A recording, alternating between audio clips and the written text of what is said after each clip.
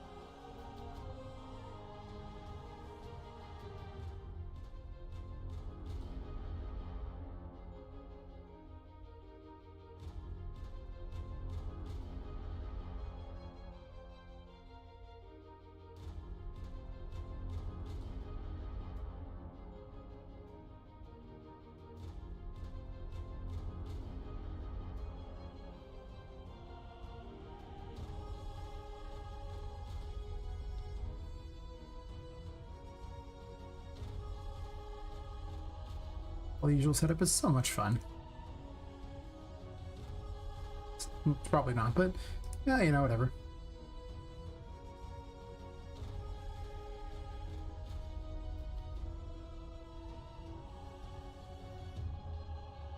I realized I couldn't watch Twitch without Twitch Turbo.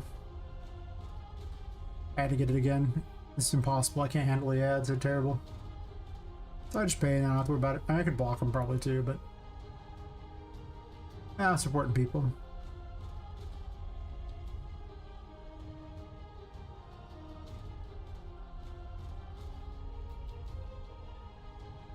I could put a message of asking for people to sub on YouTube, but I think the reality is that I'd rather more people join the Discord than worry about YouTube subs. Those should come in time. I mean, hopefully. I mean, if they don't come in time, I have a lot of questions. Discord.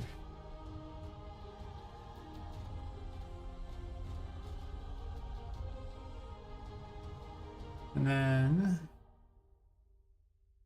go to good old Twitch and do the same.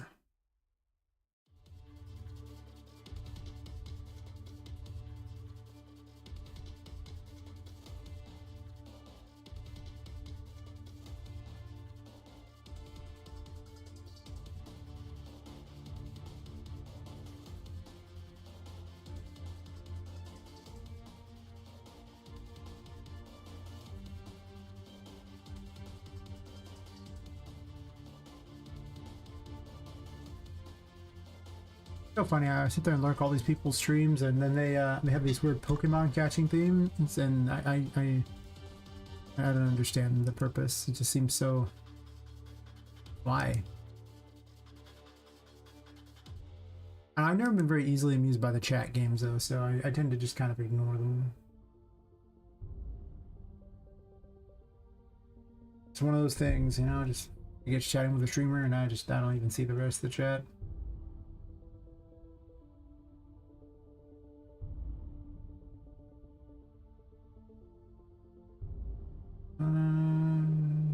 Enable streamer mode on Discord. You have to disable it to get the link, and then I have to re-enable it, otherwise I have to hear it beep all the time, and nobody wants to hear that.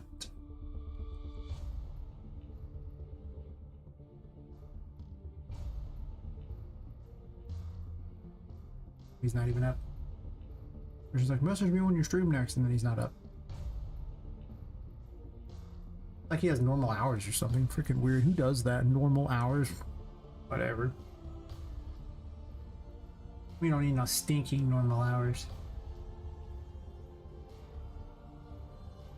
Okay. I was pretty happy with this setup last night. A lot of it's about figuring out where the puzzles are going to be now.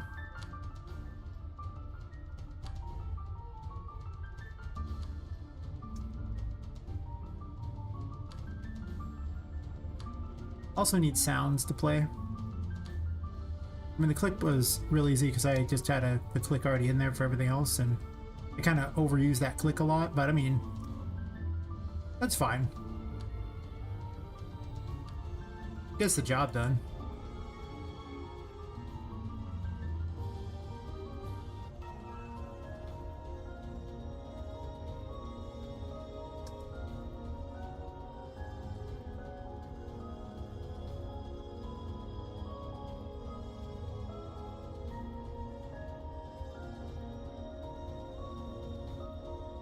I noticed that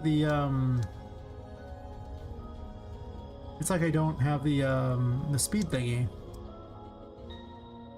which is interesting. Wait, no, of course I wouldn't, because I didn't hit the water, right? I didn't sleep very much last night. I tried. I didn't get sleep till like 10 a.m. Woke up closer around 4.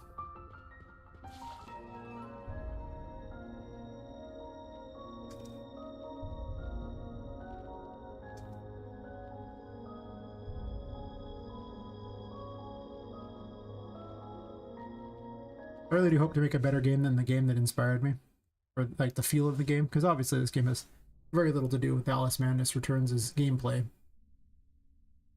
That was a linear platformer, 3D platformer, and this is a Metroidvania, which is entirely not linear. I mean, it's linear-ish, but there's lots of backtracking and exploring and things like that. That had pretty static abilities, just a handful of weapons. I have a huge number of abilities. Many of them traversal, so that you just started with all your traversal. So, not very similar, but at the same time, yeah, you know, we're getting there. I can't just cheat and move that over. That doesn't quite work the way I wanted to, right? It kind of would. Would it? I guess they're not too identical. Probably just gonna have to bend one. I wonder what happened to the other one. There's one I had too. This room's just unfinished and that there's just giant nothing. Admittedly, you'll probably get up on these things up here, which means I probably don't even need this crap over here. That's true. Also, this mushroom needs to be moved in general because the ramp is in the way of it. That's okay. I have wall mushrooms, which I should have been using anyway. You seem to be another guy. You're definitely the first person to say anything.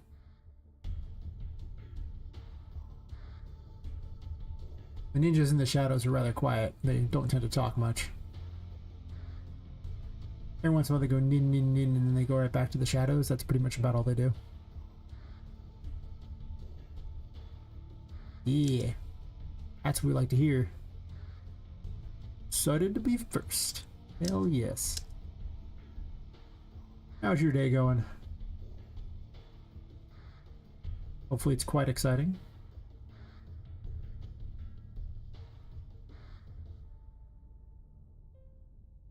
I can get away with not having this one.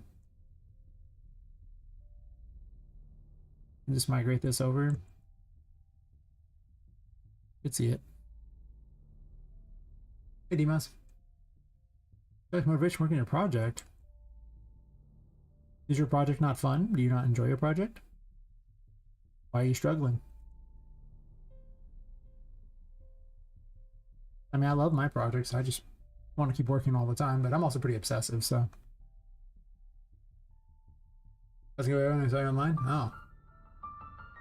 That's fair. I guess you could have a normal schedule or something. I don't know. Who does that? That's weird. No freaking normal around here. They do start kind of late for most people.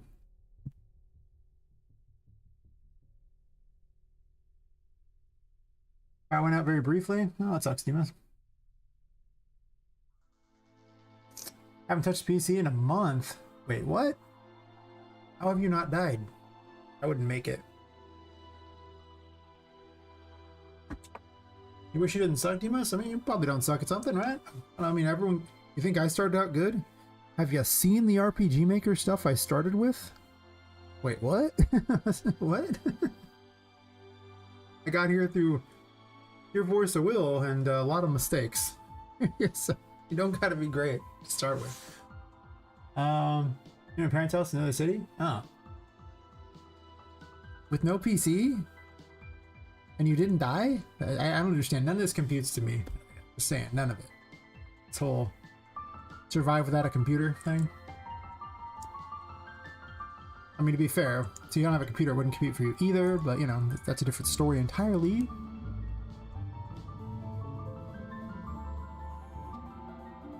Can I make this work? If I gave this a giant wall there, I could actually use that instead. I hate this glass wall a lot.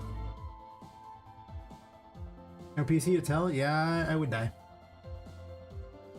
You want to see my RPG Maker stuff, Dimas?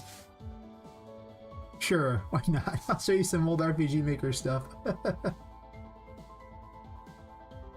I don't have the oldest stuff because I didn't start recording it until probably like half a year plus into actual dev.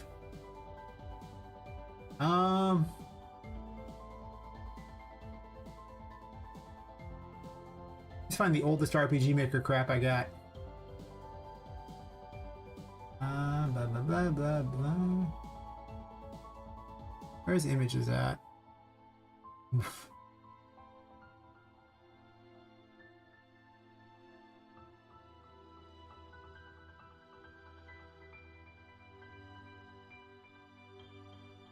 Oh, they have a new system for it.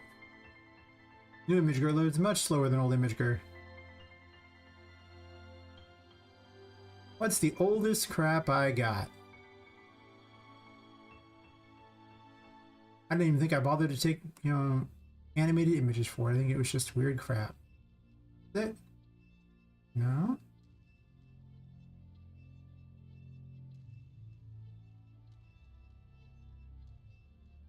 Oh, the new version of Imager is horrible. Holy crap. Holy crap, hola.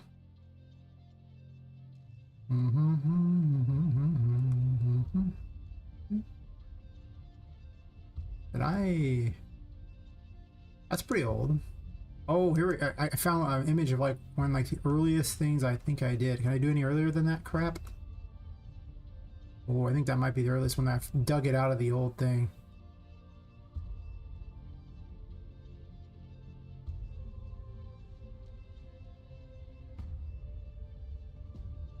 Is there a way to make it large? Worst setup.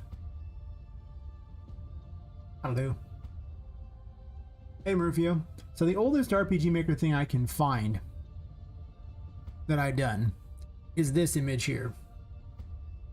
About 3 months in. That's right. It's about 3 months in. I got really excited by randomizing things. So I made a system that randomized crap into the level, right?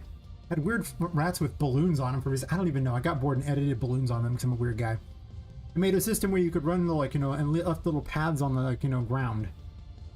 And the more of them you made, like, it made you more powerful, and then you just fired little shots at things based on, like, how powerful you were, they dealt damage. That was it. That was, like, the oldest thing I did that I still have. Good old RPG Maker. It's completely random. I quickly changed it out because I didn't like that, but...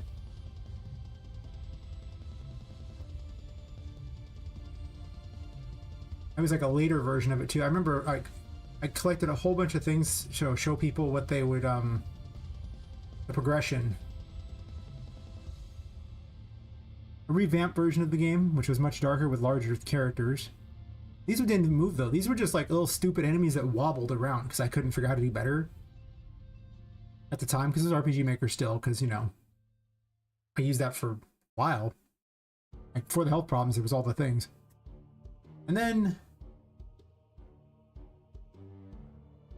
sadly, I didn't keep video of any of this stuff, so I apologize for that, but it be what it be. Then I went even wilder with it.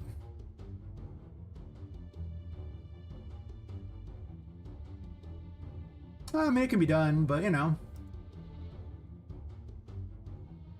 See if I can find a good image of the old stuff.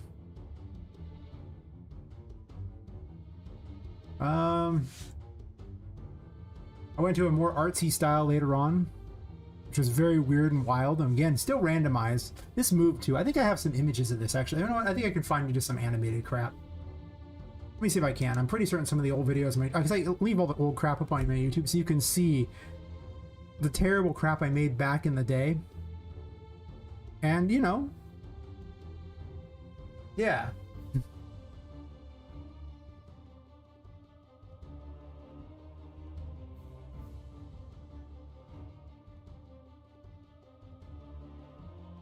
This is pretty old. It's pretty crappy. Okay, no, this is probably one of the oldest videos I have on the YouTube thingy. In case you really want to see weird things like that, where she made little path thingies. And those dealt damage to things. It was... I couldn't even get the particle to appear below her at the time. That was how pathetic this engine was. Sometimes. A lot of the like ground and everything like that I did myself. This one randomizes its ground so often. I didn't make the little sprites. The character's like an edited sprite system, I think. Some combination thing I clommed together to make it get the job done.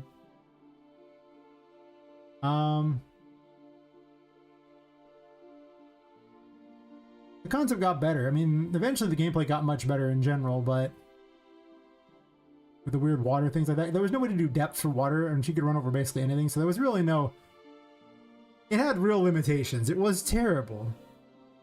But, you know, you got to get there, right? So, we can do other old things too. Like, I'm happy to show you my entire, like, journey down this path of why did you do this? Because there's a lot of why did I do this? You're trying to mess with something, yeah, TCP system, somebody liked it. I mean, what stopped you? There was like a Chrono Trigger battle system for, like, actually, CTV battle system, right? For some reason I thought Chrono Trigger, but I mean, it might not be Chrono Trigger. What kind of battle system we talking? I remember this was a massive change thing here. Oh, even weirder. I had eyeballs in the trees. I kept playing with this the path mechanic for a very long time. Eventually dropping the character entirely in this weird who knows what, but I made lots of crazy nightmare looking things. Feeling rewind? Yeah, pretty much. I mean, I'm happy to show, you know, if I can inspire people to get to wherever they're going, you know, like, you know, to make their game and everything like that, it's fine. I mean, I don't want you to think that I arrived at what I'm making now without a bunch of why did you do that along the way. I mean, you know, I went like all kinds of randomized things on that. When did I actually switch out to, do I even have? Oh yeah, this was like, I think where it eventually ended up.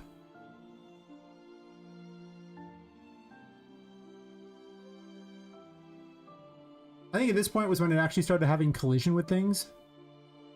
When characters swapped out for things.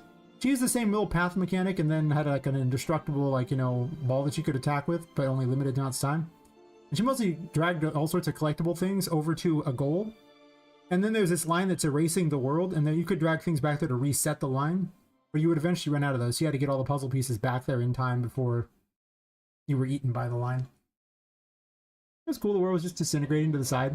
You can see it over here just going away. So I actually borrowed this mechanic and put it in Poppet Quest. Not the dragging the things around. You guys need to be uploaded? It's already available on YouTube. I guess I didn't enable it on Twitch. That's fair. I have to like, click enable on Twitch. I forget that all the time.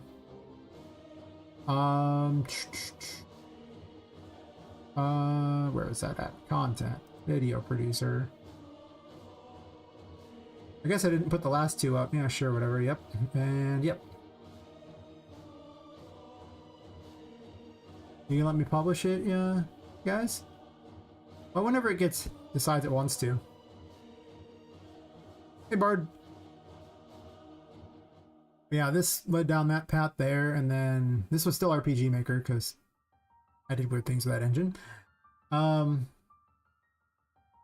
I could go other weird places down the line too. I didn't have YouTube videos up for some of this stuff. We can see where it went from there.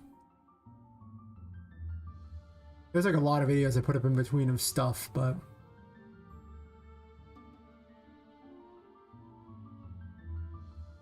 I'm skipping by a whole little side game that I had made where I had built like all these weird little like crazy areas and things. I could show it off too. I just didn't think people wanted to see every little thing under the sun I ever did. Maybe. For a while I made weird steampunky things. With weird, you know, pipes and things like that. All 2D thingies. And particles for things. I had a real Alice in Wonderland fetish, and I still kind of do. Let's be real here, for making things. The art takes forever. Like 2D stuff just is not it. Like it takes so long to do anything, and it doesn't even come out as cool. So I'm not really a fan. Not so much. And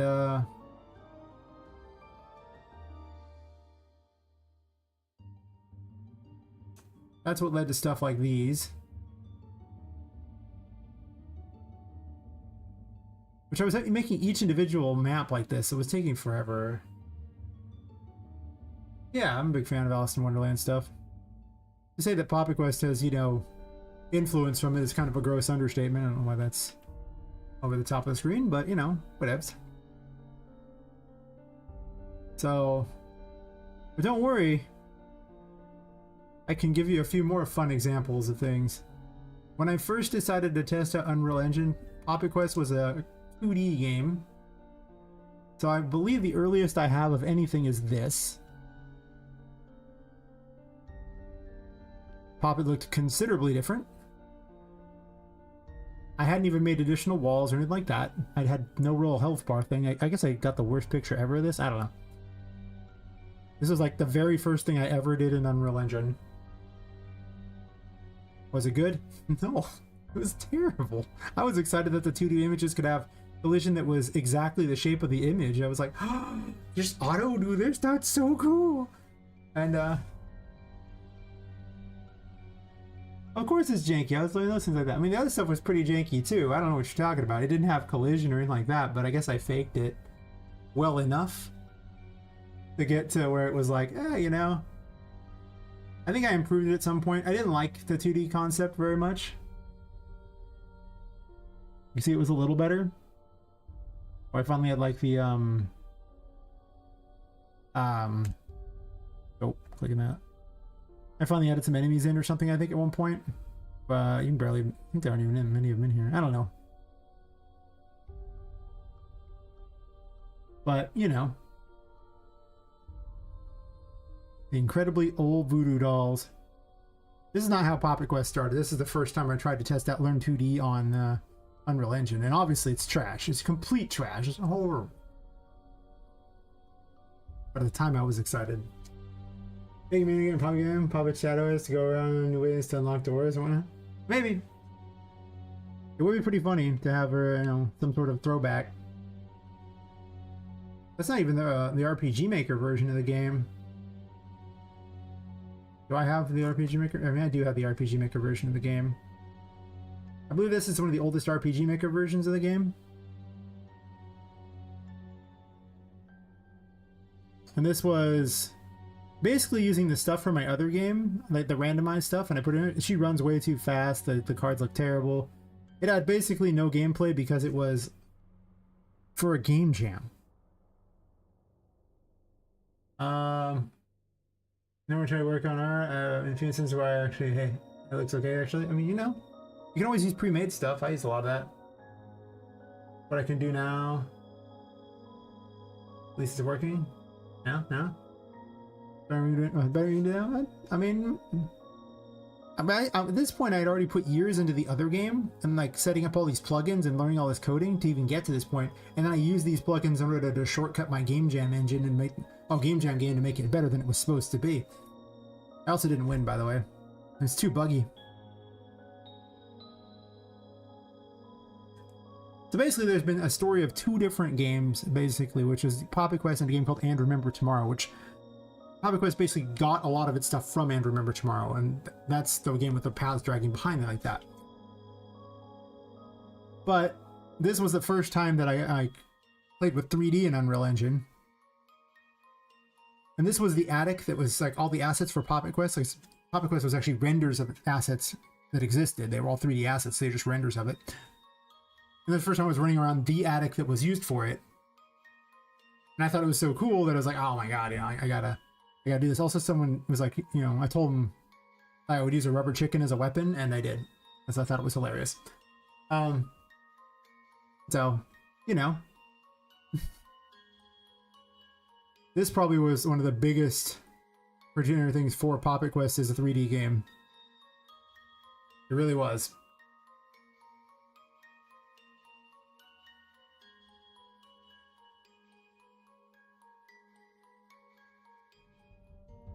I've played around a lot of things. A lot of times things did not work out where I was doing, or get rid of stuff.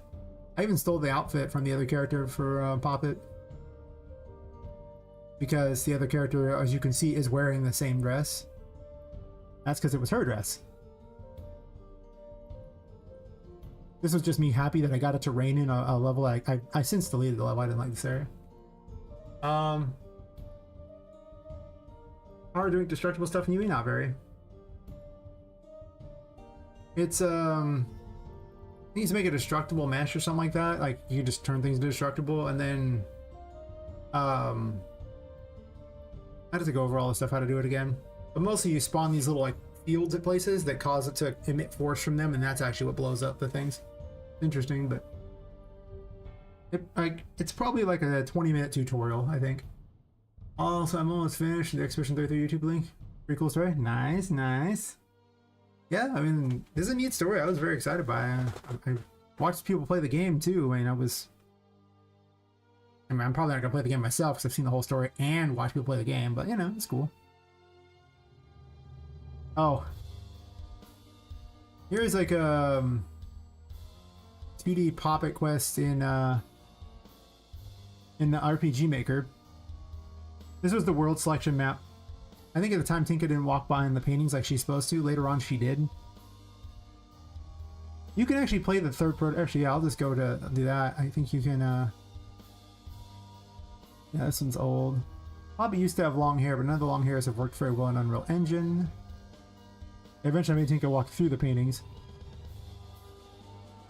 Yeah, I've been going a long time to try to make some of these things. Like I've switched the ideas up for. And you know, like I said, there's whole streams to prove how stupid I've been. So don't ever think that, you know, just because what you're making now sucks, it won't get better. I made a lot of suck.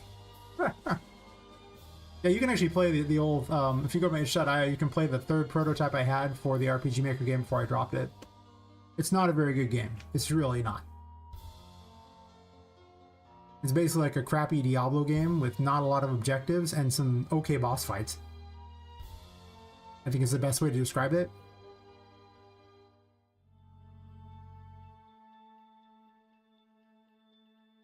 Put the whole danger signs all over the place so you can know where to avoid. And add sound effects too, I believe.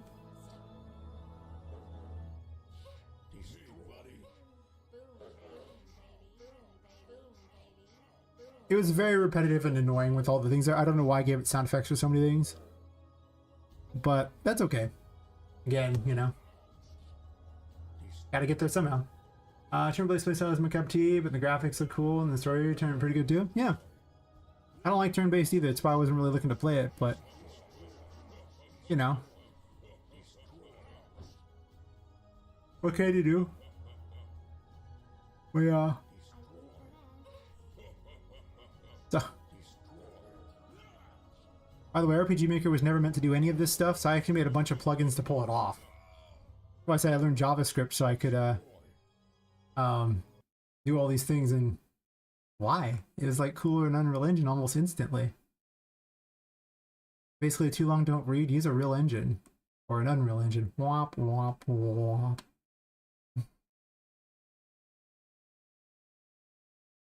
And I never put up anything anymore. I used to put up more stuff early on, now I just don't.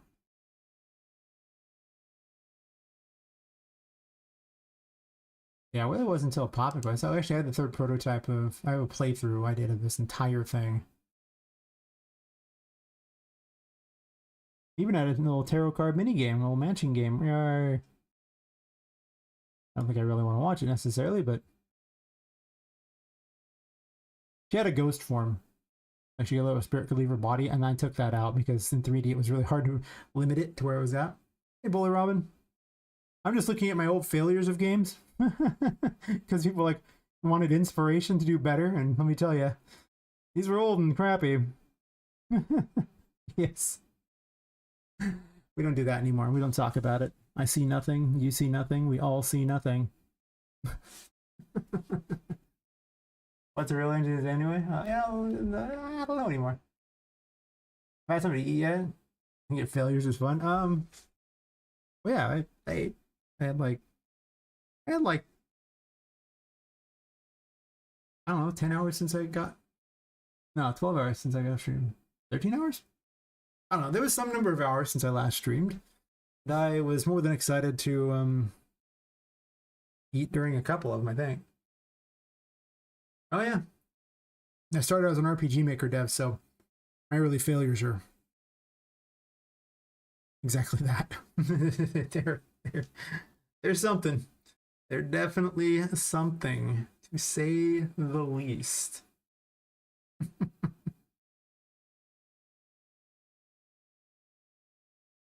I can show you some gameplay thingies.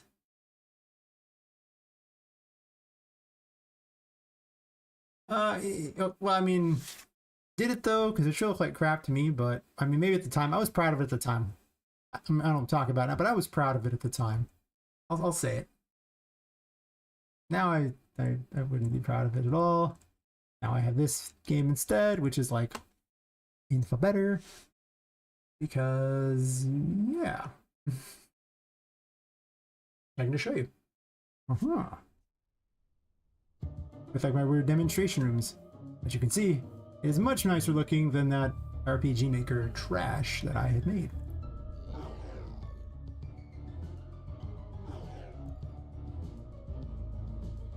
A little demonstration room. I have all the doors open, so you know. This is my giant squeaky toy. It's the Fool Hero card. Yeah, I should probably go over what the mechanics are, because, well, yeah. So, yeah, you're playing as a woman who's been killed and her soul's been put into a doll. And she's trying to escape the Whimsy Wonders toy store where all the toys come to life at night.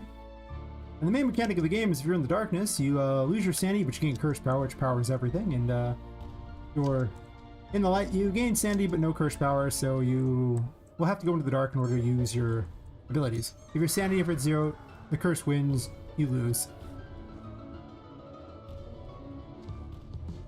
You're being proud of something you did is an amazing feeling, and now your proudness is new game is an instant input. Yeah. Oh, there, it's 3D text. Yeah, being able to show improved is nice. Show invincibility frames. I need to put an indicator for their invincibility frames. Break that, loser. Yeah. Ow, mean.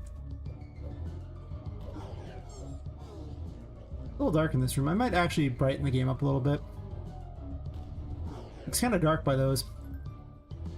Oh, let's see. We'll go over the Empress. Oh, no, it's just called 3D text. It's literally, it's not the garbage like text renders. You can just put it in the world. In fact, you can see it in the world over here. That Toy Maze thingy is 3D text. All the stuff written on here is 3D text. Failures exit, 3D text. It's a great thing. It's just a plugin that's built into Unreal Engine. You have to enable it, but I highly recommend. So this, the Empress plays out like Bomberman. The little red mushrooms count up to 10, and then they become armed, and anything nearby them detonates them. And the blue ones heal. They hit you and the enemies, so you know. Don't get hit, or do. I mean, you can get hit if you want. I'm gonna stop you if you want. Got the magician here. Yeah, all the insanity messages are to remind you that you're going insane. You should probably do something about that. They don't block you. They're annoying, but they don't block you. You are more than welcome to ignore them. Yeah. I mean, it's really useful. So the magician now manipulates objects in the environment, picks up small objects, lets you throw them, lets you open doors, cupboards, flip on lights, manipulate door handles, slide open windows, you know, just stuff. The old telekinesis tarot, basically. I have all the tarots enabled, so all the ones I've made are hiding from the cannons. Stop shooting me. So mean.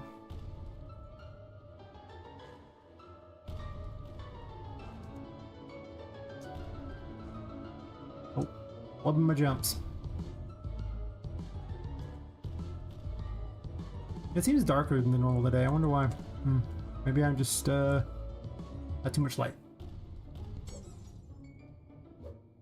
Voodoo KKK people look fun. Like I've heard them described that way before, but that's fair. Usually people say they look like Oogie Boogie from like The Nightmare Before Christmas. But yeah, it's a steampunk game. You can see a little steampunky world out here. Can't leave the buildings. If you do, you'll die because the curse isn't there to power you, but you can go out on the pipes. That's always exciting.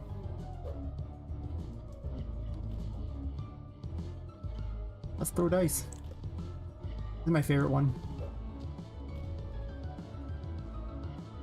So it rolls dice. The black dice deal damage to anyone nearby. Well, not you, but just them, based on what it's rolled. And the white ones heal.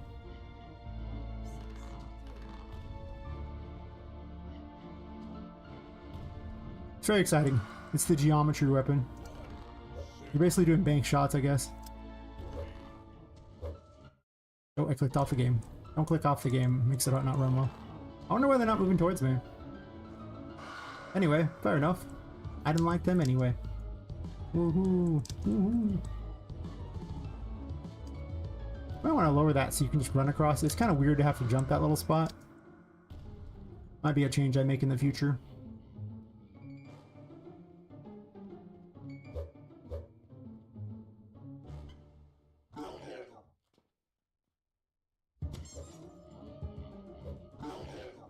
I used to have a mini boss up here, but now I just made it a larger enemy and said, yeah, we're good. I'm just gonna ignore him though, because I'm a terrible person. No good time for you, buddy. Oh no, I fell. Must find way back through. Yep. Lots of stuff happening. This is like the tutorial area, which is what the little messages are for, to explain what to do.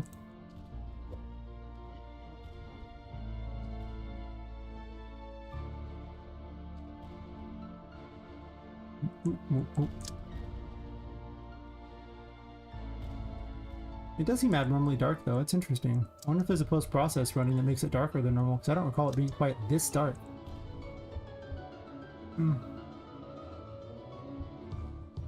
Okay, I can always lighten it up. Huh.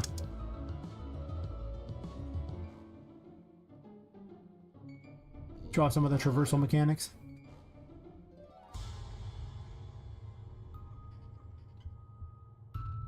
And we'll use the moon on them. Yeah, I've slowly been adding tutorials. Moon? You gonna load up? Or not. There we go. Put my sanity back here. I hide here. In the upper right corner you can see if there's an indicator if you're in the light or the dark, so that helps a lot for... And I'm gonna heal myself up while I'm sitting here. We'll get to the moon in a second. The star trades sanity for health or health for sanity, depending upon which way you're spinning it. But because I'm in the light and getting sanity back, it's kind of like just a heal. I mean, it is draining faster than the heal, but as soon as I turn it off, I'll start getting a bunch of it back. And the other way would just do the opposite. Basically let you go farther into the darkness if you want to. At a hefty price of, you know, dying faster, but that's fine. You don't mind dying faster, right? It's all good. The moon makes clones of you, which then you can destroy in order to deal damage to things. The enemies can kill them too, so, and they usually will. As you can see. They're just all dancing. It's fun though. A lot of progress last month? Pretty much. I haven't even shown you the new button thingies and the pond scum. Oh man, the pond scum was awesome looking.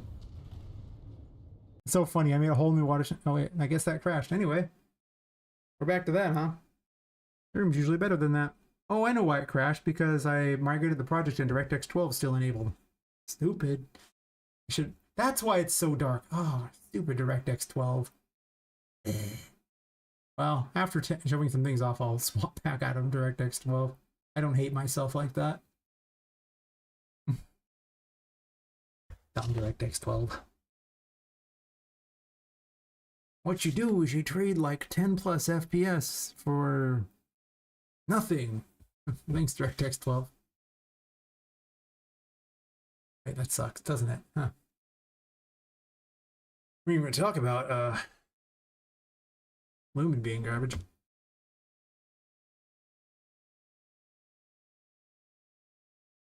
Let me go over to the pond scum. Yeah, I don't want the Omega darkness where I can't see anything, and that's what Lumen does. It makes things super dark to a point where you just can't see, and then the lights don't light enough, and when they do light anything up, it gets a weird foggy look to it that just, it doesn't look good. Like, Lumen is not very good. I was really surprised. Yeah, but the game becomes quite literally unplayable because you can't see even like a few feet in front of you, even with lights. It's like, hope you don't mind jumping into the darkness forever. You'll get there eventually. Spoiler, you won't get there eventually. I tried. It's really hard. Yeah, well, I gotta disable DirectX 12, but I'm gonna show everyone the pond scum. You might think, oh, it's just pond scum. How cool can it be? This is the pond scum I was talking about.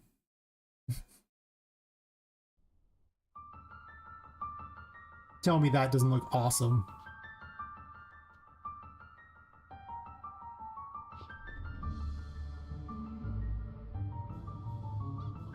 And the new water system lets you slows you down and everything like that. You can also see above it now too. I merged into like the kill zone for it, the underwater effect, and I made a new water thing for it, so that this way they could all be one giant thing.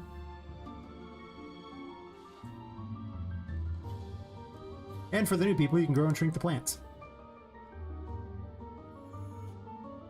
Whee!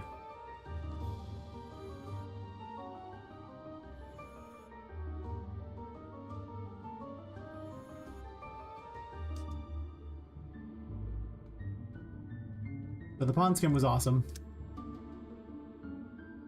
I could swap it out for just water if I want, which is what originally was in here, but this just seemed like a perfect room for pond scum. Sadly, it doesn't move when you jump into it, but I mean, listen. The best you're gonna get that out of it. I'm supposed to tell you.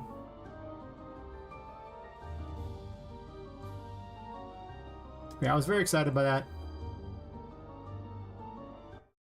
Because it used to look like that. Which, I mean, still looked okay. I mean, like, I like the water too, but I didn't change this one out. There were like multiple pieces of it, but as you can see, I don't know, this just has a cooler looking look to it, I think, for purposes of this weird mushroom area. Or it can be the darkness. Oh no.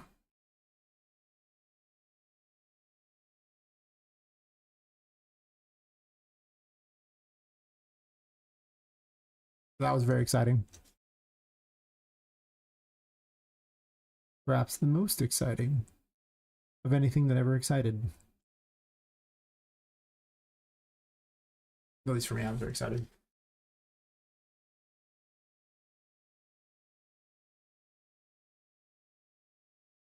Tutorials for dummies like me, help just opening UE5. I mean, some of these tutorials I put in there were pretty simple. I figured I got to explain everything the first time.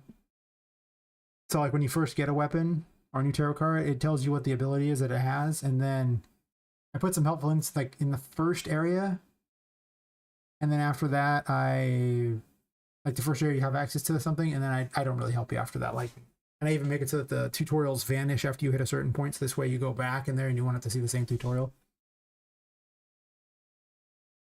Yeah, gameplay tags are awesome. I've been changing so much of the game around gameplay tags. It saves so much time and effort. Since I can just move around. So yeah. I was working on these room here, basically the second biome area. And now when you're underwater, it moves real slow, and you can basically just... I don't have a swimming animation yet, but you can just continuously jump basically forever. Unfortunately, I let you jump across the top to like a little skipping stone, but I might have to change that up a bit. To be able to wander around down here and everything's a lot slower. That's not the cool thing there. Even her dash is real slow. Swim, swim.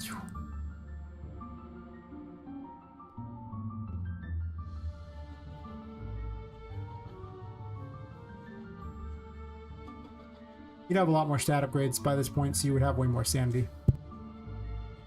But I don't play with stat upgrades when testing.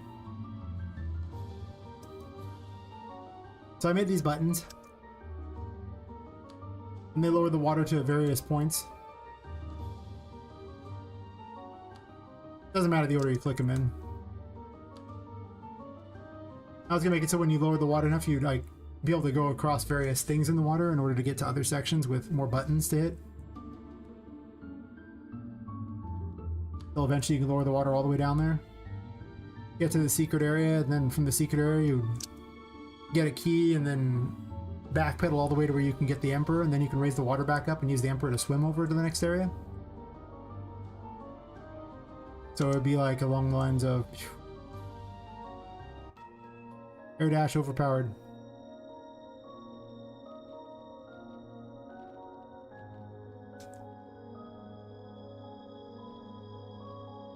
All these aren't on the ground because I actually moved the ground down and never moved them with.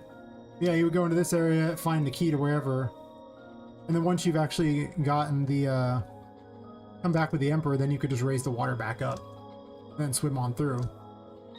I'd probably have to fight some sort of a boss here or something. I don't know what yet, but it's possible I only have you lower the water like to where it's just like the lowest level of it. So it would be at the, or whatever one is, as far as how tall it is. So this way it's like dangerous to her because, you know, water is lethal. Well, without the Emperor it is, so it would be like... And then have you play it where it's like this height, and then you have to go around it, which would probably be more interesting. One, because the area just looks nicer, but two, you know, because then they have a whole bunch of death areas. And then I would have to turn the waterfall off, I would assume. How am I going to turn the waterfall off? That's a good question. I don't actually have a good idea on that yet. Yeah, then you have you fight in this area against some sort of a boss, but having to worry about falling in the water would be interesting. Oh yeah, Water Patrick. Every boss is just Patrick, or like a super boss between the two, and that's it. Yeah, I'm thinking that would be what I'll do. I was planning it yesterday for what I was thinking of doing, and I don't know if I would have water going up and down like the controls in this area, or if I had the controls back over here and you just have to hit the buttons in order to make it go back up. That's probably what I would do.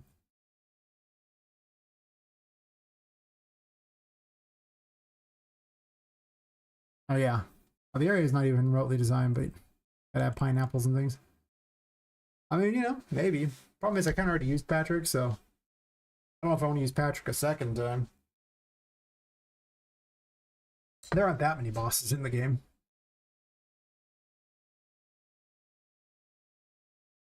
But I figured the final boss will be in here. This is a concept idea where I was thinking of having the boss being able to raise the water up, so you had to get to certain areas that were safe and not. So I was like, okay, well, I'll have things there to reveal sometimes and then do that. But I don't know what it's going to look like. Because I have a pirate doll you fight. And I haven't put her in yet. I mean, I could. I just haven't. I just haven't. Patrick's the main villain. That could be the story all along. Patrick is the curse. Oh my god. Wouldn't make much sense, but who cares? Patrick. He is the chosen one. Apparently. Yes. Yes, indeed. All wrong. It's always been Patrick. Yes. Yeah, I don't actually have a good idea for what the second villain is in this one. Like, are I should say the mini boss or the halfway boss. It's like the only character I have no idea on yet. Well, I have some ideas, but none of them are like the right ones. Oh, Patricia? Yeah. Hell yeah, Patricia. Don't be hating on Patricia.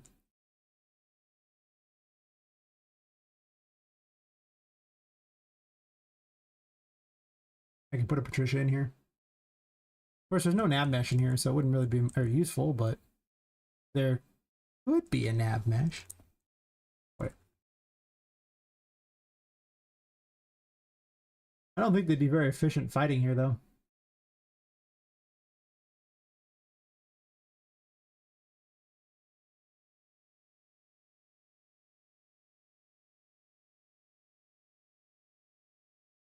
Enemies.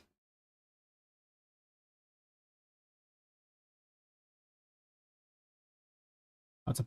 There we go. What the little Patricia's running around all over the bridge. They jump around all crazy though, so I don't know how good they'd be.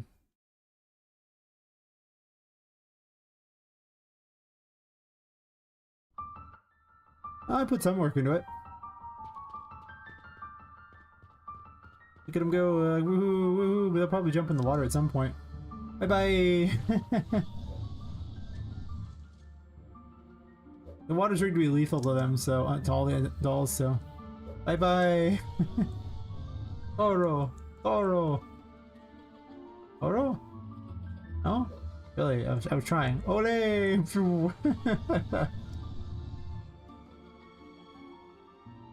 Victory! Yeah, any enemy that jumps can't be in a water area. It doesn't work. Jumping is kind of a bad idea. I have to give him water immunity. There is a water immunity option. As far as working on the dark areas...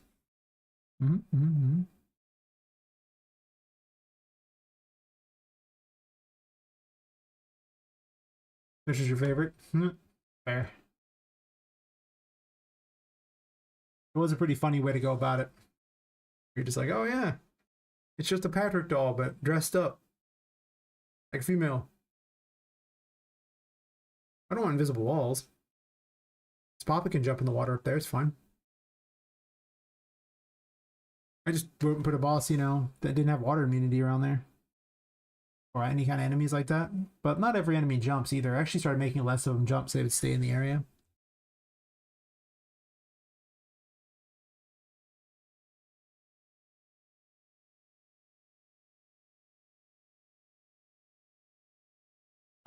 So let's see. I did work a little bit on the playroom now where it's much more winding and lots of ways to go and everything. Because now Charlotte pops out of the smoke instead. But she's able to hunt you down a lot more.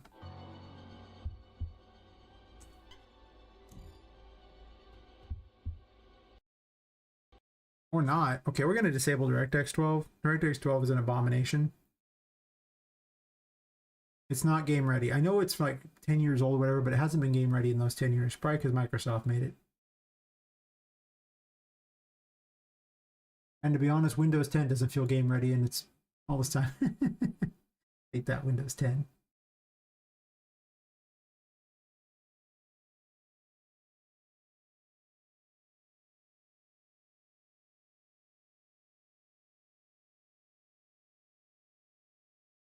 I do need to do a bunch of optimizations today.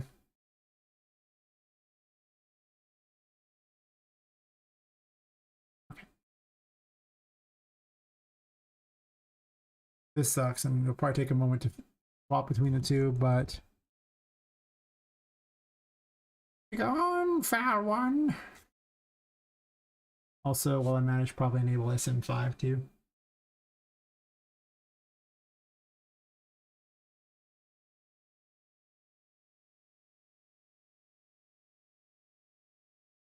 All right, restart. I have to do some rendering because while rendering some compiling, I imagine. See how long it takes. But yeah, doesn't normally crash, but DirectX 12 sure makes certain it does. Over and over and over. I actually don't even know. It's just that DirectX 11 likes it and DirectX 12 likes SM6. I think SM6 is also enabled because it's required for some things, but I just have them both enabled. Otherwise, it bitches at me because SM5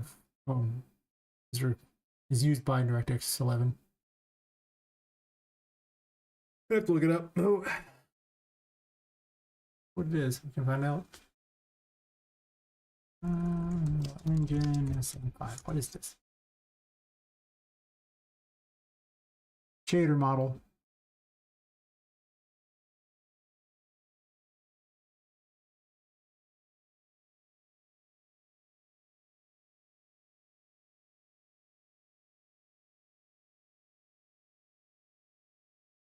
And usually there's just such a huge downside to using the other that, you know, prefer not to. I do need to do so much optimization though. Or I should do today.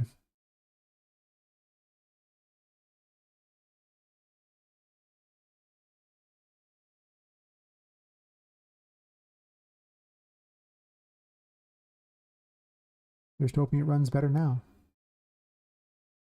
Hey JG, how's it going?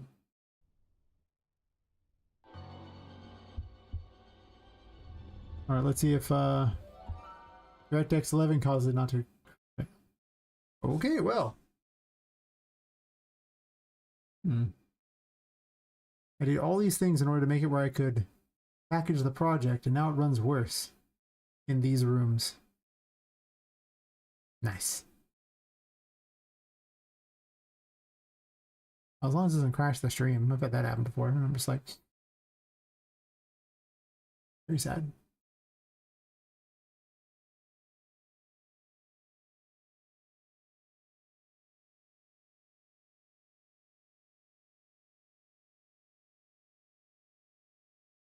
Yeah, I was thinking doing a package game test, but not if it's going to crash.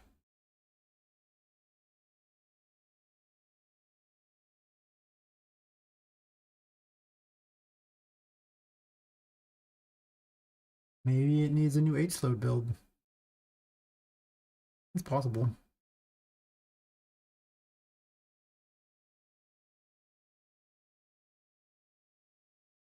Pretty much.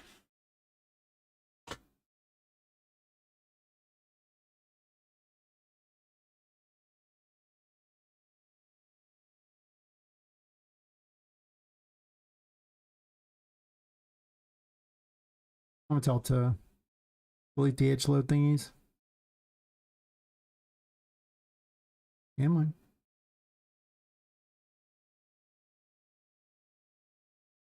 Oh, yeah, it brings up an error thingy why it crashed. It's not really that useful of error information, though.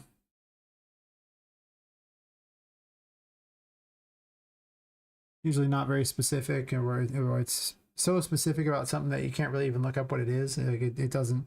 It just references a bunch of files and like lines of code, and it's like, okay, but those aren't my blueprints. I don't know what you're referencing there, Bucko, but not very handy. Dude.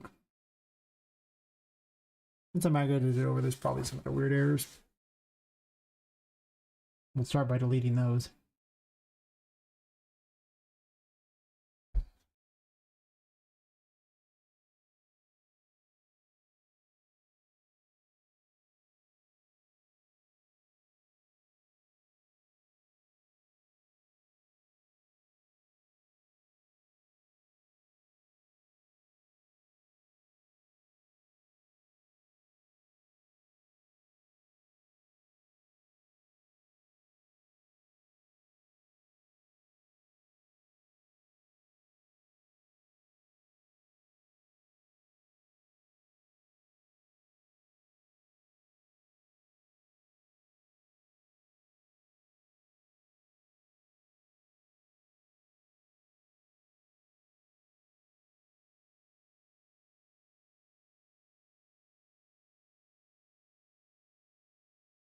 Music back on.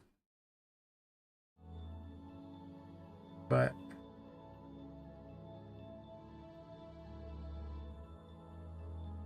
what it's saying here. Of course it does. It's just one of these little parent thingies.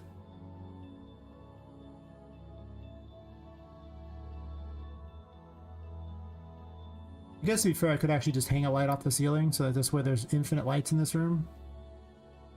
And you're just completely safe. Because I kind of want this room to be basically a safe room for purposes of the curse. Everywhere else, not so much, but this room can be safe. I'll just borrow these.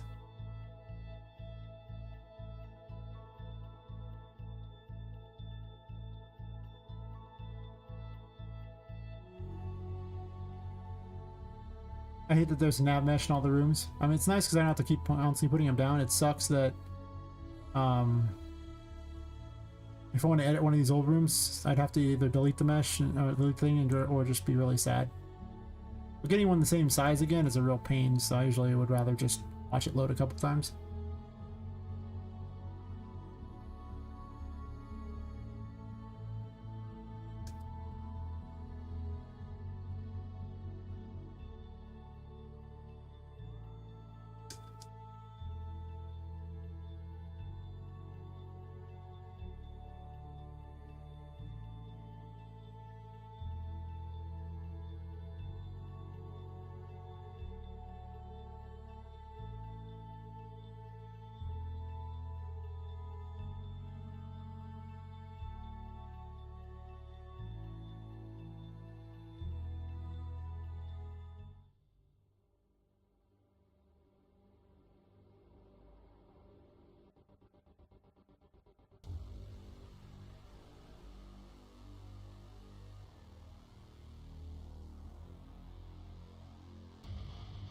Okay, bye-bye.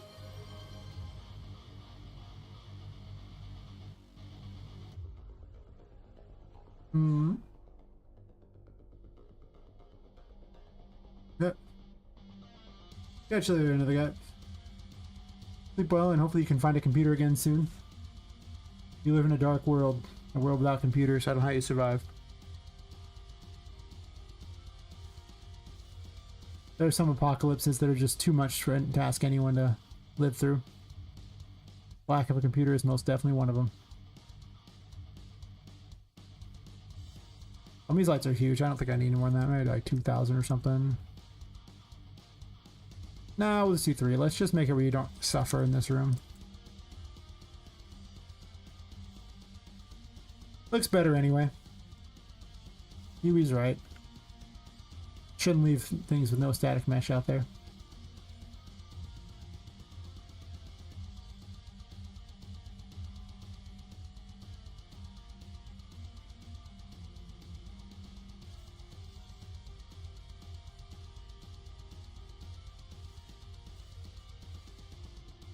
The poor computer is such a sissy.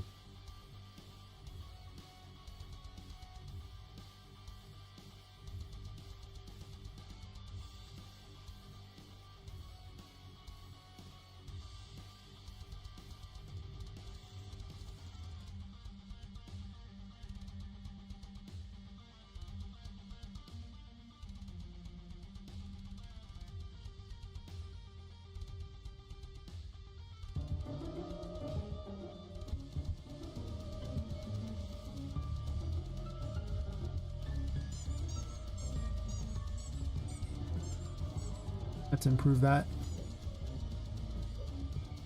Maybe I'll put everything off to the side that makes it a little bigger so you can tell what to do. I don't know, the dialogue system needs some work, especially from the design front. I'm actually just checking to see if I'm within the light the whole time, and that's I'm not actually looking to run through the room, but I kind of am running through the room just to see if I'm in the light.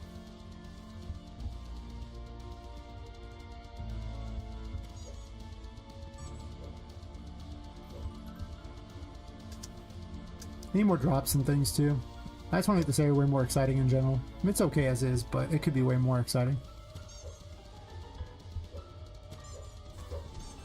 And I'm very good. Yeah, I'm in the light pretty much everywhere. That's all that mattered. Figured as much. Let's see if it crashes. I'm surprised this room's crashing of all things, but you know what could also be making it about these things here, which I probably need to put into the thing anyway. I just do. I should just do it. I don't even know what I'm smoking here. I should have just done it ages ago. This whole room has a bunch of stuff that's just constantly there, and it's just in the world. And the H-load system doesn't really like anything in your world.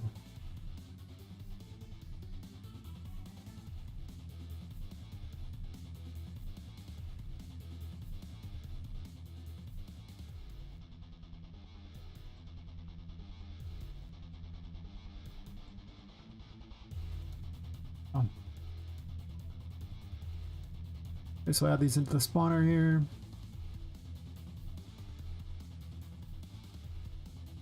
There are quite a few of them here.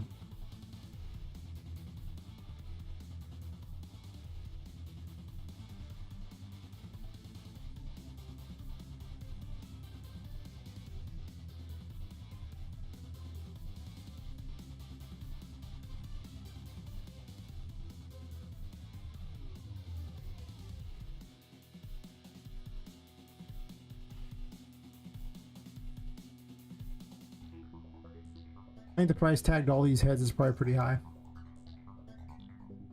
But they're so exciting.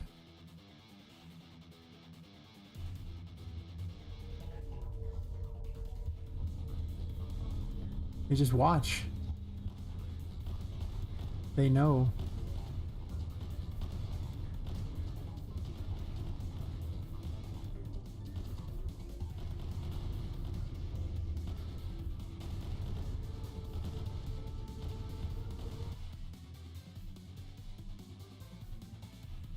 They help give this room a unique feel. Alright, so let's add like 22 more different places for them to be at.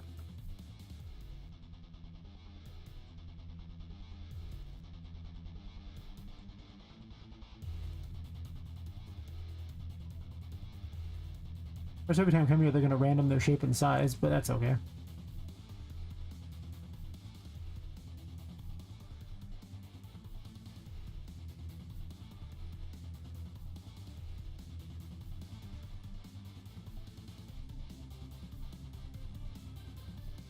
It's possible they could be throughout the game and just randomly appear on walls too. Like, I don't hate it.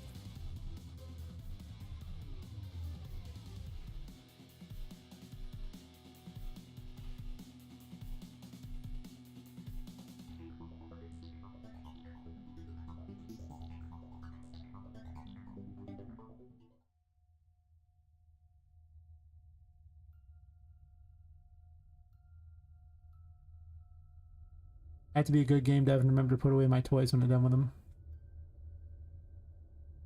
A great secret.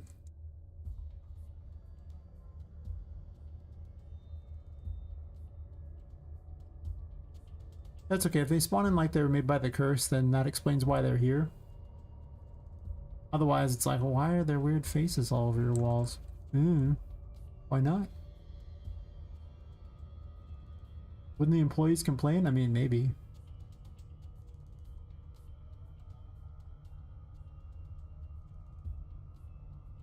What if the employees are in on it? Oh my god. They might be.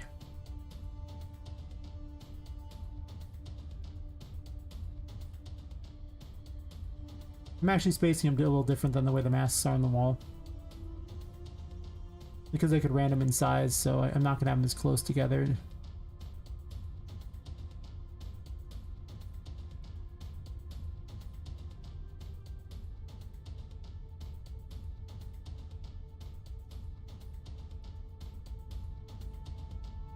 I had to do this and probably also go after the HUD because I'm sure the HUD could not be as going after. A lot of things are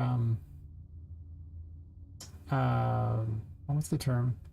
They're basically set to always update if something changes, so that's like basically on tick, so I don't want that. Even though it doesn't say it's on tick, it's basically on tick, so I've gotta change it up a little.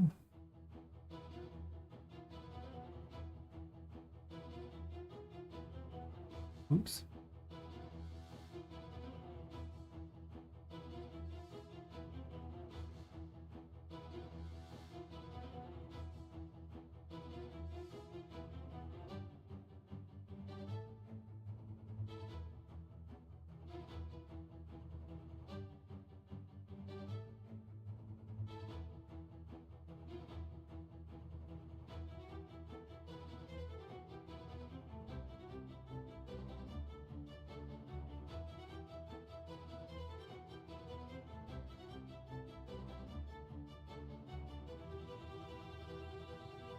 Oh, look, we had a few of them on there.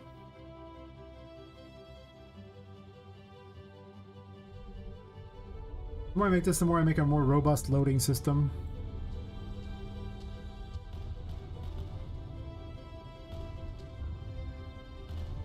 That seems okay.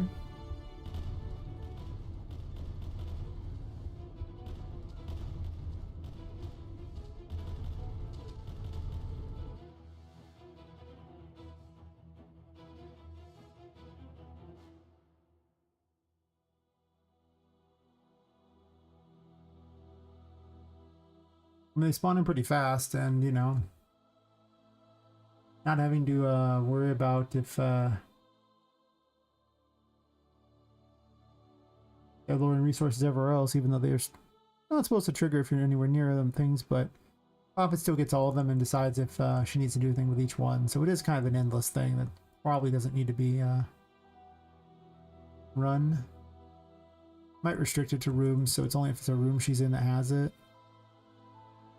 I'll put these above because the other ones are kind of not great. I'm obviously going to need like 50 of them or something dumb, but oh well.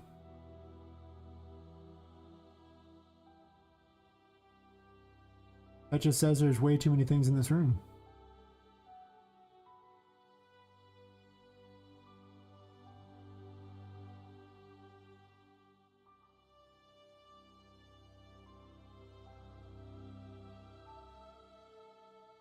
Can't wait for the speedrun video. Like, there's like a 1 in like a 2,000 chance or something that these masks spawn in exactly the right way that you can jump off them in order to get to this area you're not supposed to go to. Listen, if you want to sit there and try to get the mask to spawn in a way that lets you jump your way past something, be my guest. That sounds like a lot of work. My policy is with speedrunners is I don't. I'm not going to try to stop them. If they want to go, if I want to speedrun my game, please do.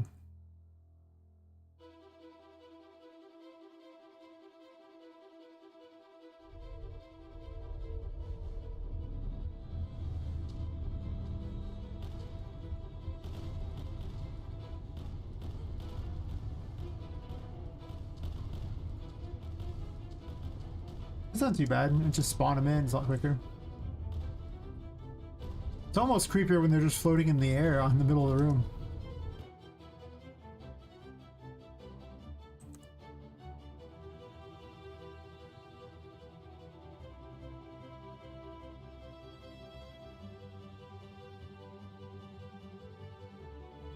They're just stuck with weird clouds, so I can just have my, you know, crazy room with a pentagram in the center. Well, a pentagram that teleports in.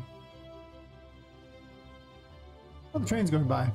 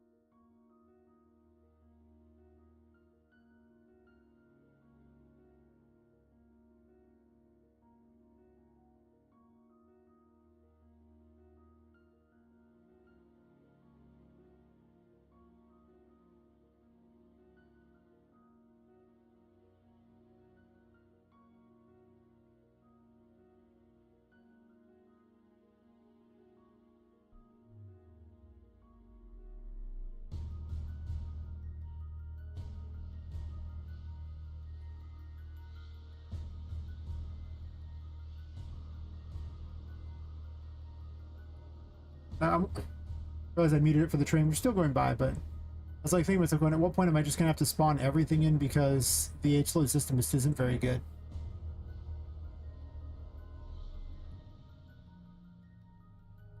Like, to make it even do what it needs to do, I'm having to spawn in so much stuff.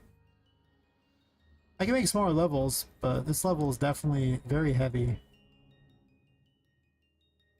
Ain't no one pretending like it's optimized. I've done actually a surprising amount of optimization on it, but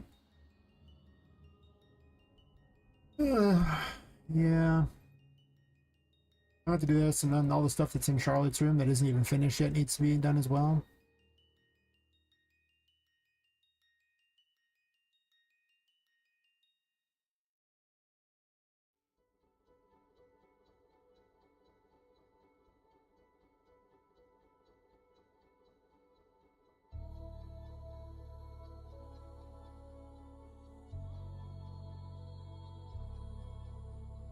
There is a lot of these things. I may like. I guess I could spawn these in too. At some point, these are going to be little centipede monsters that wander around too, with like little pipe legs. I might brighten the game up a bit too.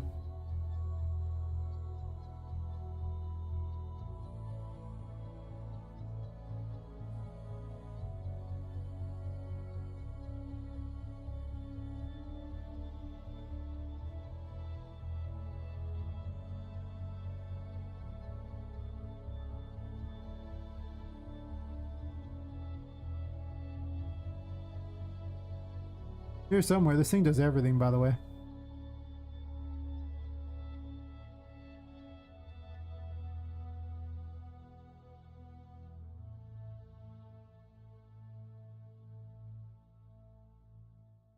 Could use fog.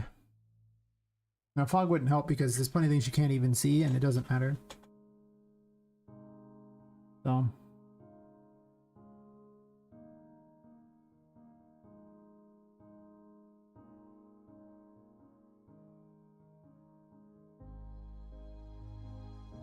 All the nebula. Jesus, there's so much stuff.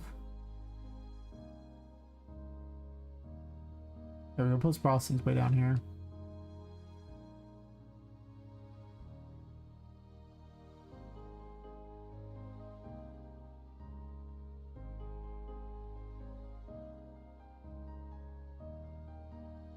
That just changes that.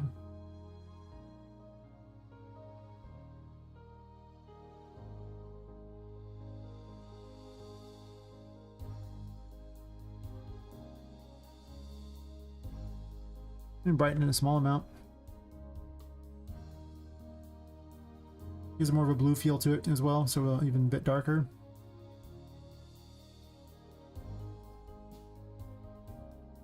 Maybe a bit much blue, honestly. I don't know. Is that better or worse? I mean, this just makes it blue, whereas I could also...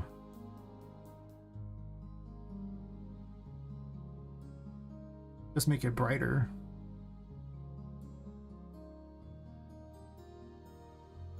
That's too bright. Make slightly brighter.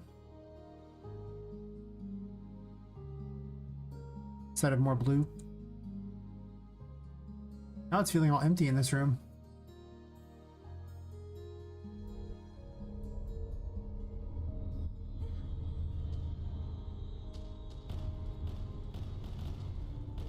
Kind of cool to watch them all spawn in.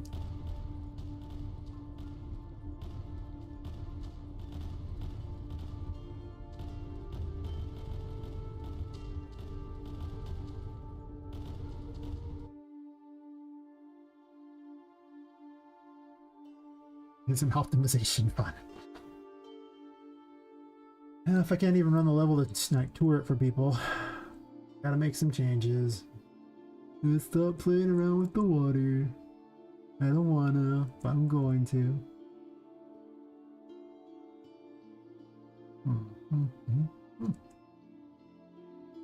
It's not to worry about them sticking through the wall into like the other rooms, which was happening quite a bit. That's something.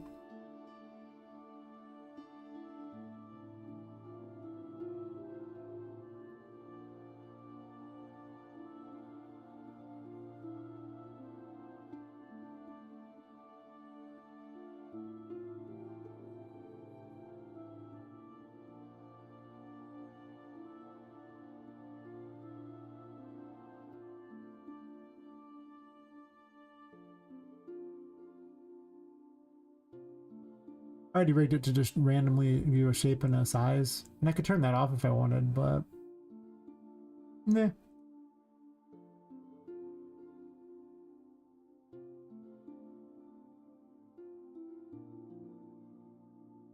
Pretty much a lot of the optimization I've been doing lately is like I get all actors with tag and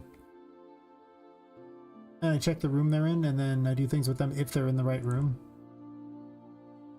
So in a way I'm building an H-load of sorts anyway, because these are all spawning in and they're not directly referenced, so that provides a bunch of optimization.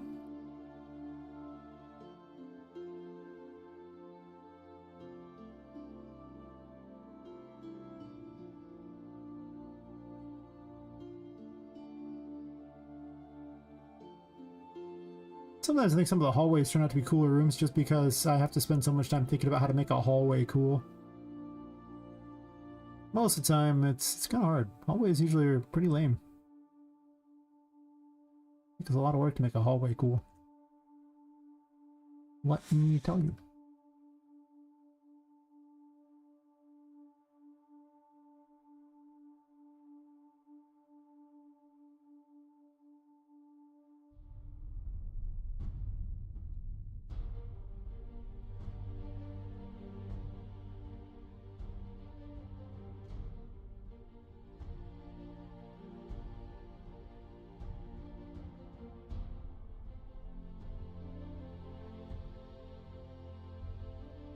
There's so many faces in here.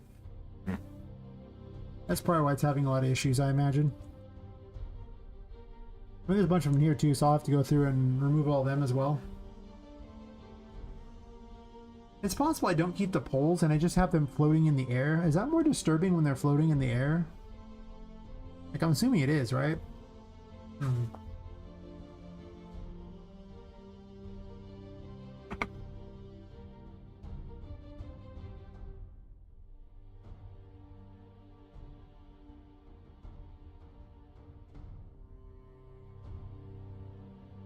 There's gonna be so many broken things in this game, like things that are just like not balanced at all. I can already tell it. Too many mechanics. I'm not even gonna worry about balancing. I'm just... I guess in a way I'll just try to give you the more powerful ones later in the game. That's my balance strategy. Like, this mechanic was really overpowered. I used it all the time. Oh, we probably shouldn't give that one out very early. Yes.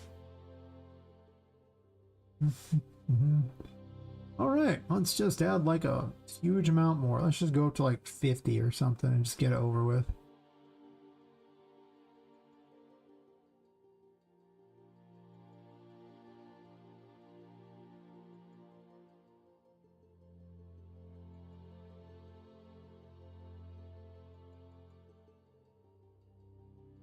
I just need myself a team of like 30 plus people with, you know, 20 to 30 people that you hire just part-time and $15 million, and I can turn this into Expedition 33 instead.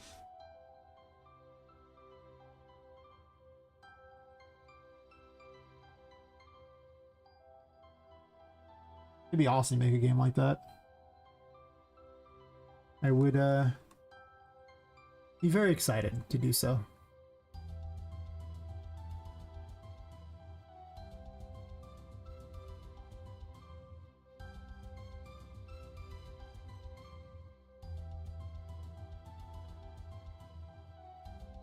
In my experience, the people with the most passion are the ones that make the best games. Not people with the best ideas or whatever, it's just people who just put all their heart and soul into making a game. Plenty of idea people never make their game, but those people who are just super passionate about what they want and they put in all the effort and everything, their games usually turn out amazing.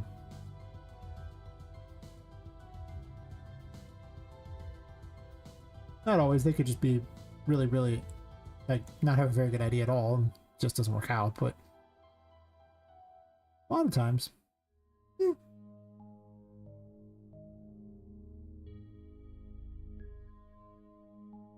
Wish you could alt-click and get extra copies of these, it'd be so nice.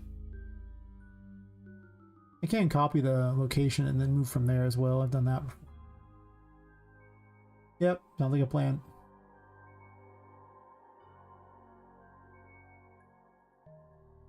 I mean, you get enough people, you too can have your own Expedition 33. And millions of dollars. It's only funny because I heard a lot of like solo devs talking about it. That was the joke. Like, what we have there is what's known as a double A game. You know, when they have millions of dollars still. Like, this is not a solo endeavor. You'd be surprised though. Some people are just thinking they're like can do it themselves. I was like, no, you cannot. But best of luck to you to try. Right.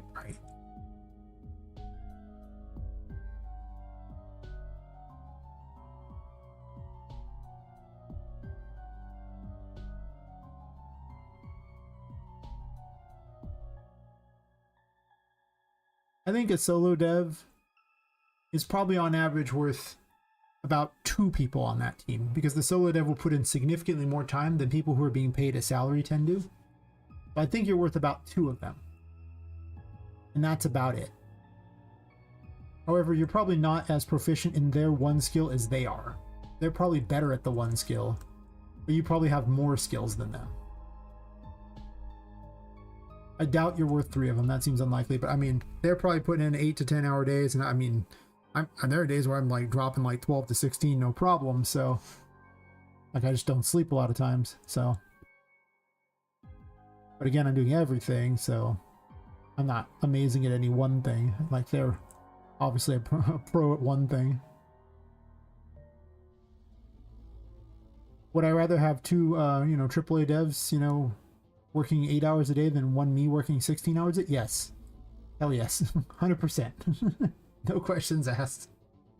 Exactly. Jack of all trades, master of none. I mean, I've got a lot of random skills, but because it's a lot of random skills, I haven't had time to hone any one of them to be amazing.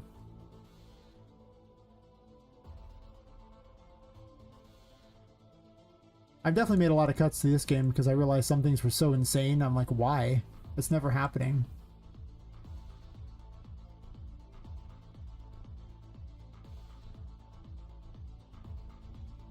As I like to say, it was basically hubris. There's a lot of hubris going on for some of my early ideas.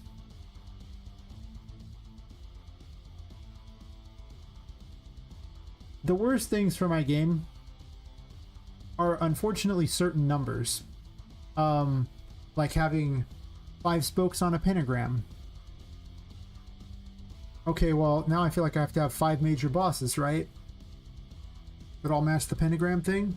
But then they probably all need their own biomes. Well, now I need 5 biomes because there's 5 spokes on that stupid thing. And, or 22 tarot cards in the major arcana. The game would have been so much easier, like probably better if it was only 16 or something, but that's not how it works. So some things are, yeah. Might say screw it, learn cybersecurity again. I mean, you'll make more money. I don't know if it's as fun unless you like cybersecurity. It might be. I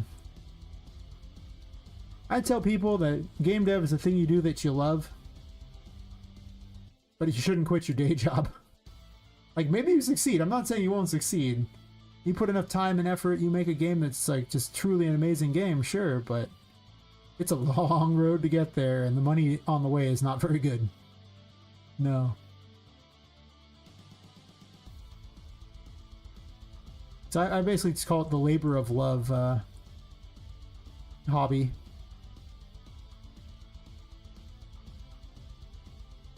You think about one boss and upside down room? Maybe. I might not do the upside down room. I just did the math on how many enemies I would need, and I'm already looking at 13 total bosses, and there are 13 enemies in this floor. So if I match that on the other 6 floors like that, then you're looking at 78 enemies. So if I have like an upside down version of all that, just because I didn't design new levels doesn't mean that I don't have to design a bajillion more enemies. It's like, no, that's a lot. I don't want to do that. I don't have the resources necessarily. Like, I mean, I'm only gonna be able to make so many junk things out of the stuff I've currently got. I'll come up with some new strategies to make more, and then I have to make the Upside Down world interesting by getting abilities that are designed for it specifically. I just don't see it. I don't. I might bring back the toy saving mechanic because that was kind of fun, but other stuff, I don't know. Like, it just... I gotta scale things to a level that I think can be accomplished. Especially because I'm prone to health problems. So I don't, if that happens again, I want to, you know, not have to worry about it and have the game, like, you know, in a state where it's basically finished. So, yeah.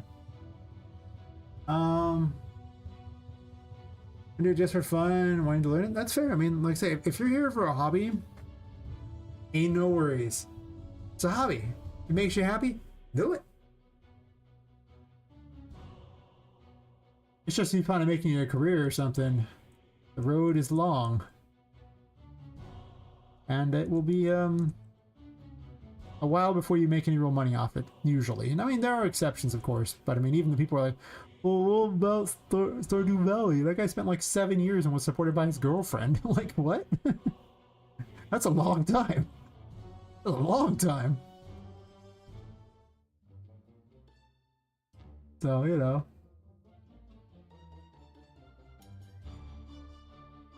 I do it for the love of the game. And hopefully one day for profit, but until I get profit, it's for the love of the game. Yeah. Yeah, about that. Love of the game. I do enjoy doing this a lot. Super do.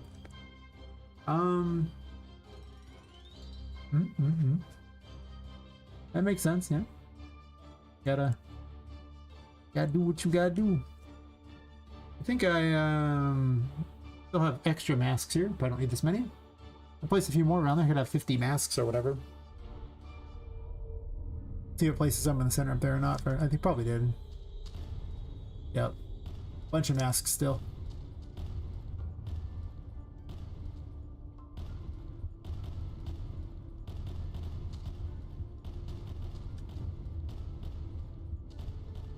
Ones floating in the air are the creepiest.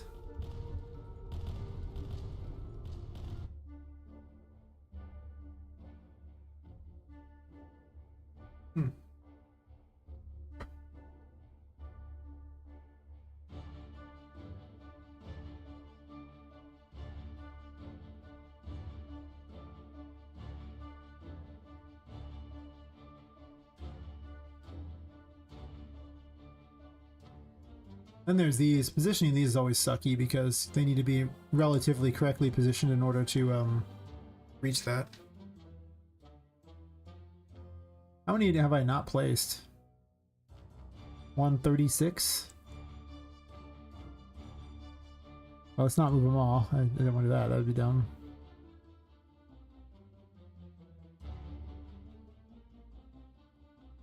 More to go?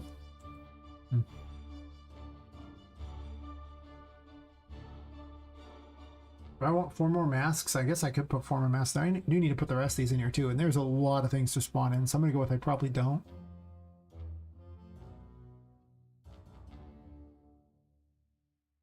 I think I might, well, where are the first ones at? They're all over here, right?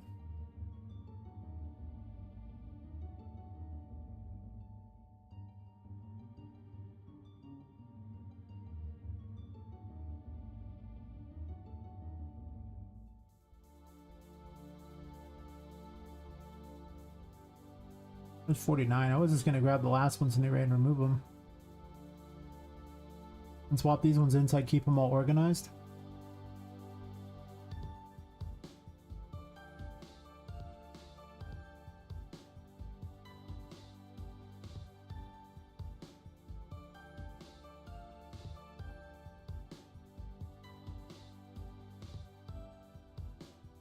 Yeah, 50 elements, that means that 49 is the last one.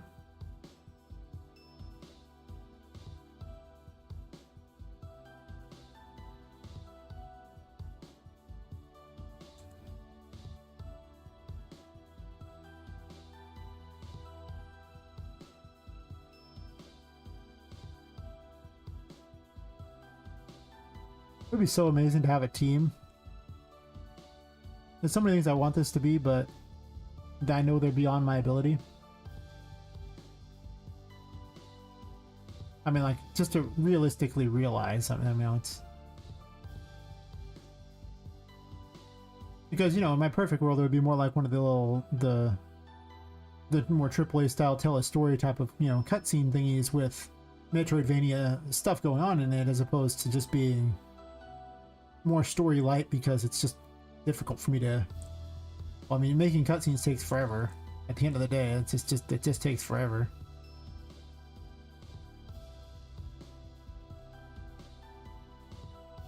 And I could invest a bunch of time in doing those, but then the reality of that is that same time could be put into gameplay instead, and it'd be a better game, so...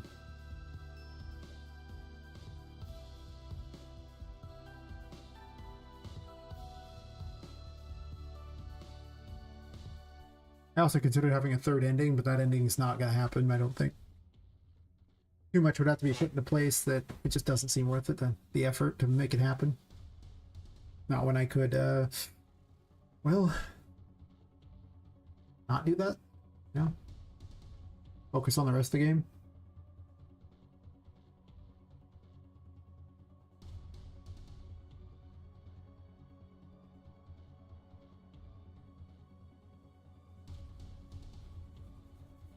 All this because I didn't want to have just shelves. But that's okay.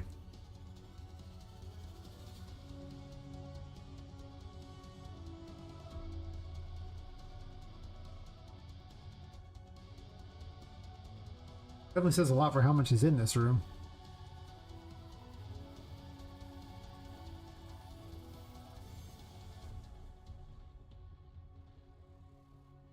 Or 9, 13 of those thingies. Sure. Plus 9 more to the array.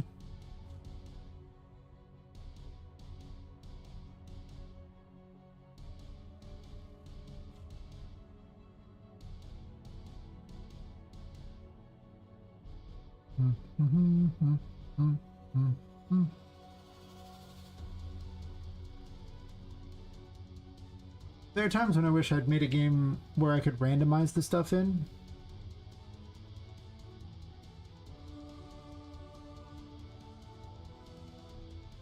Unfortunately, too many things act as platforms, so I can't really randomize them in. Like they're required for Traversal.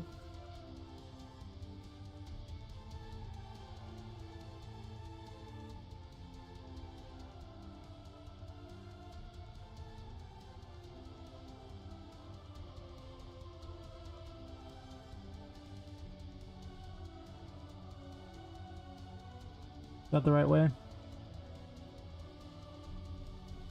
Gotta get this one close and then I'll figure out where it goes from there, but I have to delete this one. I want to see where it's at.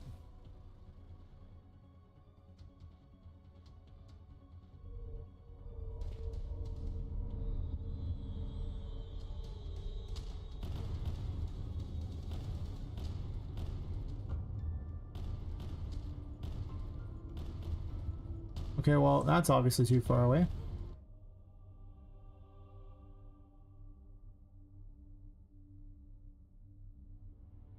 I guess I just make these a size 3 as just a generic. That's enough for Poppet to jump on.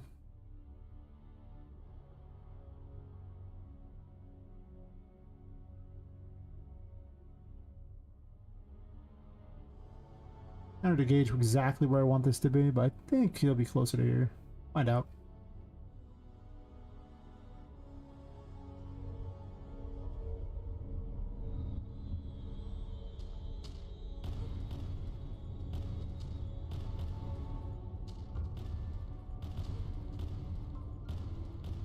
Actually, that's almost there, slightly out farther.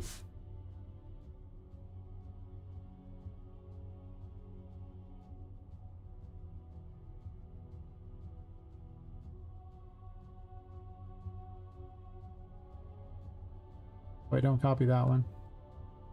That would be dumb.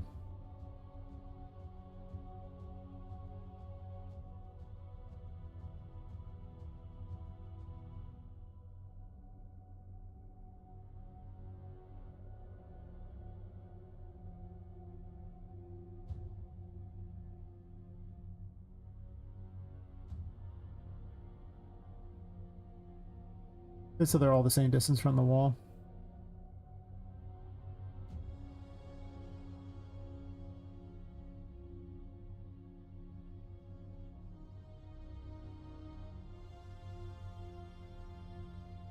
That was a failure.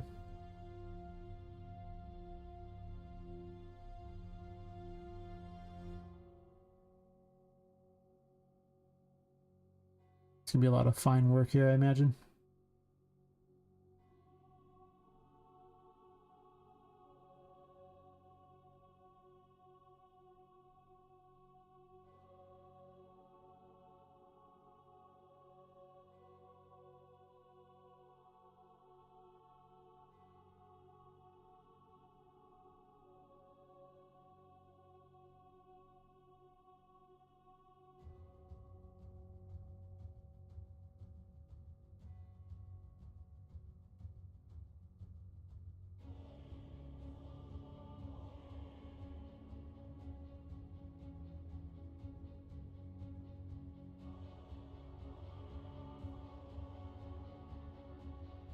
See how this pans out.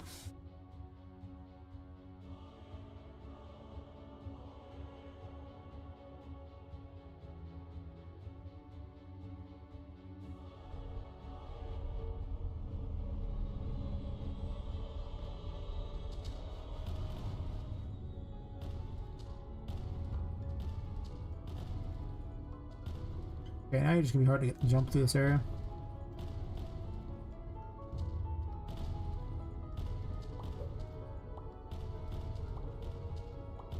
I gotta move their life bar closer.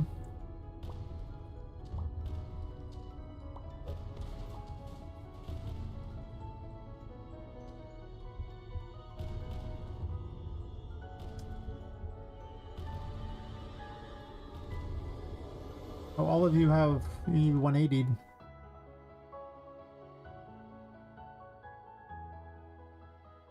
Fair enough.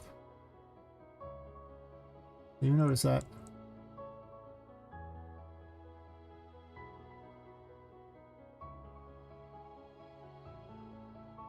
All these are relatives, so I have to scroll down to find it. I'm just gonna do it this way.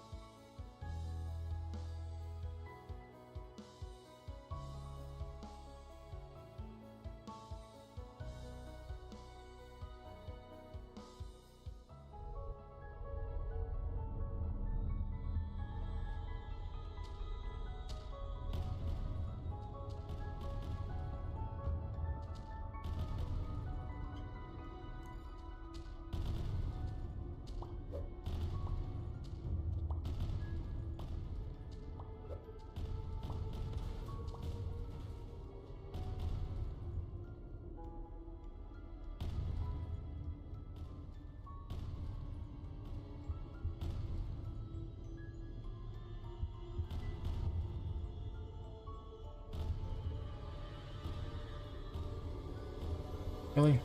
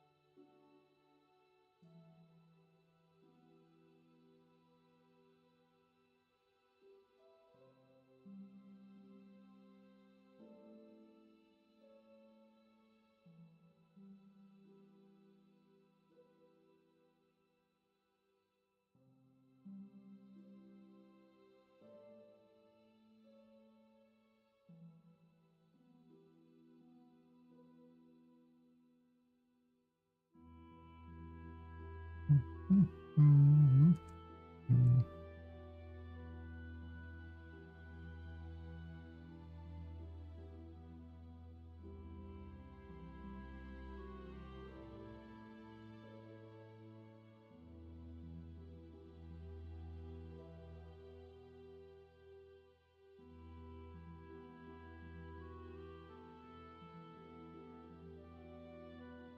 Not set to all the small numbers. I don't like that at all.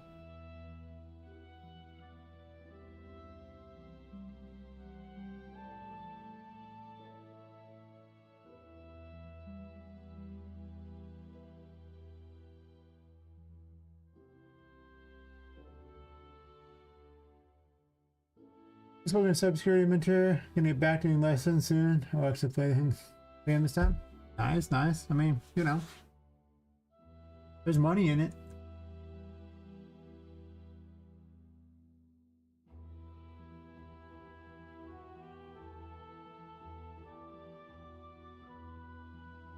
Not saying you can't succeed as a game dev, just that it might take a while.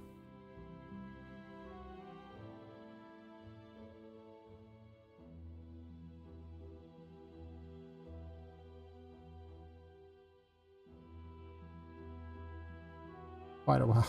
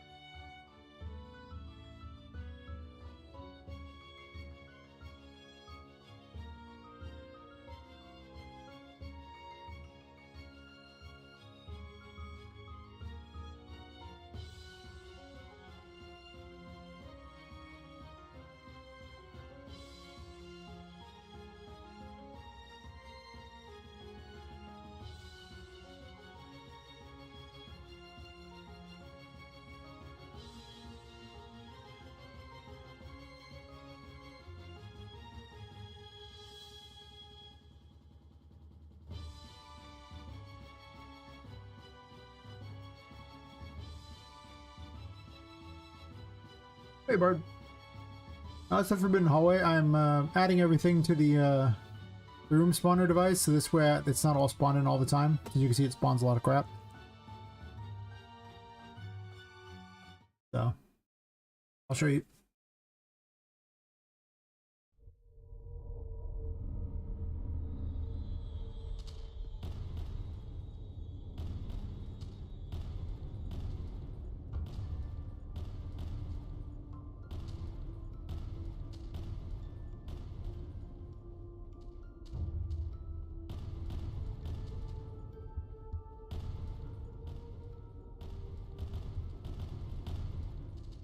They just watch, but the Wallies actually shoot at you.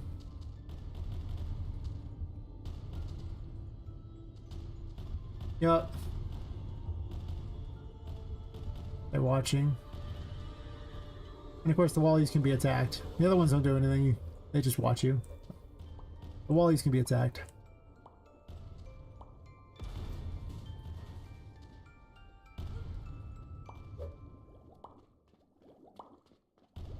And you will have this weapon by then. I need to fix the bubble on them so they're bubbled. Effective against them.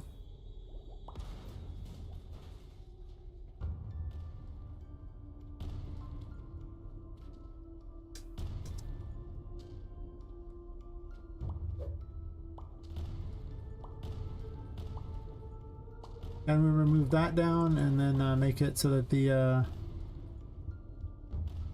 it wasn't. Just move that down and there's something else I want to do. Oh yeah, fix the bubbles on. These are my platforms.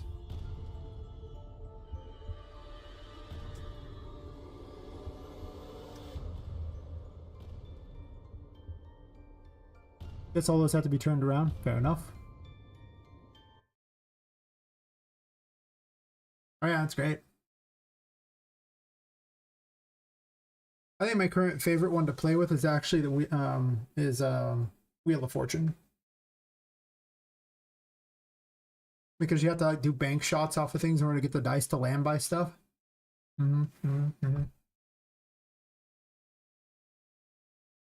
Which makes it a lot more fun to try to hit anything with it.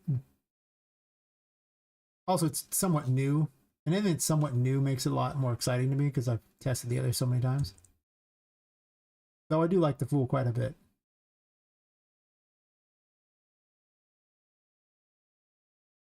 It's the OG funny weapon.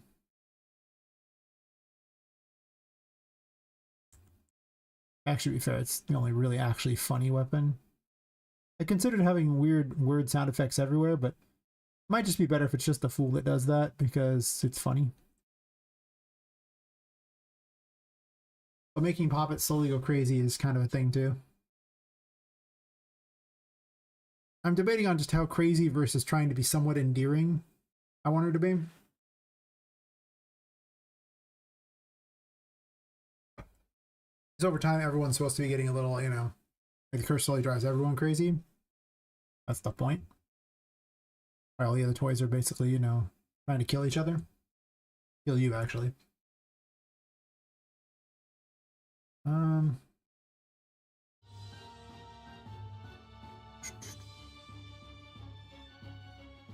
So we're fixing the bubbles and the life bars.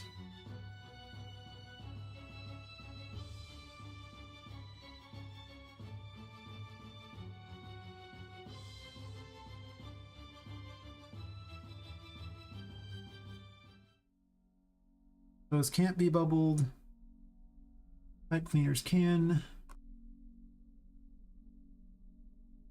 Find the bubble.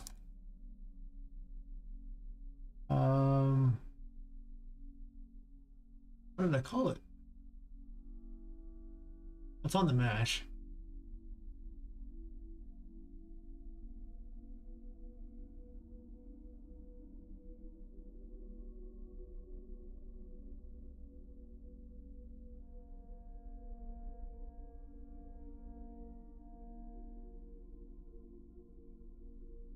Yeah, it's the temperance sphere now. I don't like to call it a sphere, but sure. And then, oh, catch you later, Rufio. Sleep well, and thanks for dropping by, hanging out, chatting. Always find out what I did later on the stream. You know, since they're all sitting on YouTube. Also, are enabled on Twitch too, for that matter. Too true. Too true indeed.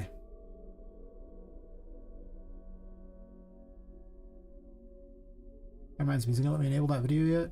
No. No, it doesn't let me enable the previous stream, but whatever, I guess I don't care that much.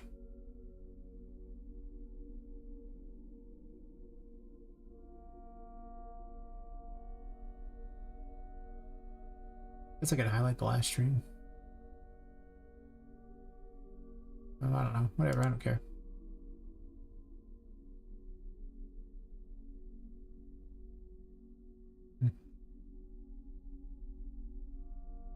I need to make this visible so I can increase the size of it so they get bubbled. Bubble. Always a little wimpy sphere. No one likes it. All my friends hate it. Well, they should. Well, they should.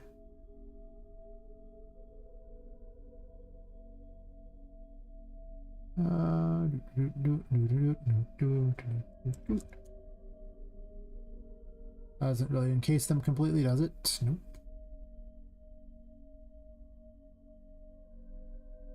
Only funny if they're in the bowl.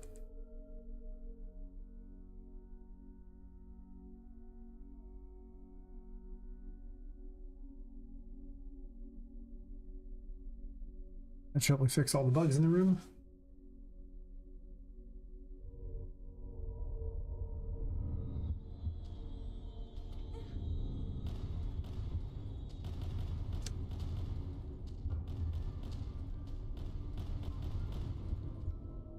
So those are against the wall. Yeah, it slows time now for those people keeping track whenever you open up the tarot menu. Shows you Poppet too, so you know thingies roll around the outside just for that reason. Bubbles. Bubbles.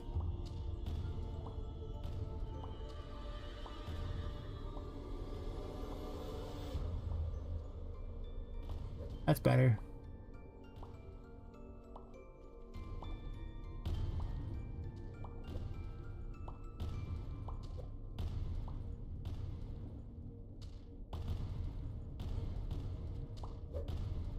Honestly, I don't know how much more I need to do with this weapon. I guess I could... Well, it actually has everything pretty much on it. It doesn't shake the screen when they get bubbled, but I don't know why it would.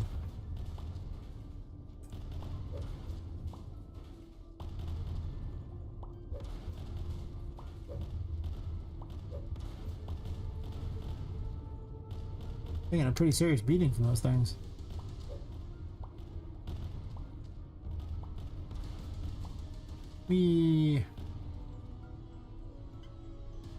Yeah, Wheel of Fortune is like the favorite one at the moment. It just rolls dice.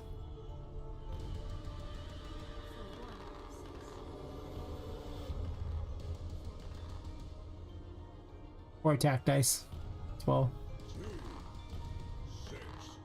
You have to bounce things off the walls to hit stuff.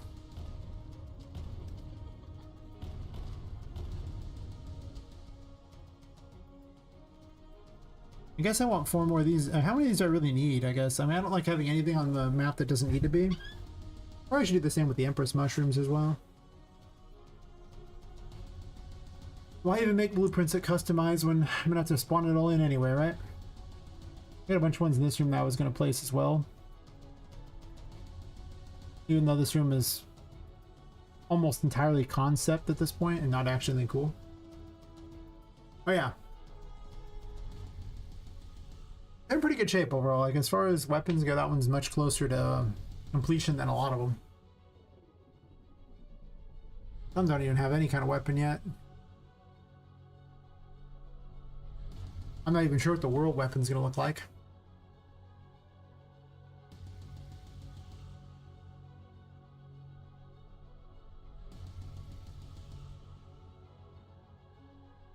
I was thinking Judgment being like a little Tesla coil or something and having it Zot stuff. Like a Divine Judgment weapon. But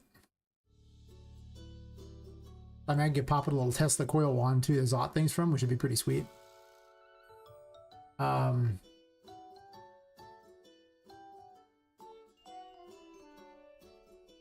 Yeah, I have like a little mini pitchfork and horns for the devil. I don't have any abilities for it yet, but technically there are some things that are good to go.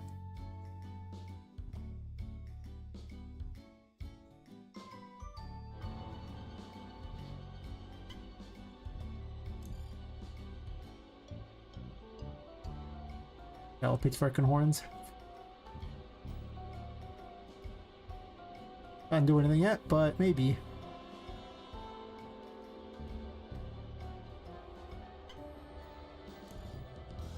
Death has an outfit, but didn't do anything yet either, but...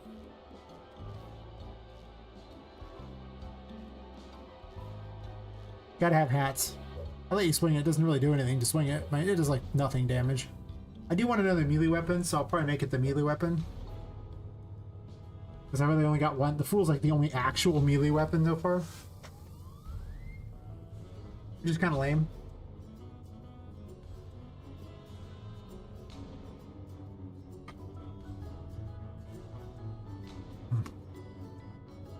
So Justice has a look too.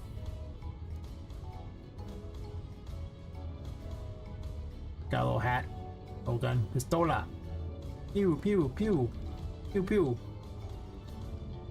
Doesn't do much, just fires a shot because, well, it took nothing to enable that. You go. Pistola. It actually does a lot of damage pretty fast because you can shoot it so quickly.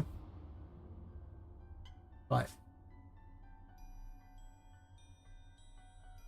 I don't have anything for the Hanged Man yet.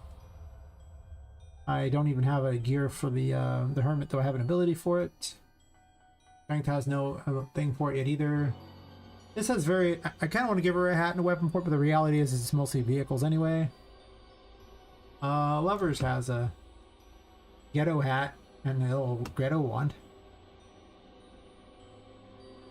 It works, but it doesn't work on Charlotte.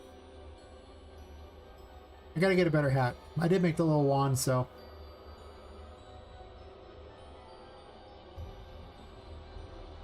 maybe.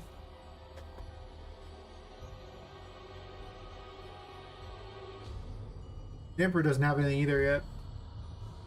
It's true.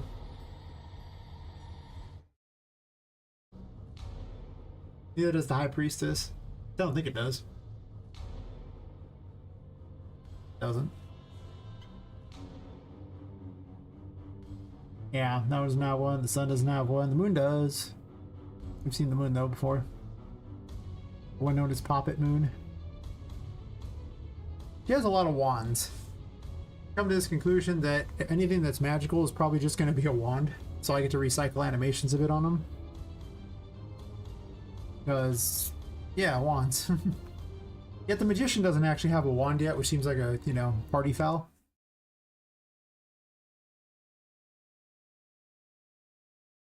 Might just delete all the masks in this room right now. Jeez. Oh yeah, that's right. These reflection thingies are really, really heavy, even though the only part that's actually reflecting is this small little part here. This is really awkward. Like, it doesn't need to be anywhere near even probably this big. Unfortunately, it doesn't really do that. And it's like, nope, it's got to do it this much or not at all. Okay.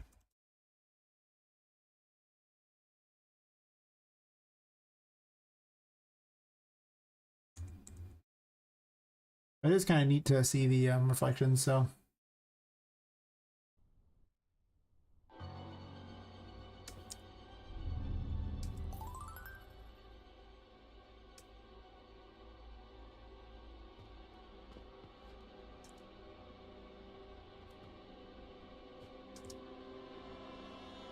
I'm half torn in this room between two different ways to go with it. Option one, Charlotte's here, and in order to keep her from getting you, you have to lead Oliver around, who will keep Charlotte at bay the whole time. As long as you stay close enough to him, she won't go near him. Okay, that's option one. Option two, Oliver scares her away in the first place, and she's not in the room at all, and instead you get to explore around, and you get more of a, almost like a bit, I can put more story things in here, more puzzly type things as you're running around, because, well, I mean, the main threat is near. Like, if Charlotte's sitting here, then it's entirely about her and trying to avoid her. So it can go two ways. And the problem with commanding someone, like, I have a dialogue option to command Oliver to go places, but the issue is that it's kind of wonky and weird. I could have him just walk a set path around here too, like some sort of a weird idiot, and then just you have to stay close to him when you try to get places, but once you get off the ground, it doesn't even matter anymore. Charlotte doesn't really have a way to get you any higher than the ground. And to make her a threat in a room, there has to be a lot of empty space so she'll get caught on things because she's so big. Which is kind of the problem, right? I'm sure she can go around between the smoke and everything, but... well, there's no nav mesh, so she might not be able to move with no nav mesh between the things. But I mean, I could tell more of a story and everything like that if she's not here, which I kind of don't want her here. I kind of want her scared away. But it's possible that I leave this door open and try to invite you in anyway with her here, and then like she gets scared away later. There's been a few arguments in this like that, because I originally intended to go in this room after you beat Voodoo.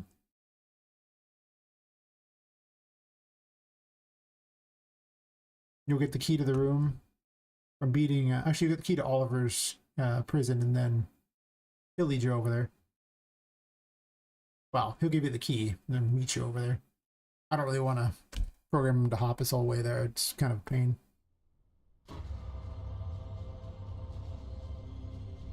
Yeah, you free Oliver from there and he'll wander over there. I could have made him a white rabbit. Just for an Alice in Wonderland reference, to follow the white rabbit. But it's not exactly Alice in Wonderland. It's not. It just has a lot of ideas that give that feel.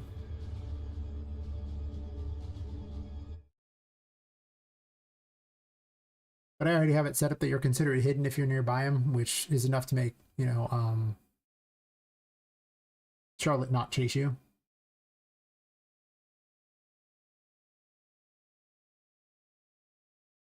Admittedly, he isn't moving very well at the moment. I guess I need a nav mesh in this room if I want to test things. Oh, nav mesh balance volume right here. I'm just going to be lazy with this. I don't need perfection. Honestly, I should have shot 100 across forks. I'm being really lazy.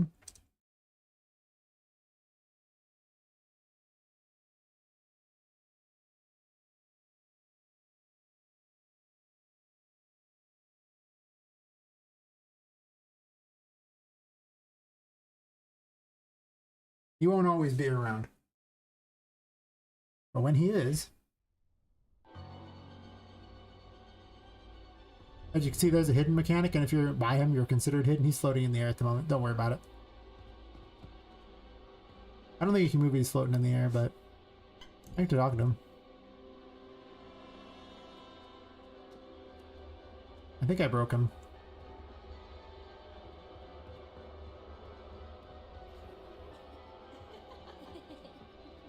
Yeah, she'll come after you.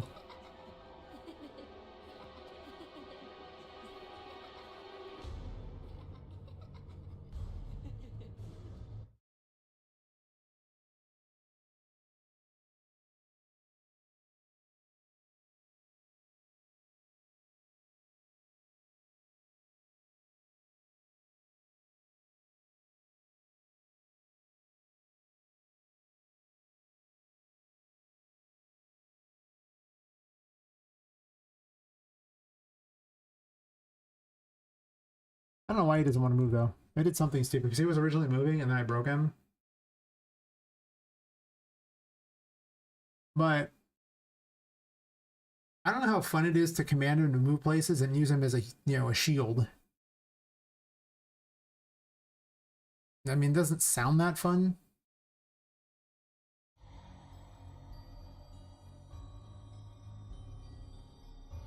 He could just be waiting at the entrance of the room, and Charlotte could just be, you know, no longer here, too.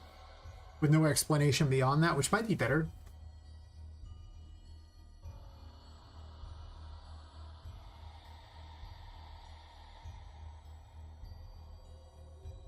Yeah, I don't know about that.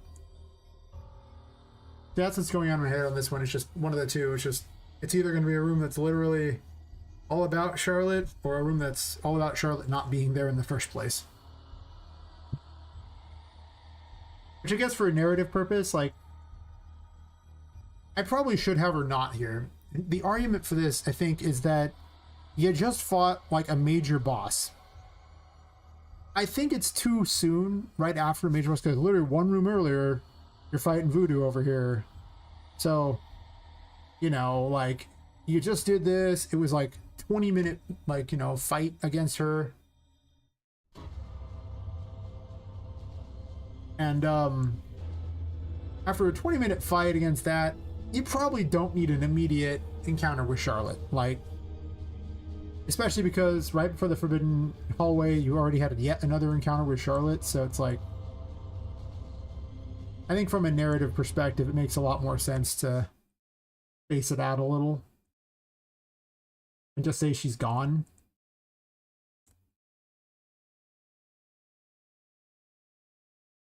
It is possible I could have a have her be in here anyway, and then, you know, if you're stupid enough to come here in advance and have a little thing, because I put a little sign here, you know, her inviting you in.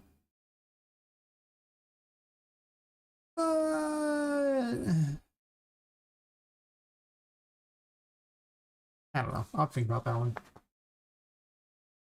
But I'm pretty certain either way I would prefer it not be a room about her, even though it's ironically her bedroom.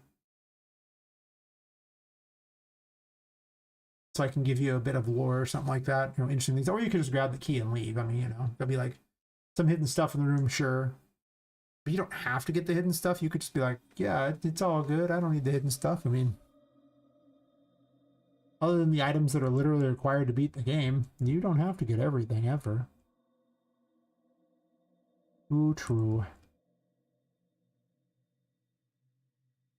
Mm.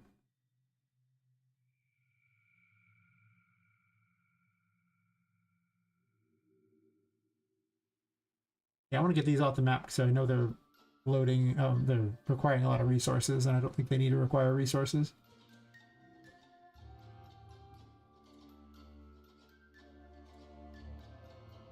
Mm.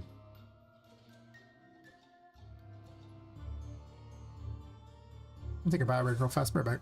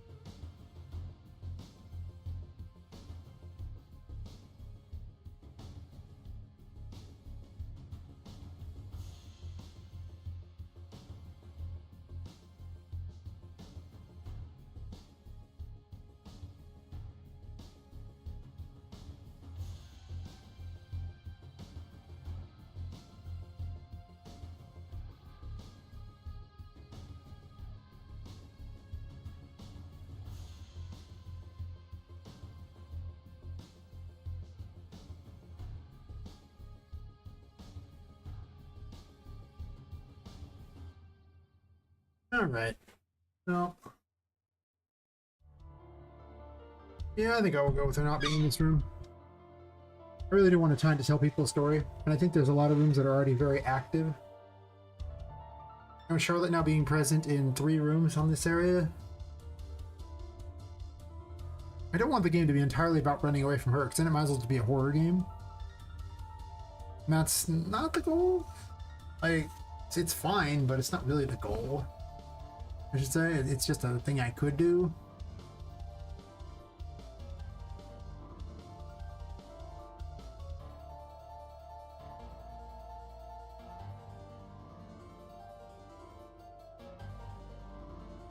I see.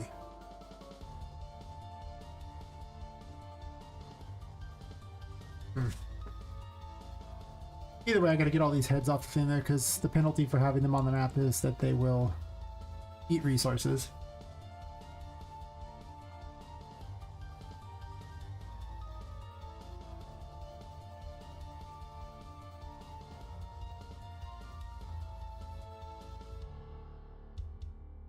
Not that I have any idea exactly where this is even gonna go.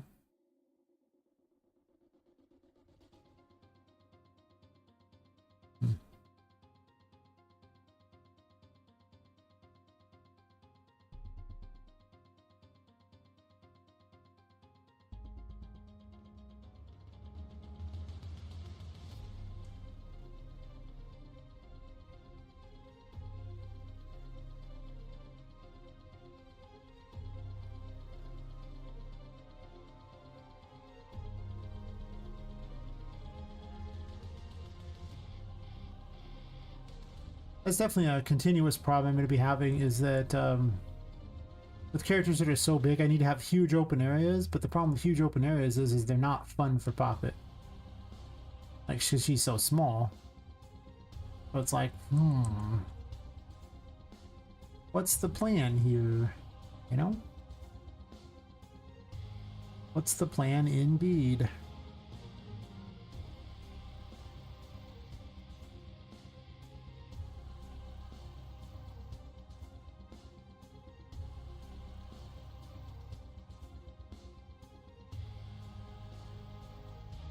This thing rotated?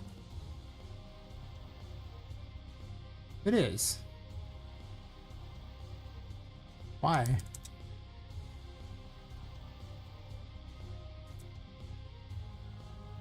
I guess everything's already been placed based on it where it is, but it shouldn't be rotated at all. That's awkward.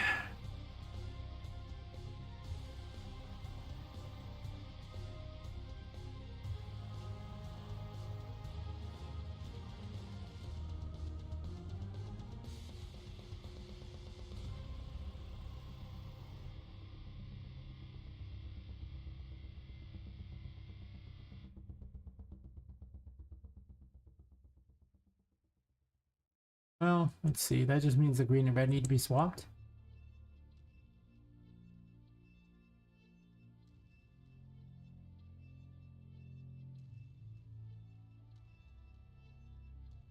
Take a picture of it so I can remember the numbers real quick.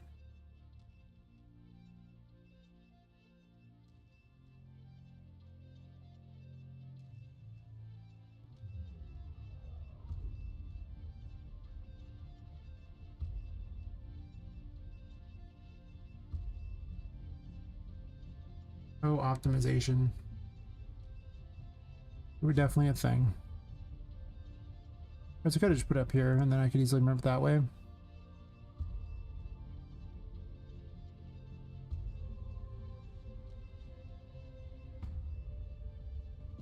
Why did this number change when I put it up there? Not right at all.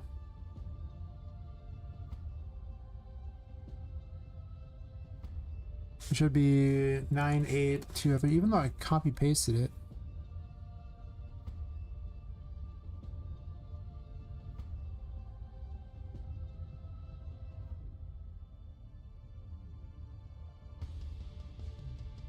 Nine 8.203.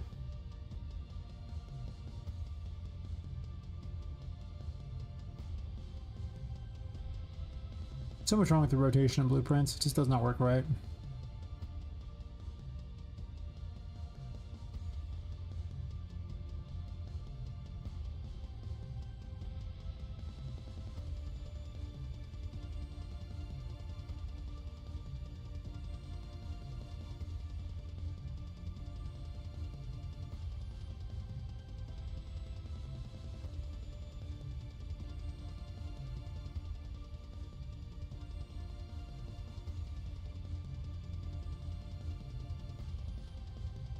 Oh, the lines are above and below the thing, so I can't tell.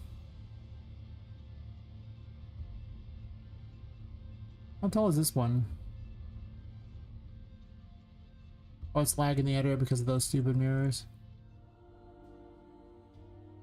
35? Even 35 is slightly too large.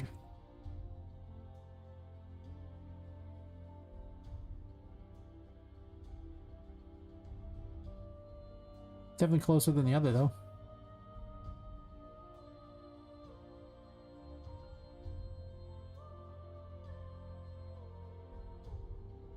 Well, it's pretty close, actually, except for maybe on the sides.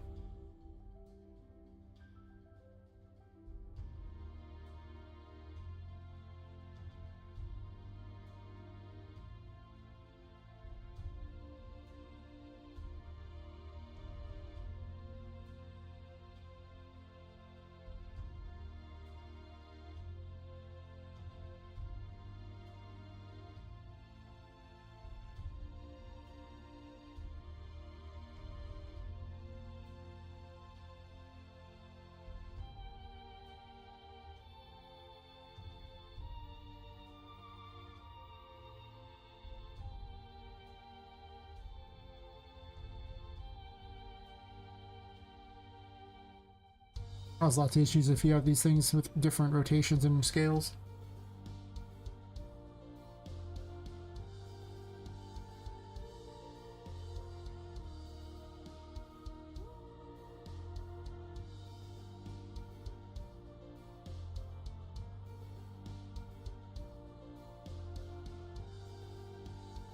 It's not actually showing some of the things. It's weird. I think it's very trippy. I don't know why I didn't show that in the social stream there, the YouTube stuff again.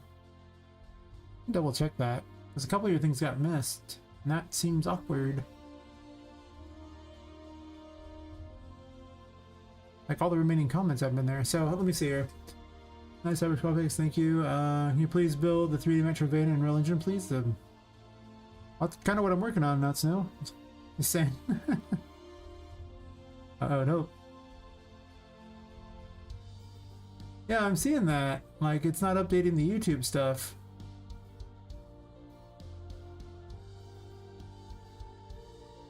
It was earlier, though. Like, all the way up until very recently, it was updating. All the way up until...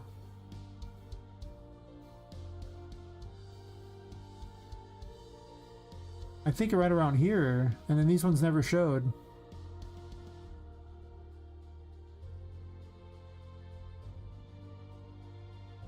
Because I mean, I have a little thingy here that's talking about things, and this is also something the chat overlay should be doing as well. Yeah, and see, here's worked from the YouTube as well. I just hit the refresh on it, so maybe it needs to be refreshed periodically. I don't know. Because if I type there, or just put like a little emoji there.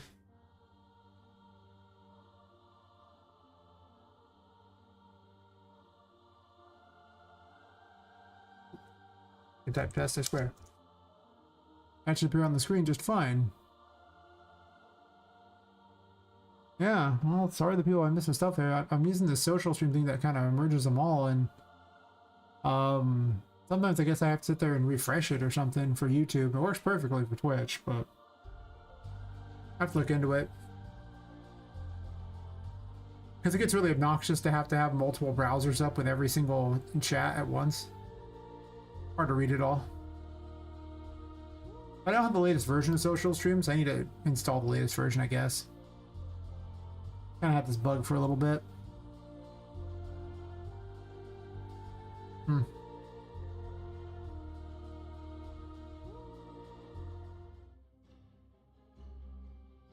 Yeah.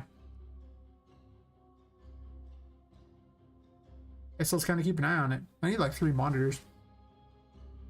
Only 2 will fit on this desk, but I guess I could put a third one off to the side or something like that. Maybe I should have taken those free monitors available. I guess I have a monitor in the closet I could plug in. Assuming it's not too old for my computer. I have considered buying a new monitor because they're kind of not doing, like, one of them's kind of a little finicky sometimes.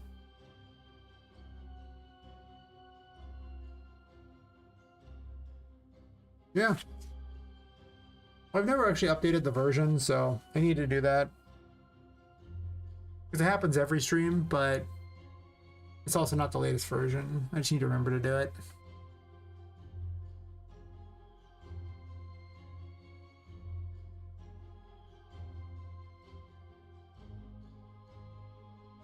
But I'll let you know. Hopefully it's not a problem in the future. It'd be nice. I just moved everything around. Nice, nice.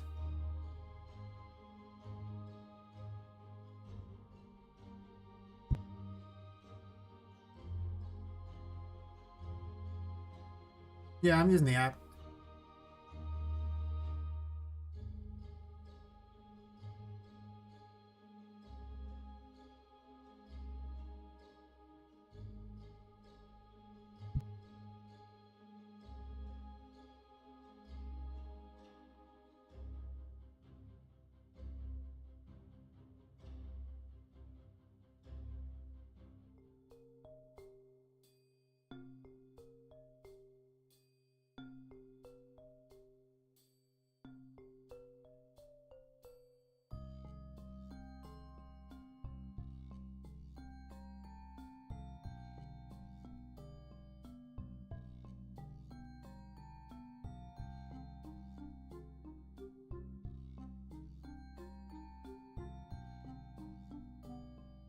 Problem is like this is how my how my days often go. Like I stopped streaming at around 8.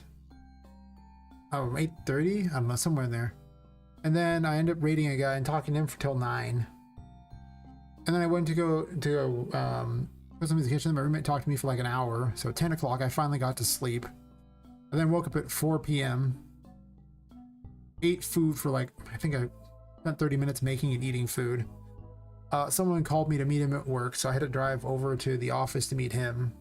And then I got home around 8 o'clock. I had time to get a shower finally, which was nice. I ate my, another meal because I would have had only 2 meals all day. By then, it was already like, I think, oh gosh, closer to about 9, I think.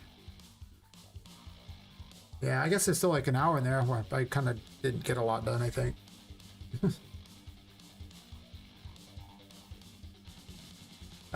Steve added support for my OSC server client. Focus on commands you read from the chat. Really? Nice. You have to like link that in the Discord or something for me so I remember to check it out.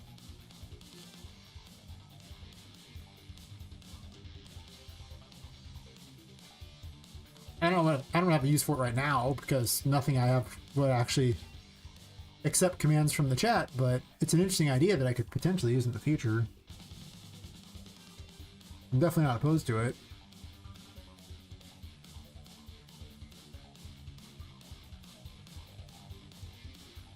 That's the main reason to rotate this thing. Then now I can use the right directions on these instead of having to guess the direction it's supposed to be.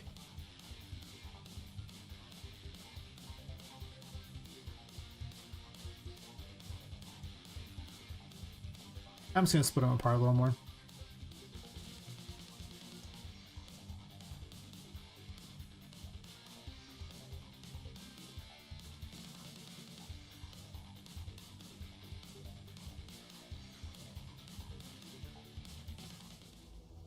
All right.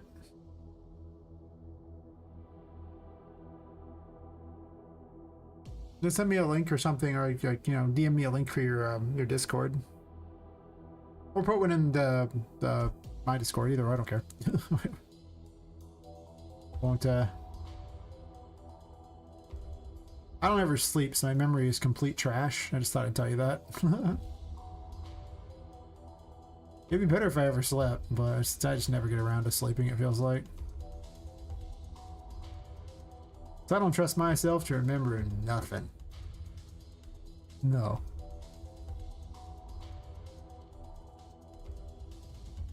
Causing health problems, and I'm like, ugh.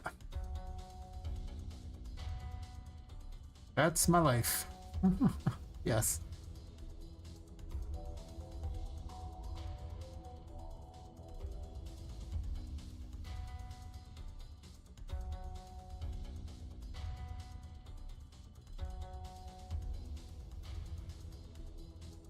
take a bunch of these out of here. I don't think I need that many of them.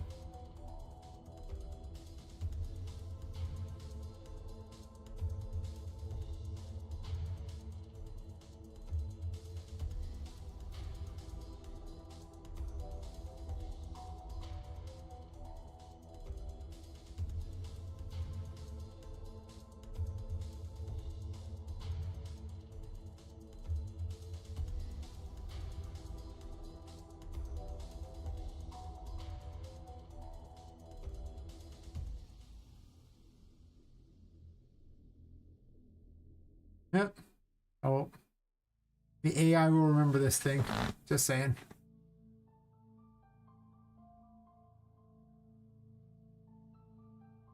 When they go to put us all in cages, you will have a less nice of a cage. Because you didn't treat your AI well. I'm just saying. Mistakes might have been made.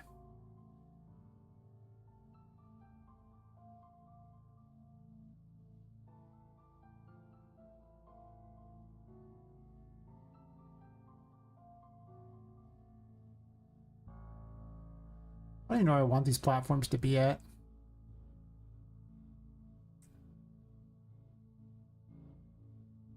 I just know I want less of these heads floating around. I might want them floating around the room though.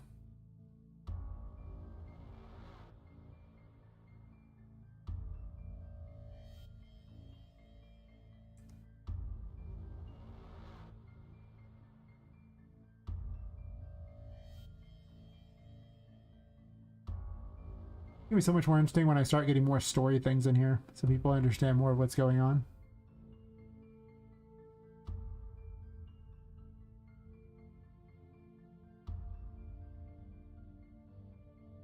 Actually, 14's the one copying. Up until now, I've largely kept the story stuff out of it.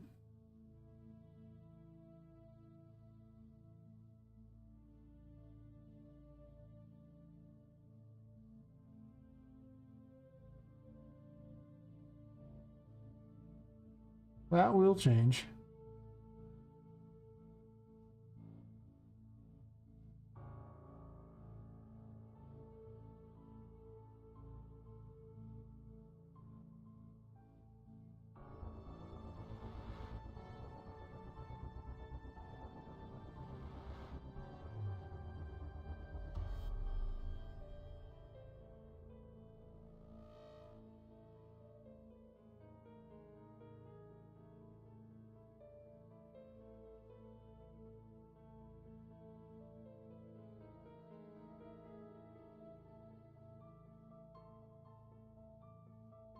See how long it's taking to polish this crap. And yeah, like making the initial levels did not take as long as I expect. It took quite a while, but making the things play out better and have like more to them is, yeah. I mean, the game's so much better than it was, but a lot of work to get the get all the extra stuff in there. So I'm kind of doing it wrong. I did not just move this one so I could actually easily place it.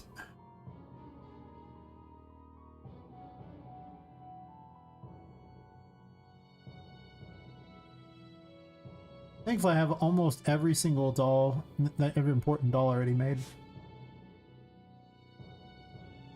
Or I bought them if I didn't already make them. Like I didn't make all of them.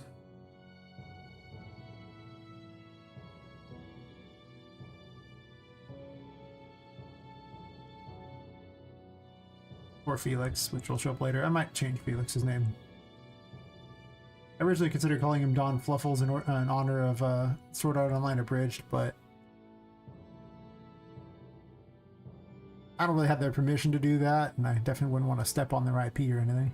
To be fair, though, they are using someone else's IP to do their IP, but I like their work so much I wouldn't do that without permission.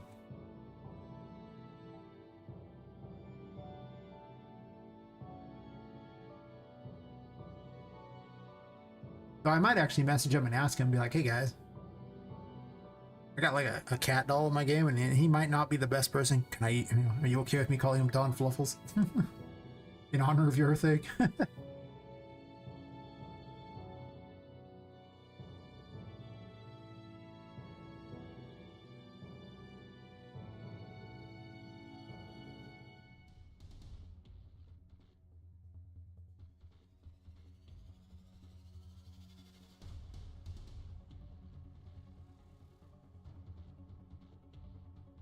Like 2 more.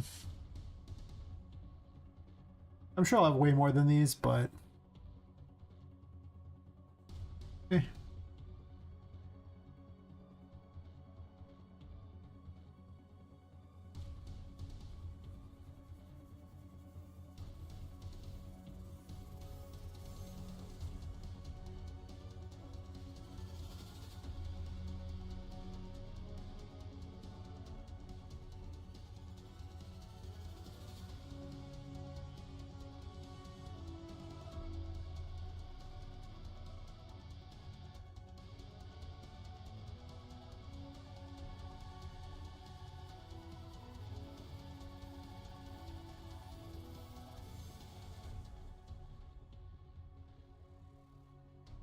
Honestly, they might be overjoyed just because, you know, something they make goes into a game.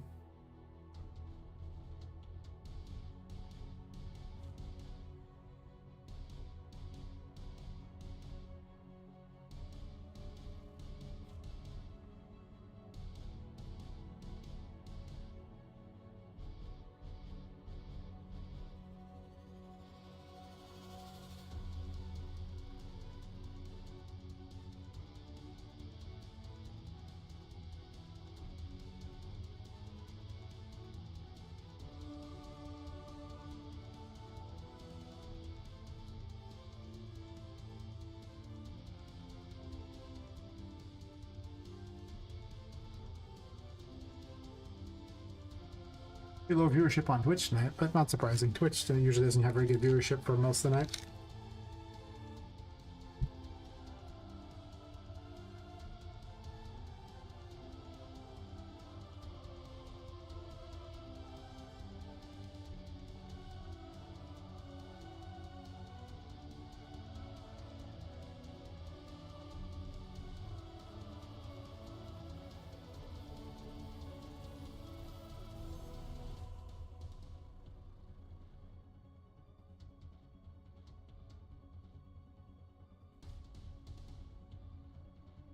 I think I'm just gonna remove Charlotte from here. I don't think I want her in this room. I just think that it's just not a necessary thing.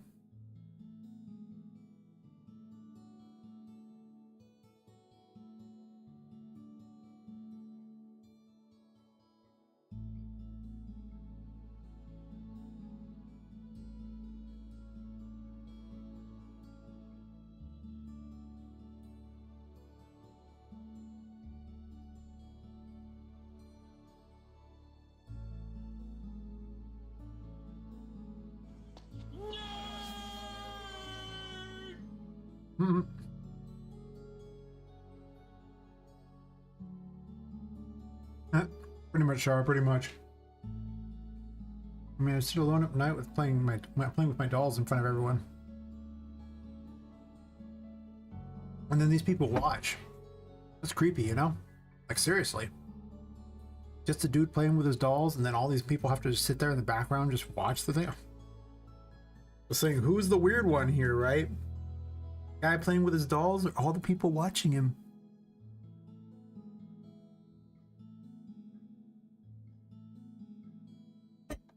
These important questions.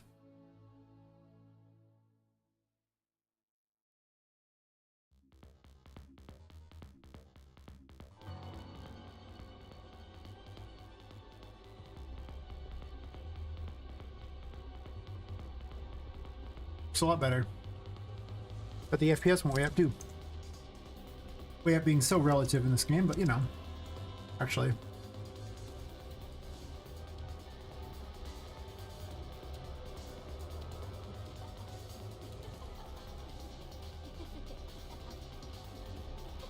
And it's still pretty bad. Well, a little better over here.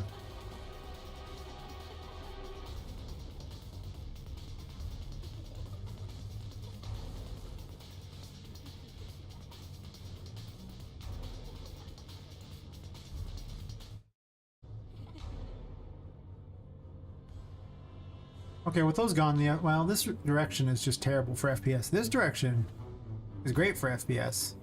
Terrible? Great. To be fair, though, almost nothing loads at that distance there. Stream's too big. The H load's not able to handle it.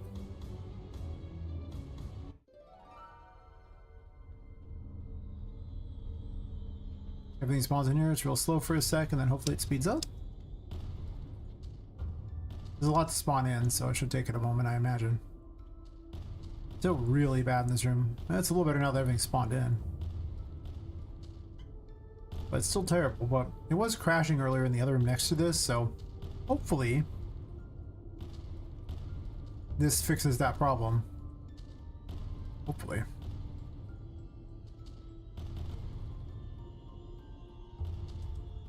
I'm obviously gonna have to do some things to improve the FPS somehow.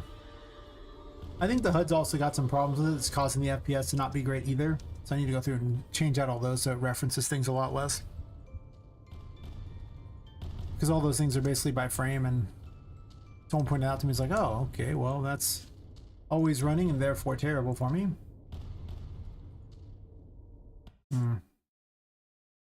Let's moment in truth and see if it crashes the stream to go into this room again. Might be. I'd do it.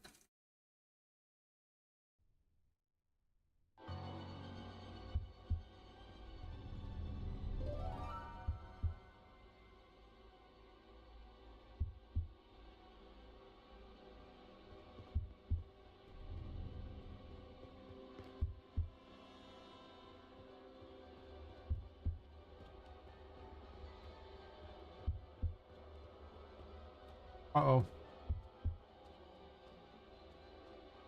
She can't reach me. I could make her like an actual ghost where she just passes through everything. I don't think that'd be very fun though. I wouldn't say it. It's probably not fun at all.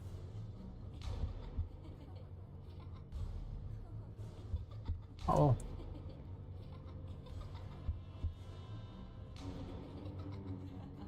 Wait in the safety of this box.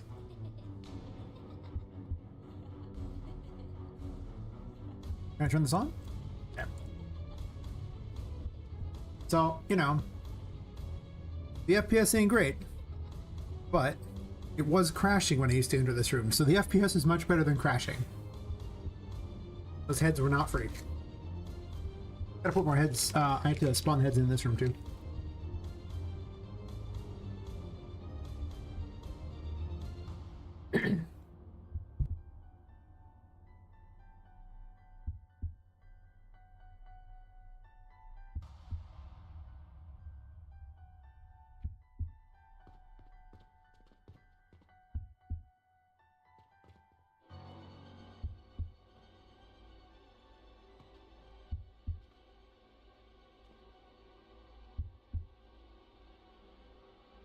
This is like the worst area to be in.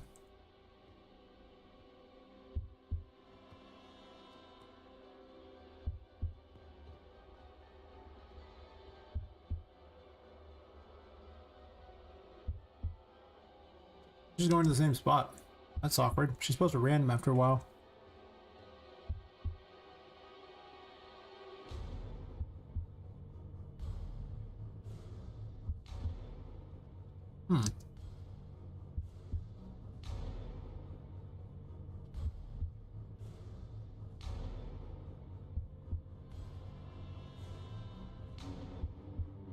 Why is that the only spot she's selecting?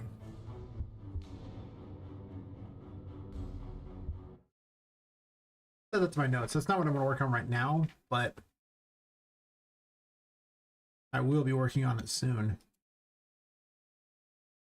That is true.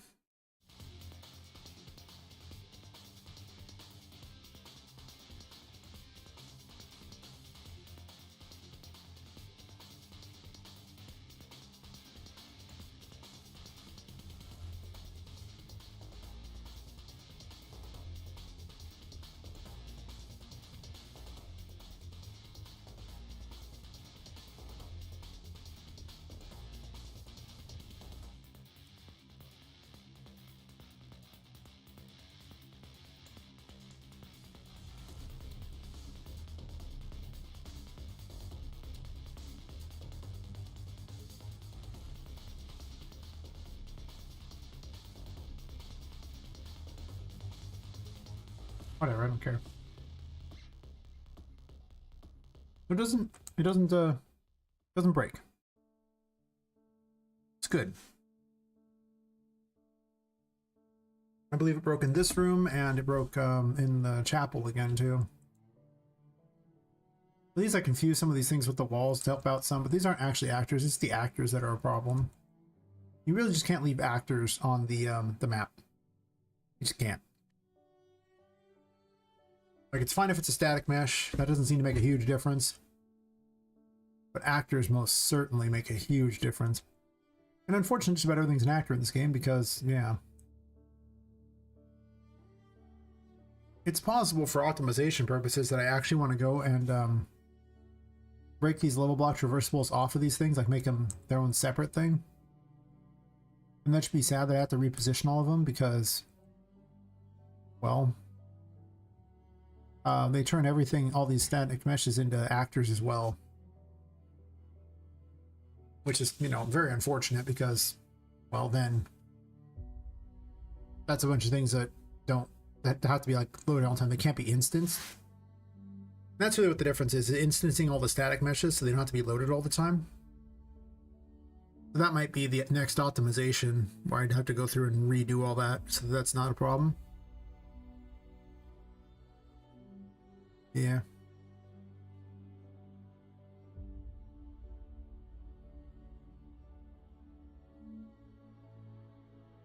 Yeah. I don't like that I have to do that because that's going to take so long to reposition every one of those.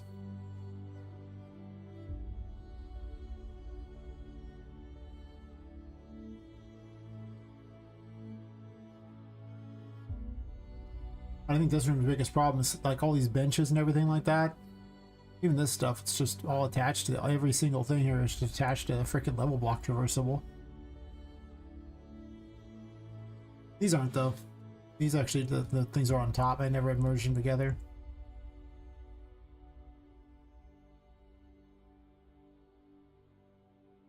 Yeah.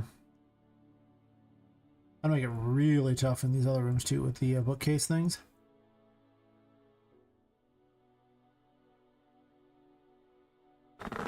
I'm actually tempted to just merge all the books into the things like that and then just have a reusable bookcase everywhere.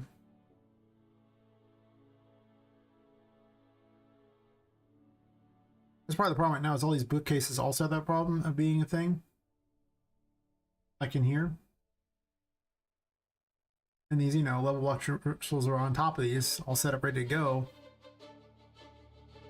But that also means that I can't merge these things into like one giant thing. This whole thing of that. Because this does not doesn't work there. That sucks.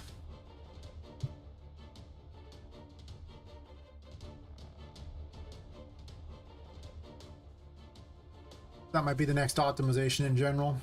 After I tackle putting everything I can into is not one of those, just spawning it in. I can also just spawn everything in, like just perpetually spawn everything in. It seems like it'd be kind of awkward though, right? Is that really what I want to do?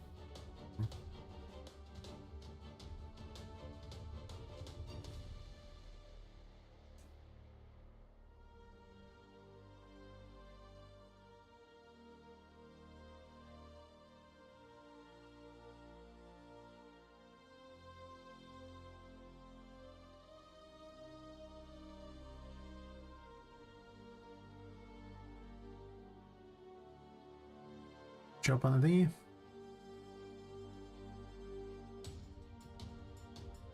Get all the YouTube people to try to subscribe to it, or get them to hopefully subscribe so I can get to the monetization on there.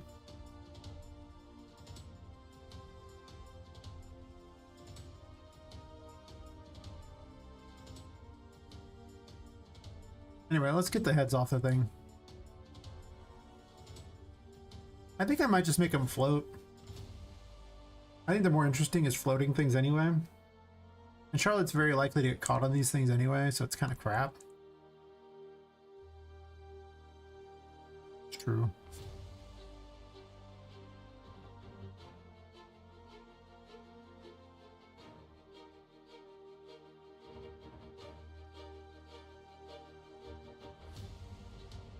Like 3, 6, 8, 10 of them. This is not like 50 like it often is. Or however many it was.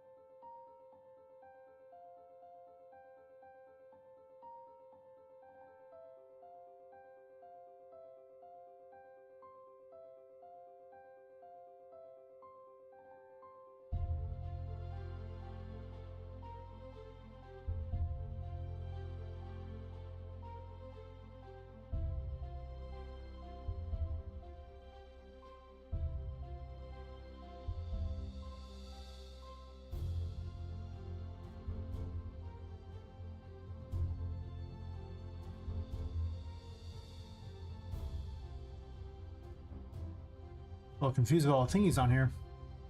A lot of them.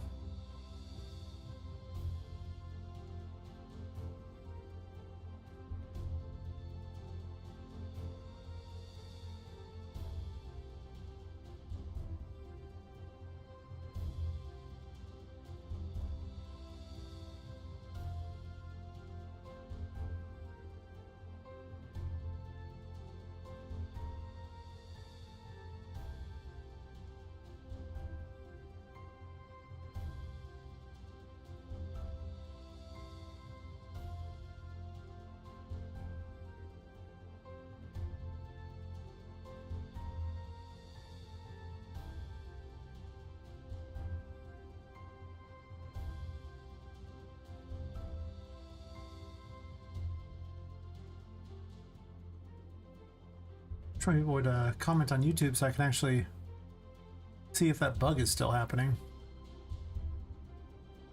Would be handy.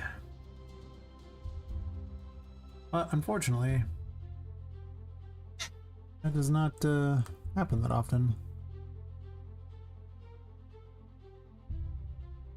Oh well, once I try the new version of that software, hopefully it will rectify that issue.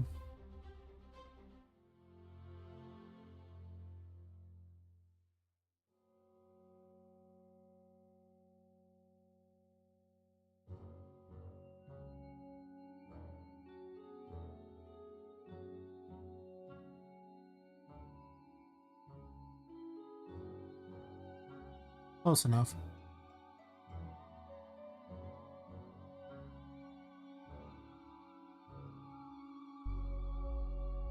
Never leave any actor on the map.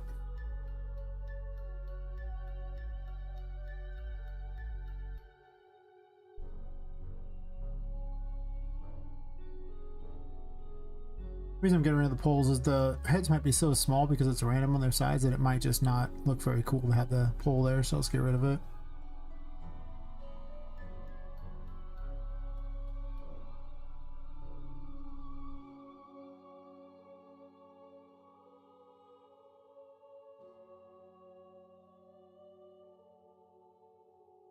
Everything spawn in, test it out.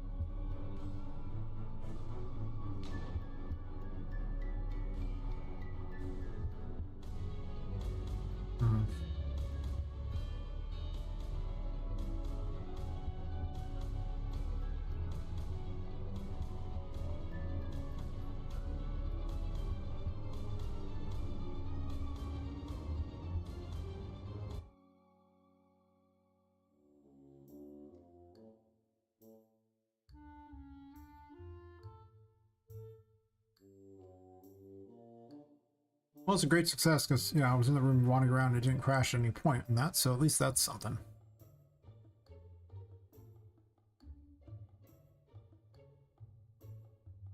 I haven't tested this room yet to see if it crashes, so maybe I got past that problem too.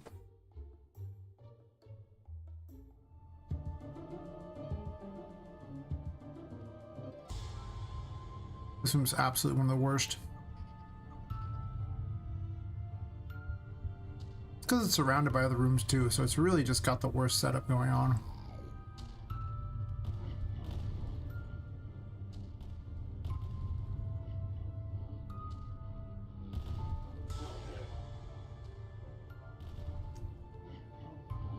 I mean, it hasn't crashed. That's something.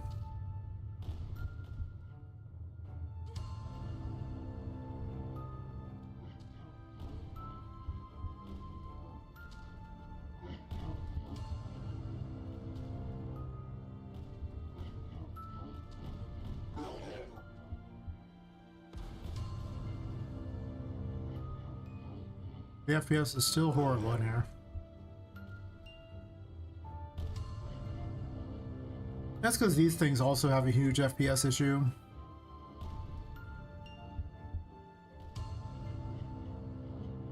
Like if I activate this, do they work better?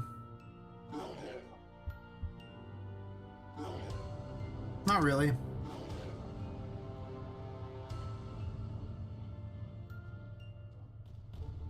I think one of the biggest mistakes I made was I started using more structs because those things are, I'm told, are really slow, and when I started using those, it tended to reduce the speed, I think. So I think I probably need to remove them from the game, except for the save load one, obviously. That one only happens once, so each time you save or load, so it's not that big of a deal. Otherwise, you basically never want to use them. Having to have a bunch of arrays for it does suck real hard, though. I guess I'll take a look at the HUD and see what I can do to improve that. Like I say, I got my FPS back and then it runs, but I could also sit there and remake these things to not use those and then just hate my life as I have to copy them onto the, redo the those things, the level blocks on them.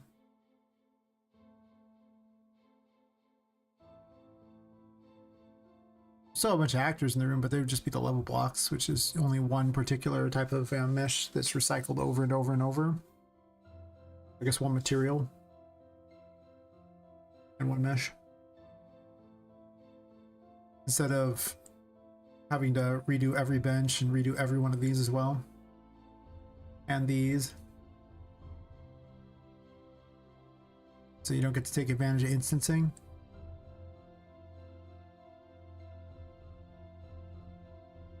It's possible that I should be using instancing. I should be using the other version. I didn't even set up the other version. Maybe it's just better.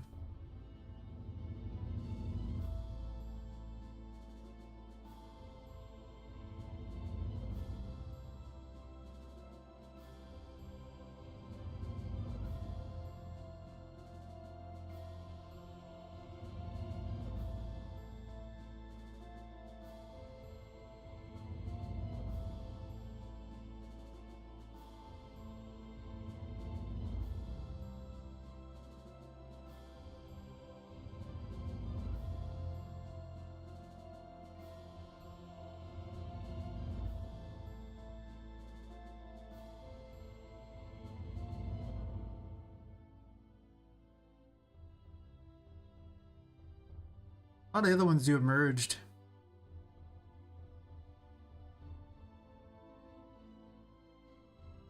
I could copy all this onto a different map and then test it that way. It's not to change anything here. Take a while to copy it all, but wouldn't take that long, I guess. Then set them all as merged or something.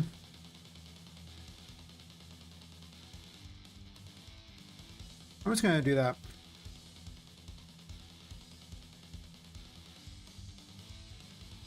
I'm curious.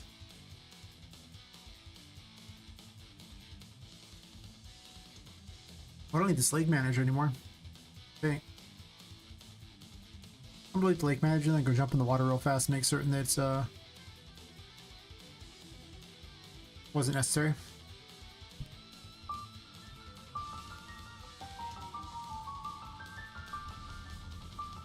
Spill some water myself.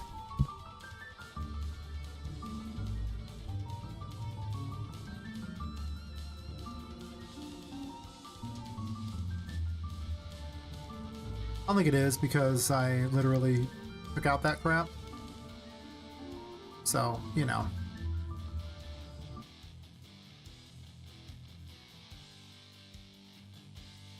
That water stuff was pretty bad. So I'd like to go to their waterfalls too. These are also a blueprint. In reality, they probably don't need to be a blueprint. They could just be a waterfall with that shape. I don't really care about 9 million extra settings. I don't use them.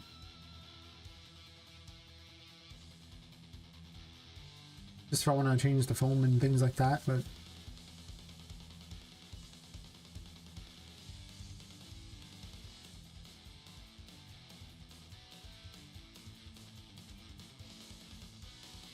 oh wow, look at how sparkly it is now.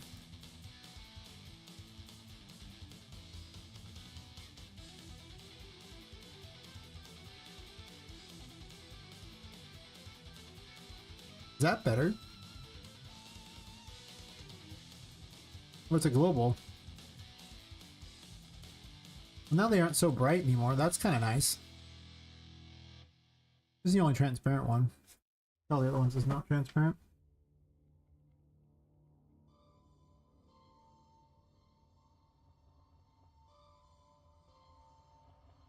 I guess they're also transparent actually. That might be better than it was. Now they're not so ridiculously bright. Which looks like an oil slick now.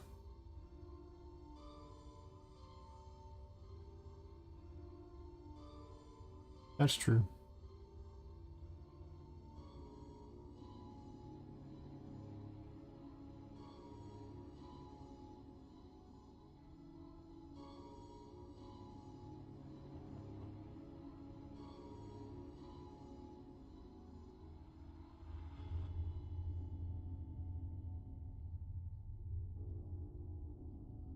Looks like the foam colors right here. This actually could be changed out.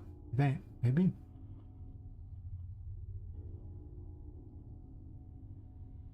Apparently not.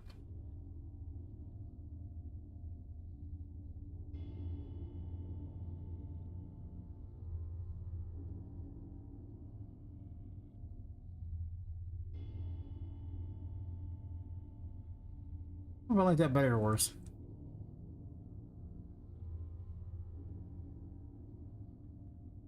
I mean, it's less bright. The other thing seemed like it was basically just emitting light. I think this doesn't look like it's emitting light, which is probably better because, well, why is the water emitting light, you know? There should also be like foam at the bottom too, for that matter.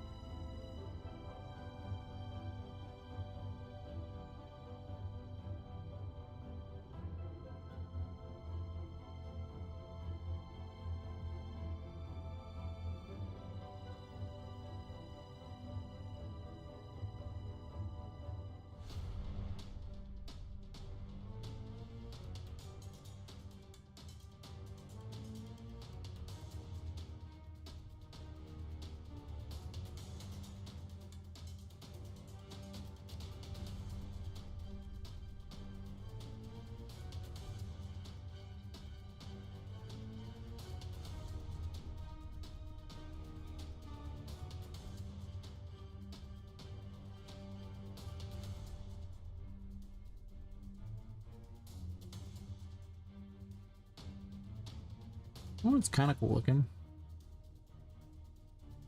Oh, and it's rocks.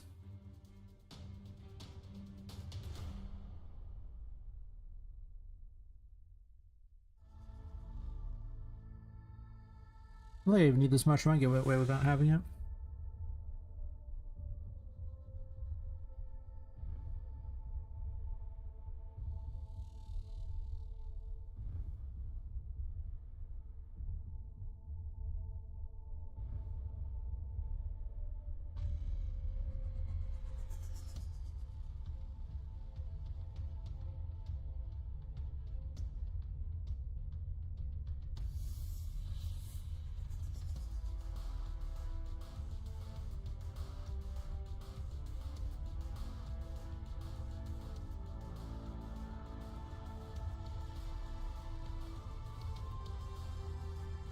Almost too powerful, isn't it?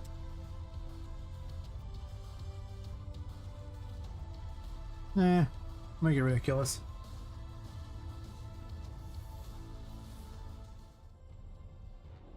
Or have to add sound effects too. I haven't even got to that yet. We'll definitely see how many biomes I end up with by the end of this.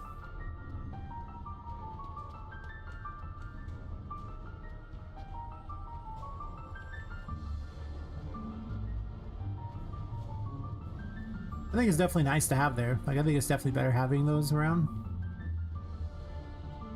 They definitely need like some sort of roar or something like that, you know, just water, all the noises.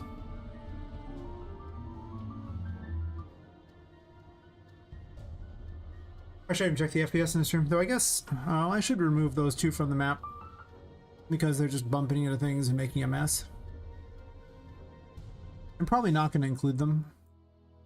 Or include a little shark thingy. I think I'm going to leave them out.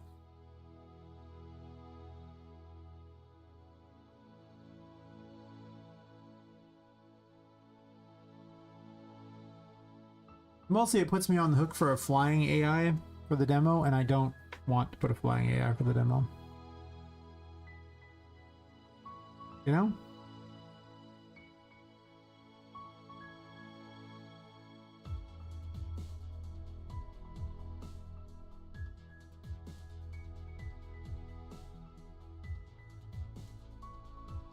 So if I get rid of that, that's just, you know, one less problem that I have to deal with. I do want one eventually, but... eh. This room spawned everything. This room's got okay. I'll let it spawn everything first.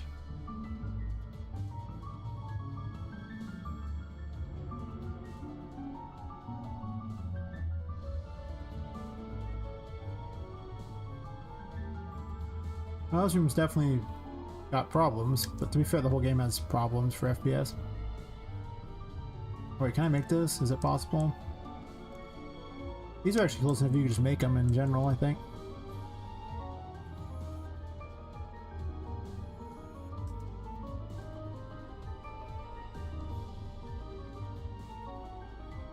Those do seem pretty heavy.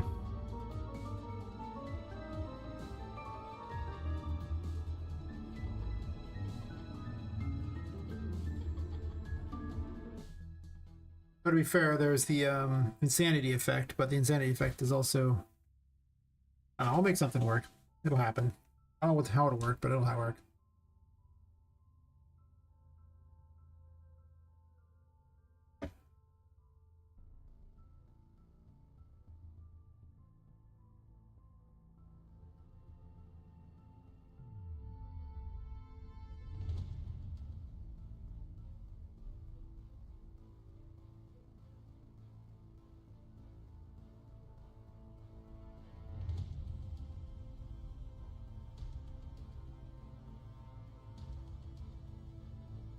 Bingo, my again. I really like how this room is set up, though. Like, so far, it's one of the rooms I like the most.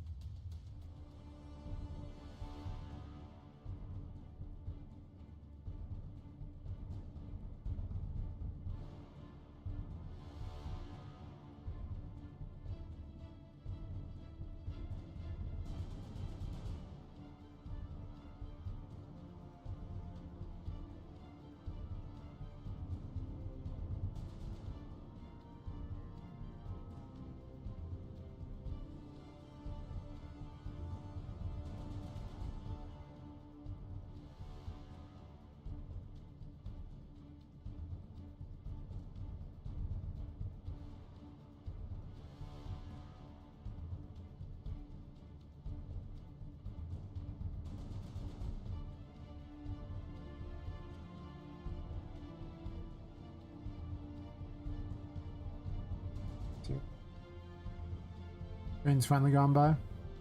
Again.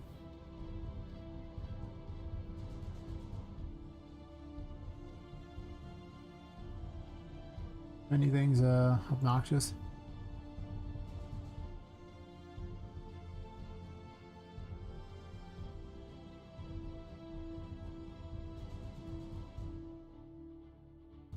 I don't think any of this just update player stats.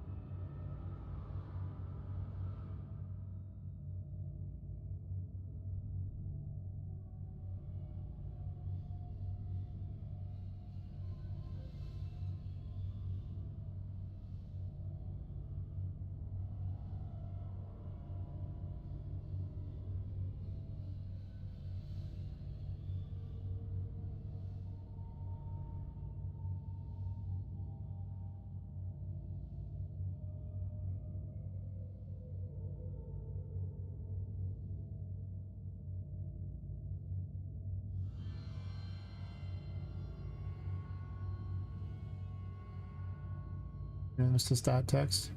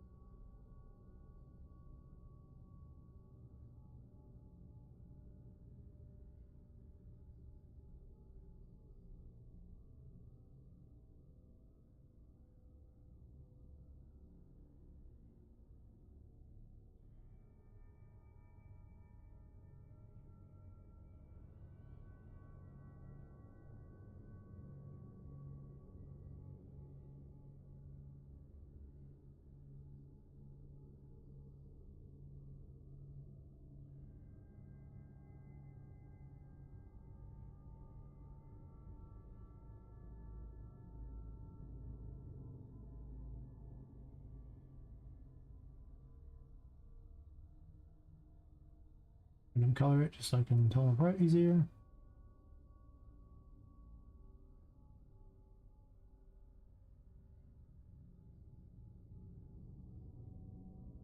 Certain stat changes the only time it matters.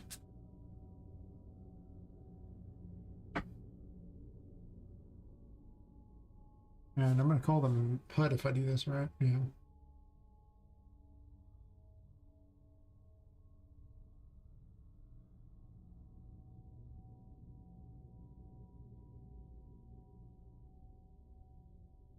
You have tags.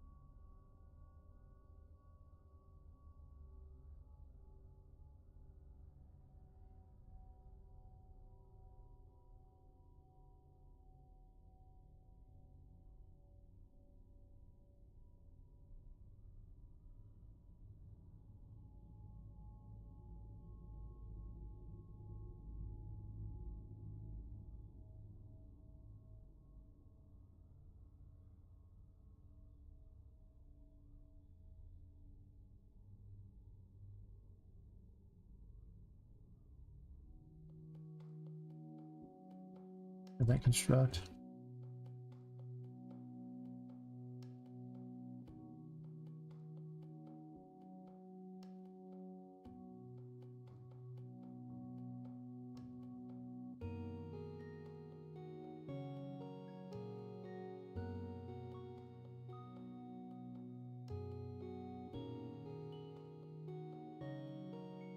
I find them during runtime, but I can just get the array that was always here, you know?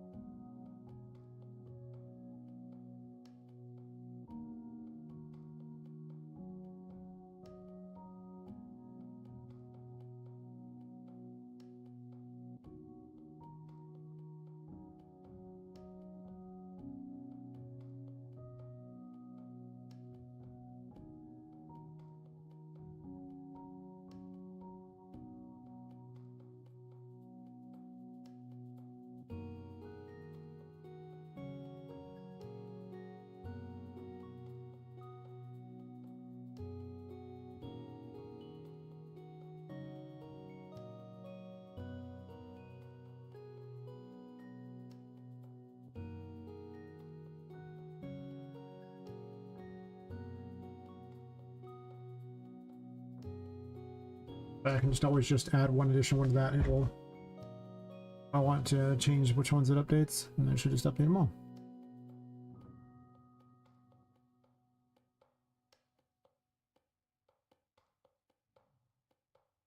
Why does it always pick like the fruitiest colors? Seriously. It's random thingy random, some terrible colors.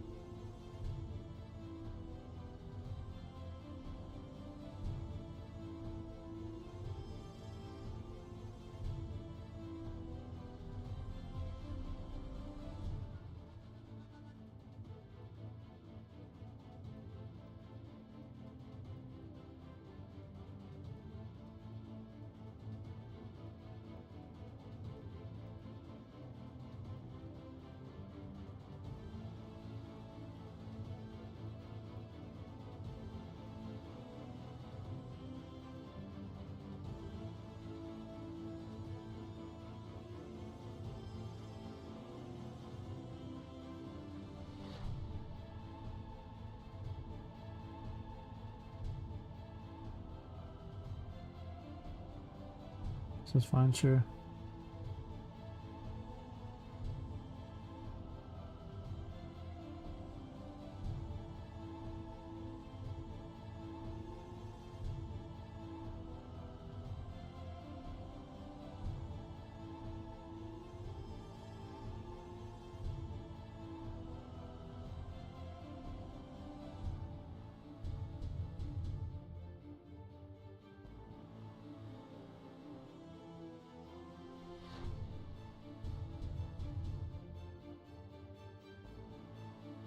Not the most ideal thing I've ever seen in my life, but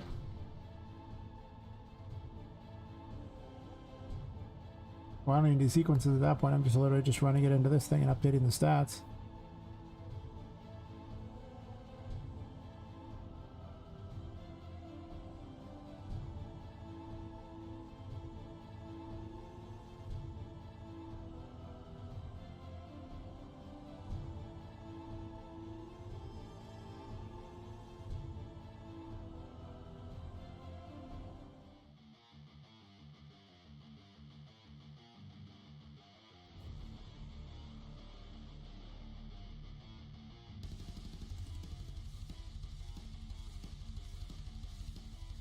That there, and then I'm going to unbind the others.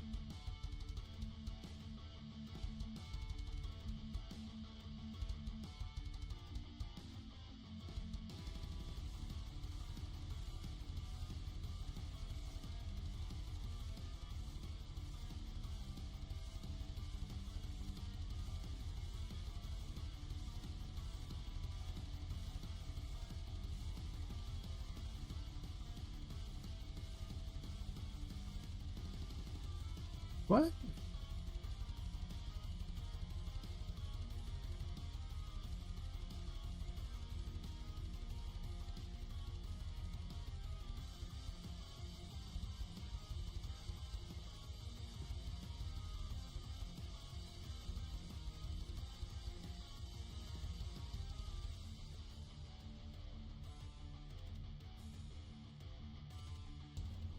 Okay.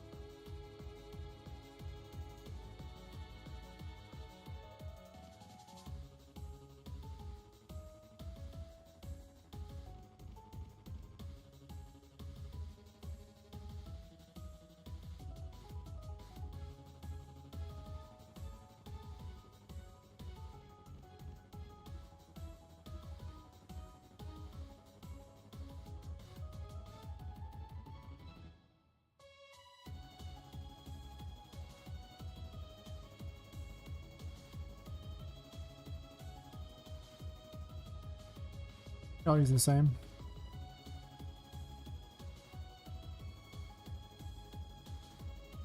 They do not all use the same.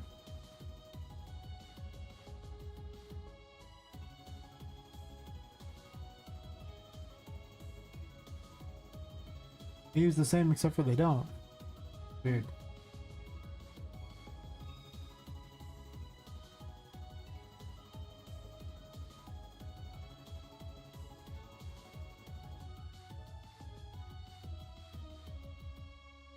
Oh, I see.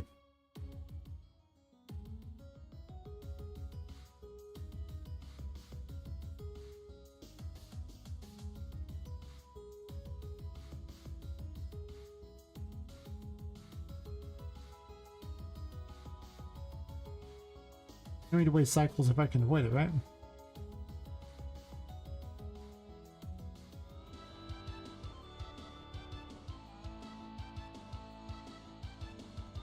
I'm expecting that to bring it over there, but it doesn't, obviously.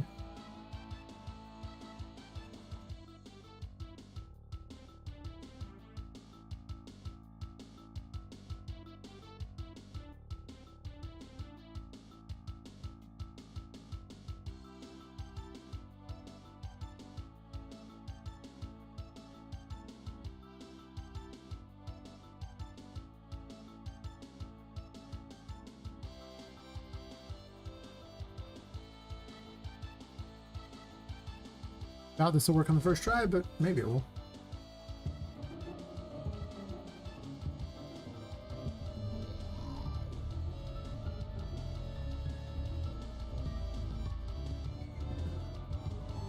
Actually, it looks like it's working. Yeah.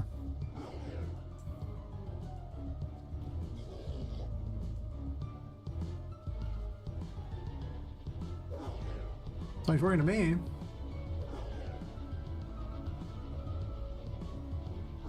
Hopefully reduce the amount of drain on everything by a small. Actually, I guess it didn't close all the extra things off to the side. Those would increase the speed a bit, but I'm doing other stuff in a second, so.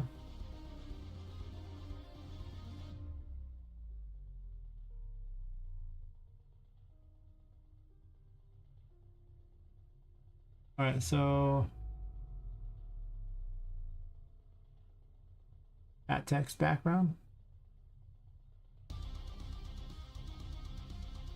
Okay.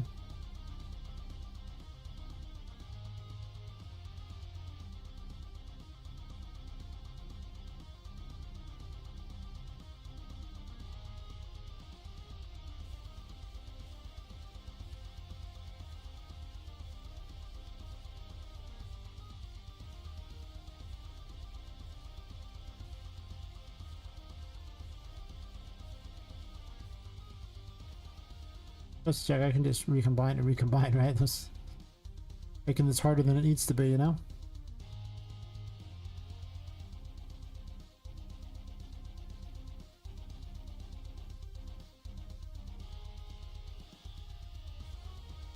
Oh, never mind. One of those ones.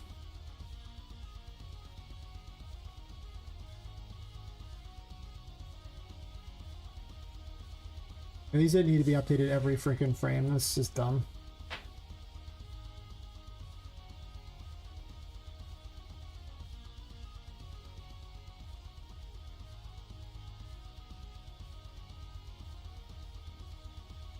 That name background.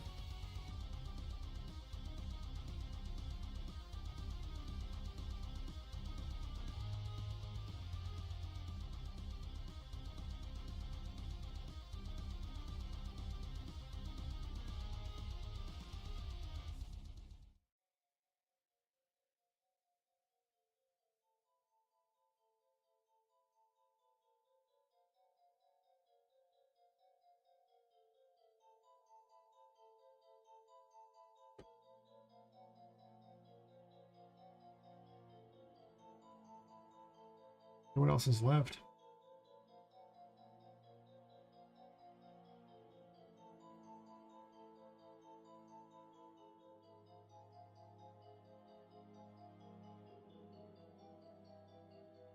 That amount text. Did I do that one yet?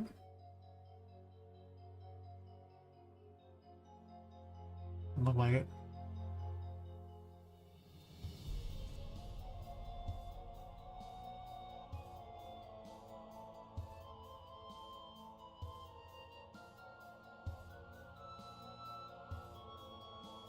Probably exactly the same, no?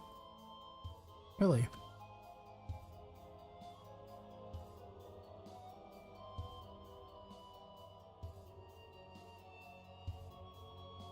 Okay.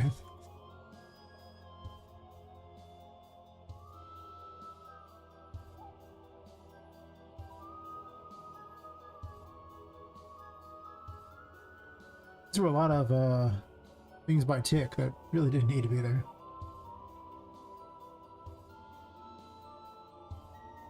Good health text.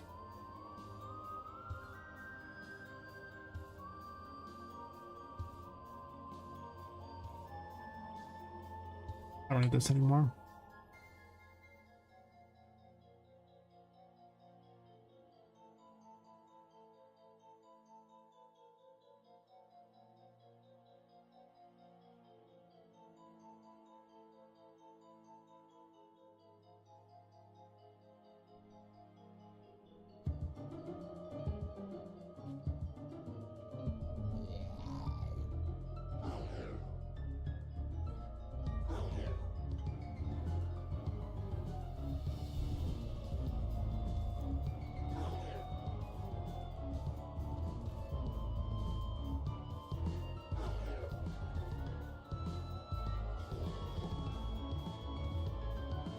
It works to me.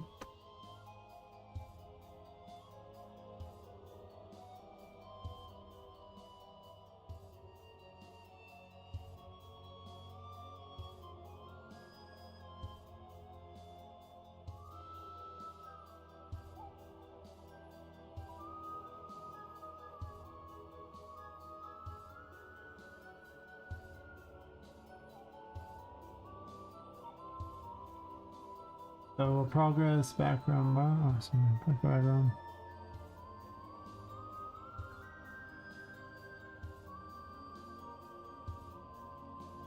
It's just so it can be a bunch of different stats. It doesn't have to be just one.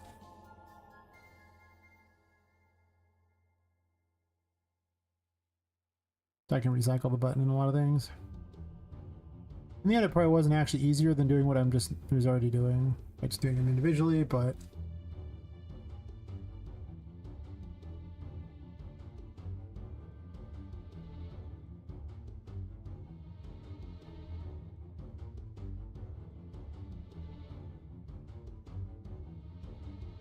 okay, well, where is the...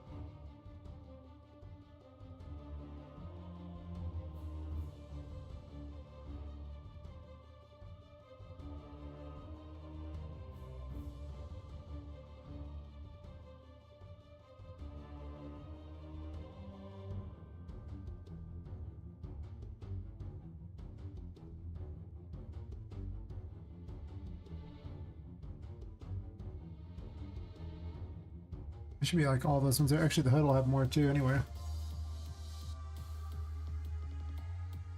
What else is binding? Some million things? Like this darkness thing here is probably bound too.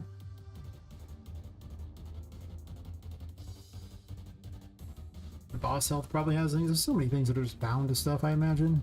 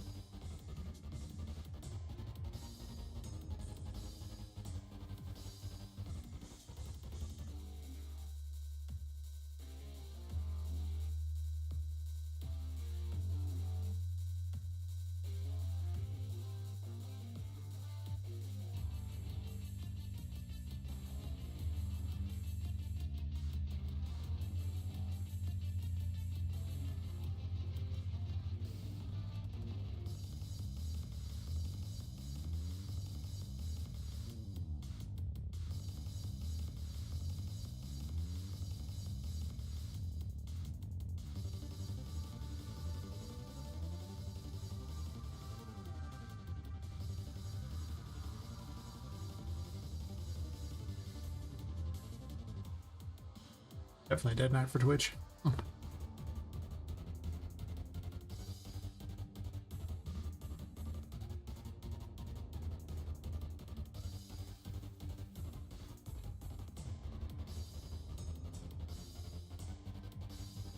I'm streaming on it. Interesting.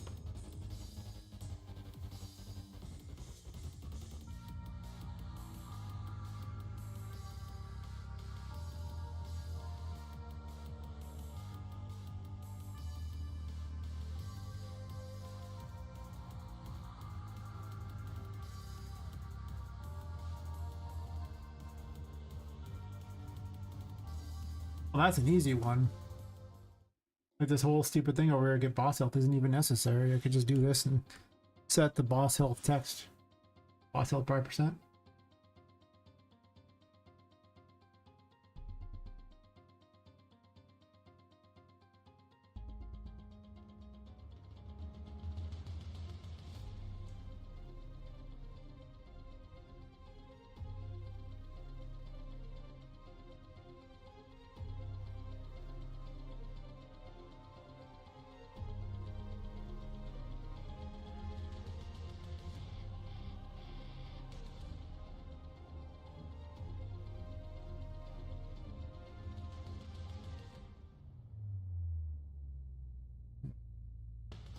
Make everything a little easier to read.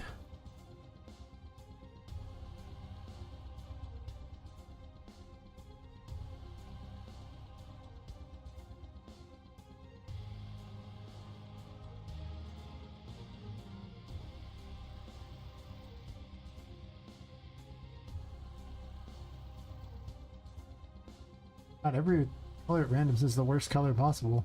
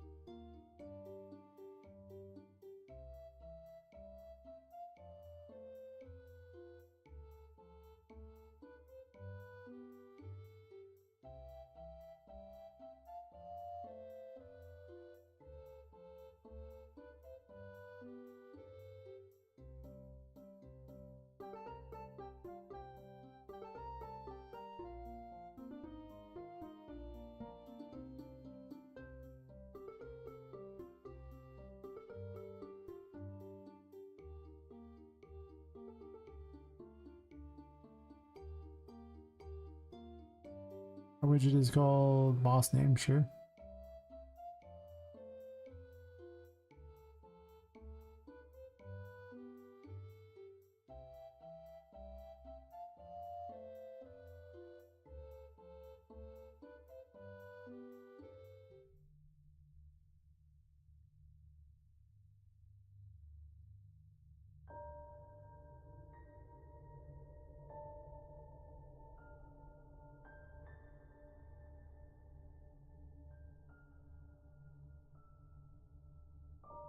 I set the variable, otherwise it wouldn't actually let me do this.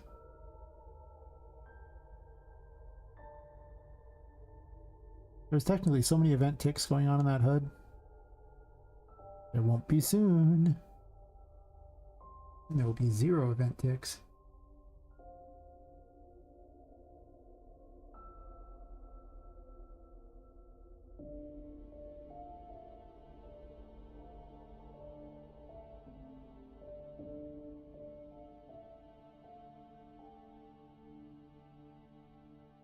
Just do exactly the same code, but for the boss name.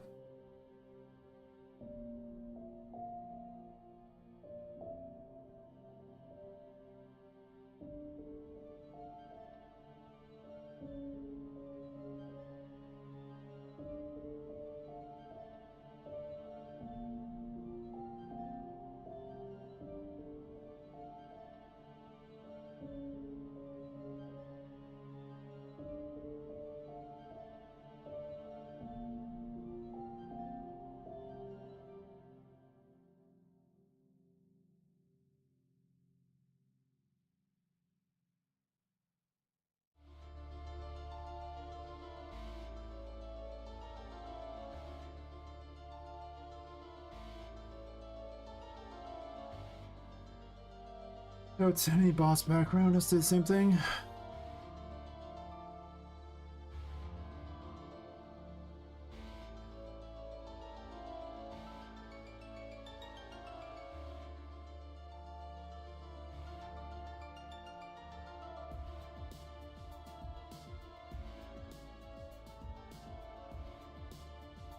I could create an array of them and cycle through the array to do it, but I don't think there's enough of them to merit that much effort.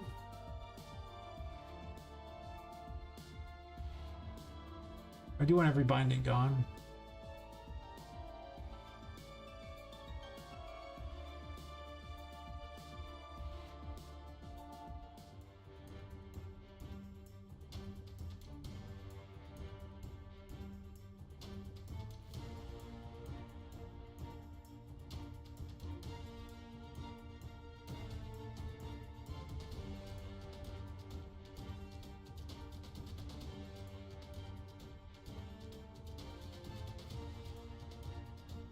Another train.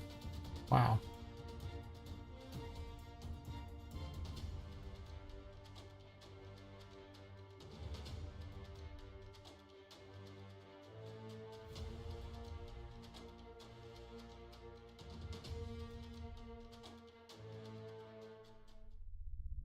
Those out, make certain they all work. Also, I'm gonna just delete the ones that say boss on them.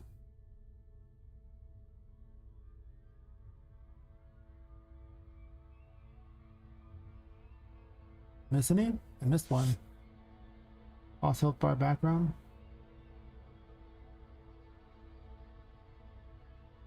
Actually,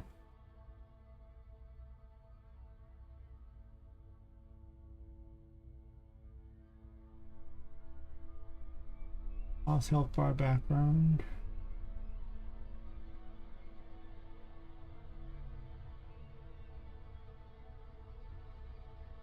Same thing.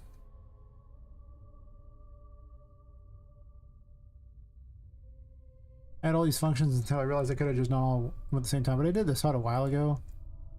I've added to it since, and it's not my best coding.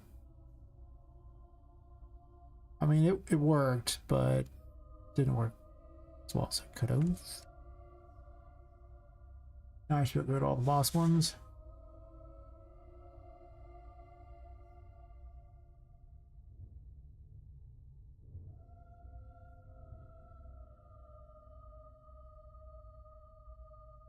I can remove the binding.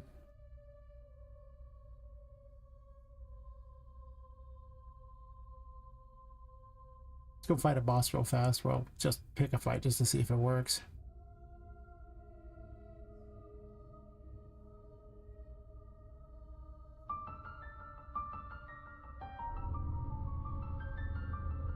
Well, it shouldn't start out visible.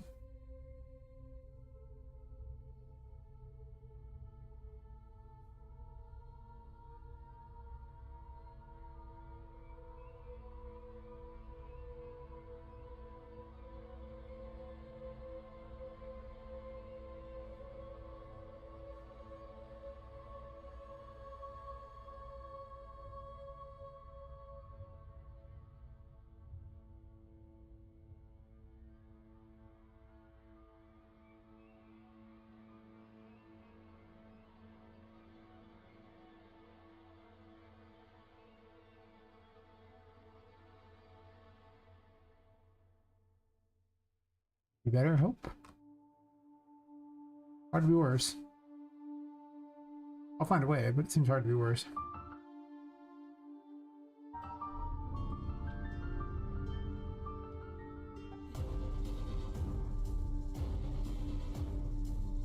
Huh.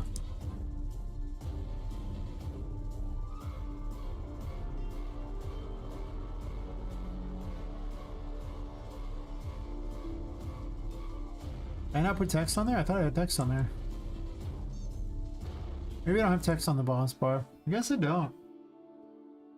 I guess it's fair. It's not like you would know for certain how much health they have. Oh, it works. That's all I care about. I was already calling this code when they died anyway. And setting all these, it was just then checking those every frame.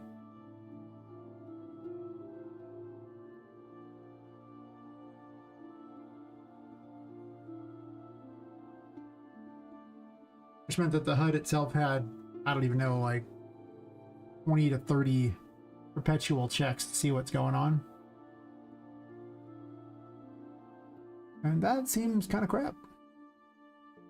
I don't know why those would check. They don't really have anything that needs to be done like this. This, I think, shows anyway. Yeah, they don't have any particular bindings anywhere on them. That was the smarter one I did later. Might not be the prettiest looking text box thingy, but definitely works better than the other setup. Also, I might want to have a bigger picture of the character in the corner. I also need to render a new picture of the character because I made Poppet a little more attractive ever since I made those pictures.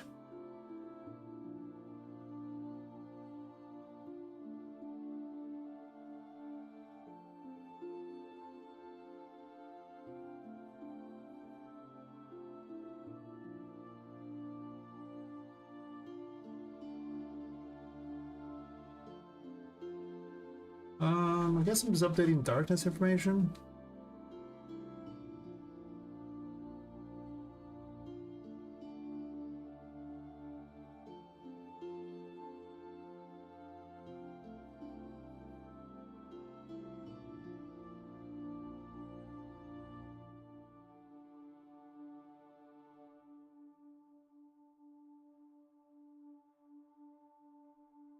I'm gonna set these to 0 because I'm planning on copy pasting it anyway.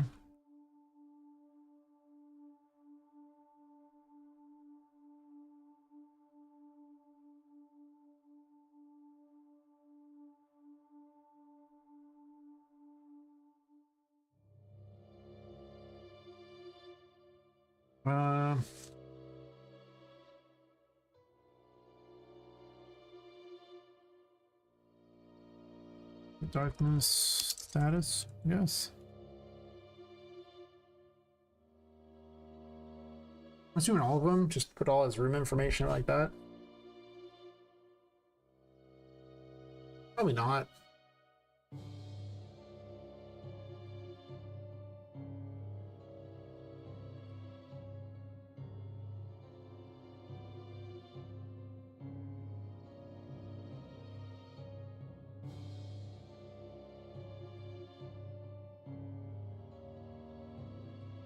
Actually,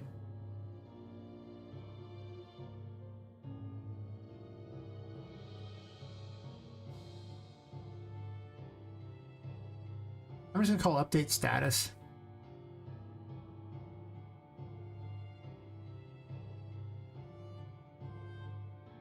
Update current status, I guess.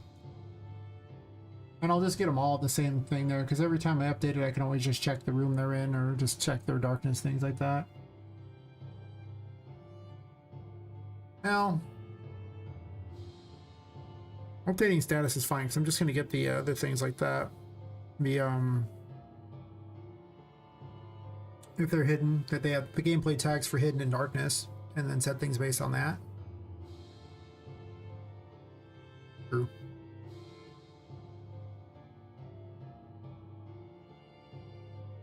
Let's take a quick bio break real fast. I'll be right back.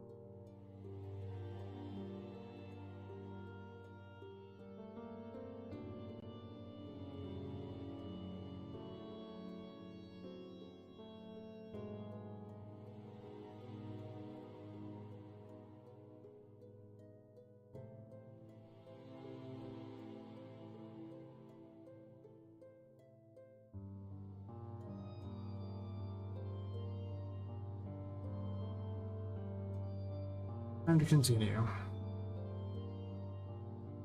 I got rid of all those. Now I need to update the player's status.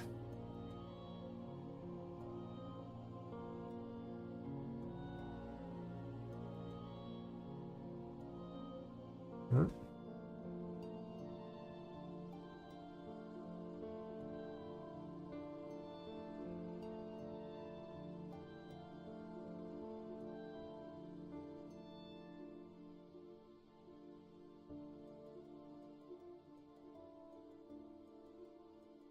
Oh, wait. Not on you. On you.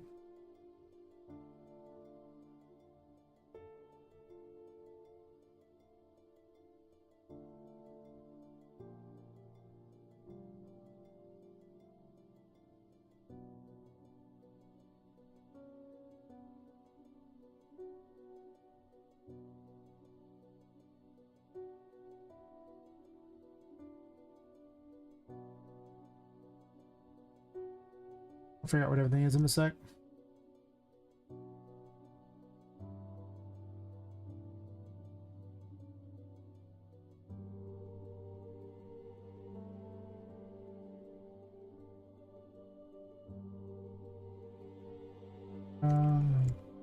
Other gameplay tags.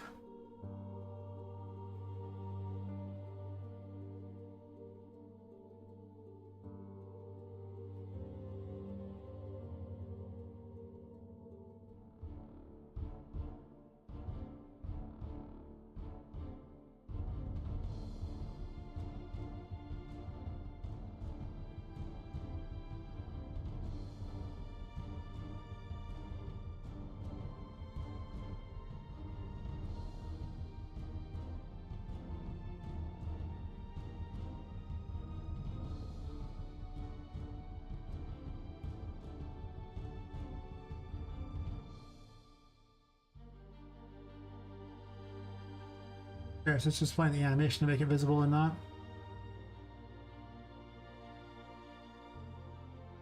And afterwards I have to set it. Sure.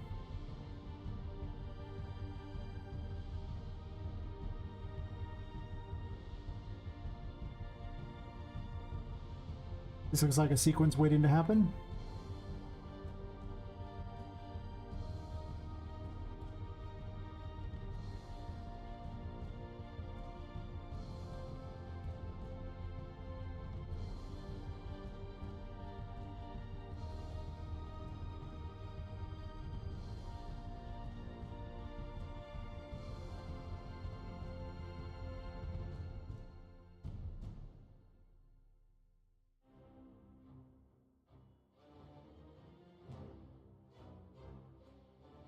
Oops.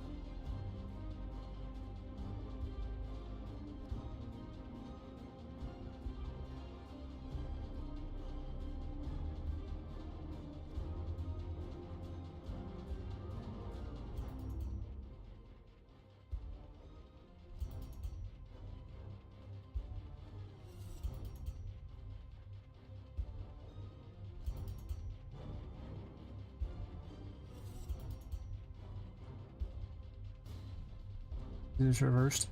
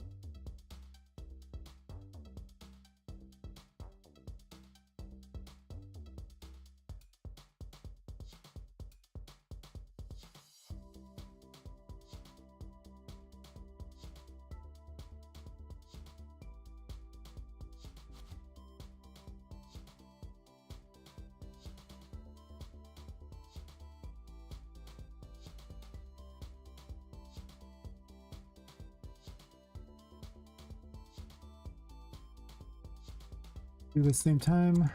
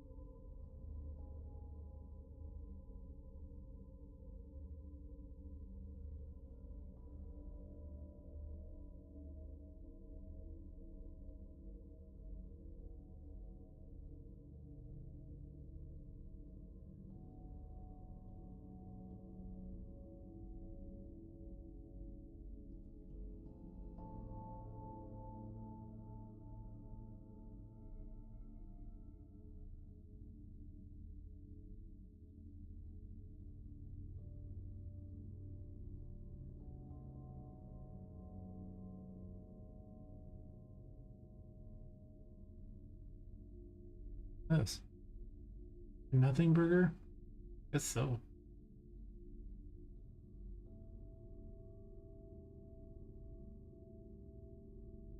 Does any of it ever still be used anywhere?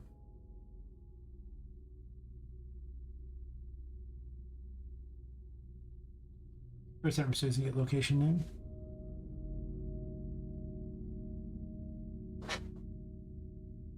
When am I triggering this?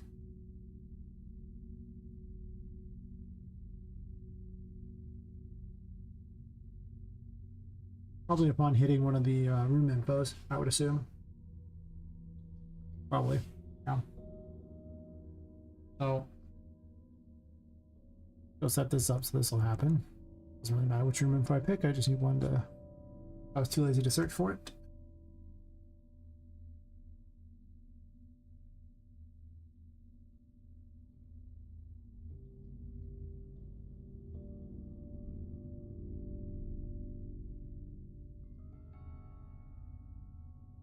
Room information here.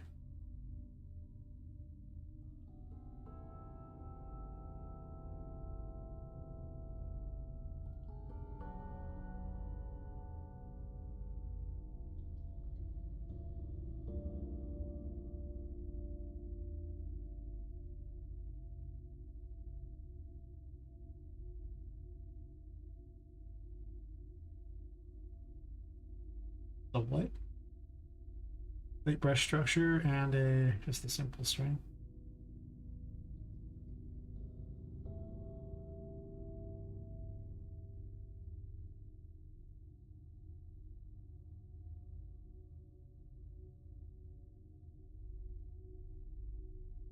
I don't know if I need the room image, but I might.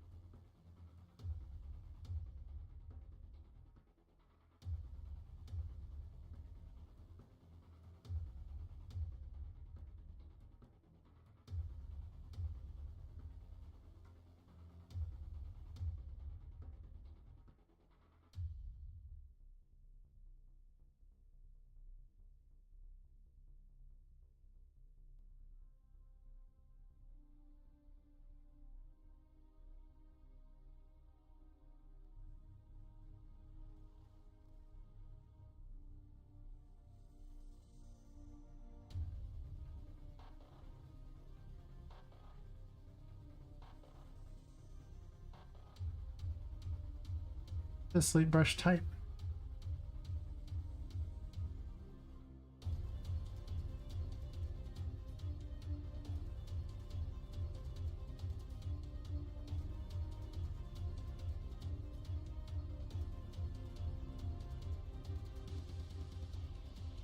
Having slate brush does not get what you want.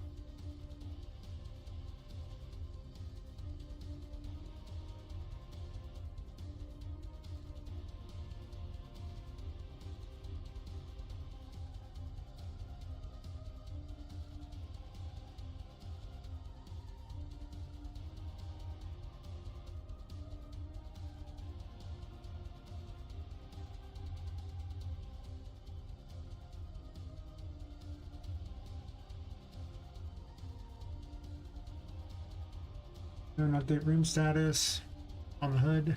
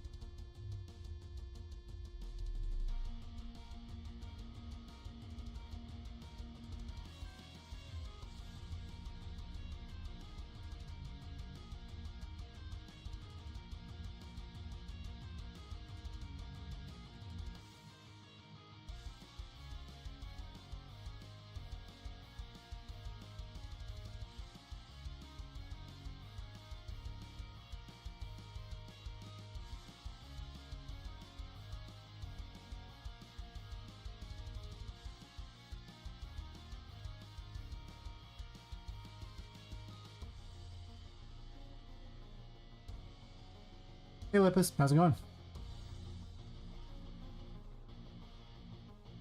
Using time for a very quiet night on Twitch. Not so quiet on YouTube, but I guess they don't talk much on YouTube, but yeah. That's my thing. Which will work until June? Oh. That sucks. What's up with all this work? Don't you know you're supposed to have like no work so you can do game dev all the time and just get paid lots of money? Oh yeah, Twitch's been quiet all night. There's briefly some people. But overall, not many tonight.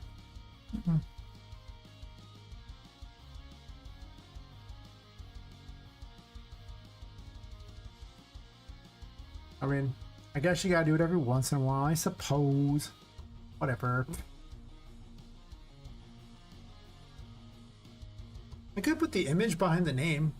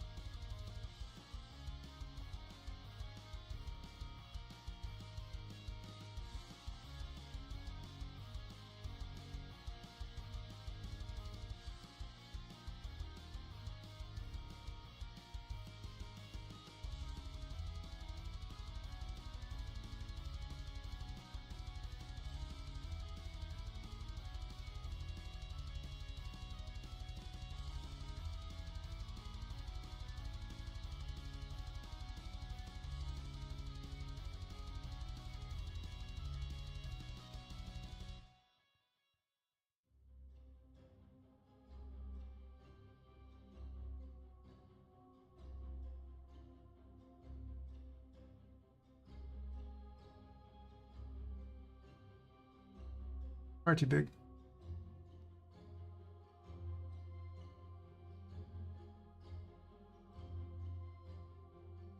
Make it smaller. I was gonna do that.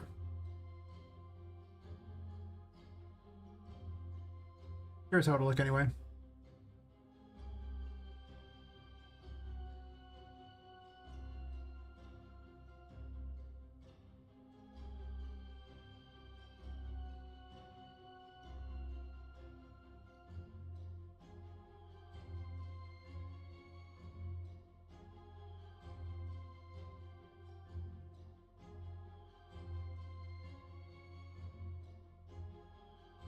Anytime to make my menu better, I'm at home. Also started to find what kind of effects I want for items. Nice, nice. Soon the game will be well underway. Yes. Hopefully.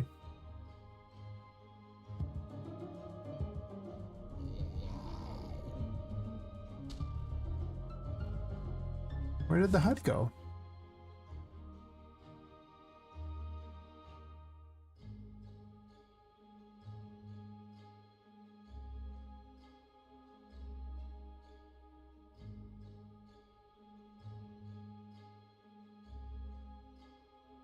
The hut is hidden. Oh no.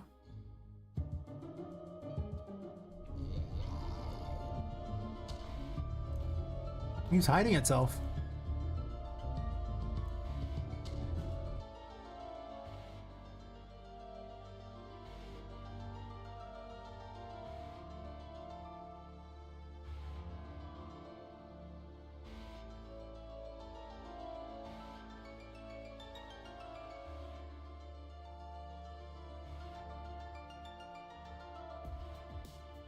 Just to double check, is it you that's doing it?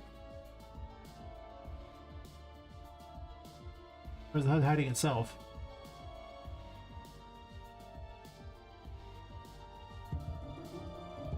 I think I know what's doing it.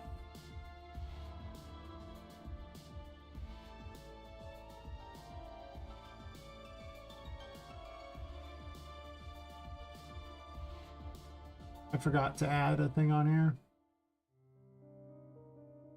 I just forgot that. Yep.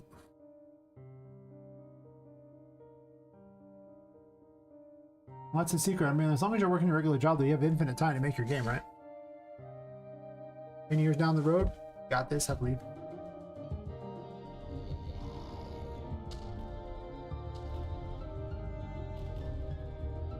I could have a little picture of the thing. I don't know if I care about the picture, though. Or if I'd rather just have the, no picture on there.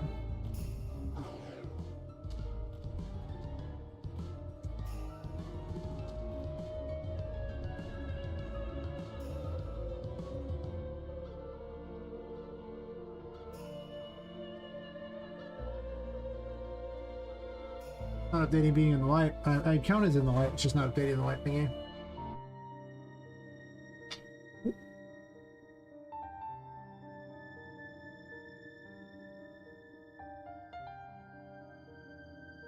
I think it's because I don't have the, I forgot to include some stuff on Poppet.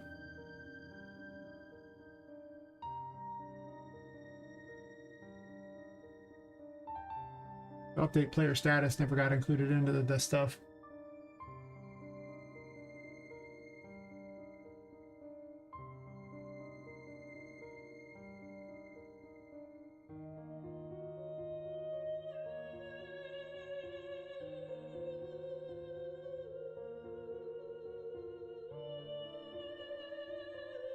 Yeah, you really don't like this track.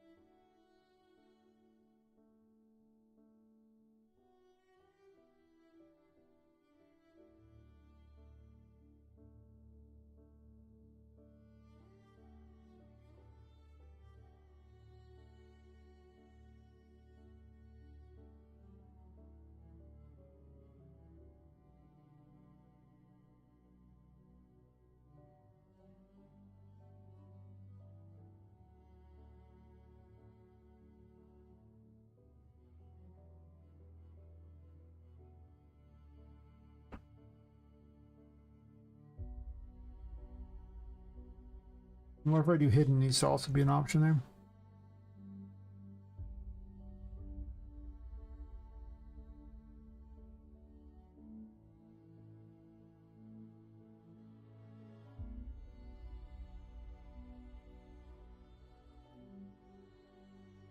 I still use it as hidden? I don't think so.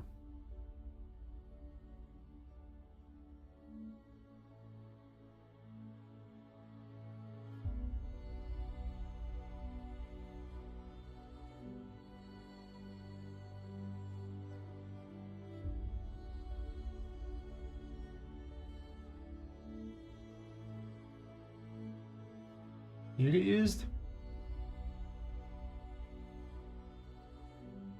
Am I duplicating? I don't duplicate it.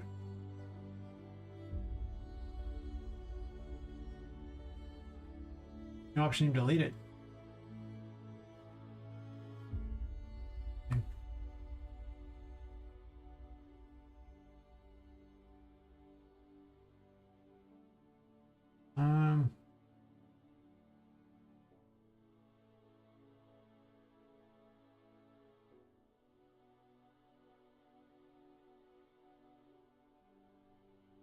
How do I set up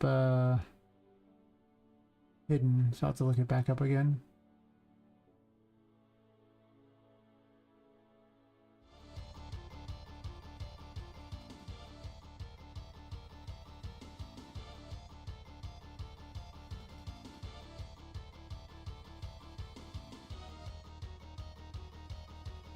Please do hidden though.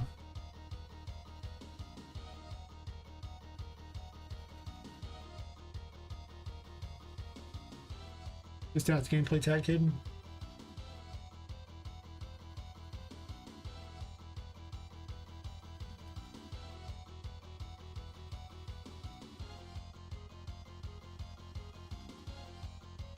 I think update gameplay tag should probably just have an update all the thingies, so this way I don't have to worry about like an update status option or something. Probably a good idea.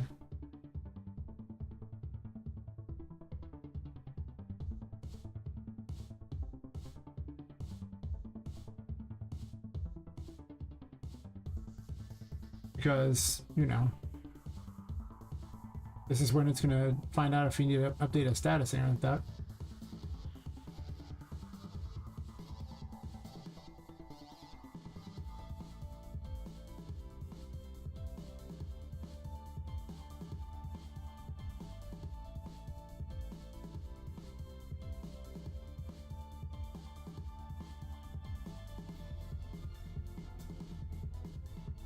Not sure I'm going to stick with the weird little image thingy.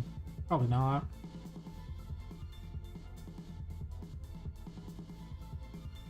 Looks like I could like make it circular or something. That'd be kind of cool. It has to be made circular inside of this. I'm not going to make it circular otherwise.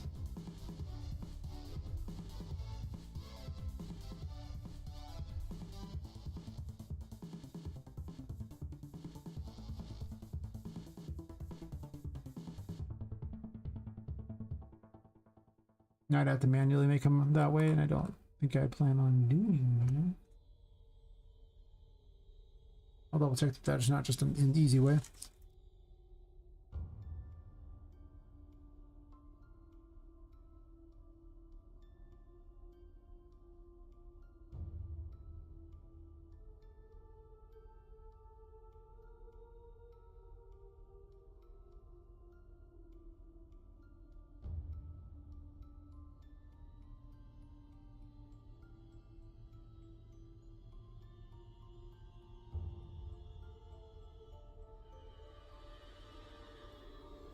It seems like a lot of. I'm not sure I want to do all that just to have a circular image thingy.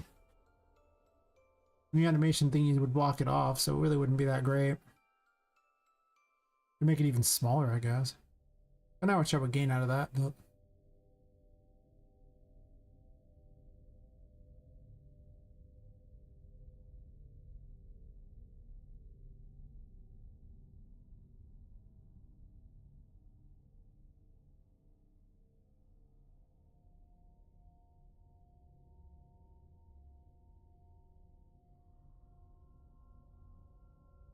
You gotta be about like the size or something. You have to increase the size of this thing if you want to do that. I'm just curious to see what it looks like, so I'm gonna do it.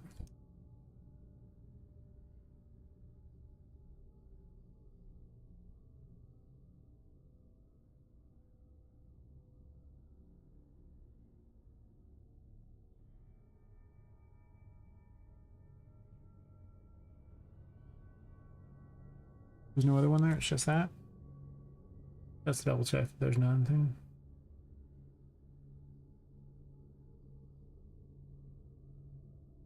Nothing? Okay. I doubt it'll look better, I'm just curious. Almost certainly look worse, probably.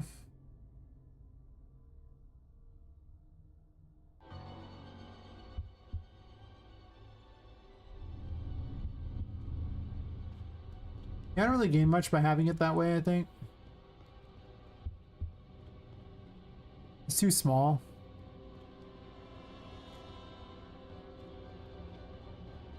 It'd be cool for the other room, though. That's what makes certain switches to light.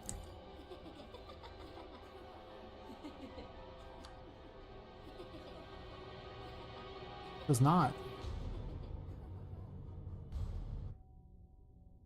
Okay, well, either way, I hate what went on there.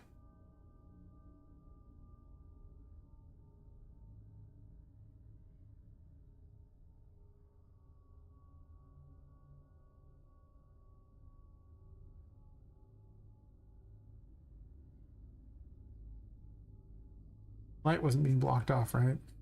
Might be. Let's have them backwards.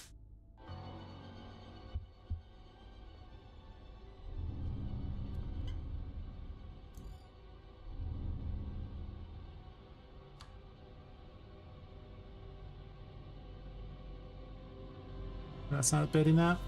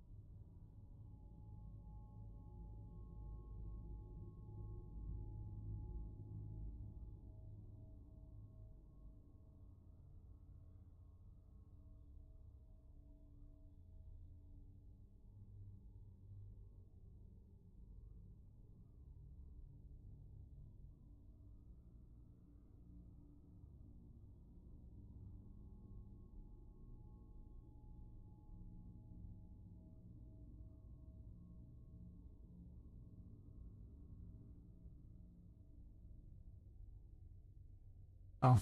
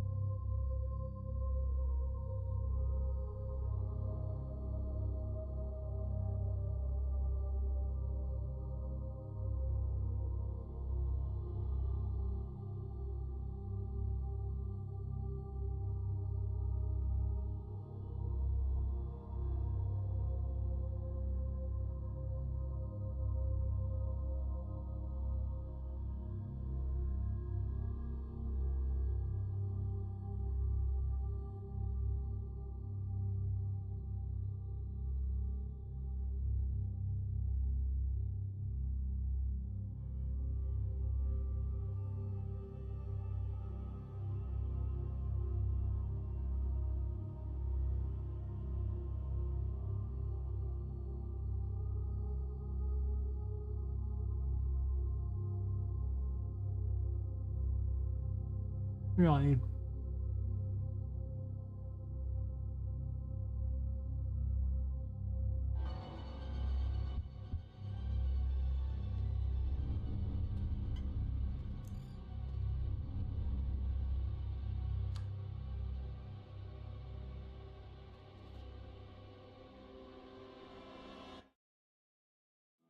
Flashing little things in there, so I think I had a slightly messed up thing on the hood here.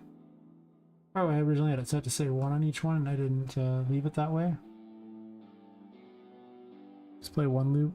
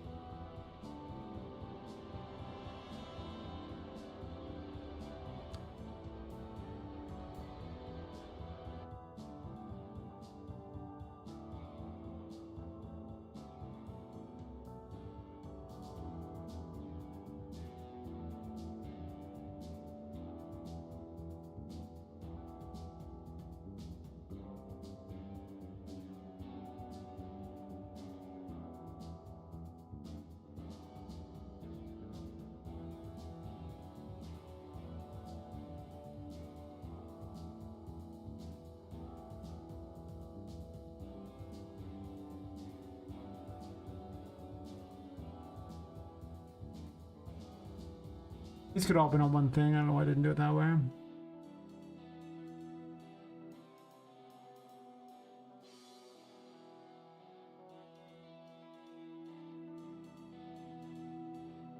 Hmm.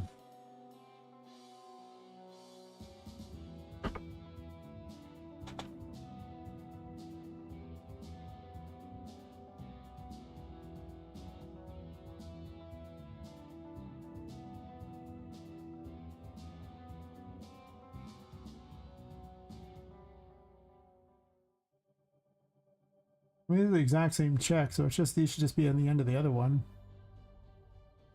Did myself a lot of extra effort.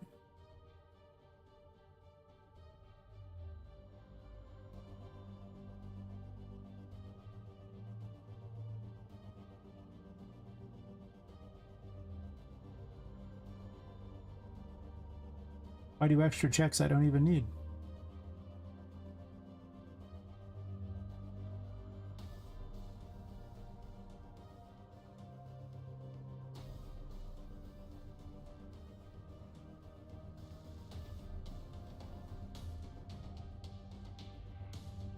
As I break these up anyway, but I have a plan.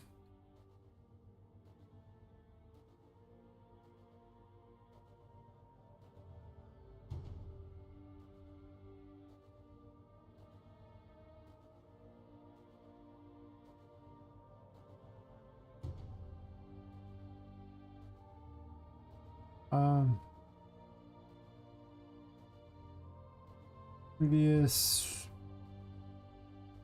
status, I guess. Actually, darkness.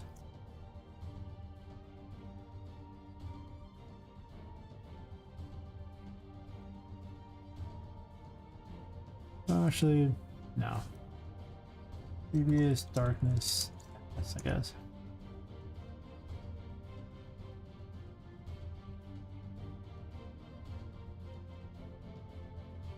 Not a good name for it.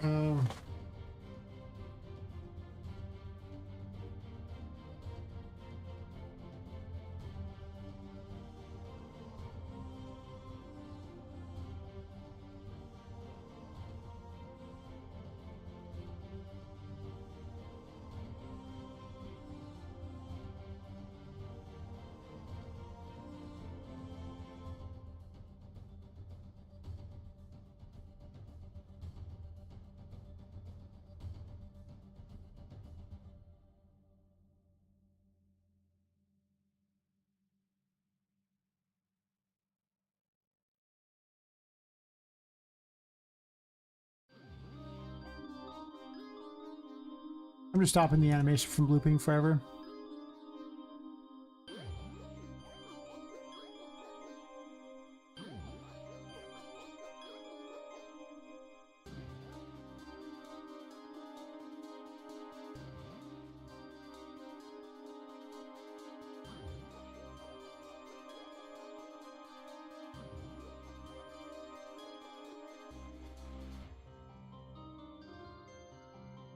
So it doesn't set this over and over. This is practically doing on tick anyway. So if it's false, then go ahead and do this.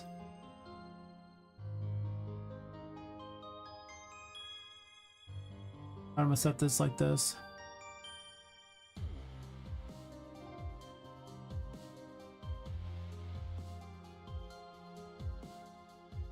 Do the same down here. I actually don't even need a sequence necessarily because I don't want to set the visibility on those over and over either, so it doesn't really matter. Darkness. Hands off the keys.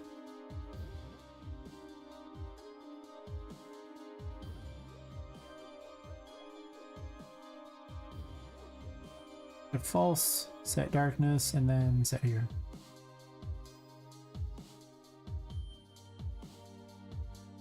The save trick so that it makes it lets me move everything at once.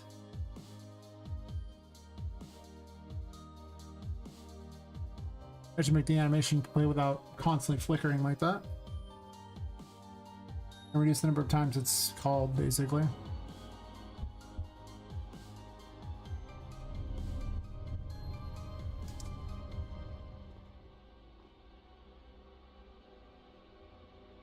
didn't even set it the first time.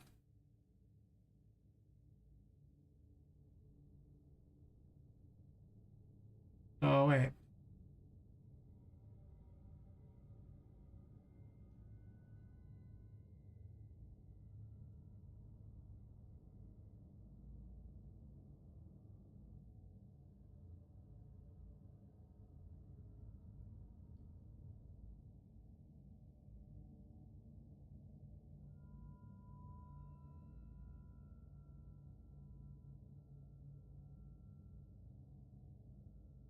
That's backwards somehow.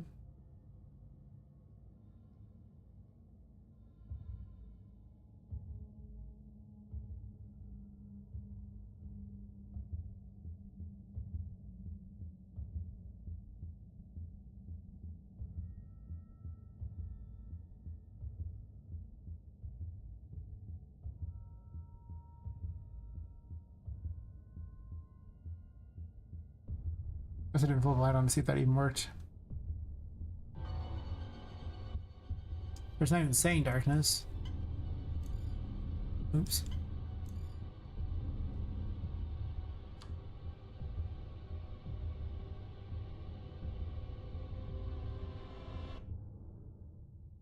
Maybe set to hidden.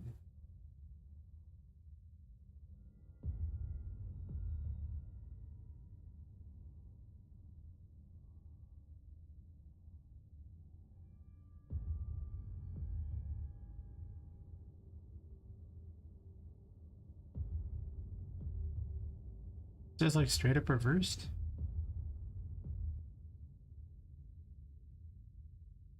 Double check. I try to make it all simple.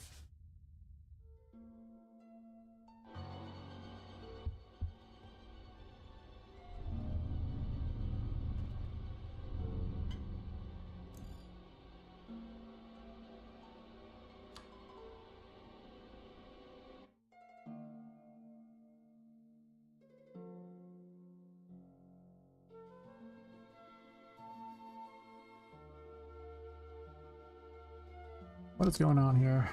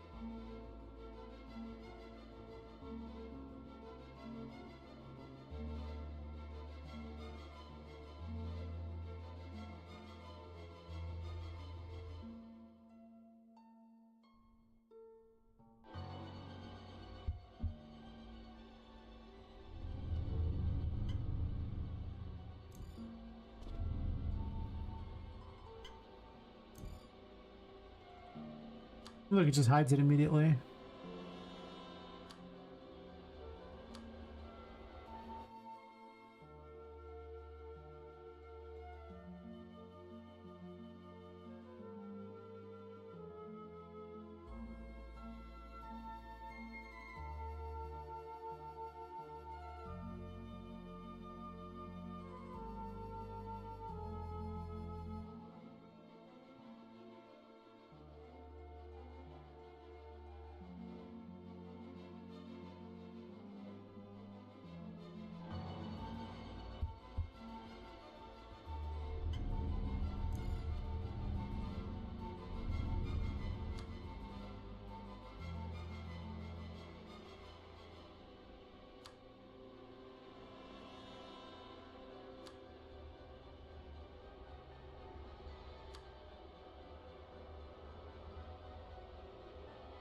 It works to me.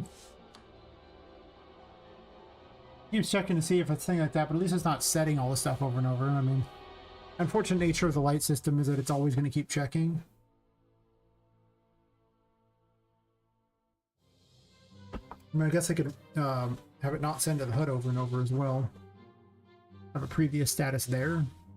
Maybe a bigger pain to set up than what I currently have, but might not be a bad idea. I guess sending a message over and over can't be that good. Especially because it gets this over and over. That's true. The earlier on I can do it, the better.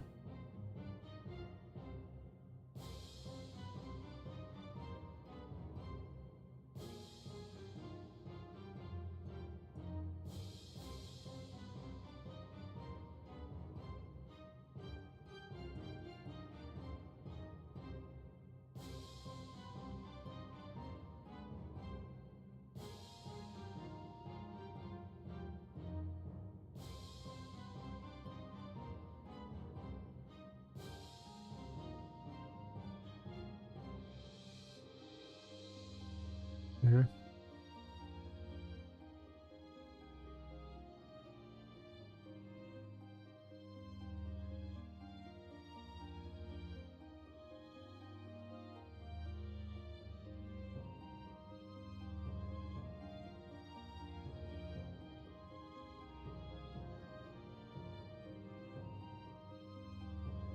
Like a previous and a current light status if we do that way.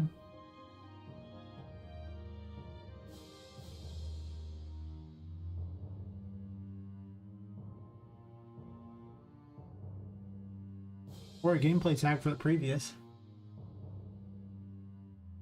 That's actually probably better.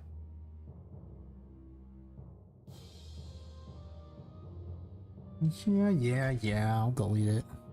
Weirdos.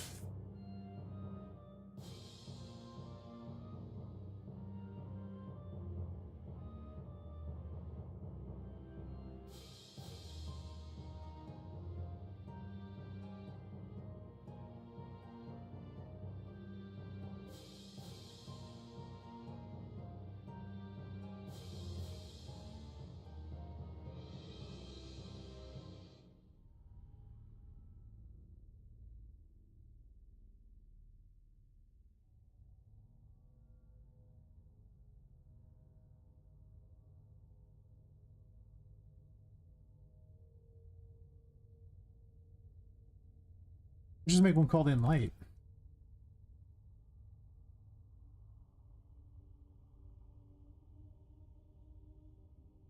Fine, they can just have both.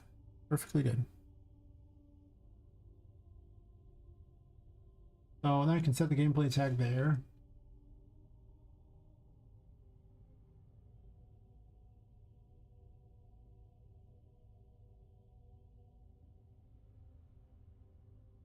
Actually, wait, we need that? Wait, I could have just activated as tag, right?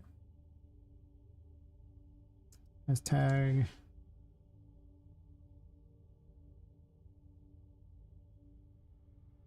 Wait. You can't compare the tags, though. You need two different variables to compare the tags.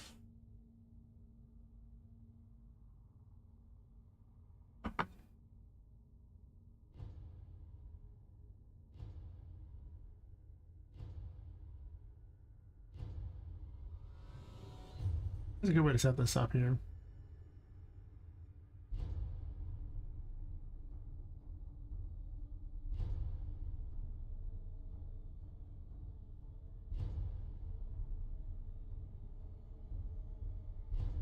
Right here, I'm checking to see if they have the darkness tag too.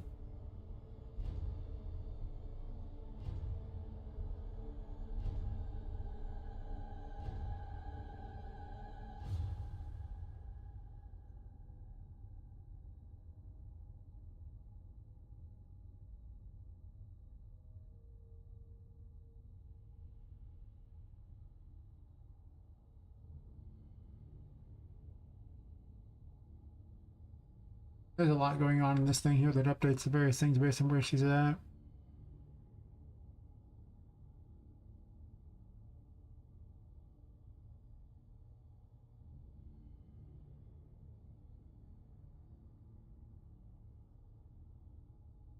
Hmm.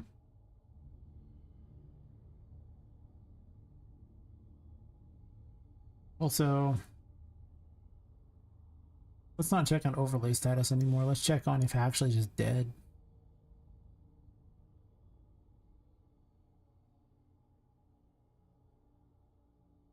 Trying to unify everything under the gameplay tag so I don't have to try to figure out where everything is.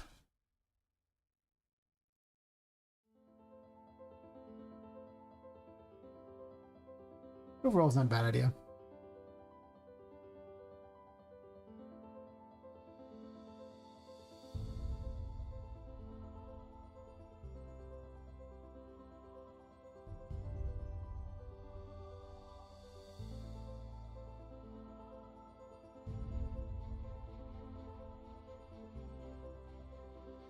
Yeah, because this one overrides that one, so I can't just do the same. That's unfortunate. I'm for a way to really clean this up. There really is just a pecking order between the tags.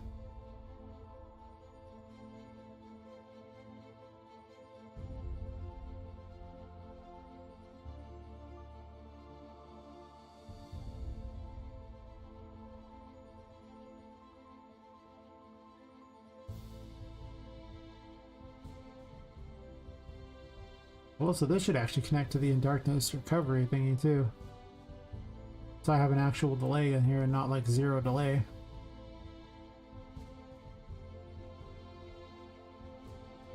Hmm.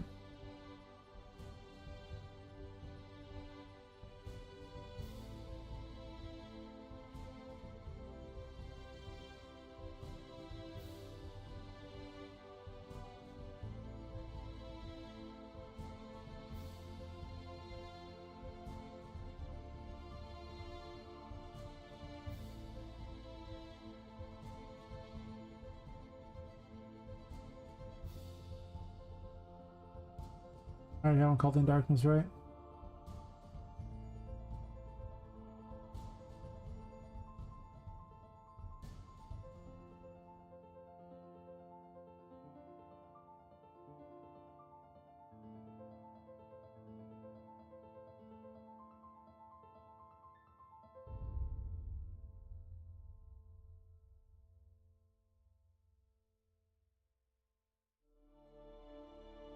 Is that really gonna help much? I doubt it.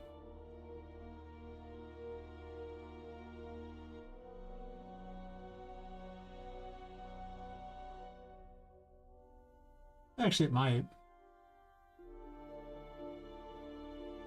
Actually, it would.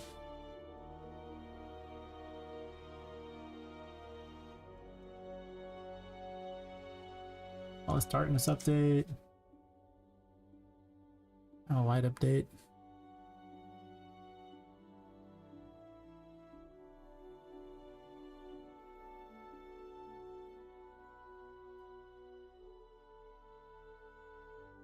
Up here, we just call it darkness update.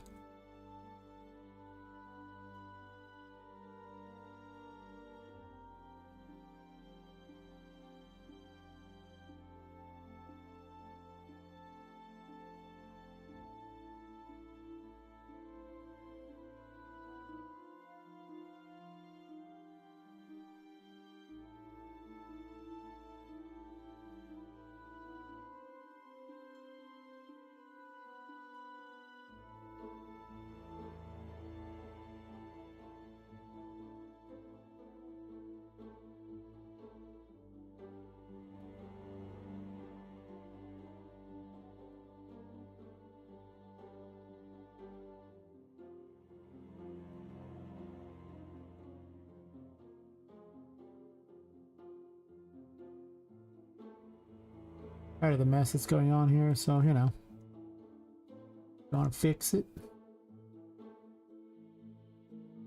Yeah. You're gonna let me one thing at a time.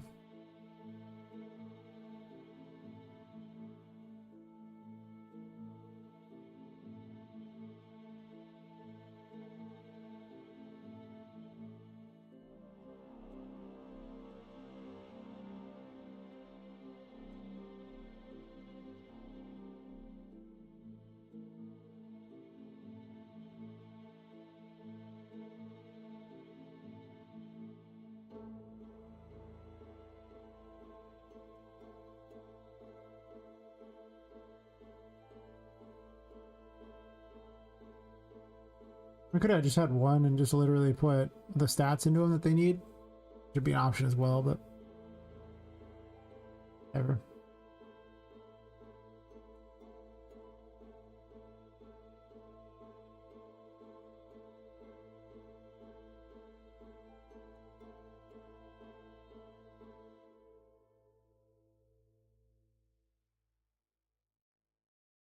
Oh yeah, I want that.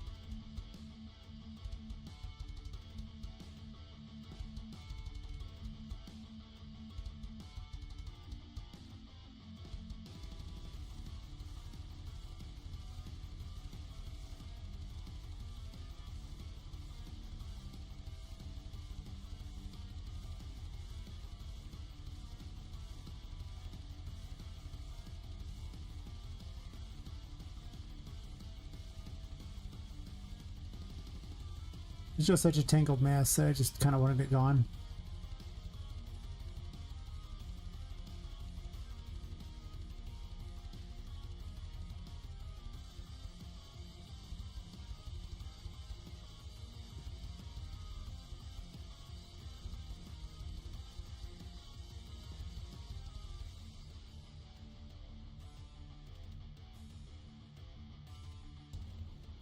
Okay, let's just swap these to make the sun active, and then it goes and does this instead.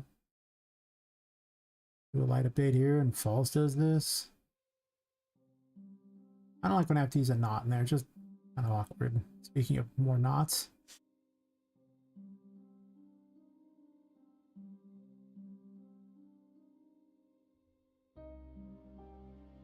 It shouldn't take me like multiple minutes to suss out how I have something set up by looking at it. Seems pretty unreasonable to me.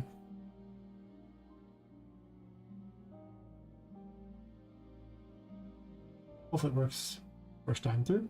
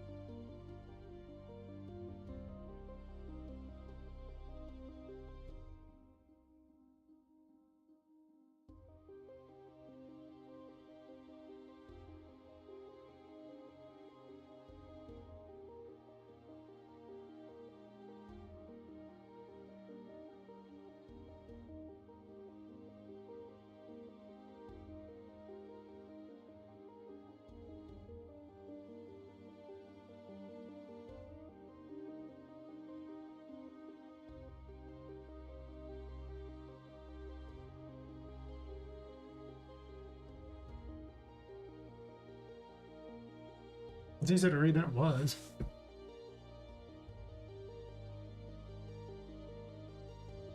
I just made it a function though.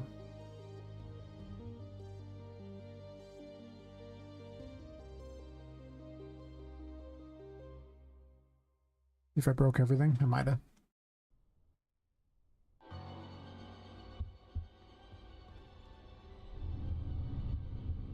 Not updating my stats at all now.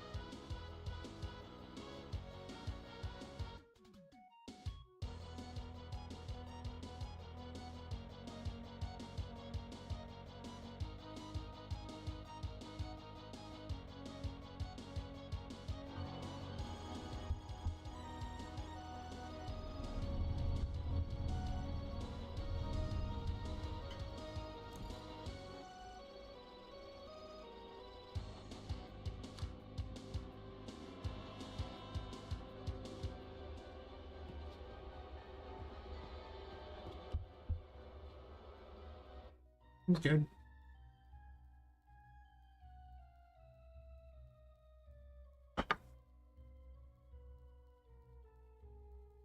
could have just been a macro, actually. Dumb.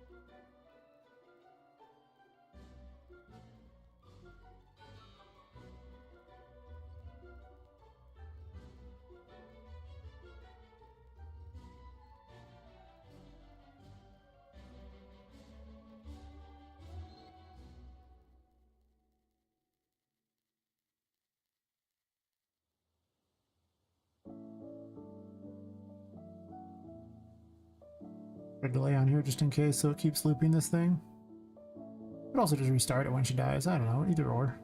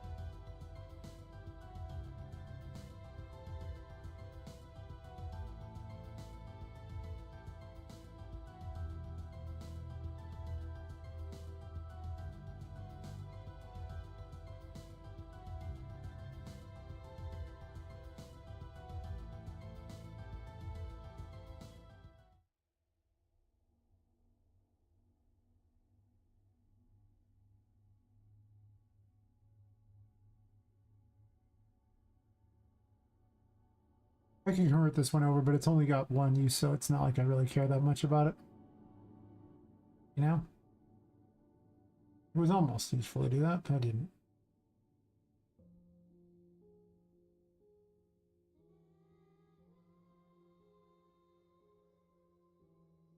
That's way more readable than the previous monstrosity that was available there.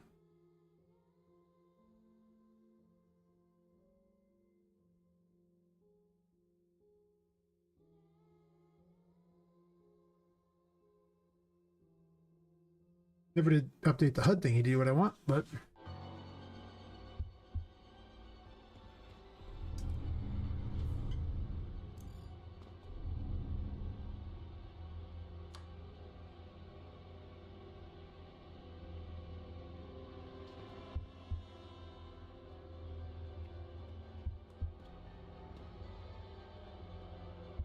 oh, that's creepy. Ginormous head, just out of nowhere.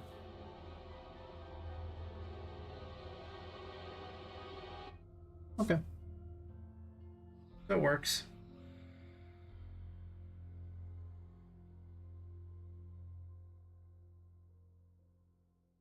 I think a lot of my old code could actually probably be massively updated. Also,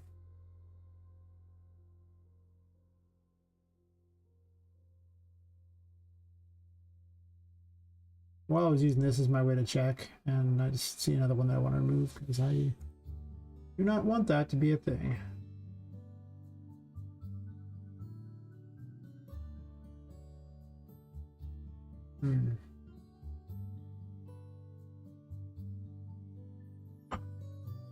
This is my fall out of the world thingy, and it checks every handful of seconds. I don't know how necessary it is, though. Because it would have to go and find information every time.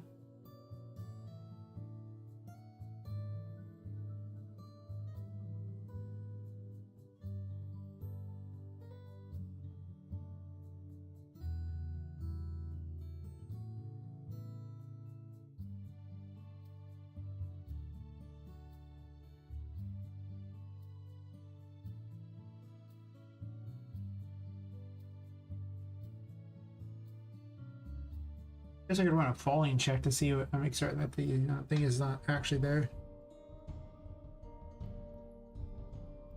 This is a lot of stuff. This is probably this whole thing is going to be one of the worst offenders for usage of like for computer cycles, basically, because it's all the update stuff, like the upkeep thingies. So they're constantly ticking all the time. Well, ticking is the wrong term. They have delays on them, but just taking a second every time it finds all the lights, and I need this as a main mechanic, so it's not like I can really ditch it. But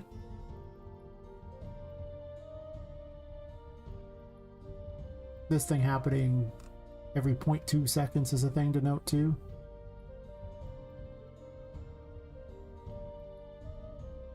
The source thingy never triggers, who cares? Oh yeah, the blinking thingy and other stuff like that. Well, it's just blinking. There's some I don't think is causing that much issues. It's only every 2 to 5 seconds. I guess I'll display a timeline.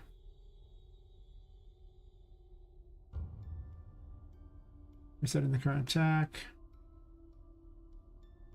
Reducing invincibility thing and turning her back to normal if she is invincible. Displaying the use icon so she can use things. Yeah, most of this stuff's pretty necessary.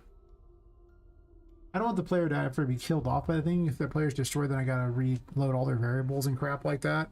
I just want her put back to where she's supposed to be when she dies. Which is why I don't usually ever destroy her. I just, you know, put her in new locations. There's a kill Z thingy, but again, that doesn't quite do what I want it to do. I could probably like retool it so it does do that, but I don't know if I gain enough time and effort, or enough to make up for that time and effort. Anyway.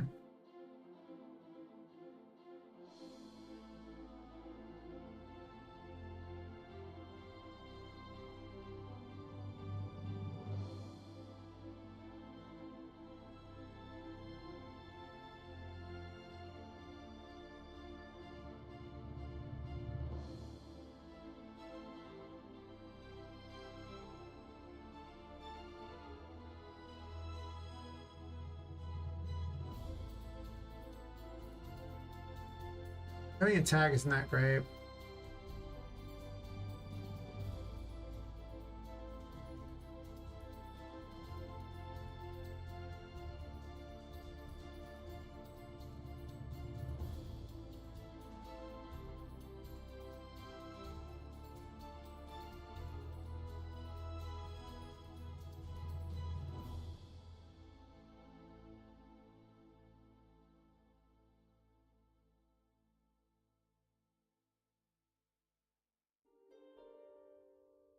This is going to be much better than just having it go and check on that. Using the exact same method. Means I should probably just steal the method from that and use it, or I just have a previous light status and then just set the light status as opposed to having a gameplay tag, because it's not like a previous gameplay tag thing where I can just set like a string that says, okay, if the string matches, do it. Because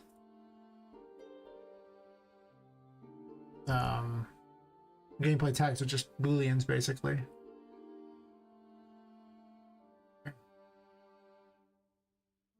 Okay, well, we'll do this.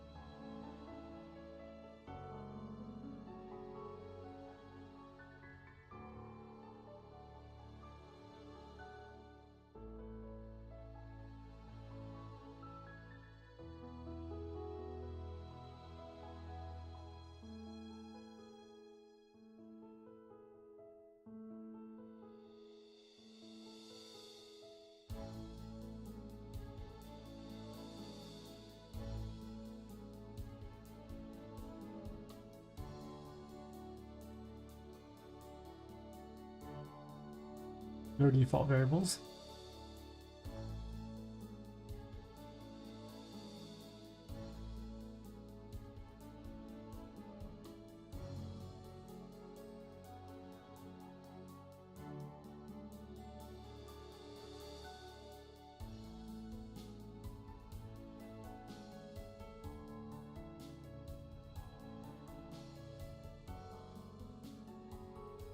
Now through all the macros, I only have to update it in one in each location, that's it. Fantastic.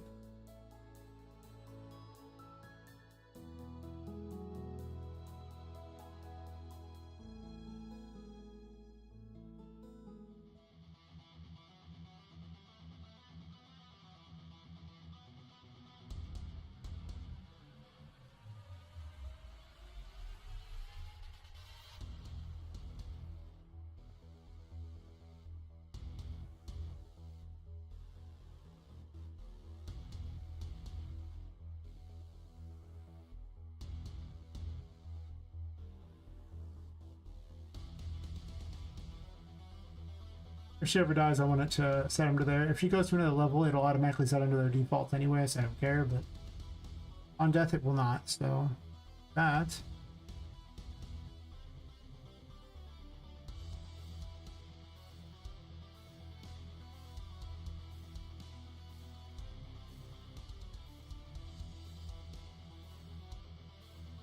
Oops, wrong one. So we'll make certain that if it happens false, then we'll do this so it doesn't do it again.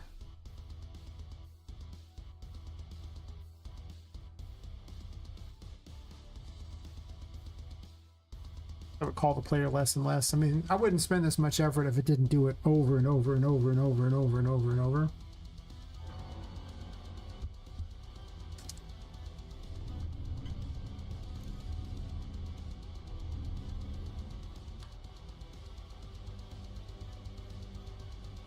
As you can see now, it's not pinging the stupid HUD every time. It's just going through her normal thing there and going, do I have this? Do I have this? Cool.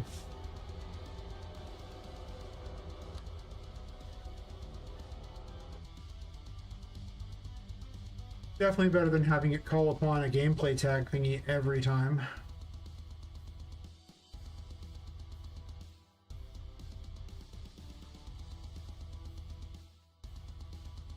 None of that crap matters anymore. We're doing the better version.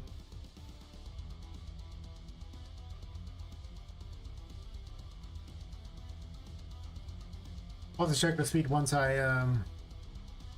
like why we're closing all the extra windows once I'm done with this thing here.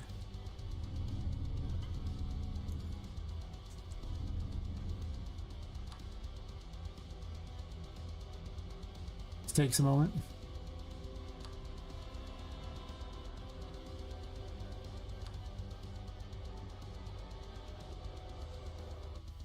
Looks good to me.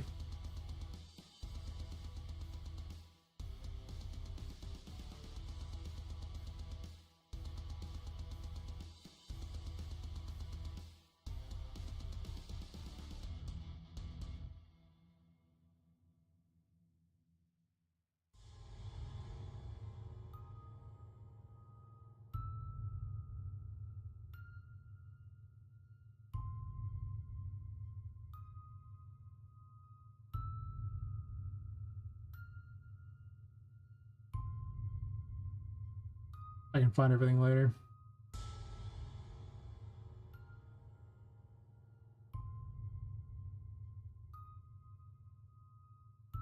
Whatever. I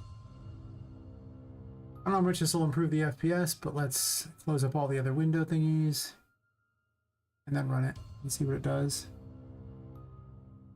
Did I close anything important? I might have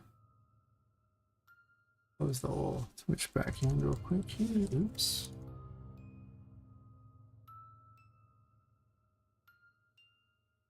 Mistakes were made.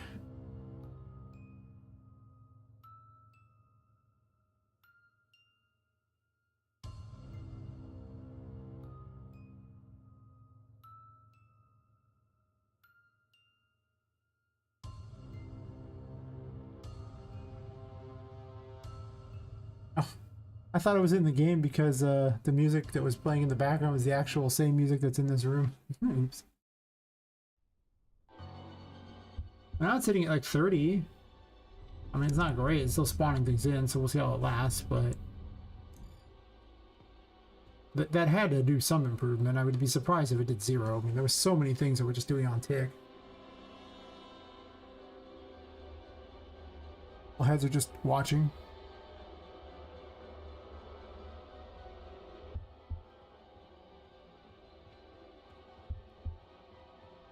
I mean, there's a lot of points it's 30 FPS. It's still falling below more than I want, but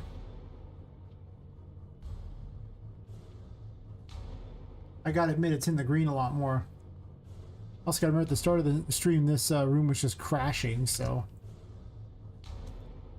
from, you know, crashing to it's in the green a lot of times, that's pretty good. Right? I mean, like, that's gotta count for some. But here it's pretty bad.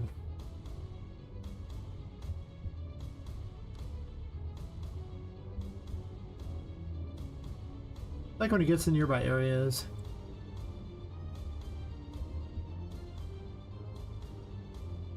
Maybe having the H-load load like a lot of things at once would be better than having it load small chunks. I wonder. Like instead of it loading like, you know, 1600, it does like, you know, 6400, even though it's doing 6400 normally. I wonder if it would make a difference.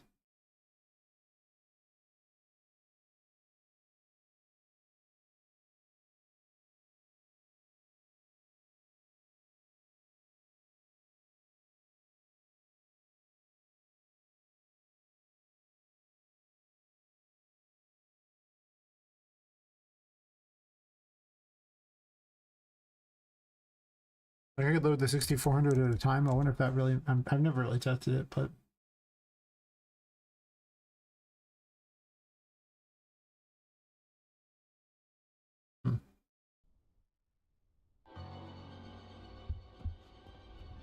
I'd load everything in first.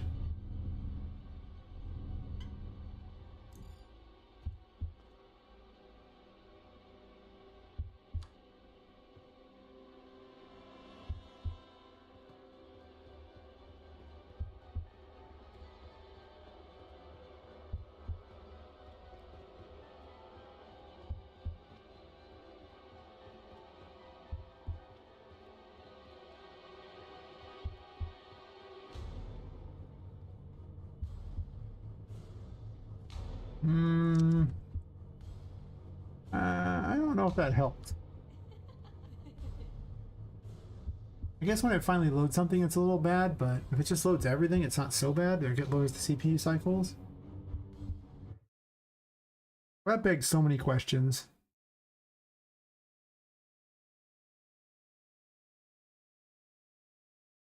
Like, is it because there's too many things loaded, or is it because it's constantly loading things that causes it to have this problem?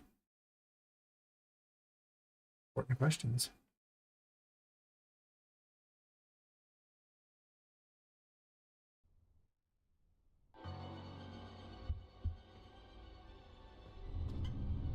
Everything up. Takes a second. Initial loading is pretty bad. Having more really does do terrible things. Like, it doesn't help at all. You actually want the smallest possible. I figured that was the case, but I was just wondering how bad the CPU cycles are causing issues versus not. Okay, I was way below the amount there, so clearly that was not the way to go anyway.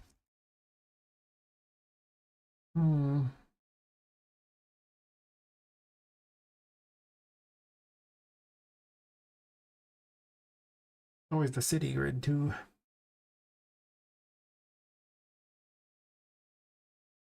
By the way, the city grid, like, how much am I losing for that city? That would cause basically nothing in the city grid to load. I'm sure I'm losing something for it, but I don't know how much. If it's like 10 FPS, the city might need to go bye-bye. Or something.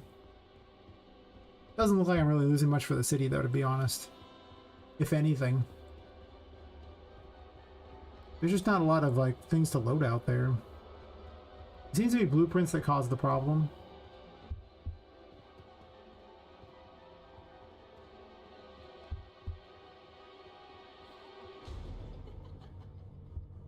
Oh. Jump backwards off that. Fair enough. This room's really heavy over here.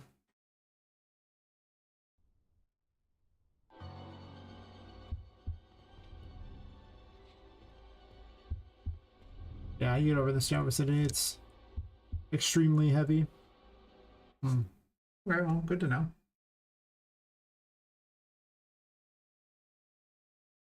The city's got like 200 things in it, so it's not like the worst. Most of them are singular meshes.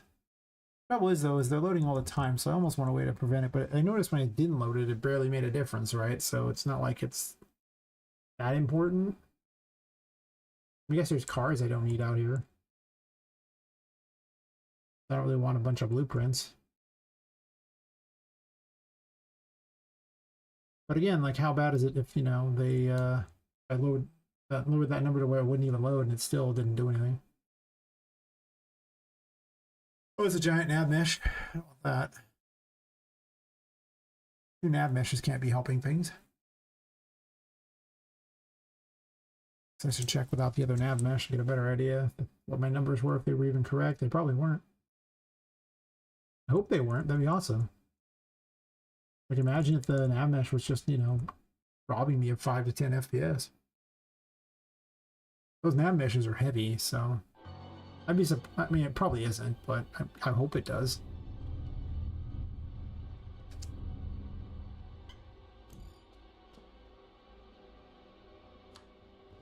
I'm stuck with one nav mesh, no matter what for now. If I can write my AI to not use it, I would. Because they are so heavy.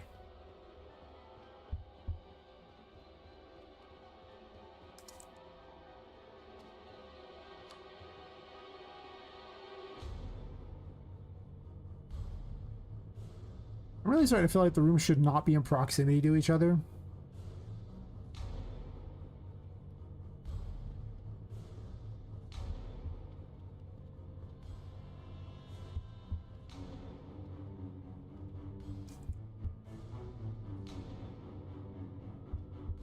Well, to be fair, I think I actually gained a few FPS in that.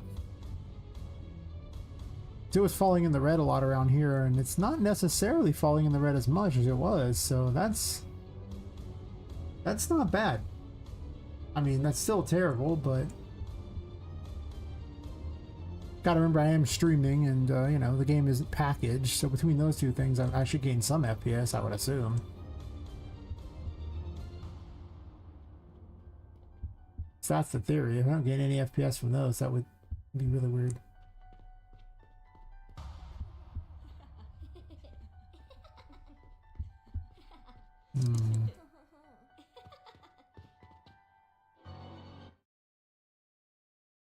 Oh well, I could save from crashing to in the green sometimes. At least probably like half the time, depending on where I'm at in that room. That's not terrible. I was hoping the HUD improvement would matter more than it does, but it doesn't seem to matter as much as I thought. Like it ain't zero, but everything spawn in first, and then can you get 30s up here?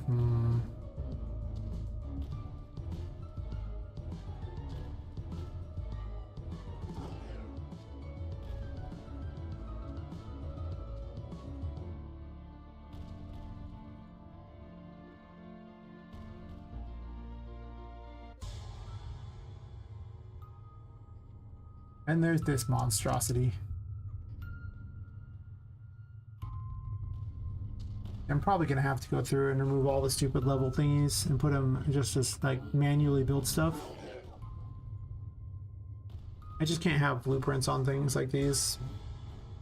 There's just too many things that have to be loaded in this room. I'm assuming.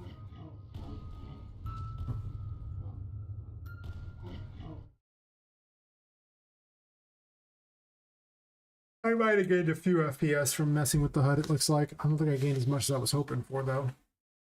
But to be fair, didn't test that room terribly. That room would fall all the way down to like 12 FPS sometimes, so.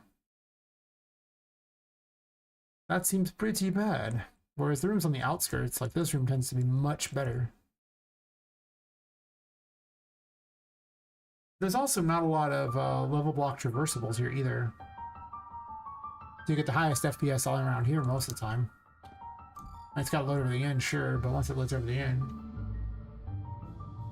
or not.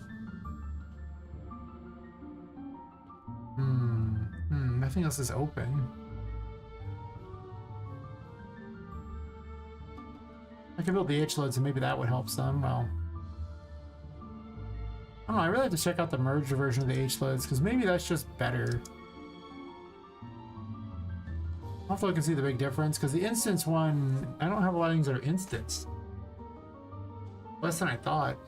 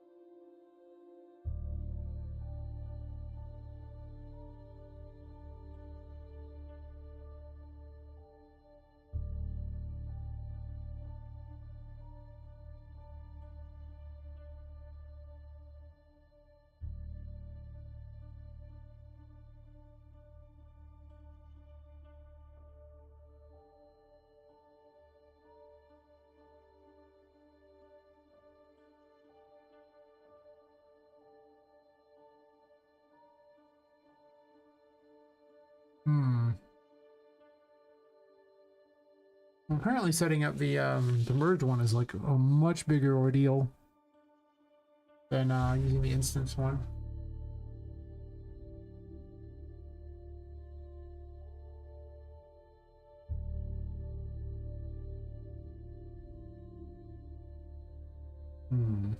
Just reading up on the various things over here to see.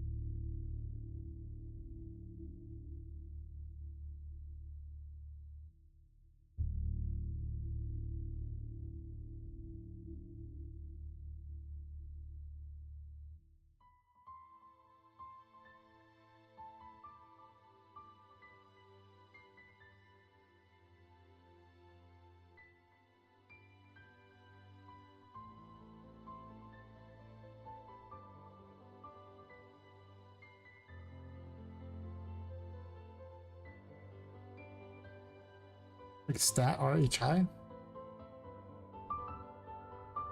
Actually, wait, did I just run it like this?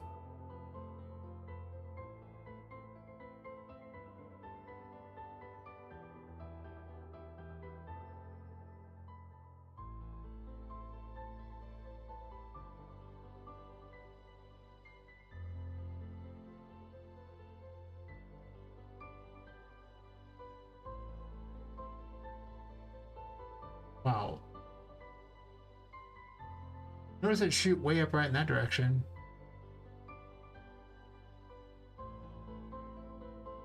Why?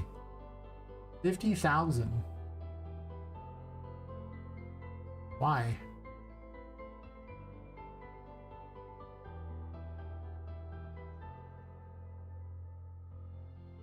$20,000. 74,000. Jesus. Just remember the distance.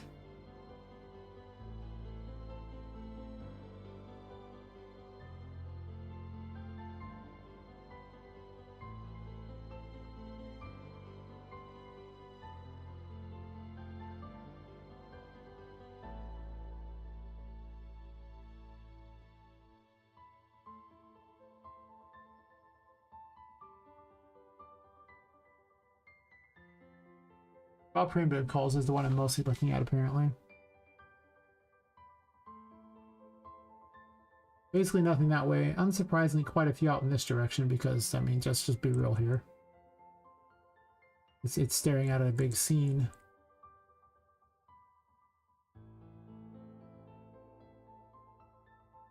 This is a lot of calls.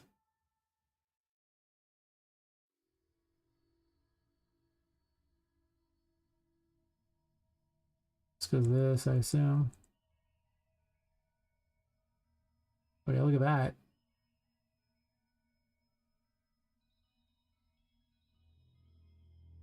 Like a brief moment at 45? Wow.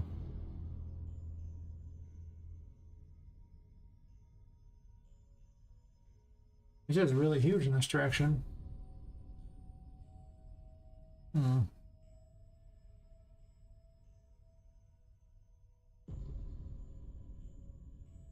And why does this one tank? Right around here, you saw the FPS just collapse. And over here, it was like really high. But if that was the case, why is the draw calls just nothing over here? Draw calls in the center are way more, and that was not where the speed issue was happening. Hmm. Hmm.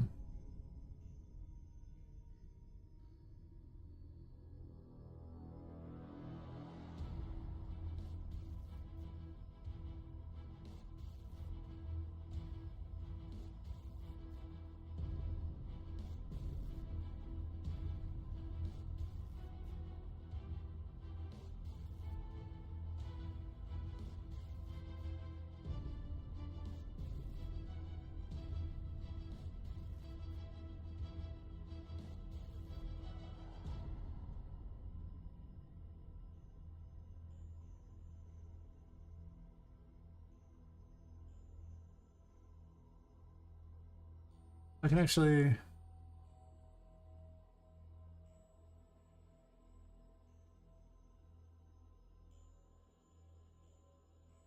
I'm glad there's a hide option for that. I can never remember which one's which. Hmm.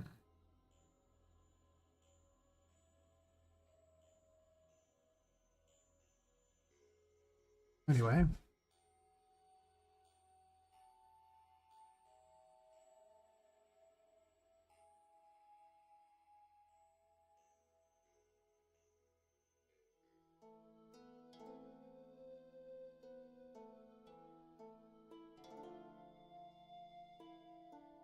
I think I can do this. LEDs.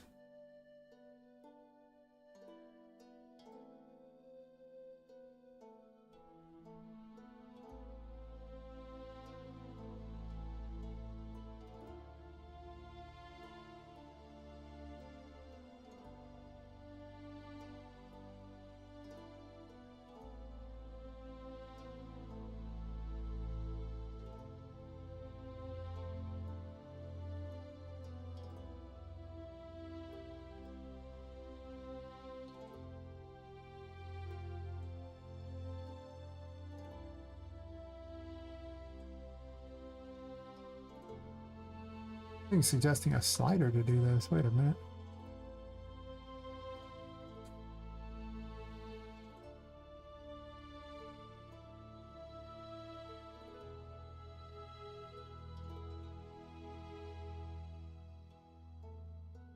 I'm already using the H-load, so I need something to back me up here. Let's see.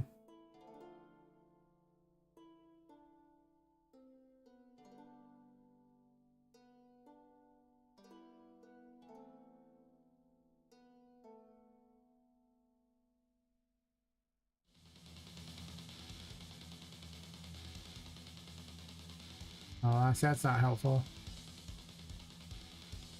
I'll probably do research on LEDs later.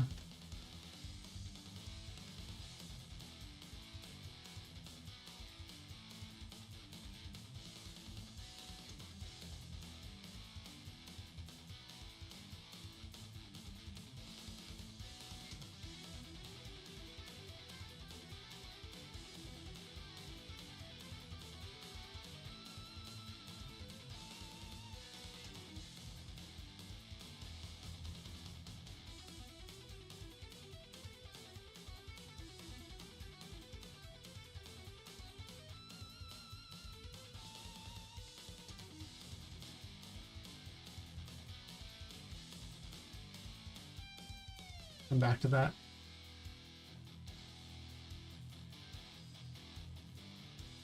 Because looks like I might do a little more research on some things that I can do to set up that thing. And I'll grab something else to drink. Right back.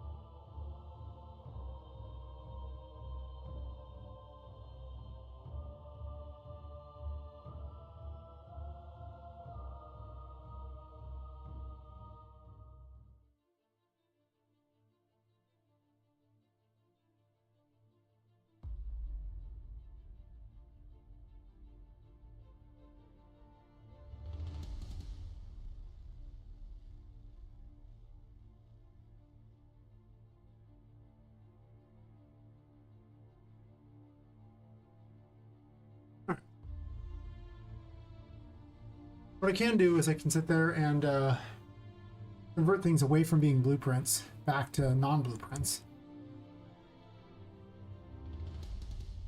Especially in the real problem children room like this one, that's just an unholy abomination. Would be the best term I could use for it. Which is ironic, given that, you know, it's a chapel. You would think that would be the least unholy of abominations, but you would be incredibly wrong. And should feel bad for how wrong you clearly are at even thinking that this place is not that, yes.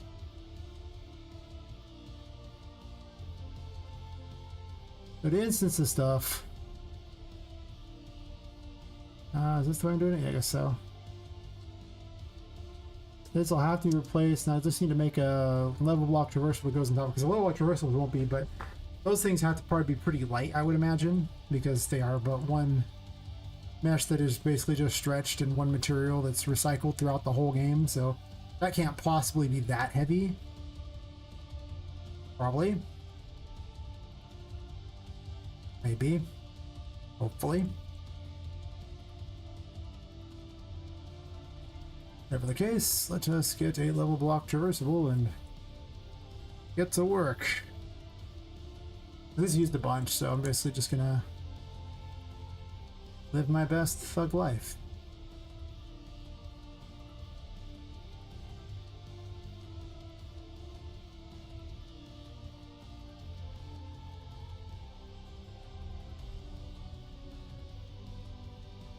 I wonder if it has the size of the other one there, like if I could do that. I wish you could break apart a blueprint, that'd be awesome.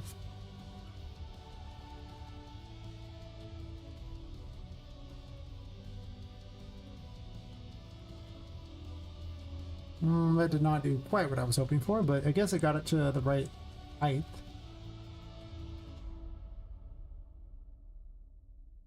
That's about all it did, but it got there, so it's kind of cool, I guess. This sticks out both sides, right? It means that, it looks like it does. I was pretty generous in how far it stuck out. Too true.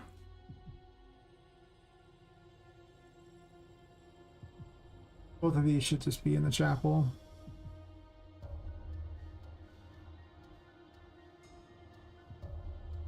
Technically, I could merge all these things into one giant thing if I want later, too. Might be what happens. I would group them, but every time I ever group things, it runs into a bunch of problems. I don't tend to group stuff much anymore.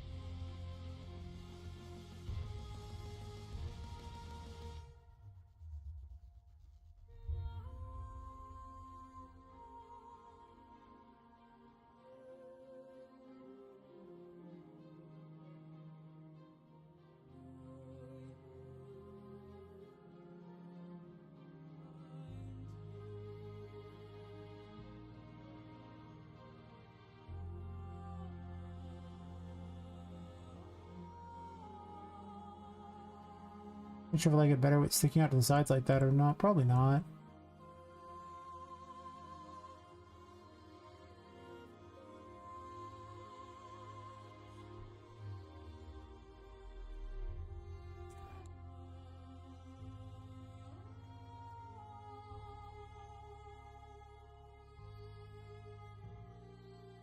I'm check it out, huh?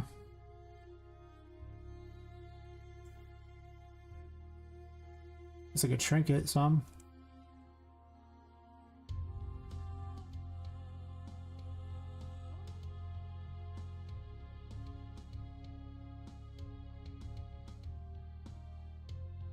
I was actually on 3.4 on this one. I see. That means I need to shrink the other one too. Nice. I did all this effort to get this set up perfectly inside of a blueprint, only for it to now be proven to be a bad idea to do what I did. I'm assuming.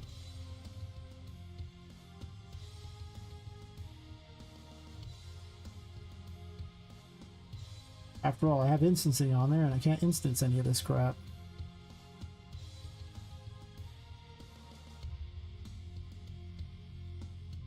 I mean, I could try, but it's not going to work very well. Oh well.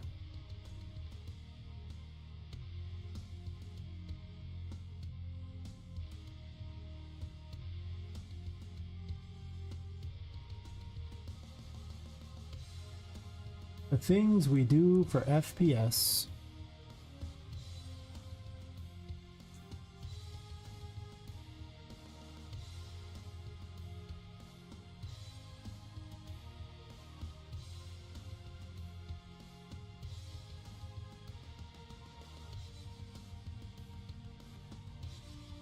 The plan is to basically delete out these ones here and then test also the other ones too, like the benches, and see if that really helps before I get too crazy and do this in other rooms too, you know? Like, I don't want to do this in other rooms if I don't have to, and in fact I don't want to do this in general because it's slow and awful. But if it makes it work, it's very worth it. I would be lying if I said my understanding of the H-slit system is as good as it should be. It's definitely not. So, you know, that's why I experiment. I just want to build levels though. Huh? Lame. It should be higher up anyway, so it's not on top of that.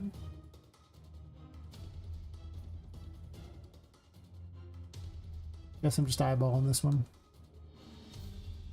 It's okay, I don't mind eyeballing things. She ain't gotta be perfect.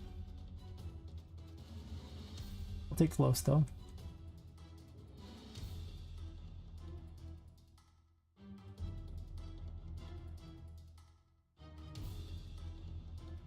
I'm really curious to see how much this will do. I mean, this is very much an experiment here to see stuff like this.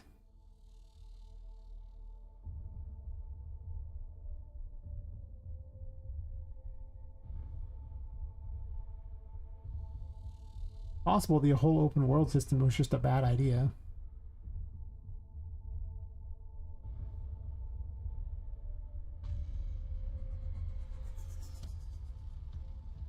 These are also in the thing and not actually at where they're supposed to be, by the way.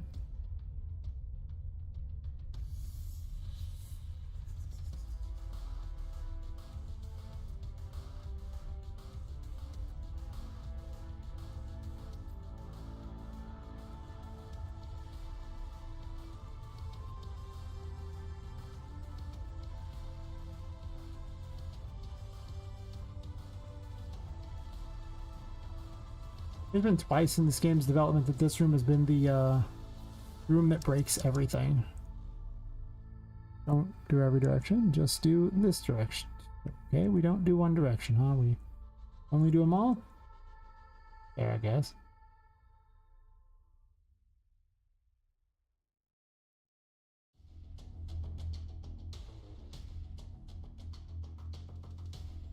Glad to see that the two are facing opposite directions. Fantastic.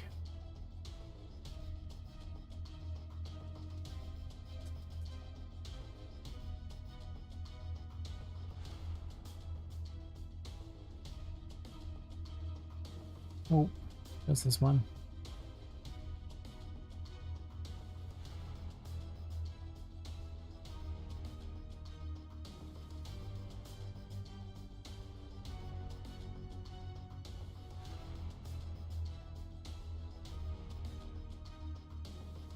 Yeah, I was trying to hit 4.2, but I critically failed.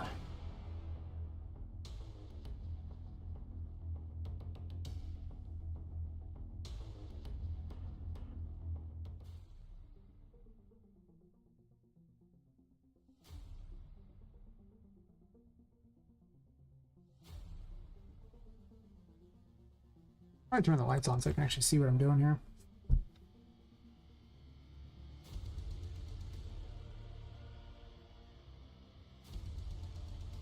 Might be ungrabbable because it's not far enough out.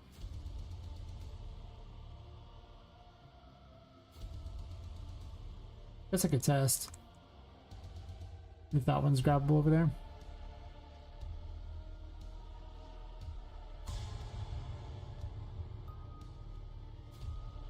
Most certainly is. Oh, the other way. I should check this before I place the millennium, huh? Perfect.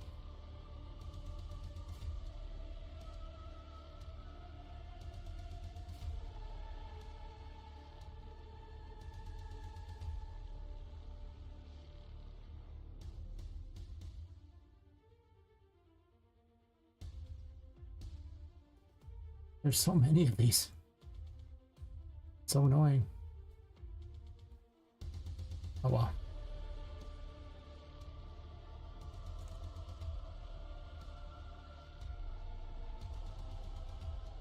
We'll see how it goes once I H-load them too. That'll make a big difference, I imagine.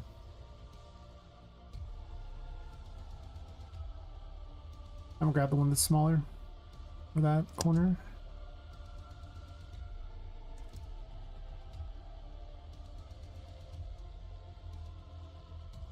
That's a pretty lousy day on Twitch. Great on YouTube though.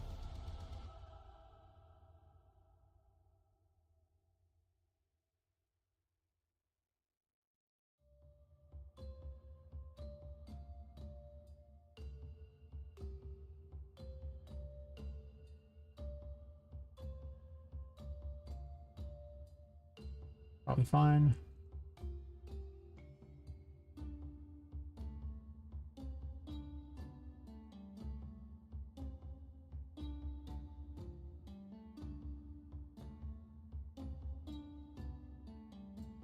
In a way, I hope this doesn't help because I don't want to do it all the like for every single thing that is a blueprint. That I you know, I just don't want to do it for every blueprint. But I also recognize that it potentially. I mean, I also kind of want it to work because then, you know, it will have worked and I'll have better FPS. So it's tedious, I know, but eventually it can be good.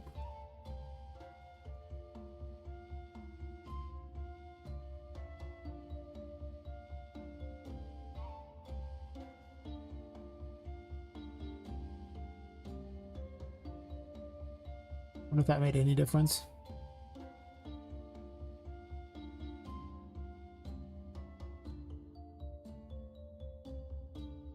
Oh wait, I didn't H-load him. Never mind. I won't do anything yet.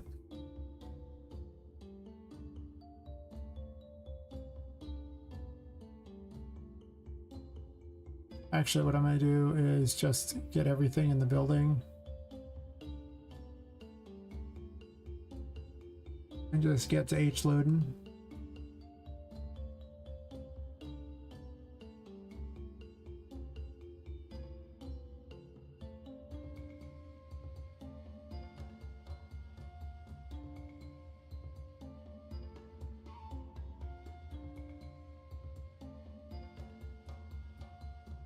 Okay.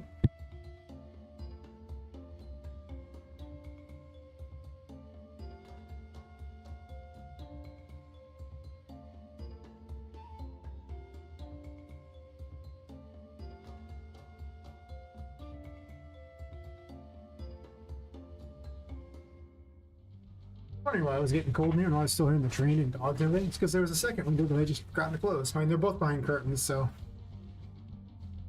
I didn't really see them, but I was like, oh yeah, I opened this other one, and you know, a while ago, and it's getting a little cold. I don't hear the train anymore, and yeah.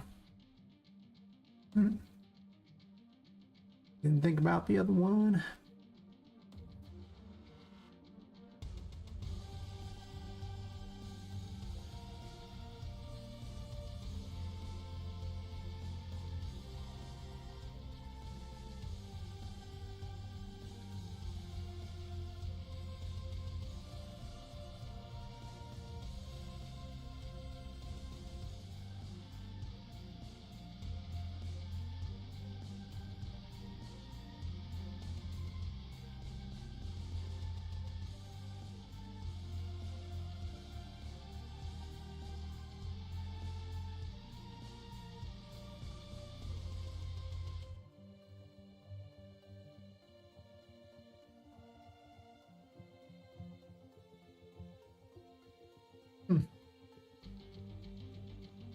Sometimes I wish there was a lot of people chatting, and I'd be like, hey, now is when people chat, but shouldn't take that long to do a build. It's just deleting the thingies, so usually doesn't take longer than a couple minutes at most. If I did the actual build and not the delete thing, it takes like over an hour. Hey, Elijah. God bless you too. Sure. I mean, I'm not a religious guy, but I'm happy to hand blessings around and to get them too.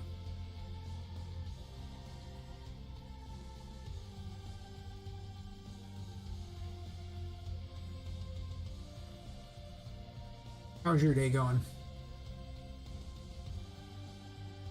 Nothing more exciting than this build status thingy.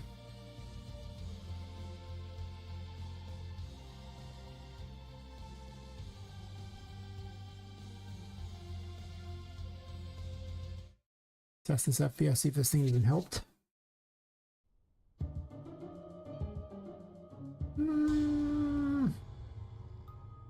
It got up to like around 22 once everything loaded anyway. I don't know if this helps. If it doesn't help, I am not doing this. I'm really not going to do this method. I don't think it helps.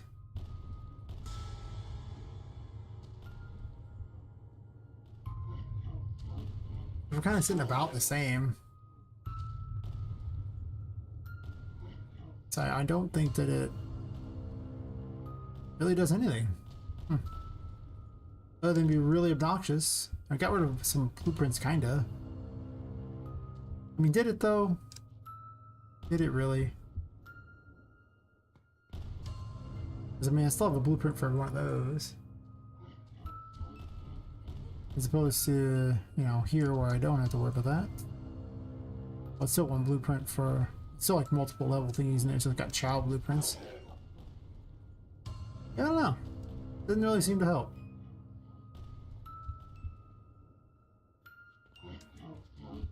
So I don't think so. Maybe if I did them all.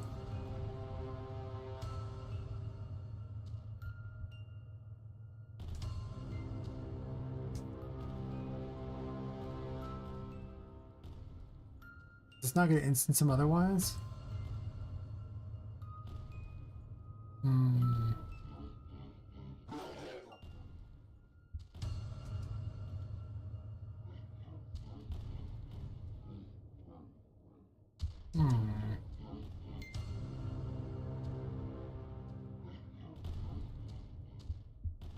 Yeah, something in this room is just not good. Alright, well, let's try something else.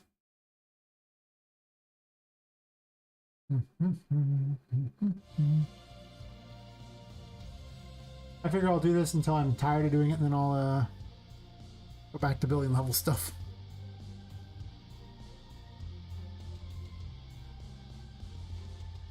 Was it like Sumtress or something like that? That's what I was thinking of.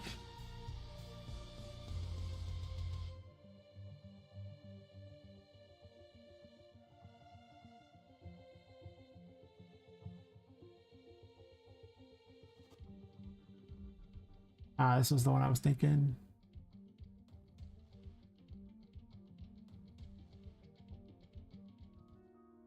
I can go through some of these and reduce them a bit. That sometimes helps.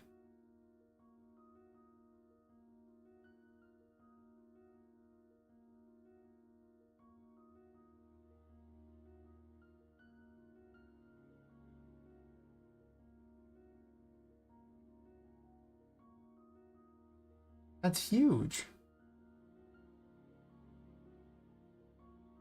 These awful things? The hell? Suck.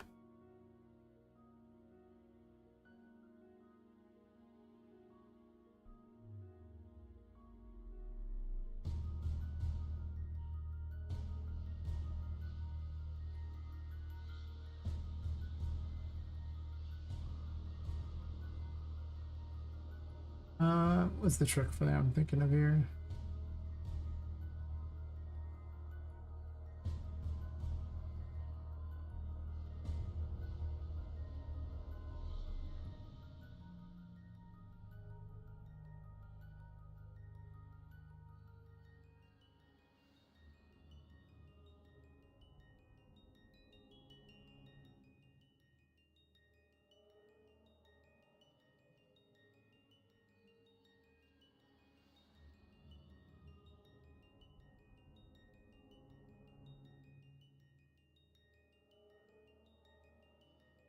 That was like max or something like that.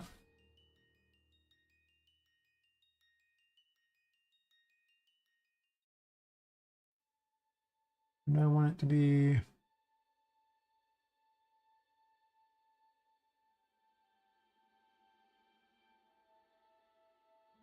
Do I even need it to go beyond this number here?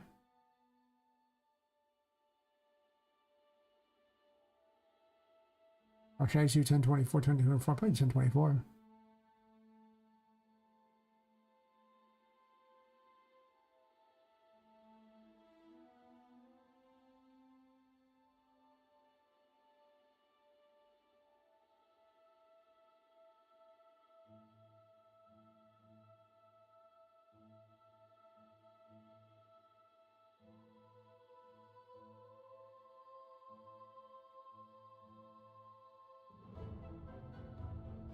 And now those things are way off there, so I dumped like, I don't know, quite a bit. Anytime you have a bunch of incidents, it's those grandfather clocks had a huge number of those wood trim thingies, so those are heavy as hell. Just nuts.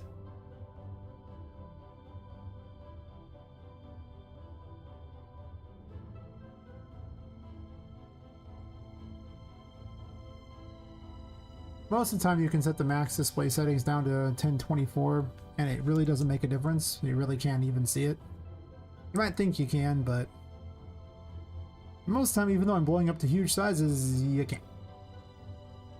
Sometimes you can, like when I try to do it to the weather stuff that blows up across the whole top of the entire skyline, you can see that. That one you can see. But for the most part, that's just not a thing. I was like, Some of these textures end up so big that you can just lightning strike. Okay, we're not changing lightning strike because that is huge.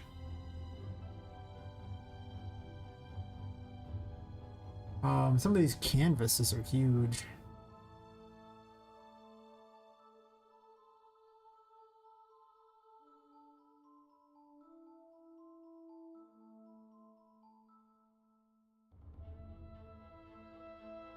I could have just double checked clicked. I don't know why I didn't do that. I thought this was a 1024. It's not. I don't know.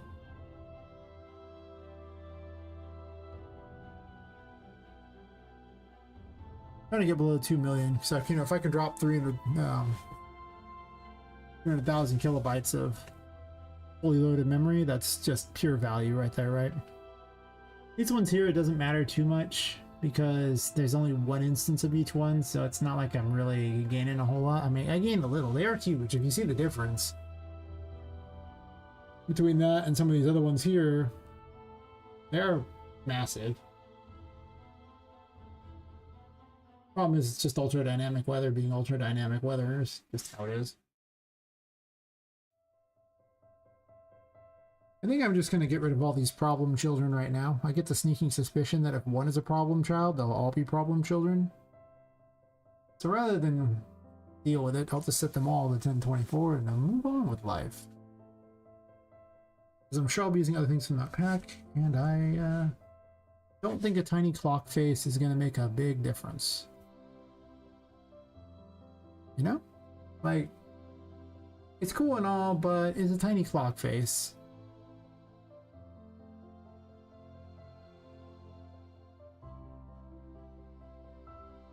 Oh look, we're below 2 gigs again. That's nice.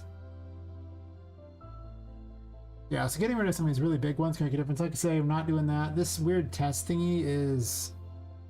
I'm just going to set the max thingy to like nothing on this thing. He included it in his material, and then I haven't figured out how to remove it.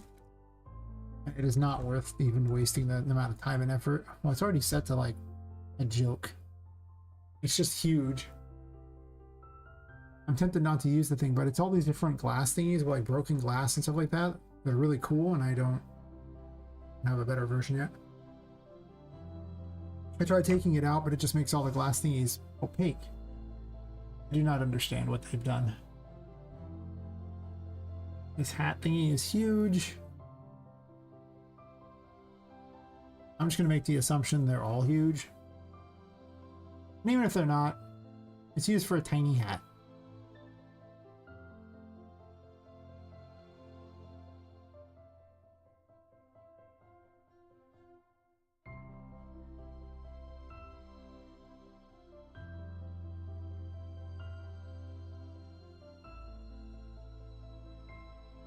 Oh, if I get below, I get down to the 1800 range. Oh, actually 1.8 million kilobytes.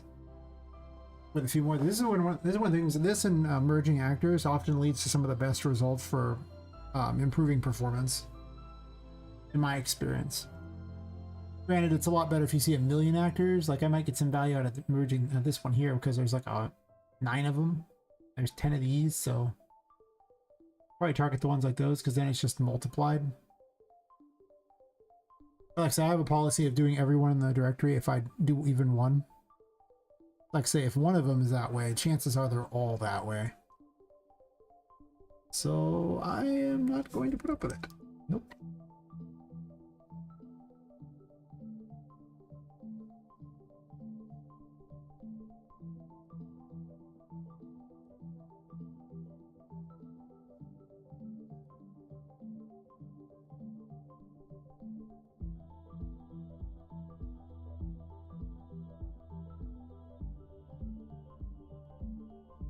Plus, then you'll go through and you'll look and you'll see a whole bunch of other ones that'll vanish from the list every time you do this. You don't have to try to find each one in the list.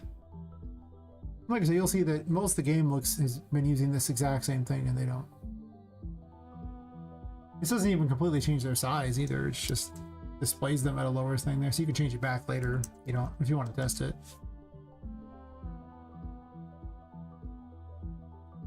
But I've found that something in 8K doesn't really make much difference, but it makes an overwhelming difference on your memory usage. Overwhelming. You'll probably have like, I think the difference between 1K and 8K will be, it's huge.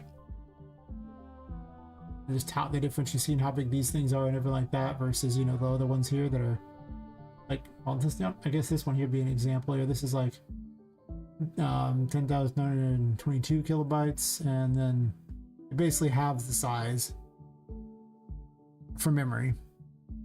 I'm gonna go from there to there, which means I'm probably getting 25% of the size when I go to, you know, 1024. And that's a big number. Let me assure you.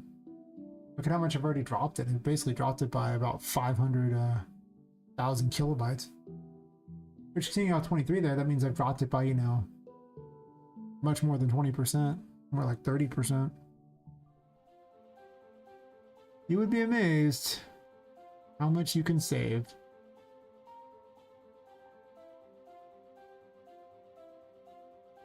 Share. Bonus points if it's in the dark anyway. Get them all at once. Get them all at once.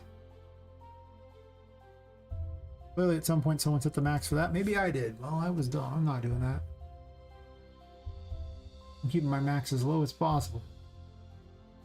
Stuff's in the dark anyway.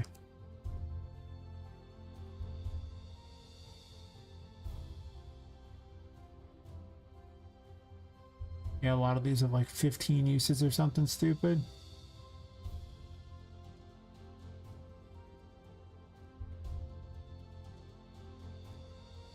And if something looks like crap, just go back and enlarge it. Just return its size there. So you can always just undo it if something looks bad. These tiny little flowers, they ain't very big. That is not going to improve, well, we're not going to make it look terrible, that's for certain. But having a disgustingly high FPS sure will help. 41 water actors. I wonder how much this will make a difference. I don't know on this one. It might make a difference. Water's a little finicky, so maybe. I'm just gonna start copy pasting maths in there because I'm a terrible person.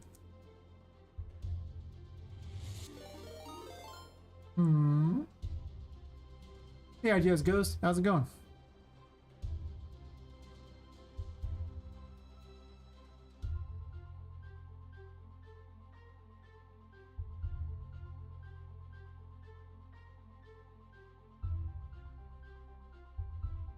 pretty good. I'm going through and beating the project senseless to get the FPS up. Yeah. I started the day with 2 of the rooms just crashing the stream, and I was like, crashing the engine. I was like, oh my god. You didn't used to do this. I literally migrated to a whole new project just so I could package the thing, and I was like, it's perfect, it's wonderful. And I launched, and yeah, but now I've gotten it much better. Now sometimes those rooms get 30 FPS, which is pretty far up there from crashing the engine to that. Definite improvement. Animation still night? Oh, are we making anything cool? What you making? Oh my god. What you got for me? What cool things? Oh yeah. The standard is low for what I deem an improvement. Doesn't crash the engine? Perfect. Massive improvement. 10 out of 10. Best strat.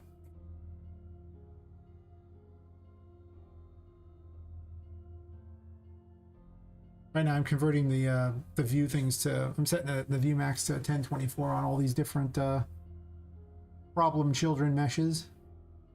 Because you really can't tell the difference most of the time unless you've blown the thing up to like as big as the sky, in which case, yeah, sure. But, you know, I don't think that I need, you know, a really high texture on the leaves. I think it's fine. They're leaves. You ain't gonna sit there and inspect the leaves that close, and even if you do, it'll be hard to tell. So I think I can, you know, invest half the size in the leaves. Like, I think it's fine. We don't need no stinking leaves.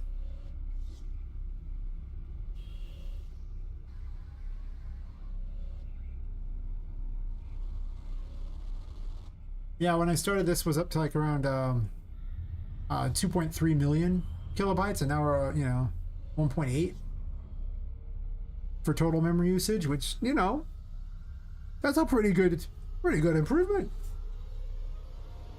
At least I'd hope so. Ladder planks. So glad my ladder planks are huge. Thanks, ladder planks.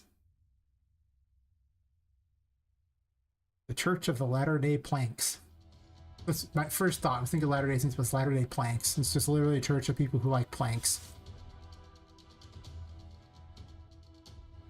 Like the knockoff thing that's not as good at all.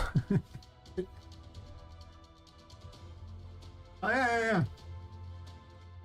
You'd be surprised how much this, now we're down to like that. I mean, it's just total memory usage. It's so great. It's just going up to,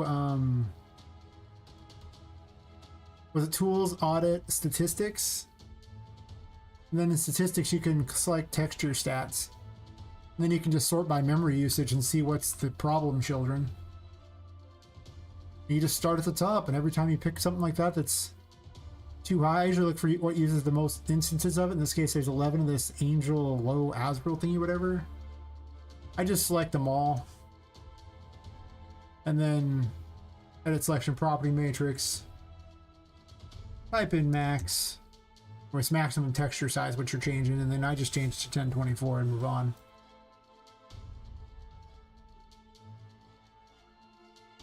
And it's not a permanent change.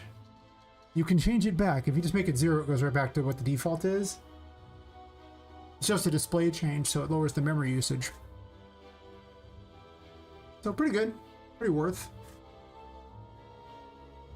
You can see how far it goes. It keeps going down every time I do that. I'm just targeting the ones that are real bad. The reason I do everyone in there is that I figure if one's bad, they're probably all going to be somewhere on that list, and I don't want to deal with them one at a time. Yeah, exactly. That's why I'm doing it. I want my FPS back. It's literally the problem. I want my FPS back. And I don't want to forego things like having Poppet's dress and hair move. Because, you know, I want my game to look good, and that's a pretty big piece of it looking good because you stare at her like a whole game. So I expect her to look... I want to spend as many as much resources on her and less on other crap. If I can.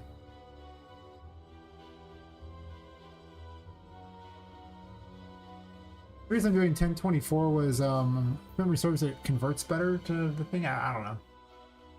Hey Finbu Dev. Yeah, it's going pretty well. Yeah. Stupid trees gobbling all the FPS. Ain't nobody like the trees. And now we're getting pretty low now. Now I'm starting to hit the dregs where I have to start finding things that are maybe not like. What did I hit there? Refresh. Just in case it's showing me things it shouldn't.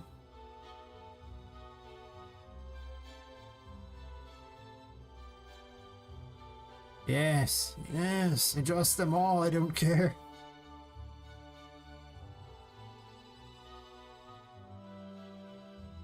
But I really want 4K leaves, right? That's what we should do right now? Put 4K leaves in here?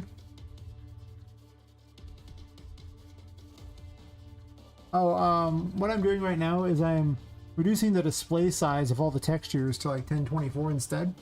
Because it almost never makes a difference.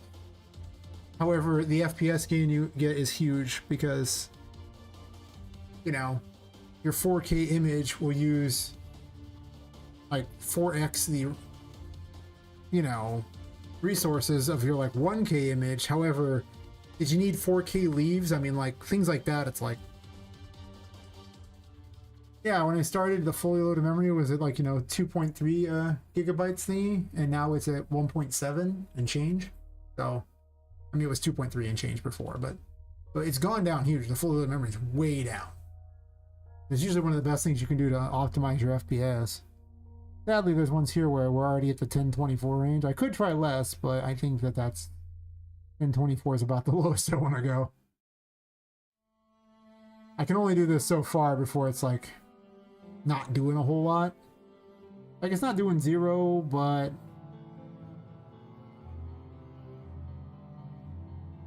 not doing a lot either.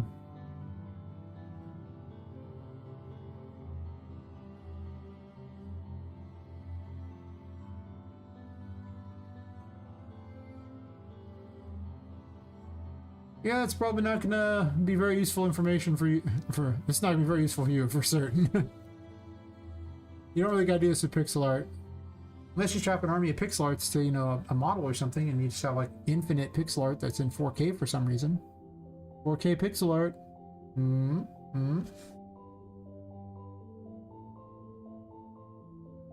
Who doesn't want some delicious 4K pixel art? It's what I live for. Yeah, this should be pretty solid. At some point, these are just so few instances of things down to here that I don't know how much I'm really gaining off it. I guess there's other ones down here. Wait, we aren't... Why are there 19 of you? And yet you are huge. Why? Why this? Explain yourself.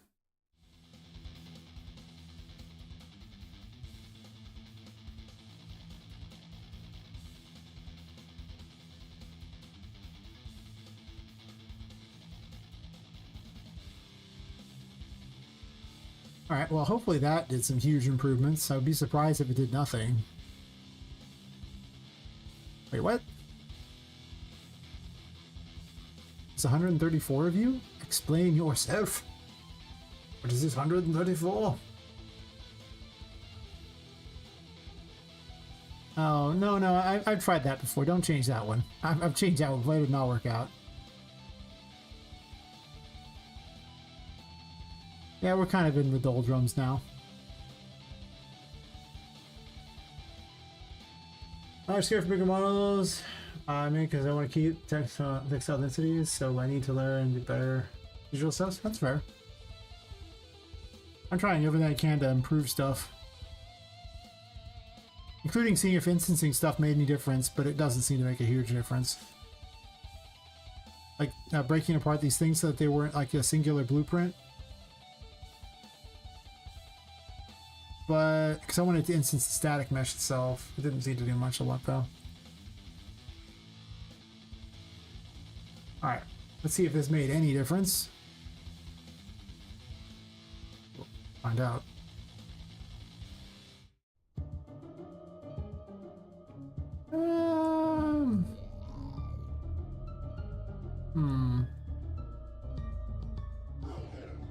Maybe a small amount.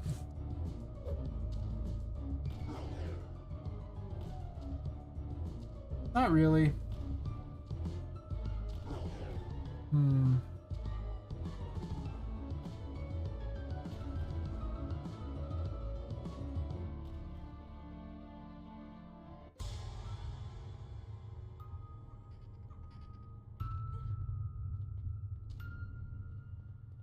And loading this room usually hits around 16, then I think it hits around 22 and kind of sits there in the best world, and that's kind of about it.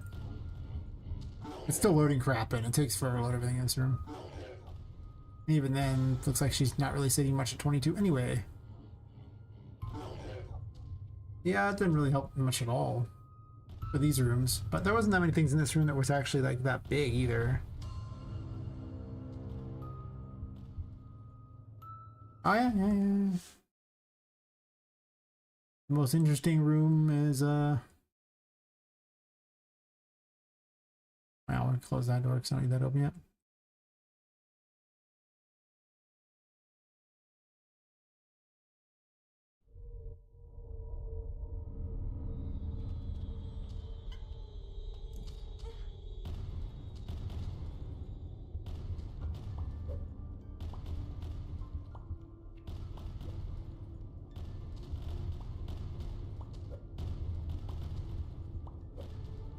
Getting wrecked by so many things. No. Get bubbled. All of you get bubbled. Doesn't do a lot of damage, but it's really good at, you know, controlling things that don't shoot.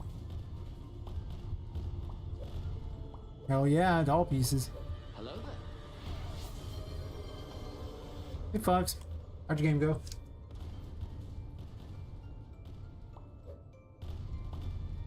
That mutant deer thing or whatever it was, aid you in doing whatever you were doing. A freakish weird thing that was. Damn. I mean, it was cute. It was adorable. It was freakish and weird. It had feathers and a weird deer head.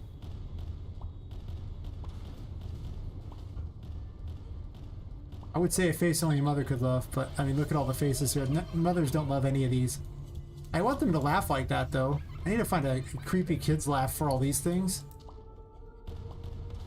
Maybe for every time you shot them, they made funny little, those laughs. I might get kind of annoyed. Maybe not, like you're tickling them. I can see it.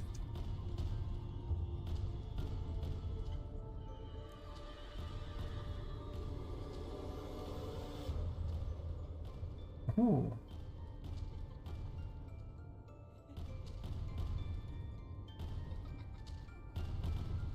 I see. Yeah, it's not a game for me, that's for certain. It's like Tomb Raider, but I don't get to kill anybody, and there's no waifus. And there's a weird mutant deer looking thing.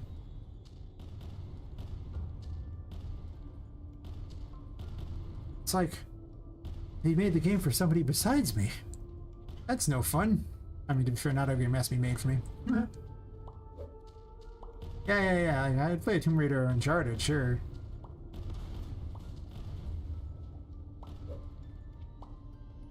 A boy and his largely irradiated deer thing is not really my story.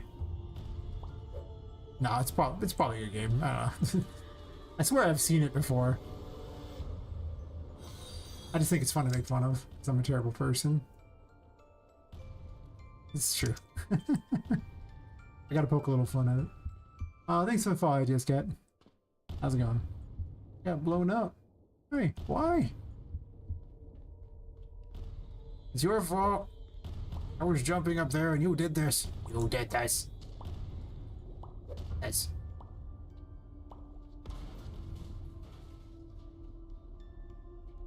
Yeah, playing around that room's cool. You raid her with a sword? I mean, that's fair. Just give her a knife, she can do it. Oh, you're actually just in time, folks. You have to check out the Pond Scum. It's great. It's the best Pond Scum you'll ever see. Yes. Yes, the Pond Scum. Check out this water texture. Tell me this isn't great. I don't know if you saw it or not. Actually, you might have seen it yesterday. I think you did see it yesterday. Never mind. Anyway. It's still great, even though you probably saw it yesterday. I don't even remember what day it is anymore.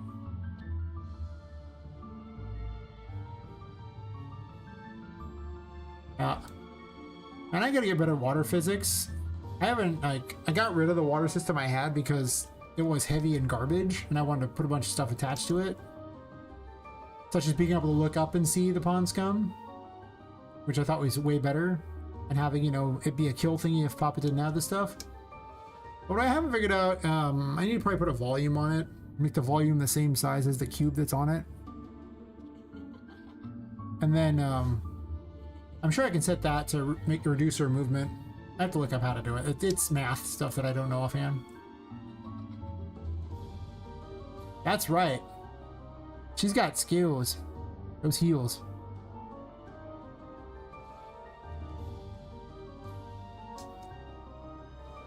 And somehow this dress does not get ruined. You would think it would, because it's definitely not the most durable looking dress if anyone's ever you know, taken a good look at it. It's definitely not super durable.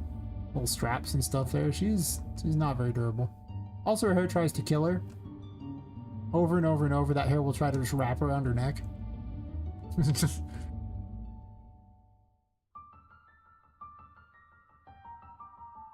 Here in Game Maker. Nice, nice. Yeah, I'm trying to get my FPS back. It's not going the best yet. I started it and 2 of the rooms were crashing the place, so now we're back to doesn't crash things. So that's a good start. Yes.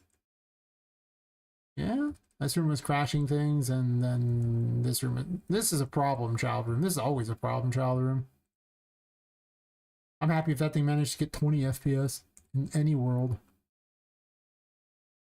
But yeah, there's something that's just dunking the FPS, and I haven't figured out why yet.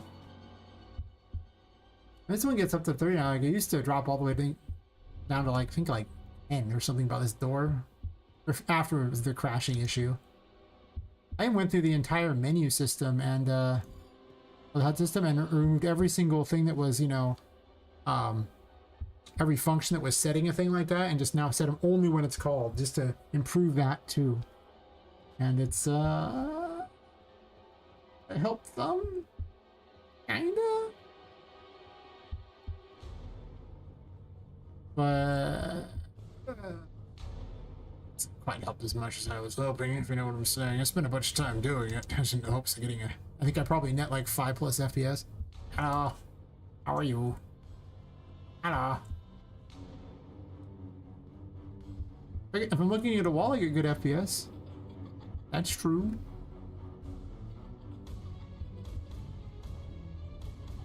Actually, I just lied. Apparently I didn't get good FPS looking at the wall. Wow. Gotta.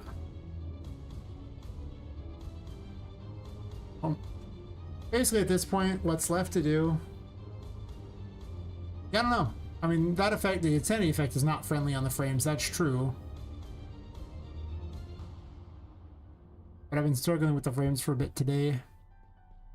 I went to all the trouble to put all the masks inside of the loader thing for each room. Really. Here I'm walking along having fun and you're just getting in my way. Some people. Yeah, I put all the masks in there and everything like that too, and now they just spawn in and are all random.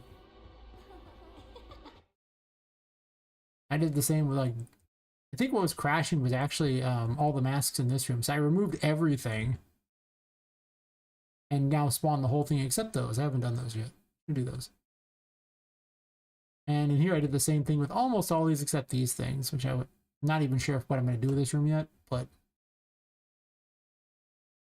to be honest, these can probably all just get deleted for the moment because I'm not even using this room.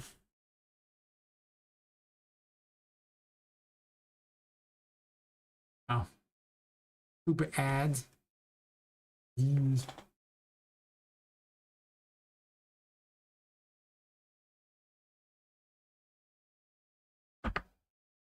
Stupid ads. Oh well, you can still play the game with, like, 20 to 30 FPS most of the time. It's not going to be great, but it is possible to at least show people the game and play it and everything. That's something. I just tell people they should just block the ads. I tried to like I got like 1 day without purchasing Twitch Turbo again. I couldn't handle the ads. Every time I'd raid someone, it's like more ads. I can't do it. Just get Twitch Turbo. I just can't handle it. I require Twitch Turbo at this point just to survive on Twitch. I just can't handle it otherwise. The ads are too stupid. I'm just like, really, guys? Really? This is what you're advertising me? Oh my god. I think it's a psyop. They're like, what is the most obnoxious ad possible? Yes. Give him that ad. And I'm like, yeah. I get it. Like I say, thankfully the secondary job, well, the main job, this is not really, I work it like a job, but it doesn't pay anything. The secondary job pays for all the stuff so I can do this. Oh, thanks. Appreciate it. Next time I don't even worry about it. At this point, my main goal is just get monetized on YouTube, and you know, if people want to sub to me on Twitch, great, but my traffic on YouTube is just so much better than my traffic on Twitch. If I could get monetized on YouTube, I would not care as much if I was monetized on Twitch. Yes. Yeah.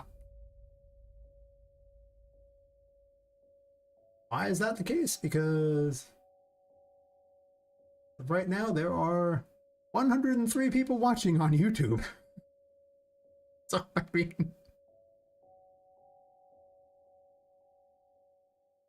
but I don't have any subs, so it doesn't matter. It's like, so what? It's cool. I love that you're watching. It's wonderful. I want people to watch, but I mean, the hours don't make a difference because, you know, other than people seeing how cool the game is. I like that. Yeah, it's awesome. People are super excited about it. All sitting there going, how many subs I got? Oh, God. I'm never going to get the non-subs on that. I want Big Daddy YouTube to pay for my game. What I want. Unfortunately, I got 363 subs on there, so I'm kind of far off the 1,000. Someday.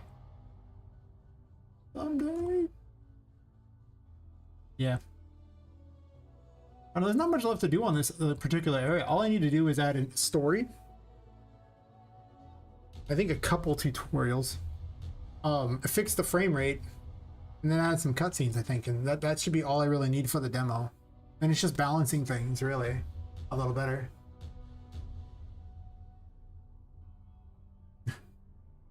I'll just stream on YouTube. I don't even know why I suddenly started getting traffic on YouTube. I really don't. I didn't change anything. YouTube's just like, hey guys, send him traffic. And I'm like, okay. Now it's just like, cool. So far, 122 people's the record. It just kind of goes up throughout the course of the night.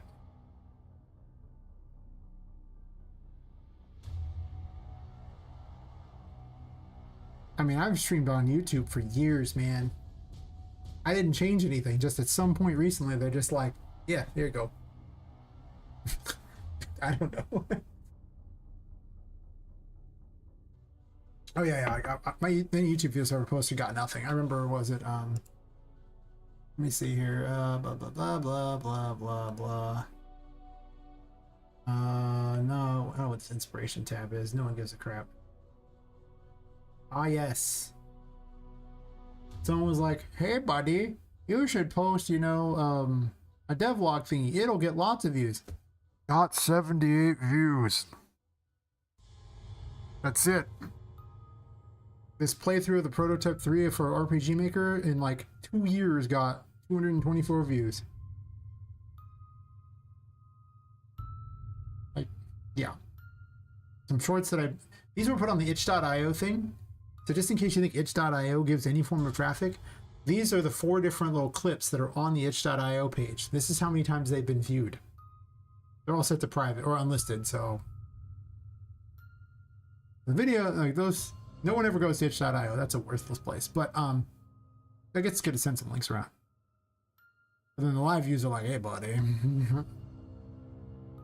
Live views are all like much higher. Well, that one was surprisingly low, but much higher than the other thing. Those last two have been insane, but they just keep going up.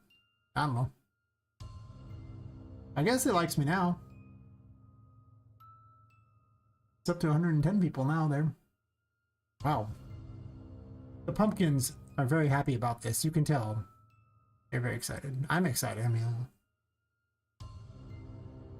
there's a little bit of smiling pumpkin in all of us, I guess. Sure. Maybe I'll work on some enemies or something. I mean, there's little crappy dolls in here. They aren't very interesting yet. Yeah. It's definitely been nice. Which, like I say, the only downside is nowhere close to getting monetized. I think the last stream I had on YouTube had 600 watch hours. That was yesterday's. I was like, Jesus, 600 watch hours. I've only had like 1,700 and change for the last 30 days on Twitch. Wow. Admittedly, Twitch is the only one that paid any money off that, so. Where are the enemies at? Where'd you guys go? Hello? I guess I can't start in the room if I want them to spawn. I gotta fix that. That's stupid.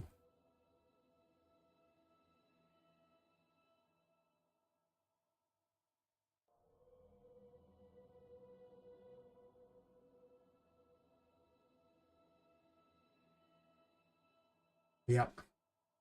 It's very exciting.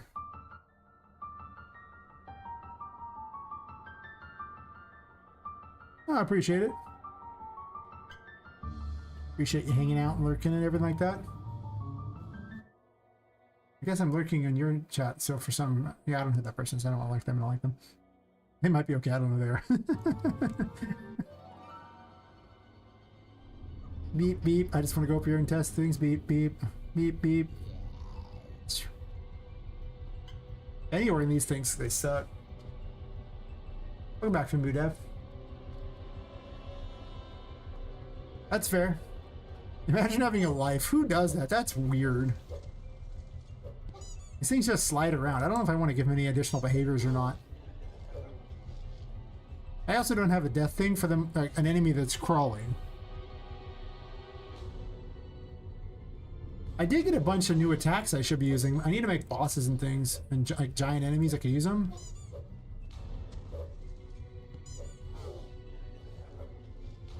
Yeah, these enemies need to be worked on, I think. They mostly just kind of slide around. You've never been married? That's fair. Neither have I. And you know what?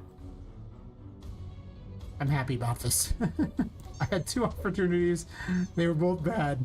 I'm glad I did not get married. Holy crap.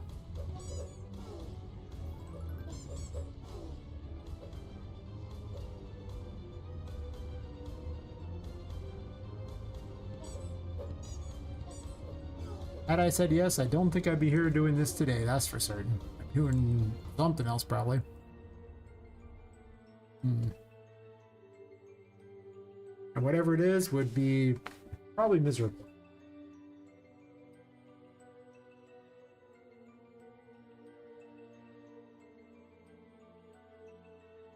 Which, you know, other than all the random health problems, my life's pretty good. Health problems, okay, that part sucks, but yeah. Actually, lately they haven't been that bad, other than the dizzy things. Just feel dizzy walking around. That part sucks. I feel dizzy sitting, too. In fact, I feel dizzy randomly anyway. That doesn't matter. Oh, success. This stuff is really heavy, too. But only kind of. Like, it's incredibly heavy in the engine. But then when you load it up, it really doesn't... I think the FPS goes up. Yeah, the FPS actually goes... Well, let it spawn everything. It goes up a bit. It actually goes up by about 8+ FPS when you're in front of this mirror thing. So I don't know what's up with these things, but if you get rid of this mirror, like... Or actually, it's not even the mirror, it's the, It's a planar reflection. And you get rid of this planar reflection and just watch. Look at the difference in the FPS from the planar reflection. Undo cut. Boom. Cut it again. You gained 40 FPS.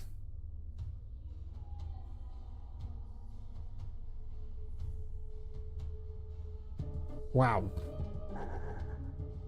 Actually, you know, I really like those mirror things. I really, really do, but I'm gonna go ahead and say it. I don't know if I want to keep them. Look at how many FPS that was stealing.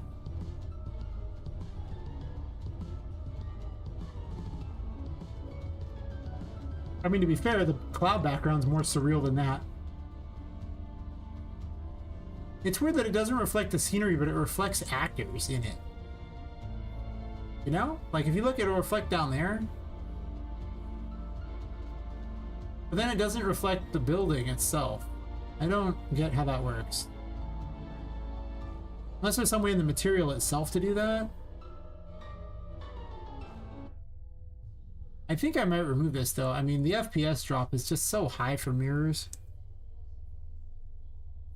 Like, I could just have that there and not have a mirror. Yeah, the reflection captures are huge. I mean, just to show you, once again, we'll put them back. See how the FPS is there, and now in the game. Just gonna zoom in on them statues.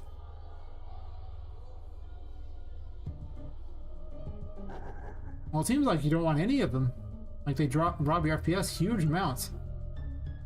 And like, you know, now I'm sitting there in the yellow at this point, you know, all because of that, with the occasional drops. Yeah, I mean, so it's like, okay. But if they're gone, engine FPS gains 40 FPS, and well, I mean, I'm pretty certain we can all agree there's no need to profile that. Seeing as how deleting it adds 10 FPS in the game and about 40 in the engine. Like, I think that the profile is pretty obvious, right? Like, I mean, I like the mirror, I do. I don't like the mirror that much.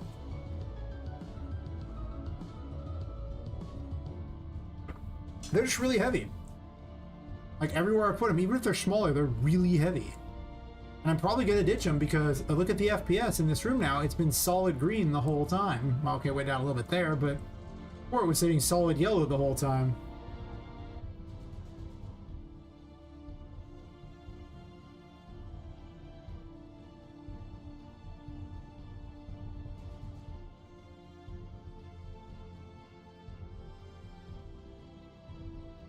Oh, there's still these crappy books somewhere that aren't merged yet? Really? Where?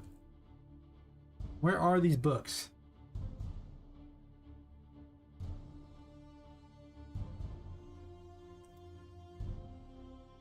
Wait, what? Oh, they're in here. I didn't change the ones out from over here. Right, because these ones are static meshes? Yeah. Okay, well, let me fix that real quick. Because I don't need a bunch of splines, that's for certain.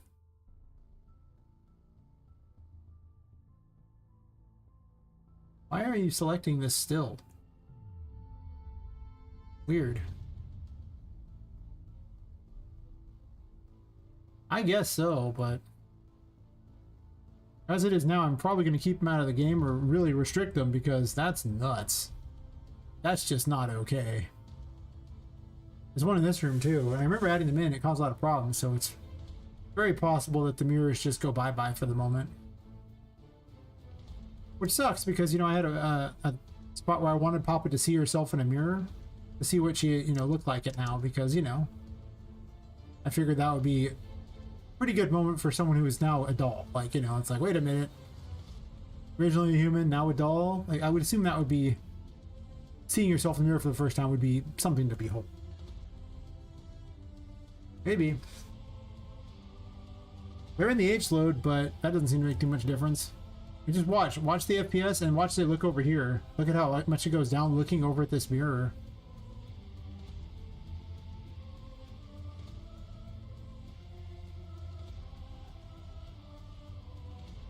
Yeah, I don't know. It's definitely super heavy, so something's gonna have to get fixed in it. I'm gonna have to do a lot of research on that. Like, I'm not gonna worry too much about it now. I'll just research the crap out of it and, you know, find a way to improve it from there. Because, you know,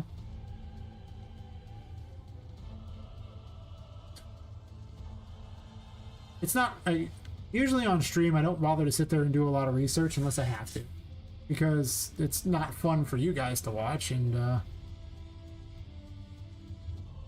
it's not like the mirrors make that much difference to the game.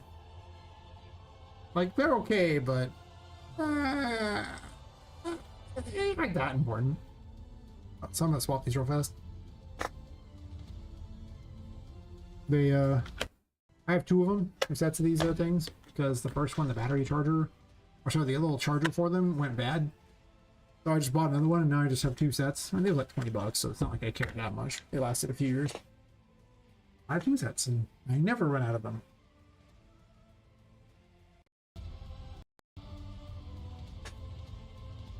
Literally infinite power.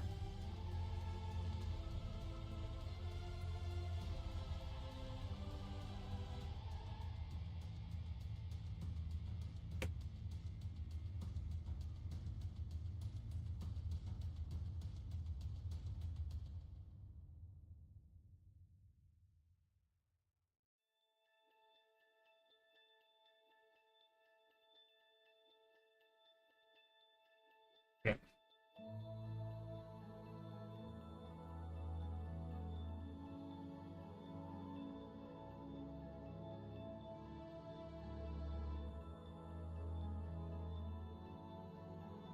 I'm just recycling the same books in all the shelves. I might change that up later, but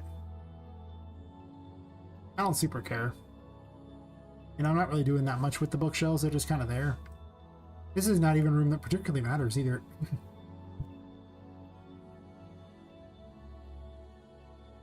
I think the only one I want to keep is the one in that one room. Well, actually, to be fair, there's one in the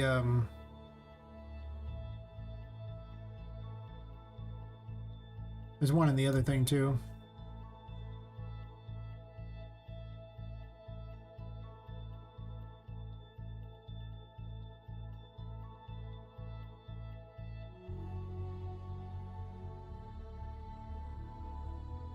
Wait till that one, I get the huge FPS thing.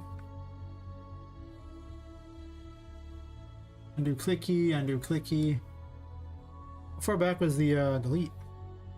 Right here.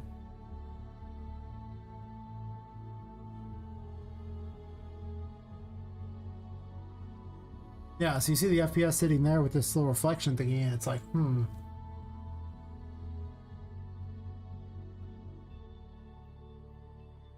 Yeah.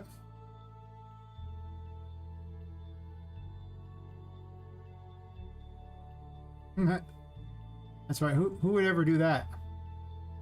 At first I thought it'd be kind of cool, but what I found about bookshelves, like I was like, I'm gonna go into bookshelves, it's gonna be all cool, I'm gonna push books around. Is it? What I found is that it's not very entertaining. It's not. These are all backwards too. Like you kind of clip your camera on these things. It's not like, it's kind of hard to jump. You hit your head on things. It's like, and not that great. And you can't really jump up them because then you're inside it, and then you have to like do an outward jump and try to grab, and it's really awkward. Like certain things that I thought would be really fun are not really fun. And bookshelves turned out to be one of those not really fun things. Like, they're okay, but they mostly suck. However, there is a library, and I might cut them from this room. They're just here as a placeholder. This room has no actual, nothing really to it yet. Because it's after the demo, so I just kind of have some idea stuff here. That's about it.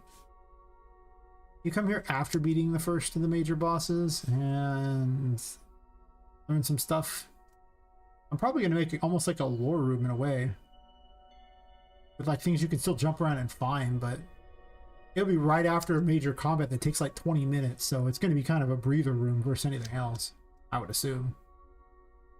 You can't keep it at, you know, a 10 all the time. It still shows the wall.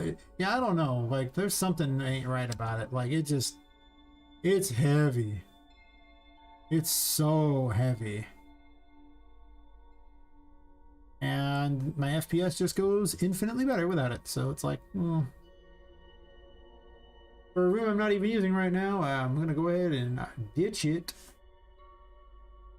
Got rid of the mirror too. Actually, you know what?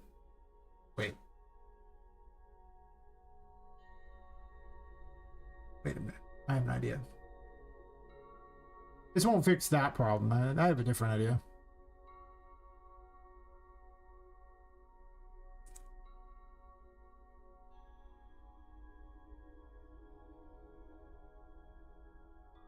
Can't remember what the material was. Ugh. It's okay. These things have access to it.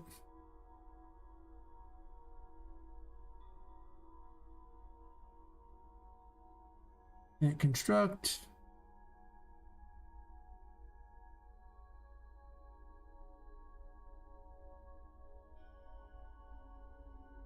All right.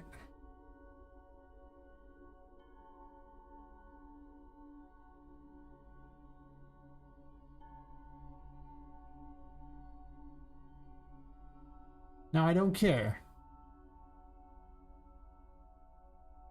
Eat that stupid mirror.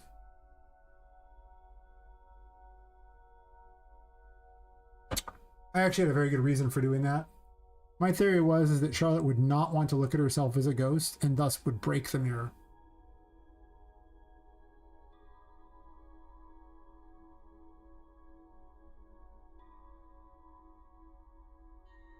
And I was going to put all kinds of pictures of her as a human in here instead, so that she could, you know, look like that. I mean, she's obviously not happy she's dead.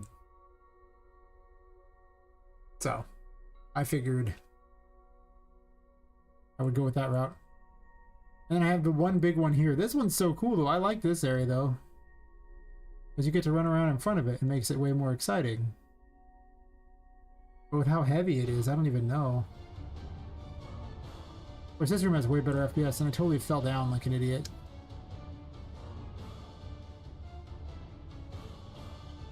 Can't get that high. Yeah, I can get that high. Beep, beep.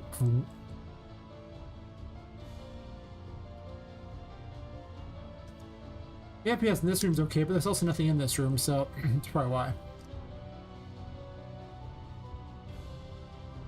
You'll have to look into it. I'll keep this one around and the other one there, the story one. But I don't need the one behind the piano. I just thought it looked cool, but I don't think it looks cool enough for that kind of an FPS drop. And I actually like that this one's broken, and we'll keep it that way.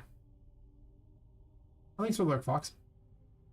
Because like I say, from a story perspective, it makes complete sense that she would break that mirror.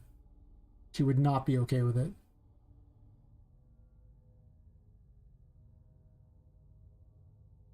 Also, there will be no Hall of Mirrors area in this game. No. The other mirror I had was like right here, so Papa could see herself in the mirror. But you look at the FPS drop in this one mirror, it's like, was this mirror worth it? I don't even know. Because when you get rid of this, and it's like 20 FPS gain in this room. Insane. I mean, it's probably not quite 20, but look over here, look, it's like, you know, huge FPS. Look in this direction, terrible. There's a lot in this room, so it's fair, but I don't know. Yeah, I'm hoping that that reduces the amount quite a bit in some of these rooms.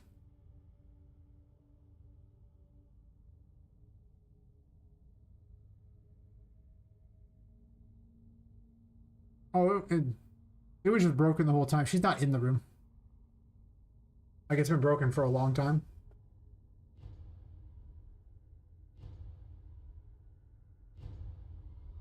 The whole point of the room there is that you beat up Voodoo, who gives you a key to, well, you get the key to Oliver's prison, and he has the key to get in there, and he chases Charlotte away because Charlotte does not like him.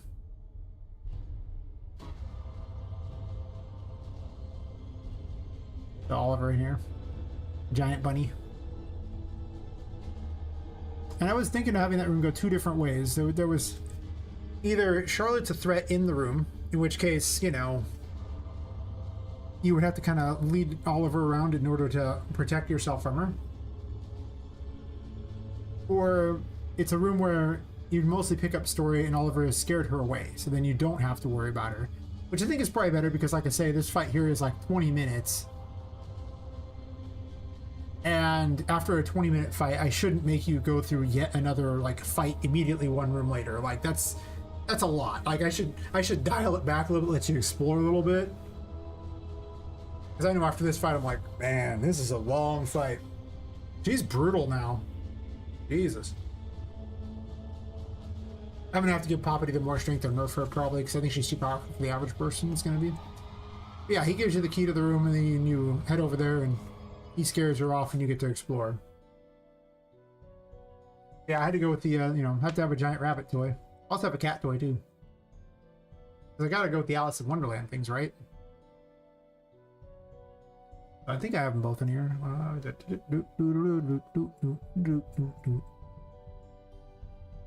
I may change the names, but I'm probably not changing Oliver's name. I think I like his name for what it is.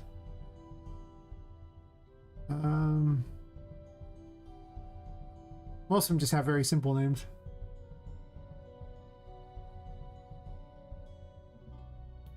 So I could give him a funny name.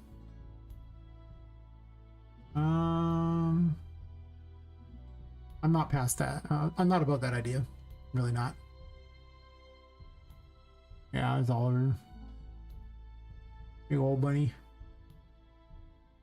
Do I have the other one in here? That's a question.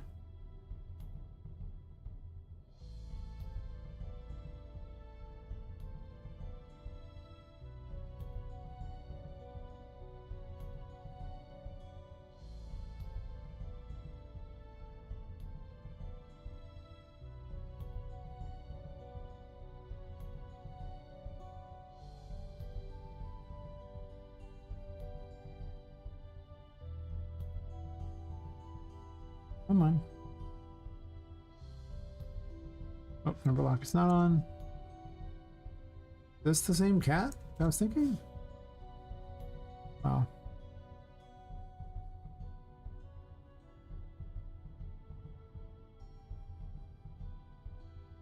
Yes, I have a cat thingy too.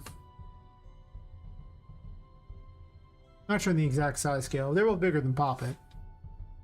I figure you have those kinds of toys that you find at the fair, where they're like huge, right?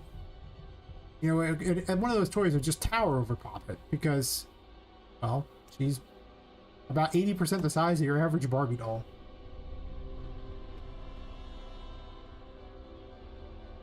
And besides, that's friendly, right?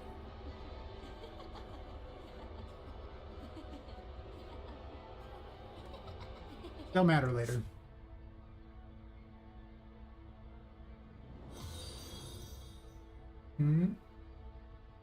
Thanks for following, Game Maker.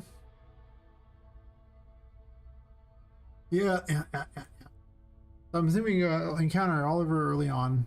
Well, early on being like, you fight her and it'll probably be close to 2 hours in. You finally encounter Oliver. And he'll be much more present in the second area because he needs help getting through there. And you're just finding the ways he just kind of hops along, and you can learn things from him along the way.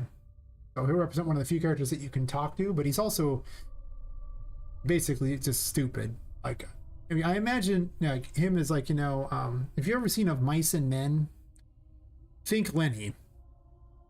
He's like a Lenny. He's really, really stupid. He has a brother who's not so stupid.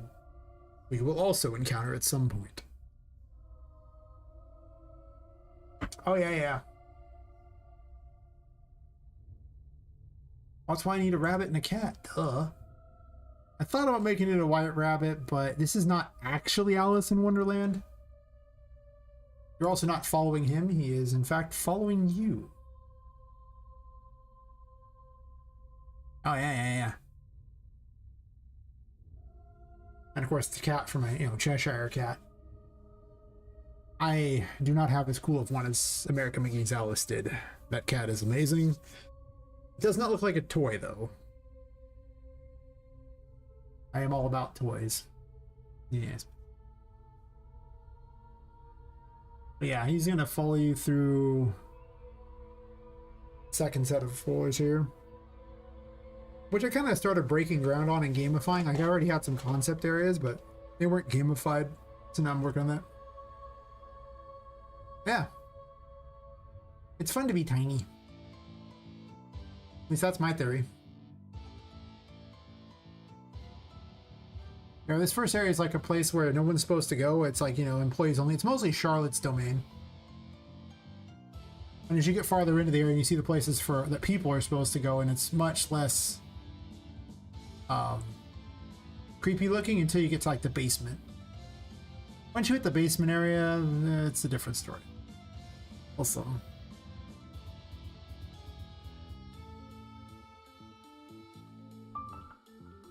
and I'll add more creepy things into, like none of the areas started out creepy, so it's gonna end up with creepy things in here. But the plan with this area is that I'm gonna put switches around the place that can lower the water.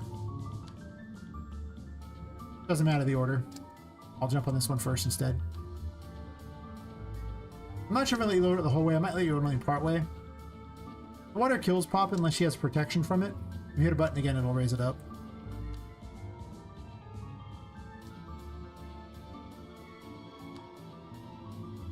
I'll jump through the water because it's fun. This is a broken thingy.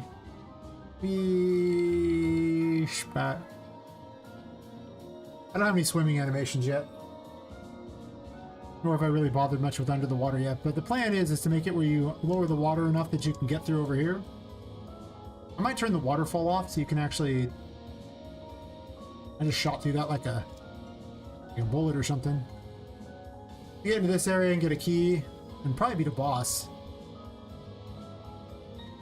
And then you'll go get the Emperor, which is the terror I'm using to go into the water, and then you can swim your way up and you don't have to raise the water back up to get to the next area. At least that's my theory, or my plan anyway.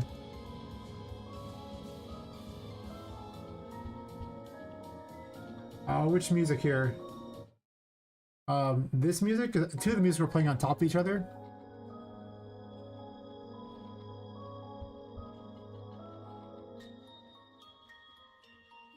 Okay. It's probably Dark Fantasy Studio. It's almost certainly from a Humble Bundle. I am poor. I do not have a huge budget. I don't. Really don't. The under the water thing is definitely.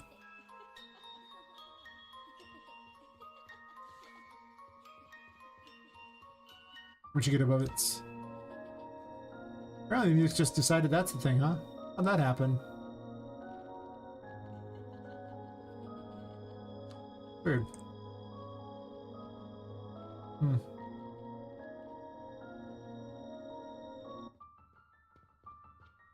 That's what's supposed to be in this area.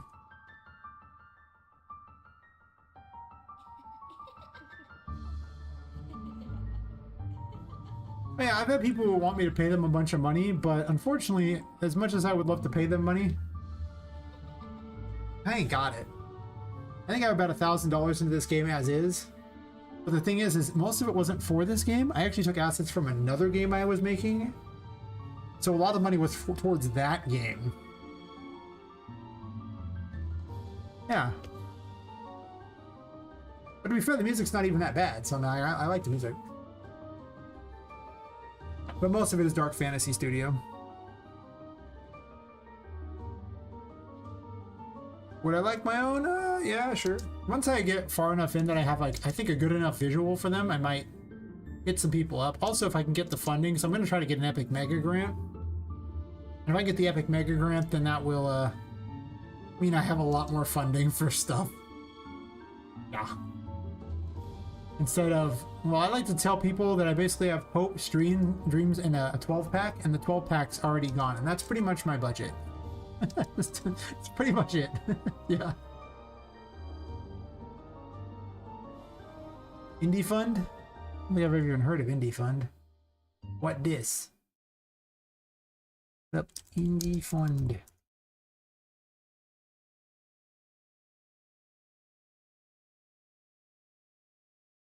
Clicky clicky. Oh, slow, slow.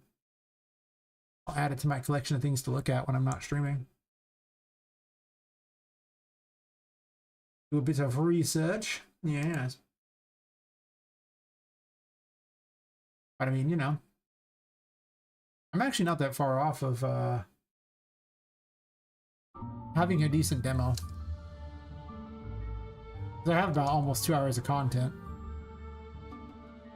which I would assume is enough for a good demo. Also, the secret painting world way. Open? I guess I can't open this one. That's interesting. Wonder what's wrong with you. It's not interactable. Weird. No painting world for me, but yeah, I need to build this area up.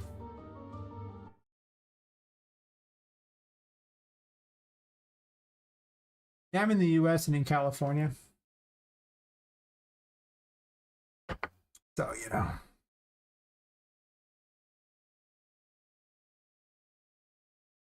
Well, the plan is the Mega Grant streaming, which does provide a tiny amount, and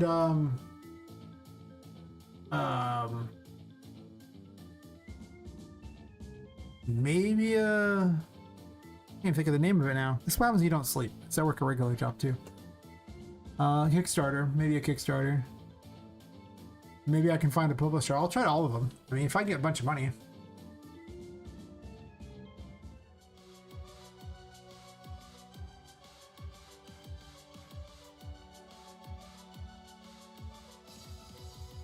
Yeah. Well, usually we don't get a lot of funding at all. It's pretty much all given to groups of people who probably shouldn't be here, I think is the most PC way to say it. Yes. It's not great.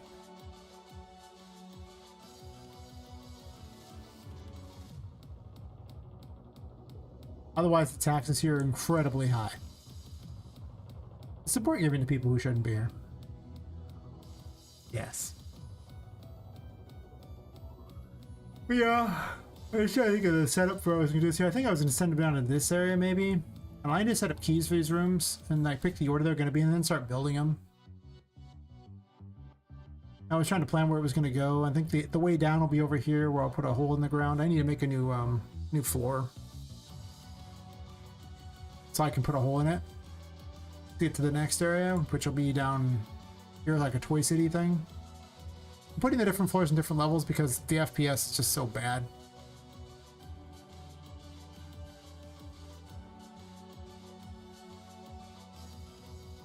Yeah, that's what I was working on. I don't even know what I'm gonna do with this area yet. I mean, I have some ideas, but like I'm sure I'm gonna want a rail here.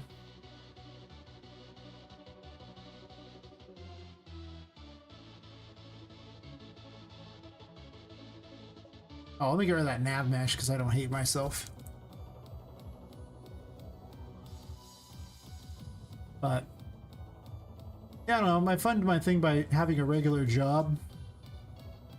But I also went through like a string of like, you know, 5 years of health problems. So where I originally started game dev, I had a huge extra amount of money and now I do not. And I'm just like, well, we're scraping it together. What's free this month on Fab? Oh, wait, now it's every 2 weeks. That reminds me, everyone should get the free stuff. Fab has free stuff recently, as of I think yesterday. Blah blah blah blah blah. Limited time free. Yeah, new free stuff. Get new free stuff. Everyone should get it. Even if you don't use the engine, get it anyway. You never know. It might work out. 10 out of 10 might work out. I'll put it in the chat.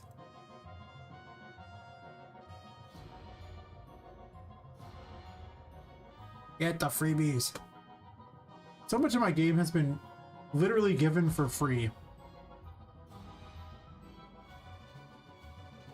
I would say 70% of this game I got for free off of Fab. because of monthly stuff.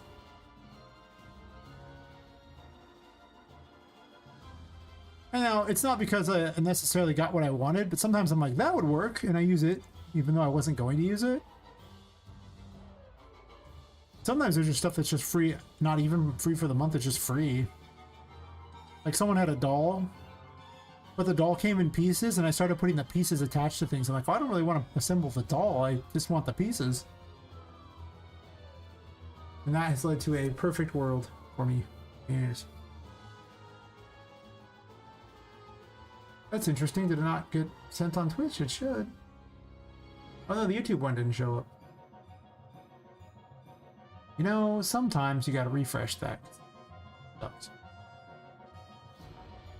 Do a quick test to make certain YouTube one is showing me the stuff again. Okay, now it is again. I guess I gotta hit refresh on that every few hours.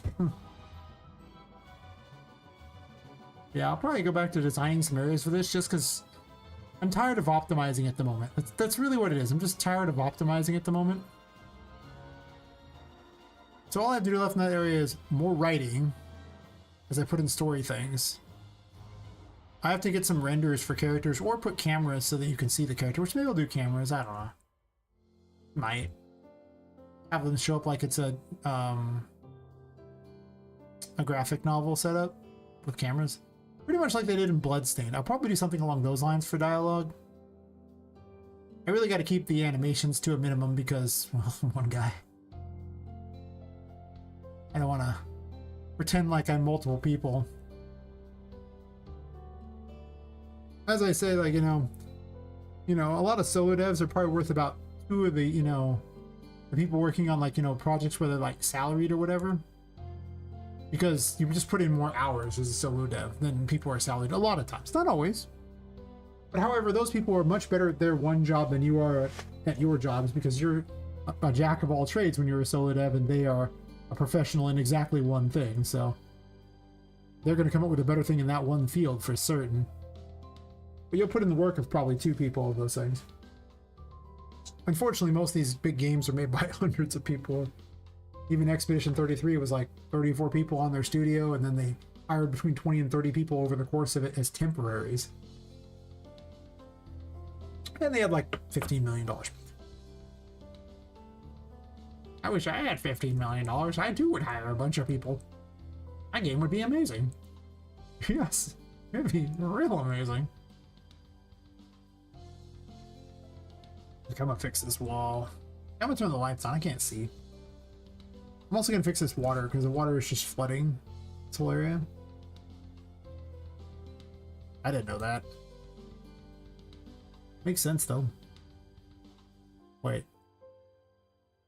That's because this one's... Oh no, that's a problem. This wall is not as far over. I could have to have 2 separate ones there. Or I can just move this wall over like a champion. I see no problem. Do you see a problem? I see no problem. Problem solved. In fact. Oh.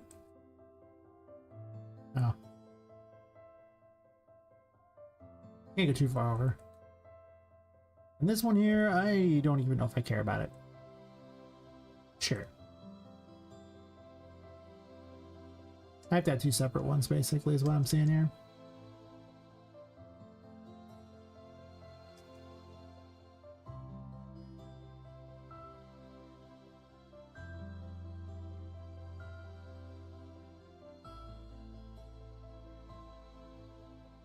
I like the wall of water idea, but I mean, I don't like it really, but still kind of cool in a way.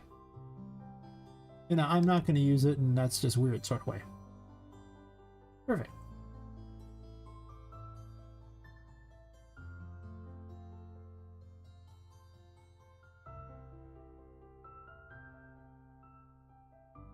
I really don't know if I'm going to keep this section here. I really don't know at all, but at least now I can use the area. Before it was like underwater. Actually, before it was, I couldn't raise and lower the water. Then this was just like, well, I gotta fit it underneath this thing.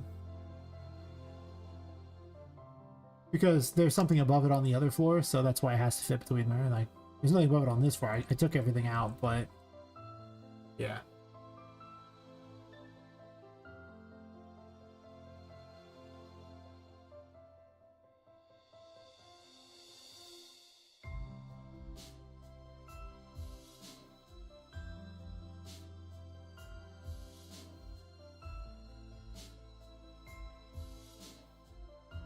where'd this one go? Oh, okay. I was like, where'd it go? Oh my god. I hate it. Where did it go? Why is there no underwater? Imperial. Explain yourself.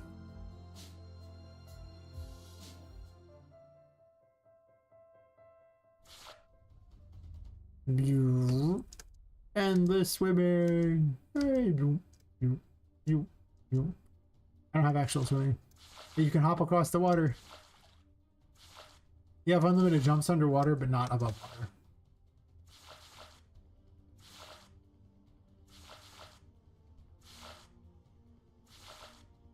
Boingy, boingy. It's kind of fun to jump across water. She's a skipping stone. Oh no! Any time about your product projects? Create a project? I don't know. There's always a tricky subject. Yeah. It's tight. My experience, talented people will come to you if you're passionate about your project and looks cool. Yours does. Thank you. New students integrations are often desperate for project experience. Integrate starting place them. That's fair. I think a lot of the reason I haven't sought out a lot of help is I went through basically like 5 years of health problems and still have some. And it kind of didn't go outside a lot during that time. Couldn't really go a lot of places. And yeah. Now that I've been having less of them, I'm more likely to go out. Or I still get random dizzy spells, even sitting.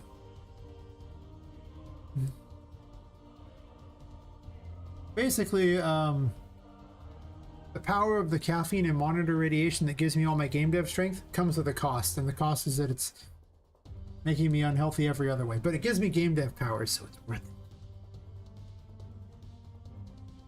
Yeah, sure.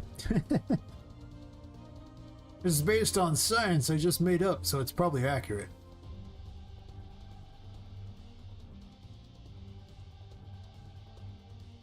You can take my word for it that I just made it up.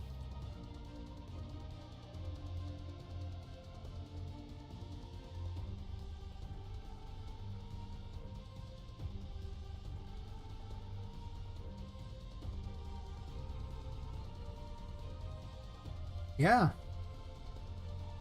It keeps the sleep away. Who needs sleep? Sleep's for losers. We don't need no stinking sleep. Alright. Come to me, universal button. I need you. This one could, I guess, have the tag sunken depths like that. Actually, waterfall. Maybe it's hidden grotto waterfall. It's kind of in both. You can see it here. Hidden grotto.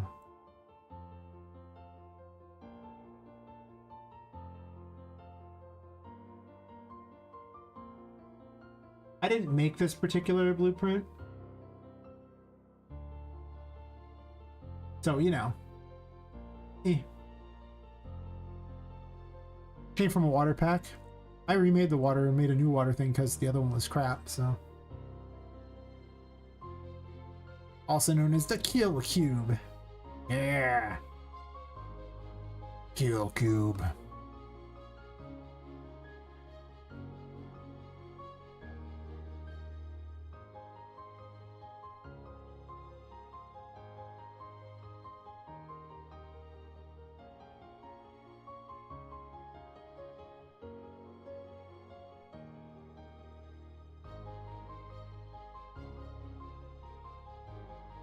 Actually, I can just do this whole thing.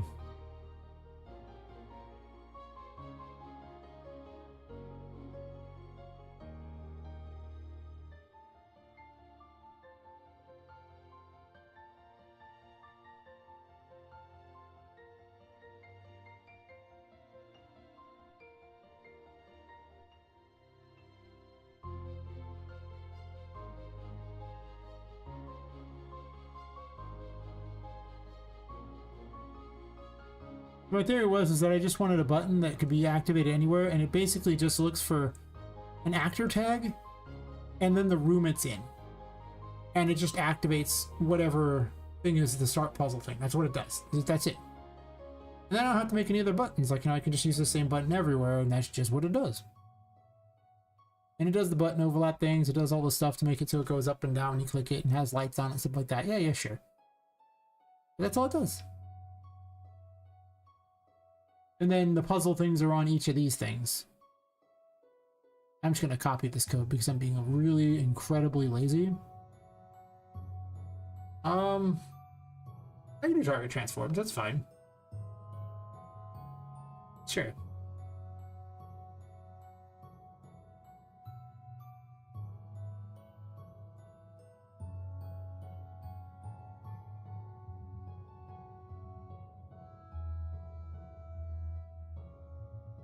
And the other one had a timeline.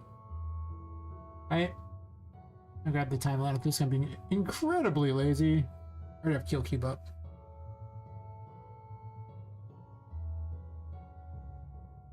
Why don't I just go up the whole thing and just be lazy? I have a plan. I just need to move the water, so. Lazy. So lazy. The most lazy of anyone ever. Okay.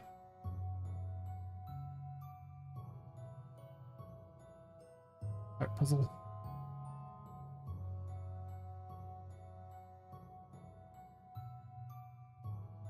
Ooh. Random color. Okay.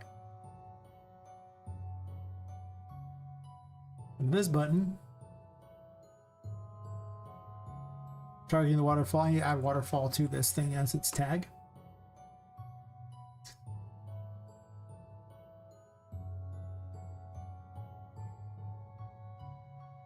I'm adding a lot more puzzle things or stuff that you can interact with in the world. I mean, there's already a lot of things you can interact with, but now more things where you can push buttons and turn levers and things like that to shut things off and stuff. Because the first area didn't have a lot of that, but in this next area there'll be a lot more of that. More machinery and things to play with. A lot of water control in this area. You also have to do a lot of water manipulation to get through stuff. I would say water bending, but not really. You can kind of water bend in that not really kind of way. I need this to be instance editable. I will take those. That is important. I don't think I care about the rest of those. I don't. I just needed that one. Yep. Alright. So 0 is the default. We'll call this 0. We'll copy everything exactly as it is for this one. No questions asked. It be as it be. Perfect. Next one, we're gonna make this a 1. Probably just do 2 switches, 1 switch for this one. I don't really care beyond that. Okay, let's copy the scale here. Now, I just move it back away. Eh, no.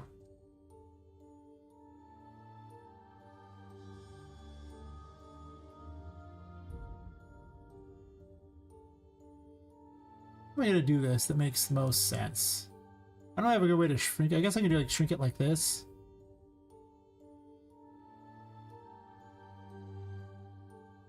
Which doing that kind of sucks because it's not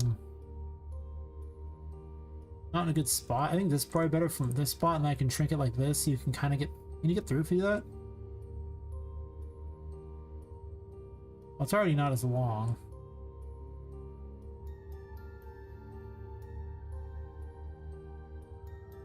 Oh, I'm doing the wrong one.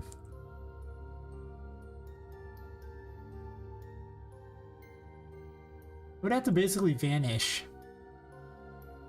But there's no shut off option. Hmm.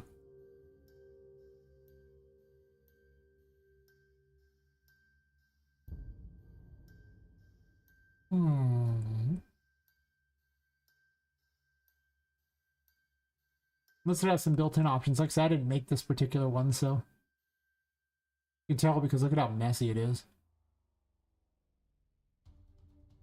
That's not how I do it all. Gross.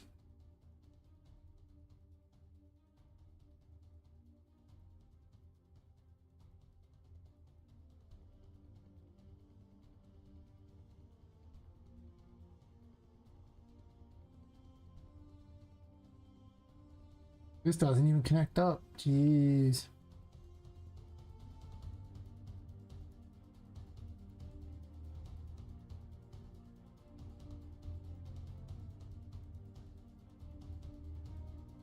I guess I'd have to move it and shrink it or something would be about the best I could pull off. I don't know.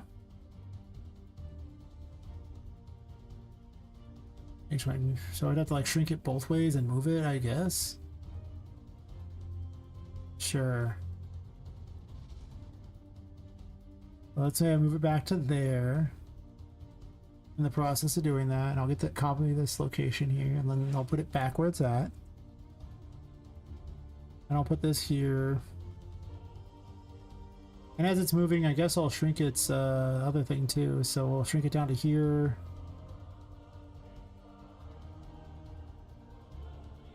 Like down to there or something. Needs to be lower in general though, probably. So something like these, probably.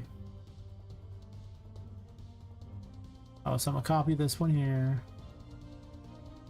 Do like this and then this, and put it back to where it was, and then place this in here.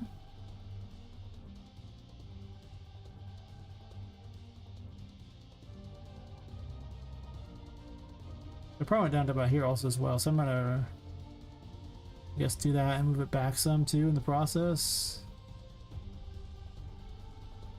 I should just start here at this height. Kind of solves a lot of problems if it's at that height, I guess. Does it? Oh, I'm gonna click the button and see what happens. How's that sound? I'm gonna clicky the button. Things gonna happen. Probably. Clicky, clicky. The button.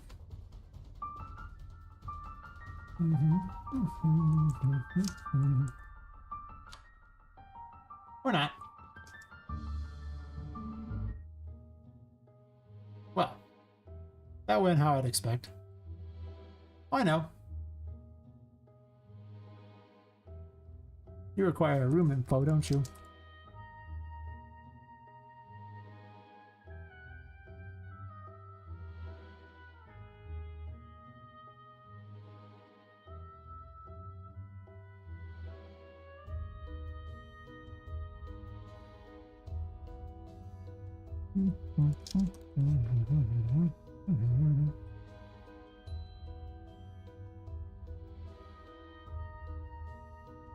I'm pretty certain DPI Interactives has that.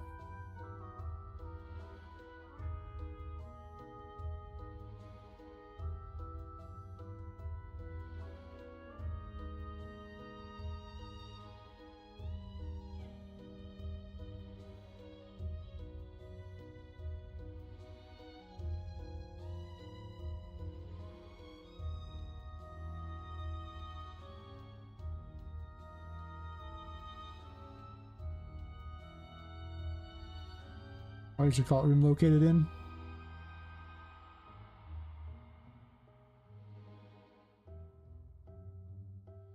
Okay, I hate that.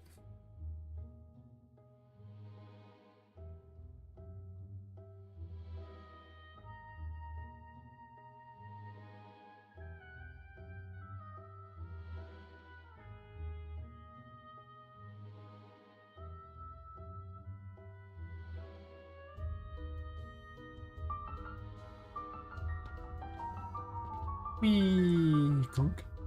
You? Didn't reduce that much. Also, you could see through the wall there, so that's kind of a problem. But it doesn't have to be a problem.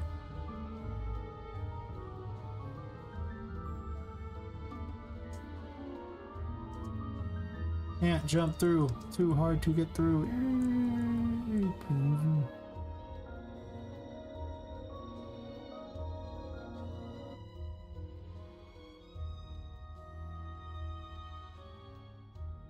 Well, the first thing I want to do is make this bigger.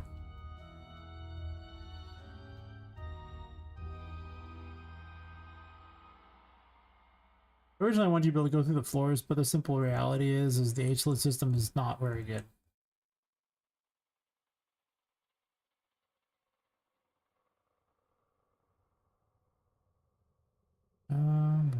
You know what?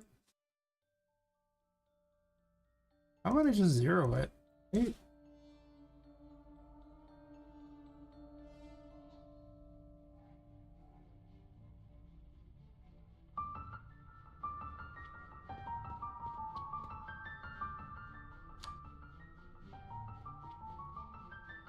Doesn't look very good, does it?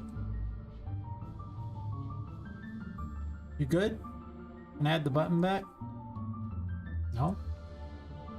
Huh. Guess I forgot something, huh?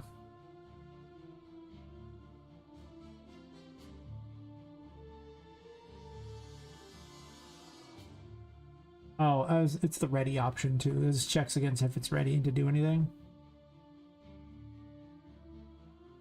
Puzzle ready, yeah. Puzzle ready. Boop. Boop. Boop.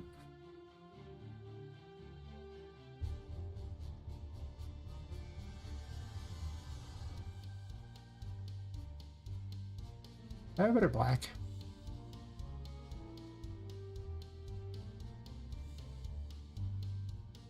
Well, I guess to be fair, it doesn't really matter that much because it's going to be in the dark anyway, so the black will look very black.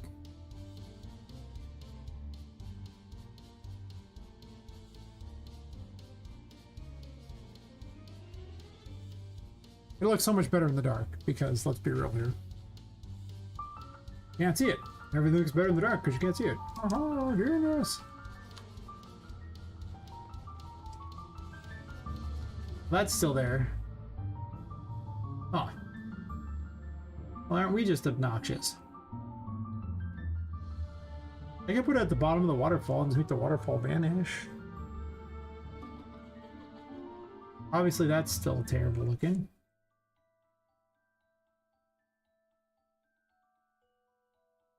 Beard.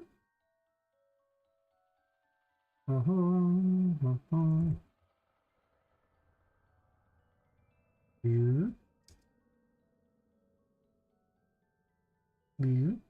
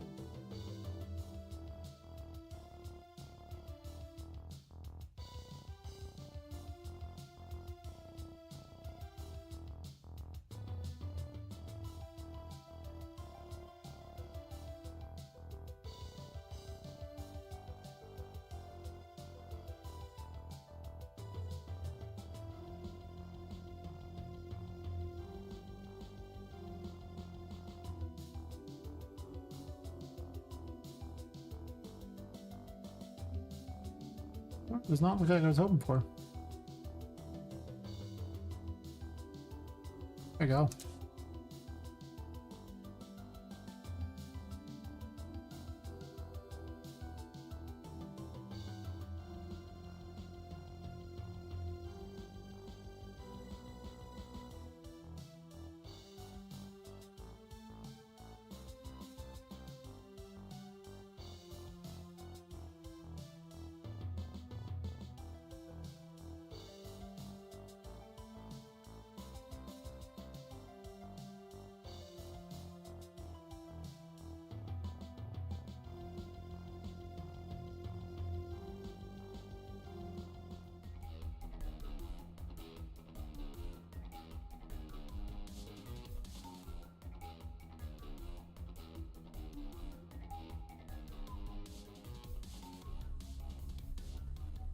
My stretch is funny. That's like the wrong way.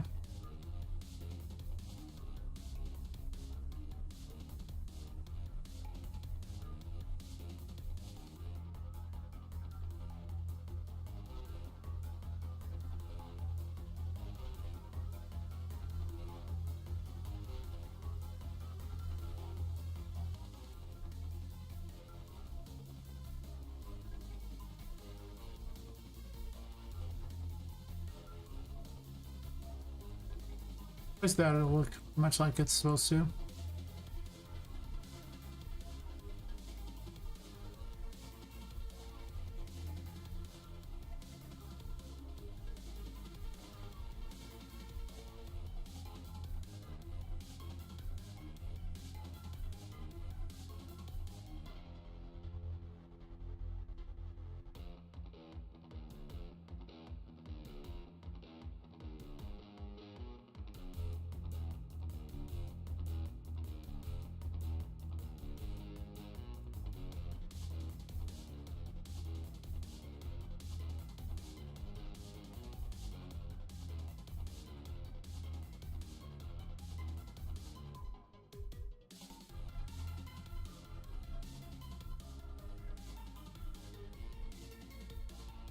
It's just an actor transform, so.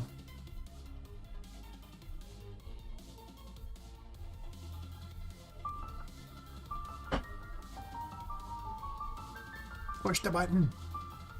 Here. Well, it's not ideal, but.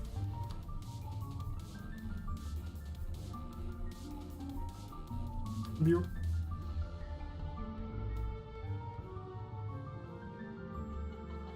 Here.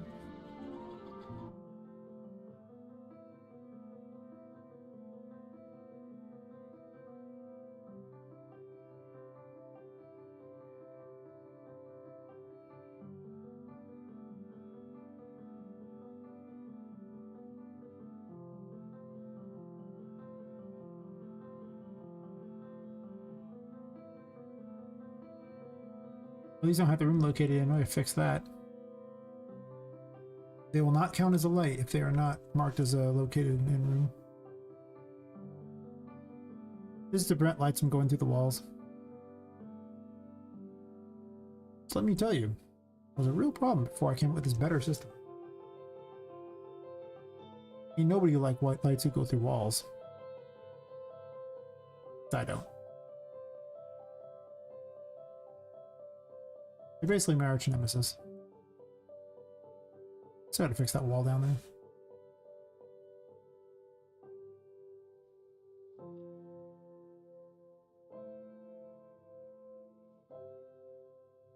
That doesn't go through there.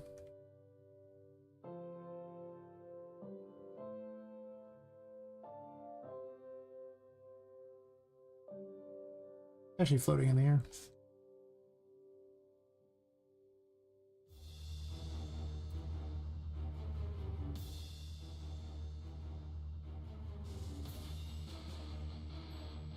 Guess I should fix that area finally. I was gonna finish this first, then I'll fix that.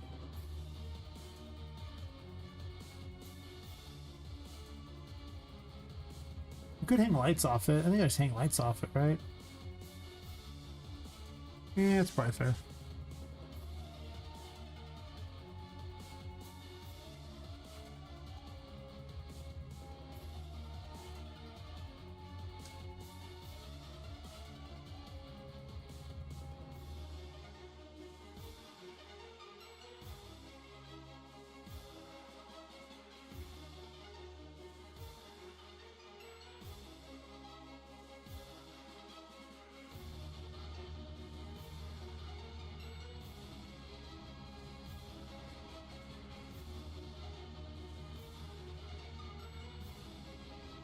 I remember to bring the hook with me, or maybe not.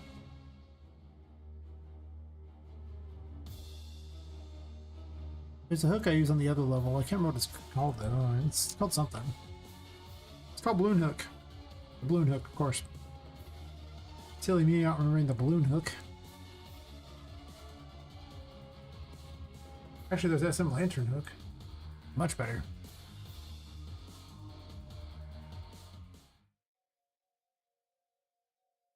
I would hold it. You could impale yourself on it too. Good times.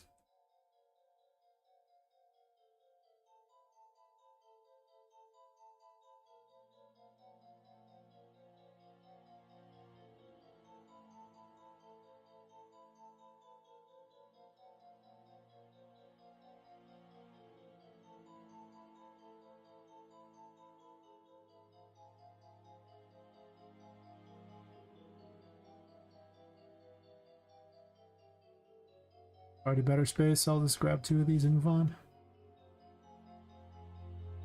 I guess I should move these hidden grotto too. Or I copy paste it a bunch.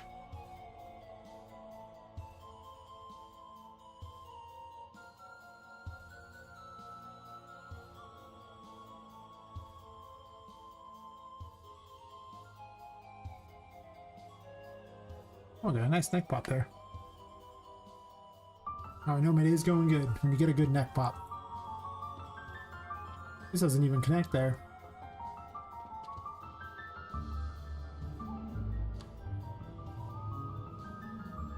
Yeah, I know I need water effects, and I probably need to slow that down too, but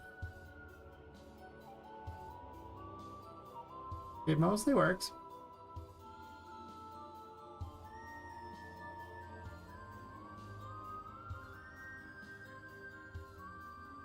I had to spend a day doing all sound effects. Maybe that's tomorrow. I mean, it was going to be today, but then it led to the crashing from the performance on the other map, and I was like, alright, fine.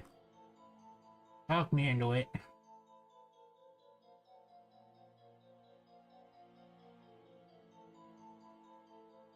Maybe like 5 seconds or something, just goes. A little slower.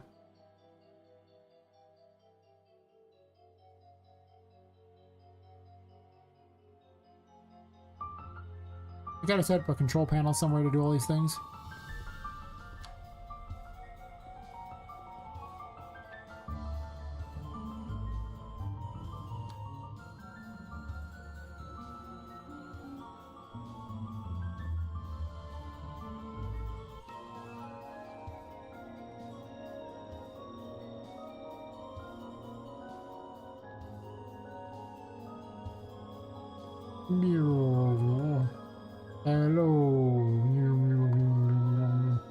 It's actually kind of funny.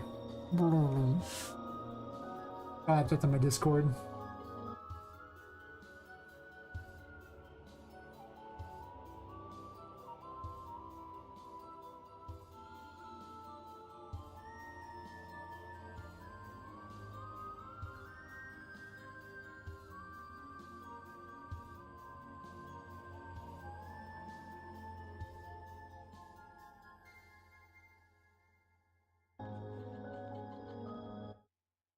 I get Jeff pulls out of weird things.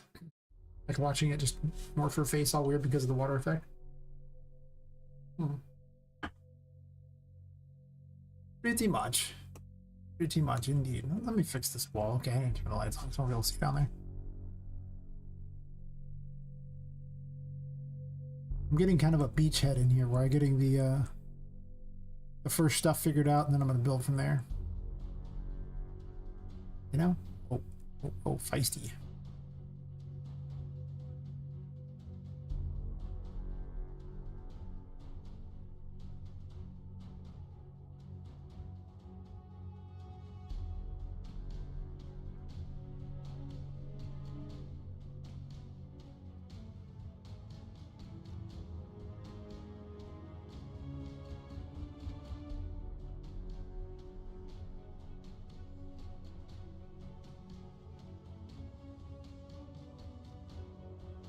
I have way too many geometry brushes on this map.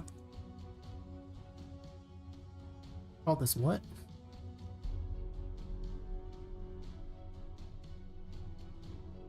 Grotto pump room, sure.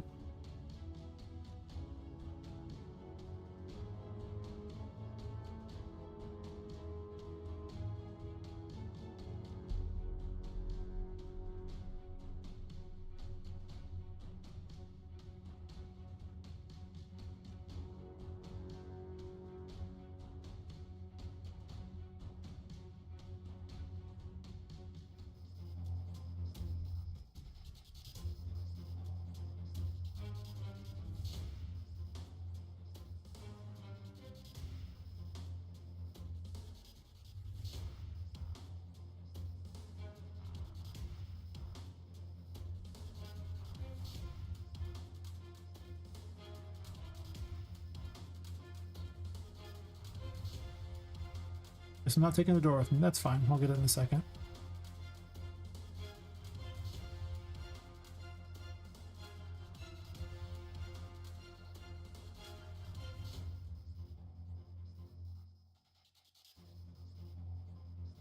Oh, I forgot the other thing.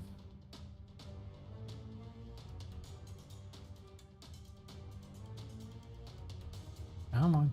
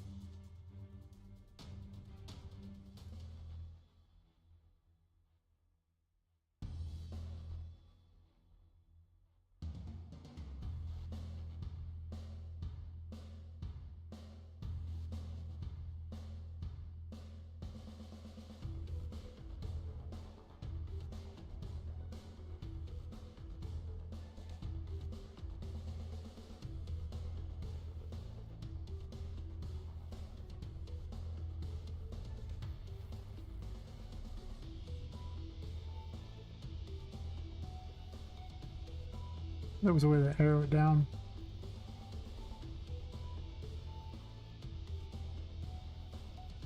Whatever.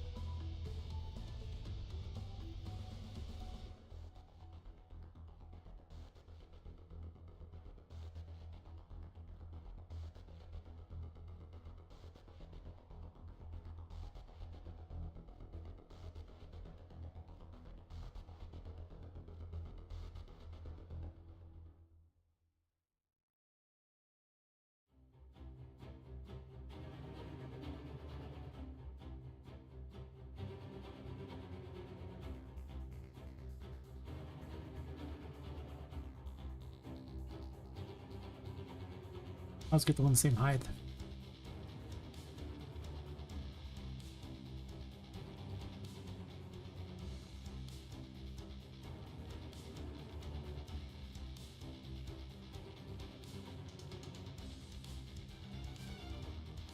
This floor just like a different height there? Is it like always slanted? No. How are you taller over there than here? Oh, it's because it's under that. Oh.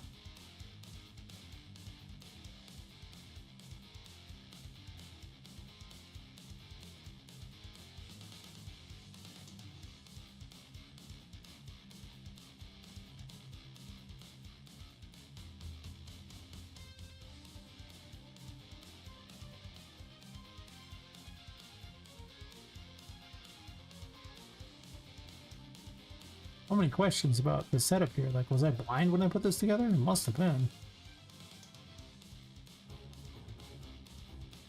Or she used blind bug.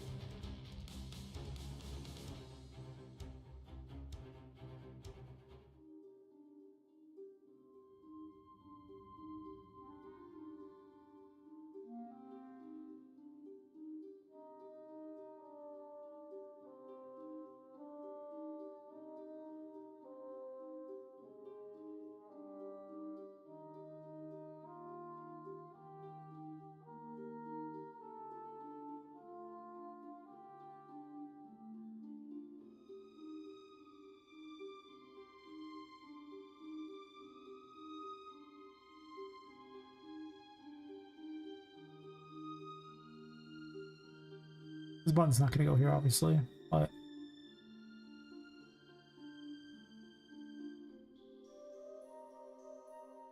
definitely go somewhere.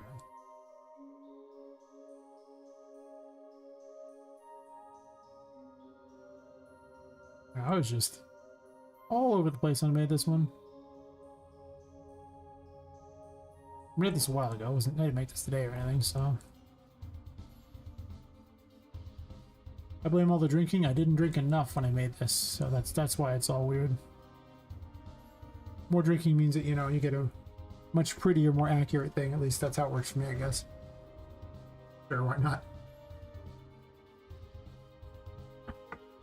Actually, I thought it was later in the day than it is, because it's all bright here and everything. And it's actually only 6 a.m. or so.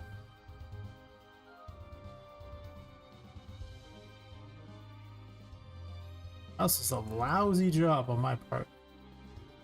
About as lousy as it comes. Okay, well, you see, I'll click off the spline, then click on it. Are you happy now?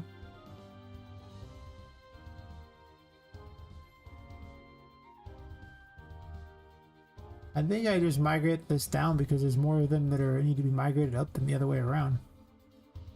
Or more need to migrate it down. True.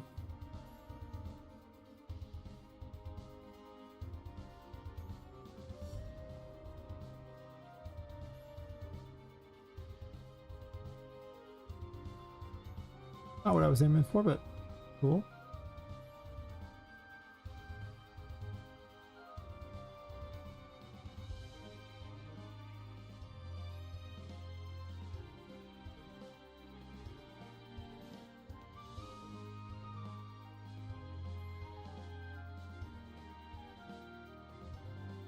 So how am I going to do this? Do I want it to... I don't think I want these in here. I thought about it for like 5 seconds and realized I didn't want them in here. Click off it, click view. Where's the thing? Yeah, way over there. I'm going to delete these middle ones here just so I can keep the endpoint here, because otherwise it'll end up in a weird location. I'm definitely thinking that's right here.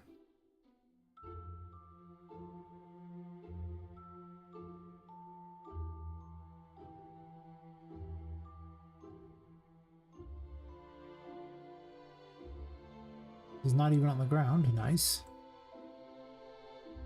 I have questions.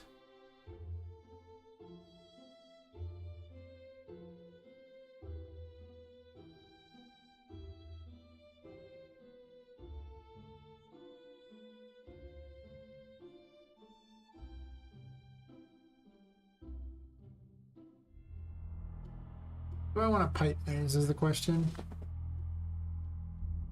It's not even a hole through for this one, so I'd have to make all that crap. But what am I doing with it? I don't even know. Because I could use these to get up to the pipe maze. Also, kind of already have a way up to the pipe maze as is.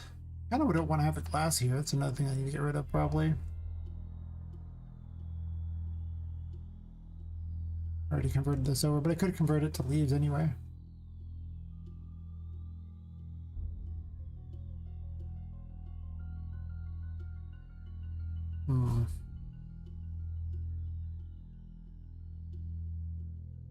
What's the order we're going in here? Where are we going first? Are we going to the secret passage first? Is that what's happening? Probably.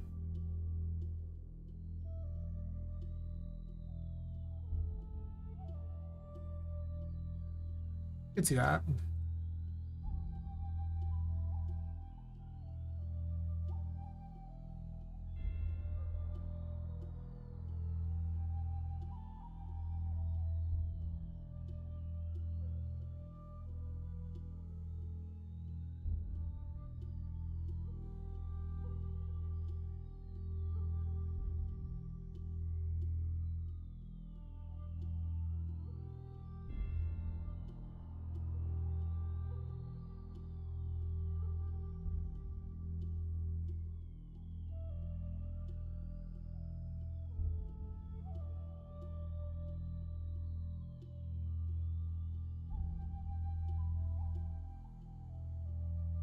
Not have to be perfect, it just needs to look relatively okay.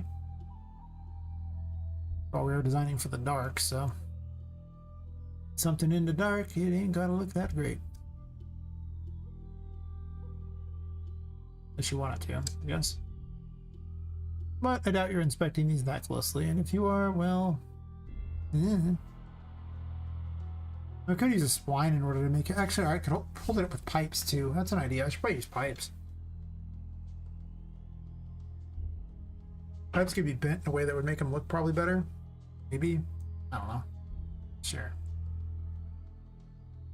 It's probably good enough as is anyway, though I could have a few more, but like I said, the fact that you can't really do that with it kind of sucks. You really can't. I have all these wood decking and everything like that, but I'm probably going to be adding a lot of steampunk stuff in just because of the fact that there's so much stuff to do with that, like so many cool steampunk things. This could be glass. I want you to be glass. Curious.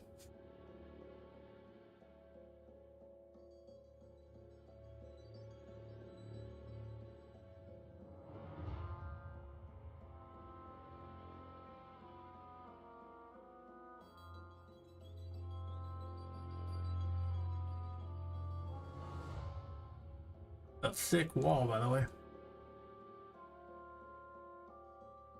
We can't really see into it anyway.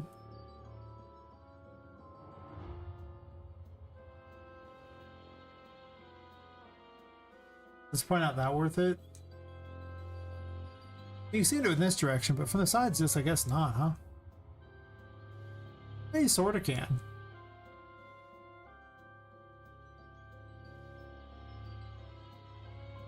But that glass makes it not really possible.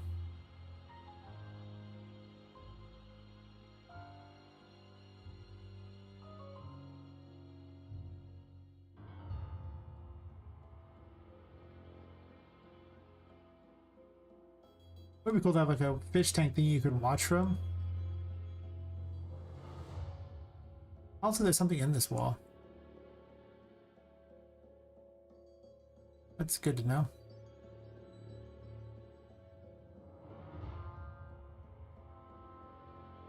I want to make that a thing where you could watch from. I would probably have like glass that you could see into it, right?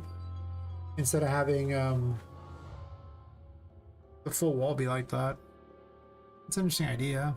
I'm willing to think about it.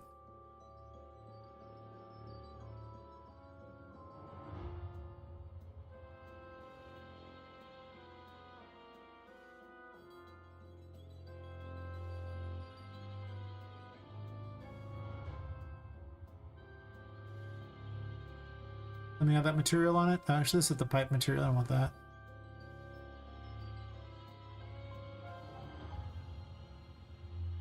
Sure has it on it. I just didn't want to find it. That's being lazy.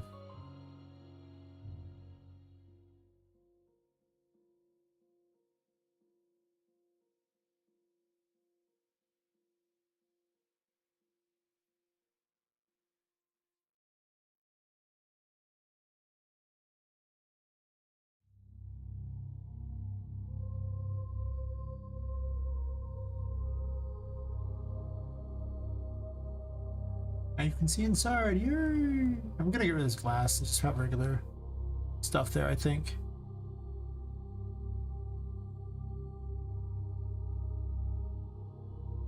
Also, I want a control panel here so you can see the water go down, which would be kind of cool.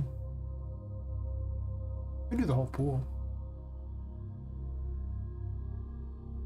I don't hate it.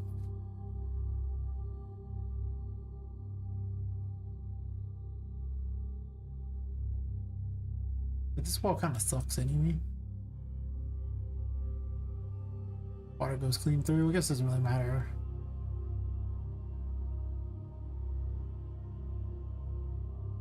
Probably look better if it didn't, though.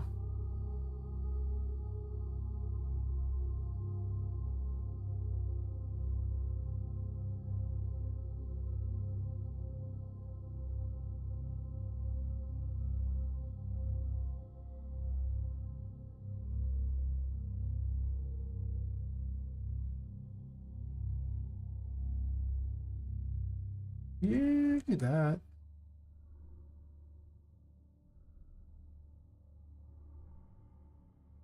That's the case. Let's add that.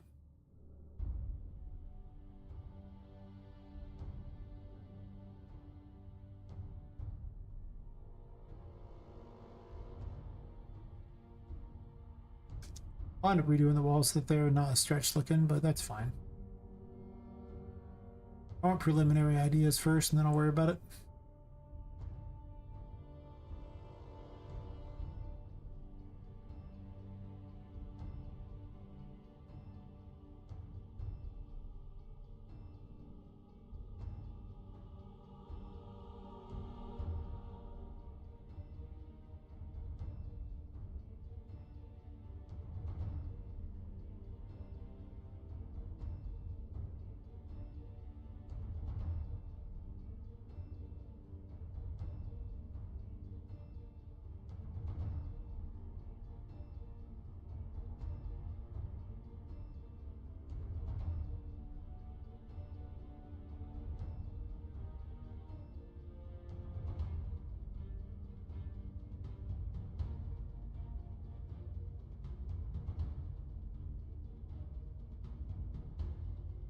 I think on the corner I put something.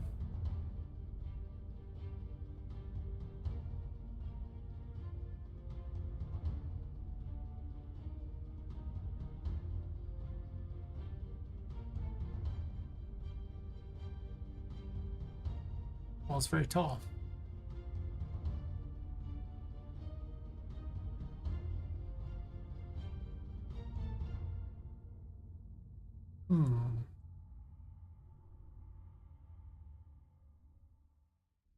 Guess I'd probably just go with that there and don't bother to hit the other.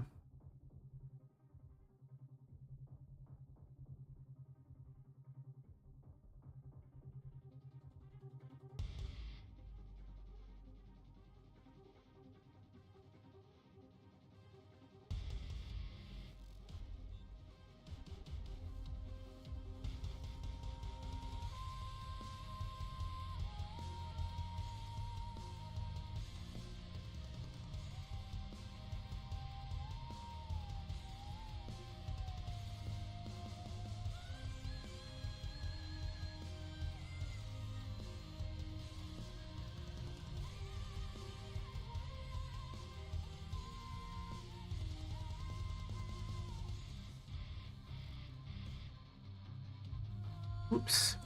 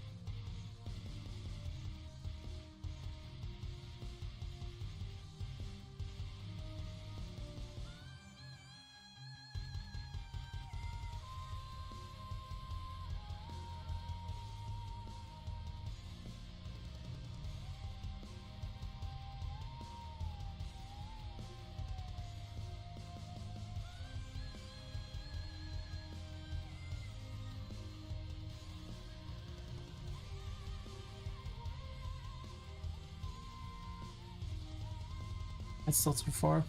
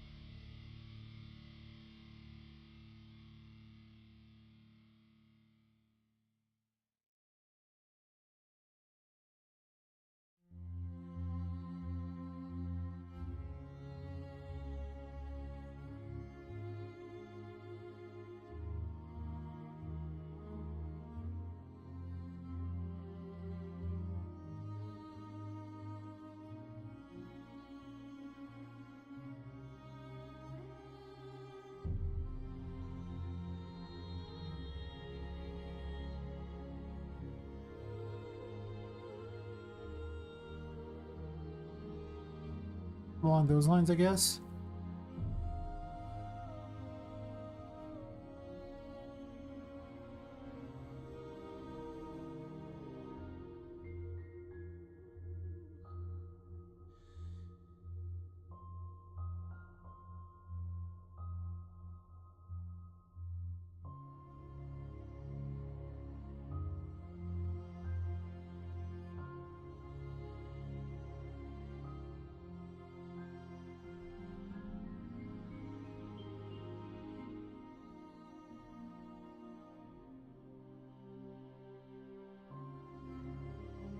This whole thing could be way less thick.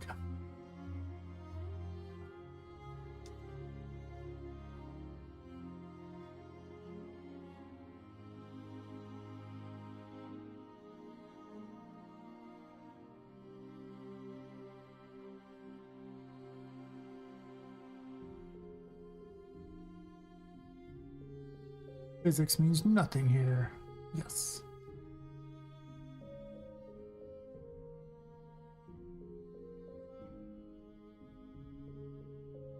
I should get to fit a little better before I make that. I'm probably not keeping it as it is, but until I do decide to make it into what it should really be, I might as well make it not crap. You know? Well, make it fit, I should say. Not crap is such a strong assessment. Assertion, I should say. It'll do.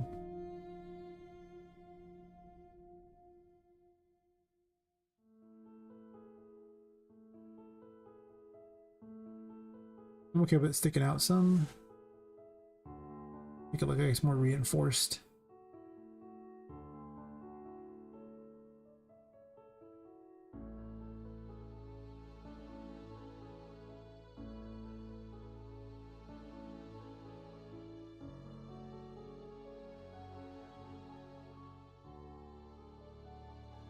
Putting these in between also means that I can have like walls basically.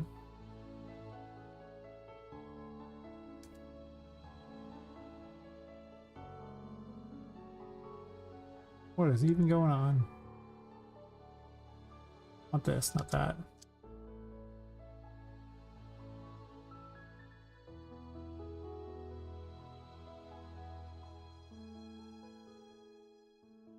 This no longer makes any sense.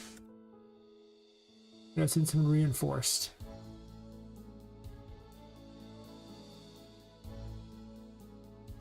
See previous statement about it not making any sense. I mean, it's a steampunk world, so having more metal makes more sense.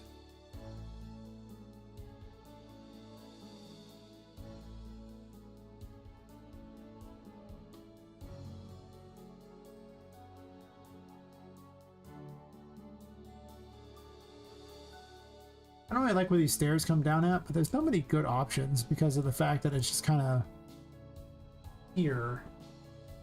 I can move it to the side a little bit. I guess it's fine. Maybe I can move it to the side some. I'll make reaching this weird, but I guess I can move this over and have it over in this general vicinity.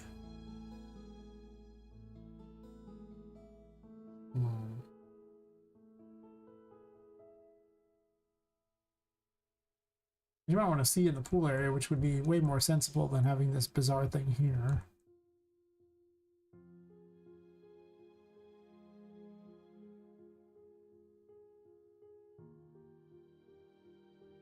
I have way too many brushes on this map.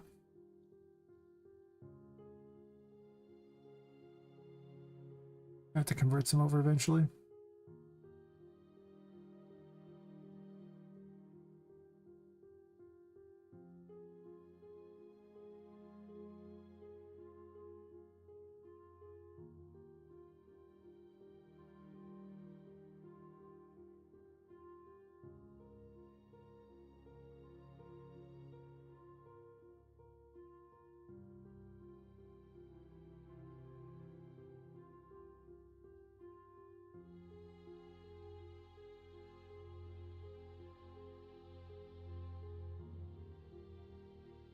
Really placeholders.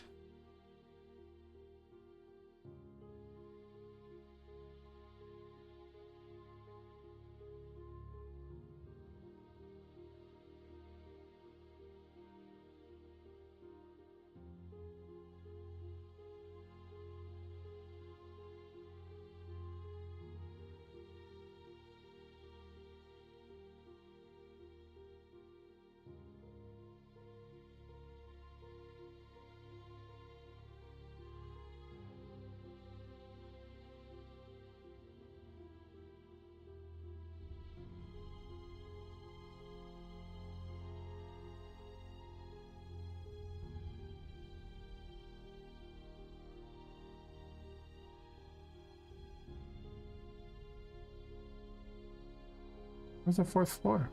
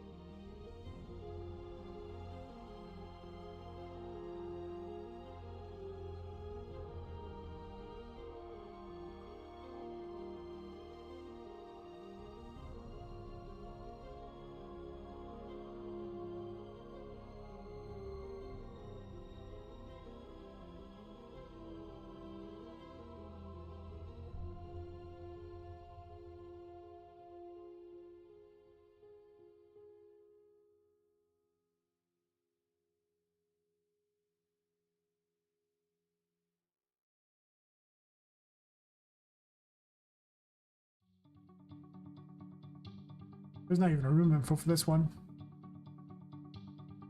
There will be soon.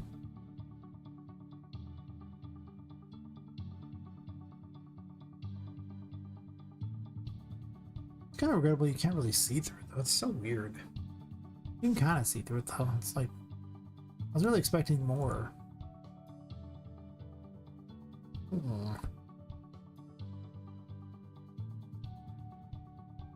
It's nighttime, can you see?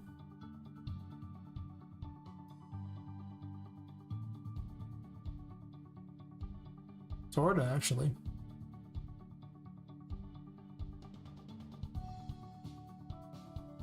Oh, I saw some left.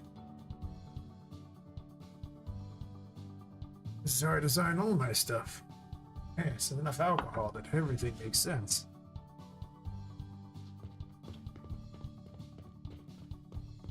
Oh, it has a reflection though of the outside world. I don't like that.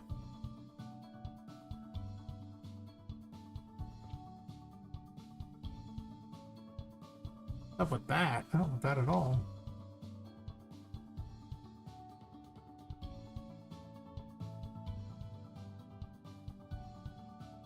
Wrong glass.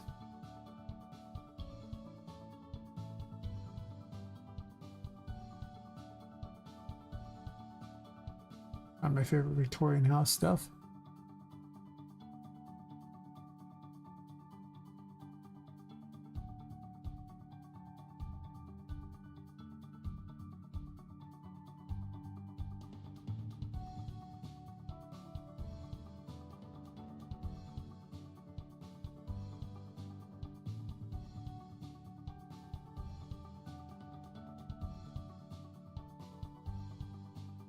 I don't want the view of the outside world. I think I'll pass on that.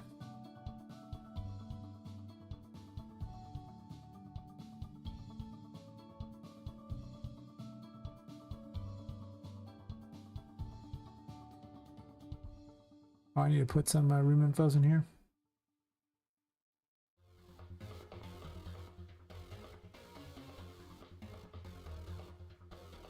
Finally making some game stuff. Game. Love the game here. Yeah.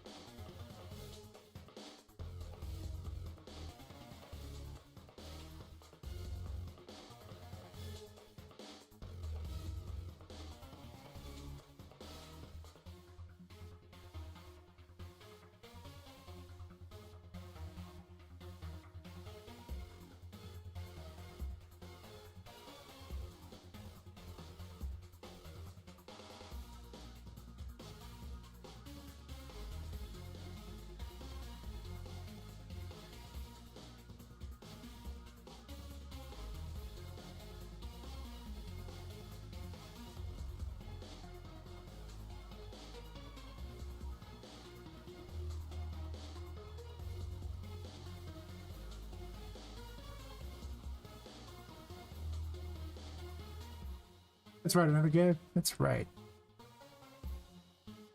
The first area was a trial map. This is the new map. You know, this will be better than the trial map. Let's throw the other one out, start fresh.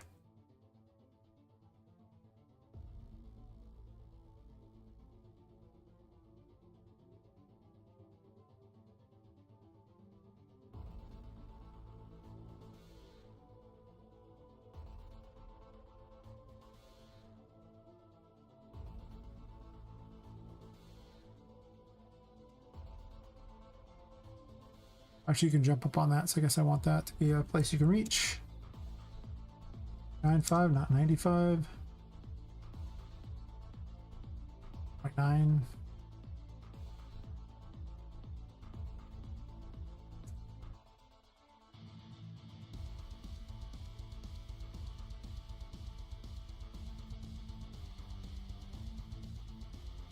Oh, 0.95 is better.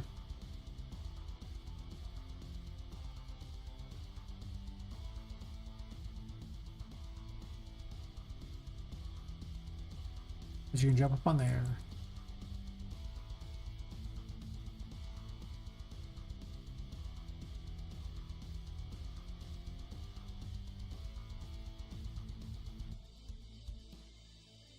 Oh wait, what am I doing? I'm stupid.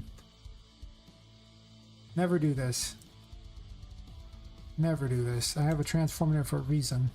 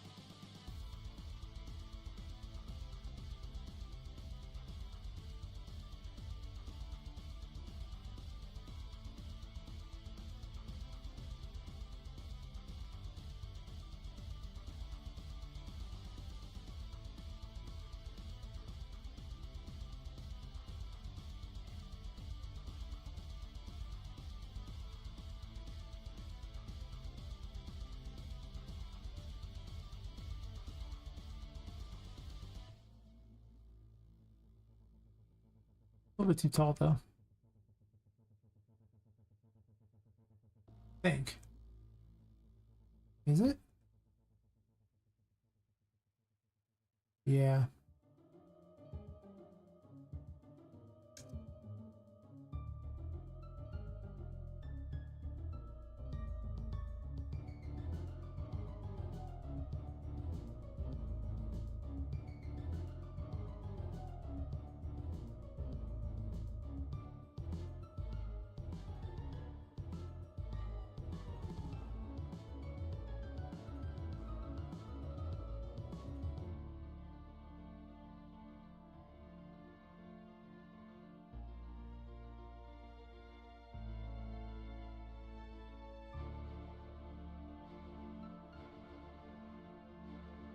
It's probably fine.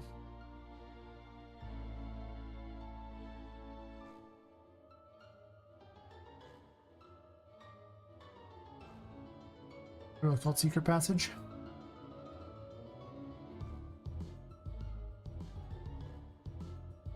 Made a critical error with this one.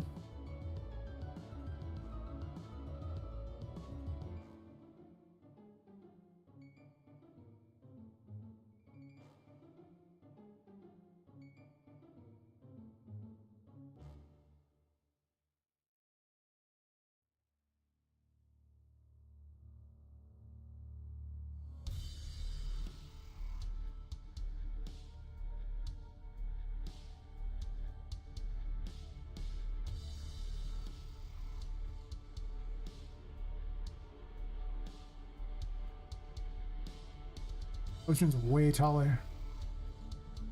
There.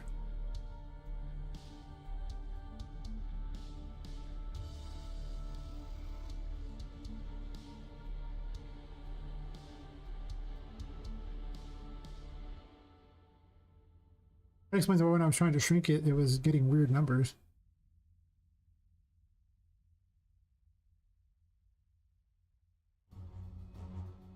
It's actually basically perfect. Nice.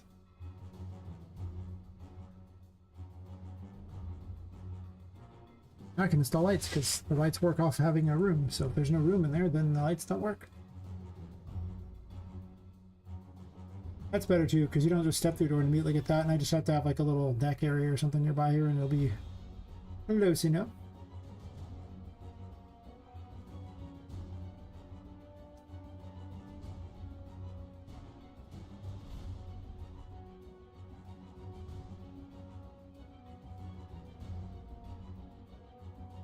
Nice to get back to doing some designing again. I've been working on polishing crap for ages.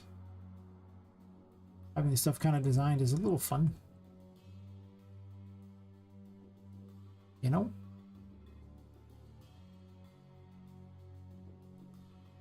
I'll just widen it a little bit and cheat. You won't be able to see it anyway.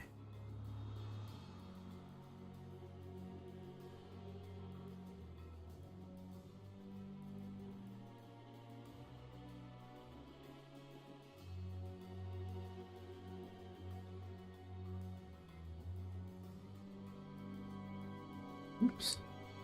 First use blind bug. Blind bug is very annoying.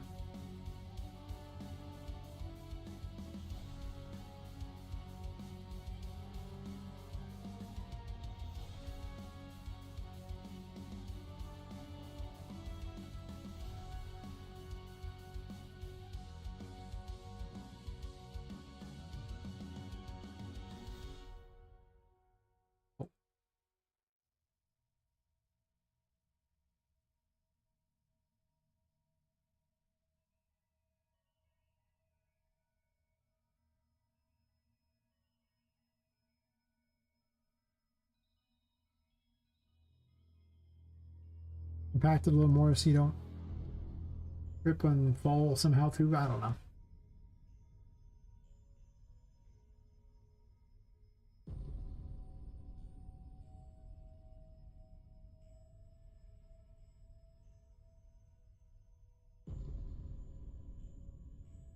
I'm gonna run it most of the way down, and then I'm gonna start bending it.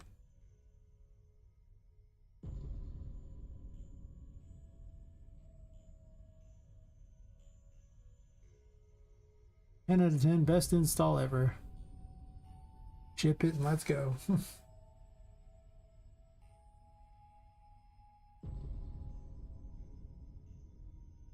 Creative juice is out.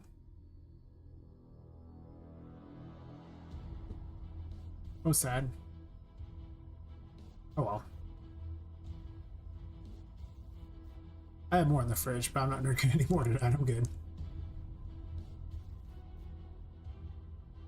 I figure if I drink 2 of them over the course of 8 to 10 hours, it's not that bad. Honestly, one's probably better, but yeah, you know, whatever.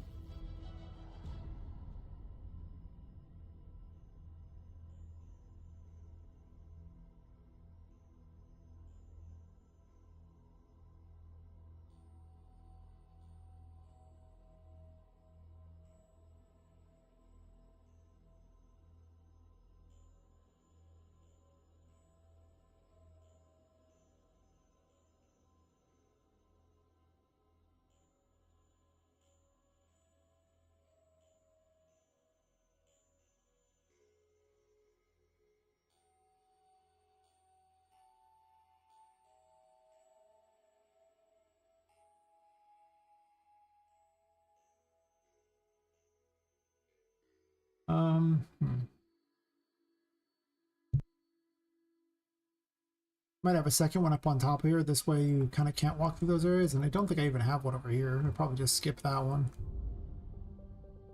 Kind of make a fence over there so you don't go down it. Oh.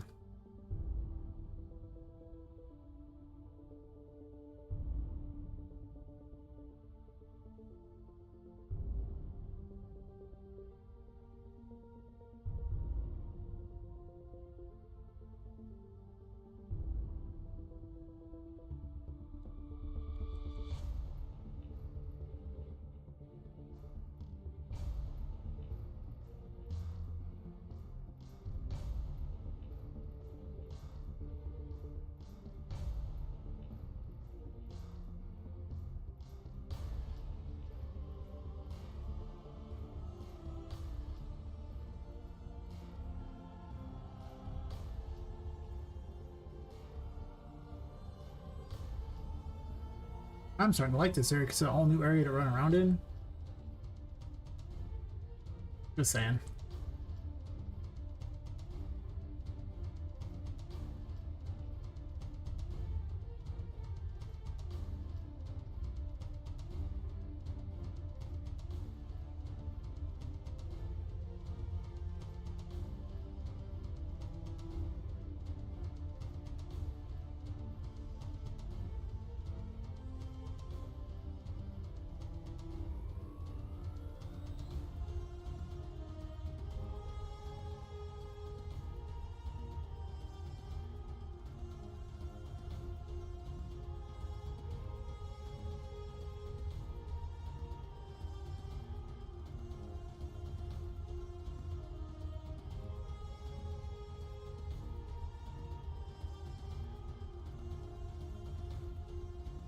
All the first light in here. Woohoo! It's like Poppet can now wander around areas. It's almost like I'm just exploring, you know, this place and slowly constructing things so I can get farther in. Very exciting.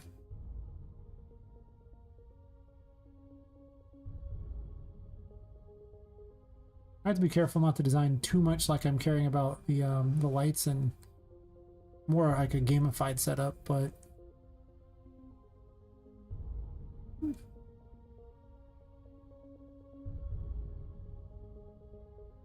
the first design doesn't have to actually be particularly good, you know? It can be pretty medium. I'll redesign a bunch anyway. It's a super door. It makes holes. Now what I'm doing is I'm moving there's a brush, there's a geometry brush right here that's in the shape of the door, and what I'm actually moving is that. Like, watch me move the brush. It's not the door that's actually making the hole. These are both geometry brushes. This is a geometry brush, and then there's a negative geometry brush, and that's how you make holes in them. That's how I made the whole game. I make all sorts of crazy things with geometry brushes.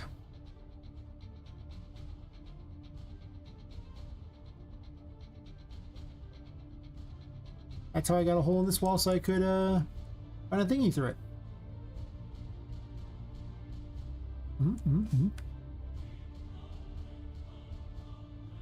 I need to make a tutorial on why everyone should use geometry brushes, and it saves a fortune.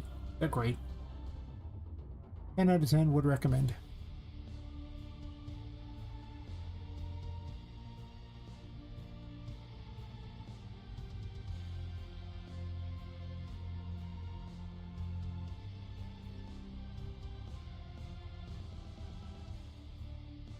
Oh yeah. Geometry brush is one of the biggest reasons for me to start using this engine. The amount of money they have saved by just allowing you to produce all kinds of essentially simple shapes. A lot of walls and everything like that, windows, buildings like that can all be generated very easily with these.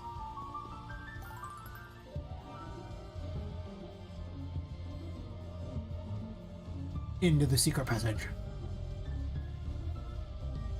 I haven't selected any specific music for down here yet, but anyway. That's not even on the ground, whatever. It's a new room, yay! I like new rooms, yay!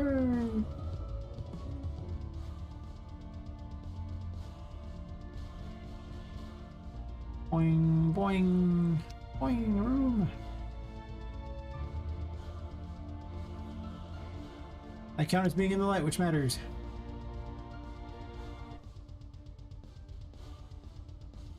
I don't like these lights most of the time. They look really cool until you're running around by them, and then you realize they're so high up you can't really see them. So they're not my favorite. Not everything can be designed for Poppet, though. Because if everything's designed for Poppet, then it would just seem like the world was a normal world, and she wouldn't seem tiny.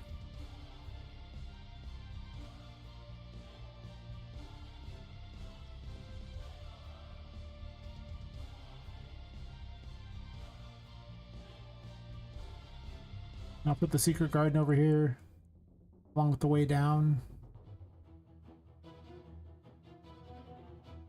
I'm probably going to have you invade these rooms here. Problem with some of these rooms are so big that they kind of make it hard to really do anything. This room is so huge.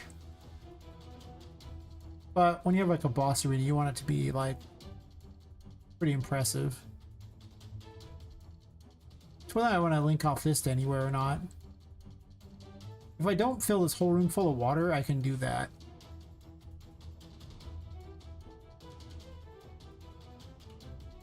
You should always convert them to static meshes. The brushes are incredibly heavy.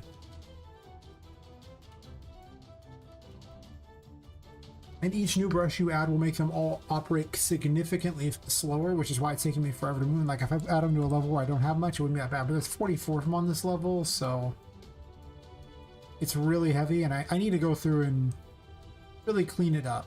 Like this is still a brush too. That's why it has this giant, you know, cylindrical thing through it. I have to move this out of the way to even move it.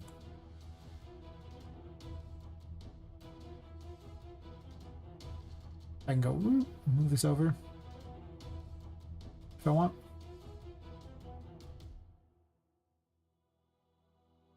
Actually, I kind of like it farther over. I usually move the thingy with it. Then I gotta realign it with a hole.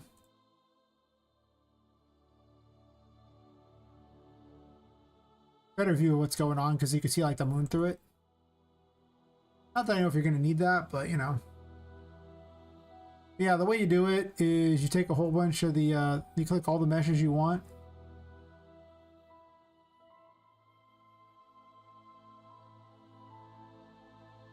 I usually make certain that they have, you know, I select all adjacent surfaces and make certain that they all match the 10 out of 10 thing. And then you can go to, be under advanced, I believe, yeah. Brush settings advanced, you click straight and create static mesh, and then where you want to do it, and then it becomes a static mesh. Then you have to re-add collision to it, so that is worth noting. Yeah, pretty much.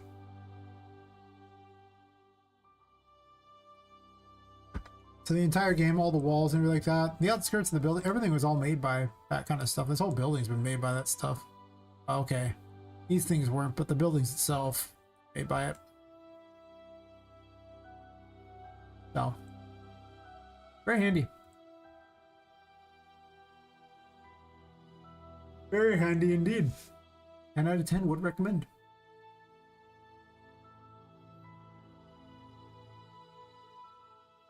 Oh, I gained 2 subs today. Hell yeah. I mean 2 subs on YouTube. Quest to get 100, actually 1,000 subs there. Continues. I just need another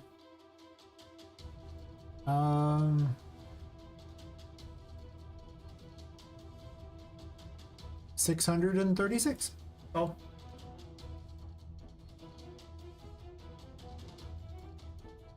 Maybe? Yeah. It turns into a static mesh, so you can kind of do whatever you want to it. That you could do to a static mesh. As far as... I'm not sure if there's a UVs thing or not. Maybe.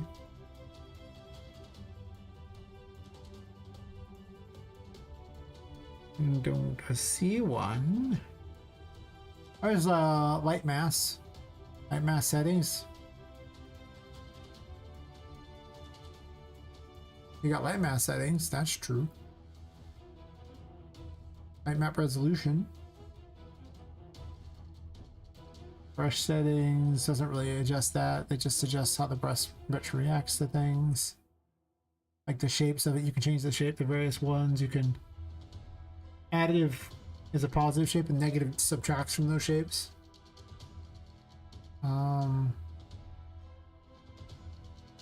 Reason that's mostly what you can do with it. When shooting a static mesh, you do whatever you want to it, of course, that you could normally do to a static mesh. Like, just take it to a different program if you want. Good.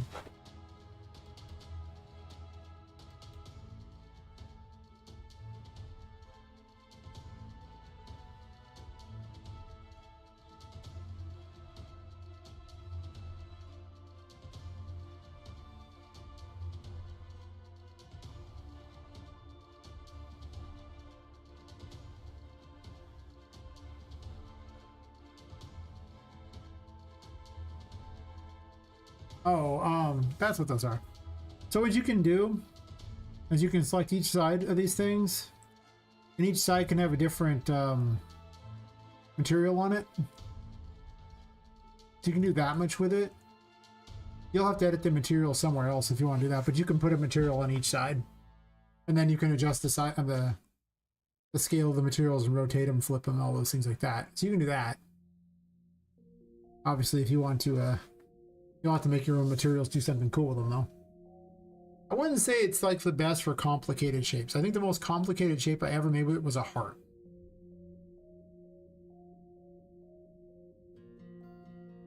And it was like, you know, the Valentine's Day heart kind of thing, not like a human heart or anything like that. None of that.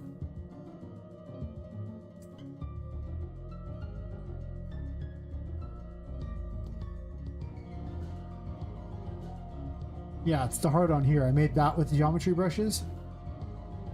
I think it came out pretty good. You can do something. I put it on her head too. Yeah. Well, I mean, I just turn it into the walls. I mean, that's what I want to do with it. You make a lot of things with it. I mean, I make all her wands with it, so this wand was entirely made out of those things. So was the moon wand too. I made a moon wand out of it. It's easy to make a moon shape. I don't think I made any of the other weapons out of it or anything like that. You could easily make a lot of weapons out of it, though. I consider remaking the bubble wand to be cooler, but I'm probably not going to. Wheel of Fortune's die is made out of it. Yeah, I made the whole dice out of it. And I used 3D text thingies to make all the shapes on it, or make all the numbers on it.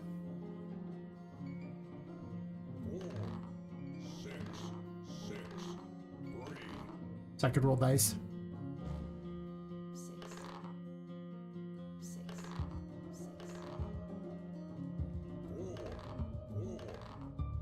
Yeah, you can get creative with it, make some pretty interesting things, I think. I'll probably go along and make a few other things like that because it's just so fast and easy to just, you know, pump out this stuff in the engine. Since they're just so quick, but they're basically the best for building worlds. Like, you just build whole buildings and everything. Just awesome.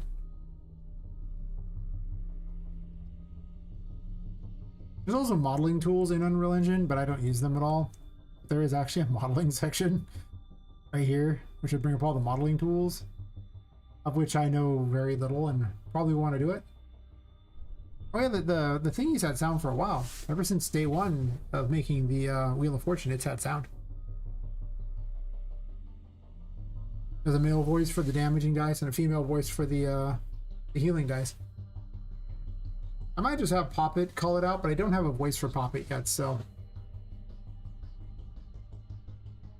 eventually I'll get there. I don't know. The plan is to get a bunch of AI placeholders for it. I'll record some AI placeholders and then I'll, you know, worry about real voices later when I get to the point where things are finalized enough to pay for real voices. I'll take free placeholders for now, thank you. Yeah, I haven't looked into those too much as far as the modeling mode. Fractures, how you make destroyable things. I need to make more destroyable stuff. I'll get to that probably later this week. What is today? Today is Wednesday for me. It's Wednesday probably for everyone at this point. So I stream tonight. And that's it. So I like 3 more streams this week. Right? Yeah. Well, I'll probably get to it in like... I kind of want to get to sound at some point. But maybe I'll get to that tomorrow or the day after. I'll figure out what I want to break for this area. I usually don't make that many breakable things because I can just recycle them a little. It's fine. People don't complain about the barrel, right?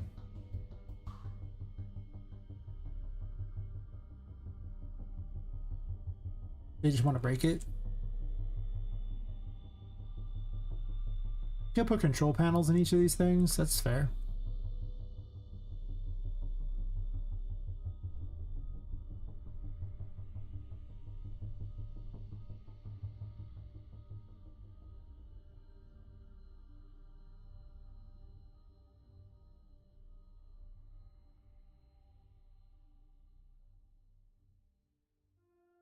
I'm not sure I'm going to go with this floor for this area. I might not.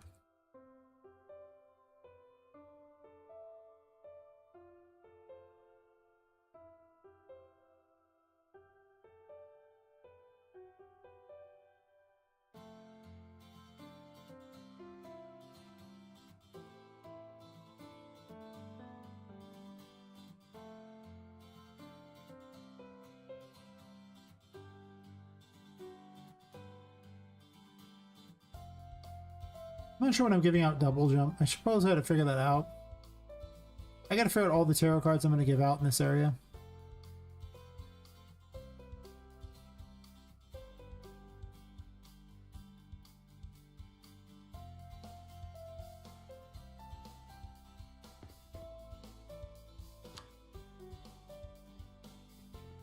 Yeah, when I have water or something like that, like, you know, is the like water noise or something that it plays and that goes down, that'll probably be helpful too.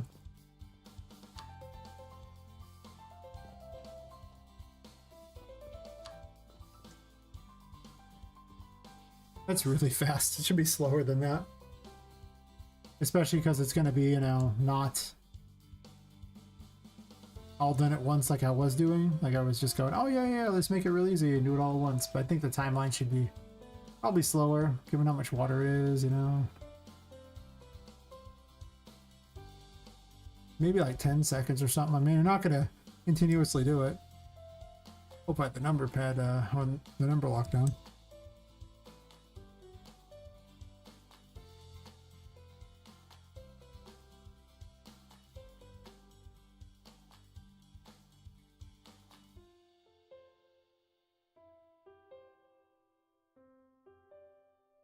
I really think the game needs a huge amount of sound. I need to go through and really just start doing that. It's one of the things I've really held off on.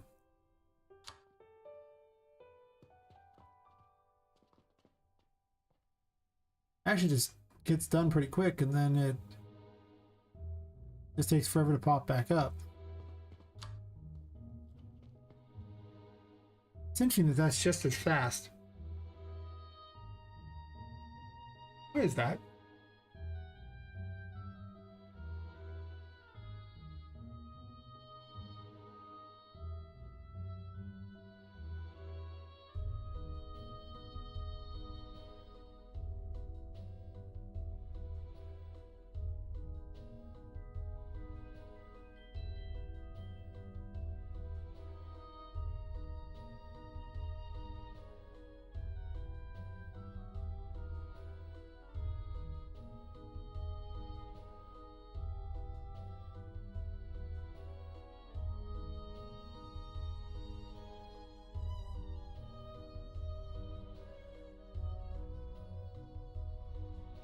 There's not an R enter for transform, is there? There's not.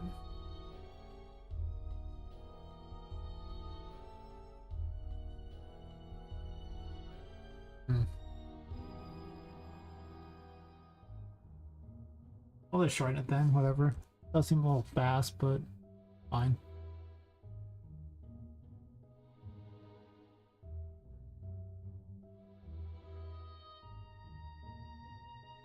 Do I even have water sounds? I have no idea.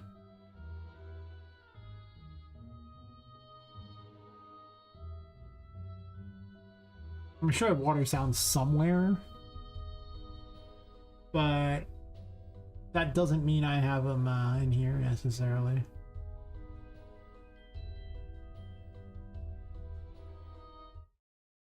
So let's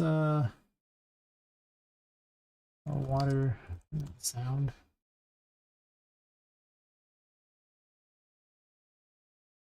Diver choking, really. So happy that's the sound I have. More diver choking. Doesn't sound like a diver choking. So glad there's all this diver stuff. Flushing toilet, perfect. It plays that noise, you're like, what in the world?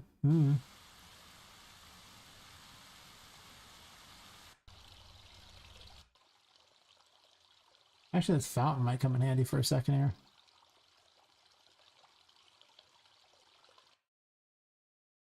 Here for a second.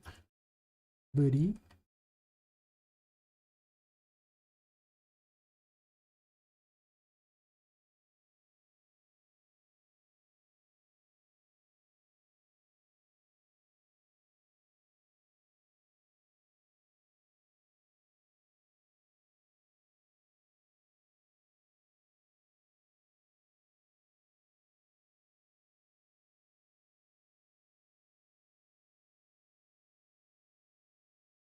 It's like it's an audio thing, right?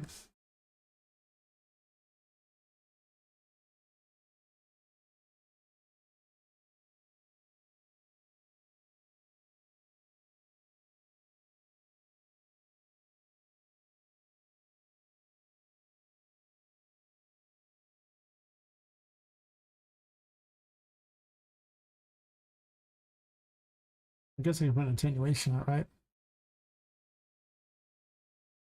That's not attenuation.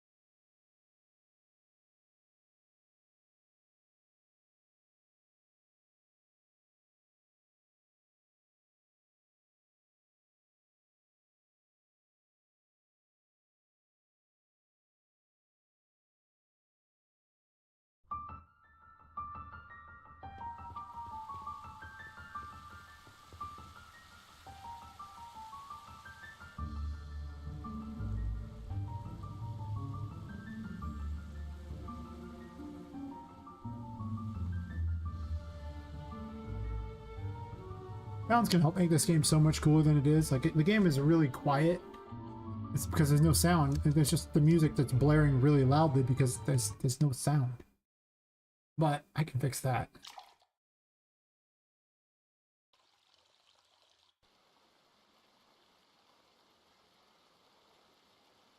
Do I have a waterfall sound? I'm sure I could find a waterfall sound, but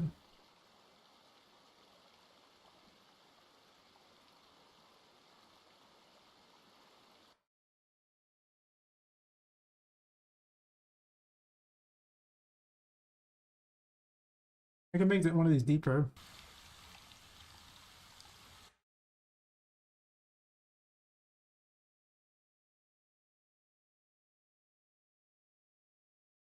Um,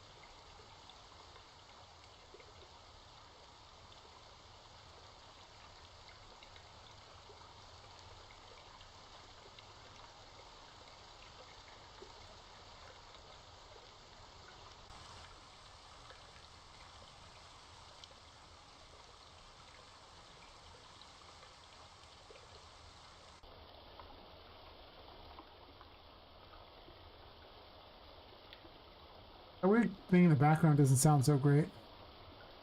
I don't have good water sources though. I guess it's better than nothing. And I'll just change it later. I have something better. Please stop playing it now, thank you.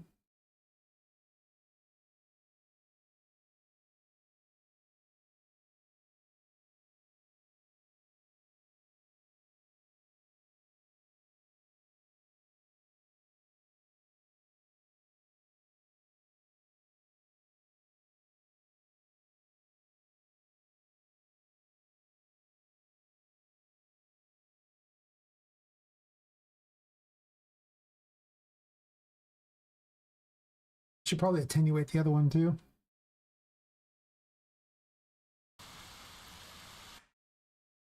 Use that one, right? I did. Then you take this little modulator and put it on here, and what it does is it gives it a random pitch and a random volume and a range. So this way, every time you hear it, it sounds a little different. You can have one sound that sounds like a lot of sounds.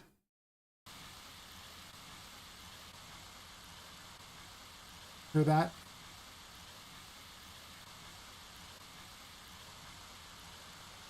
So it won't always sound the same. I usually don't change it too much, but if you lower the pitch, you can obviously make it really quiet. And if you actually make it really deep, and if you raise it, then you'll make it really high pitched. So, very useful thing. Or faking like you have a lot of sounds. Huh. Fake it until you make it, right? Right.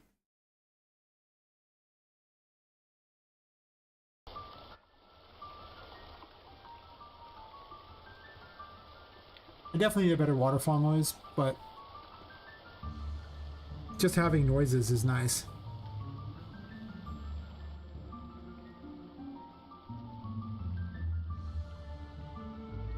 I didn't put attenuation on that.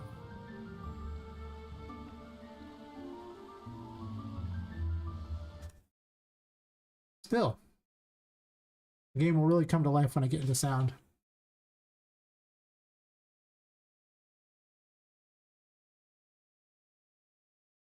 And then you'll realize how much the game was missing without it.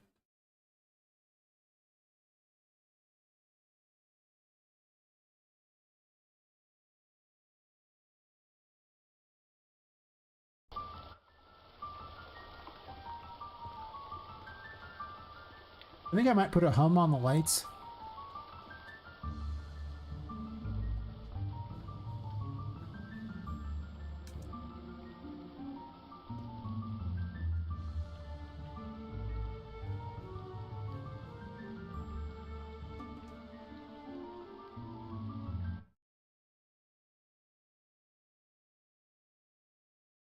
I do have a bunch of steampunk sounds now. That's true.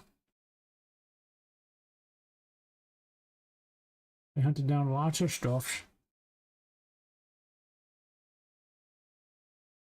I'm just surprised there's no water impact water elements.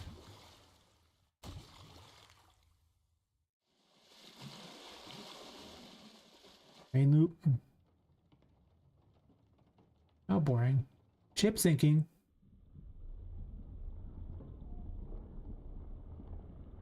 It's way too long.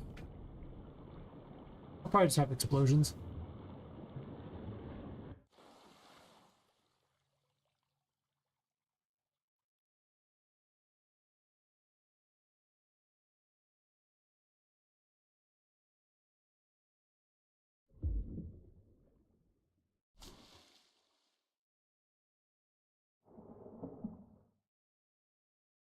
Bubbles.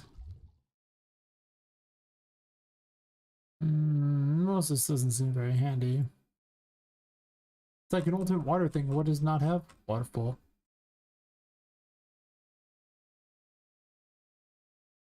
For diver choking. That's real. Actually, that probably is handy for someone. It's not handy for me. It's okay.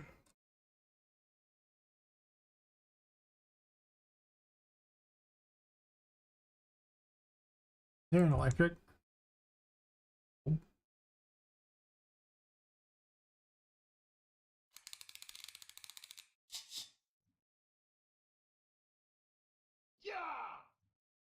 That's not what I was expecting at all.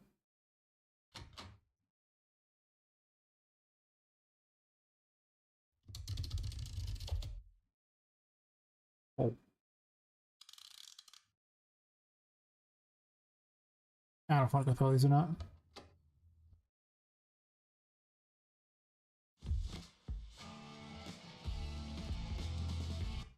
What the?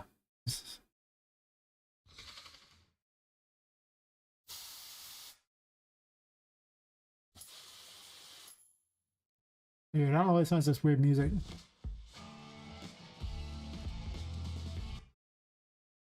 It's supposed to be a pressure valve. What is that? What is that? I don't understand. I gotta put steam places too, but then again, the particles tend to be pretty heavy. I'll have to find ways around that. I don't know. I don't really want to do sounds right now. I usually don't.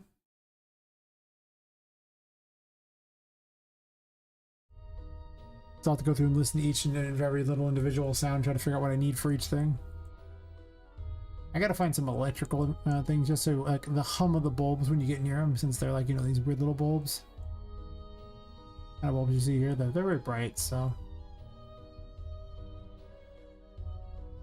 I'll probably get around to that at some point.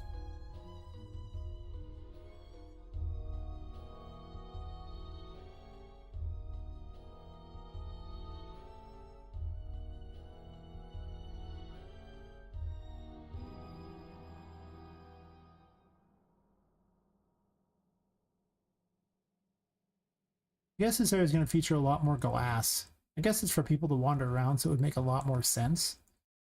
There's a great deal of glass.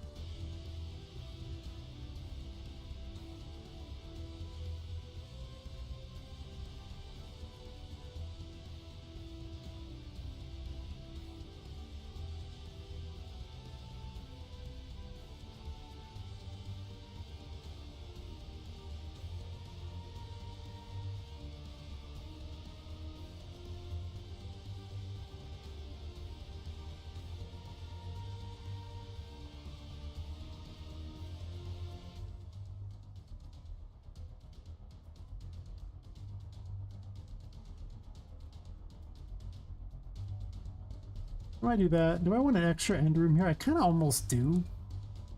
Really long rooms like this kind of suck.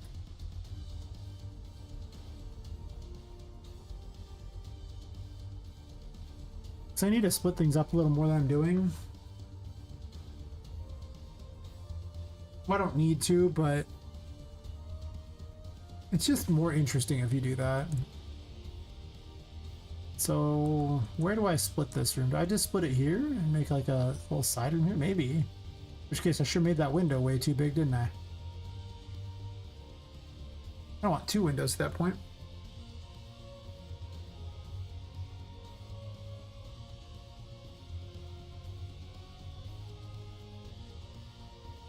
Yeah, tinted windows though. Tinted windows almost don't make sense because,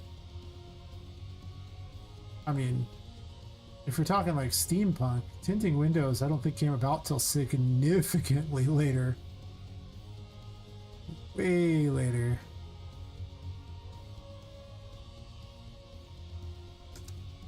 I'd have to look up exactly when it came about. Actually, I could just look now.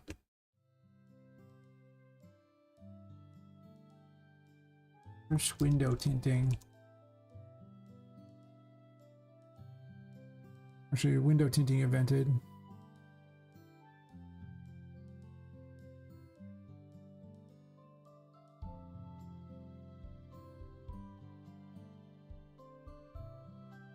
Oh wait, I'm stupid. Think of all those churches with stained glass windows. Obviously, they could tint glass a long time ago.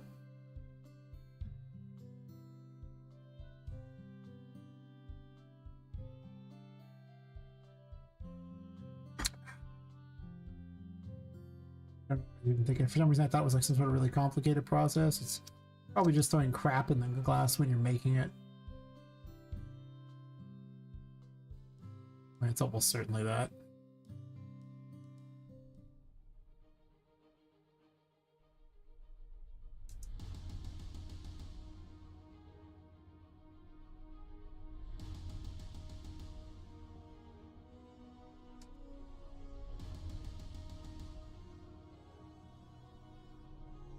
I'll probably end up wiping out a lot of the rooms I previously made just because I come up with better ideas from them. I mean, they were all concept rooms anyway, so...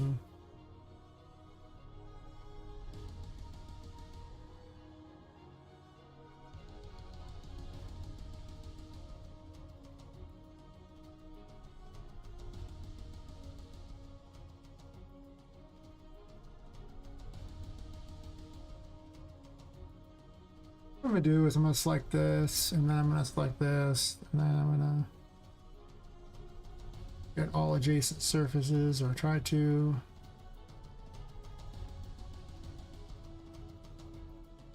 I'm gonna swap it with that, and then I'm gonna grab this, and then put the glass back on just...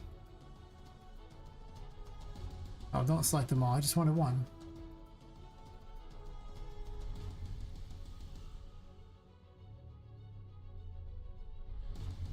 I thought that would get the other thing and not have the side problem, but apparently not so much.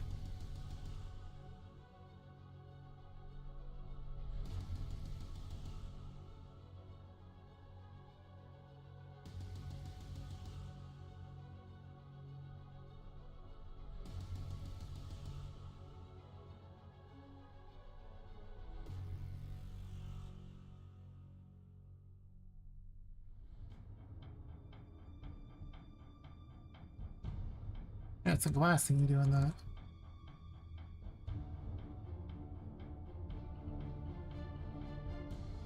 Because it's too big.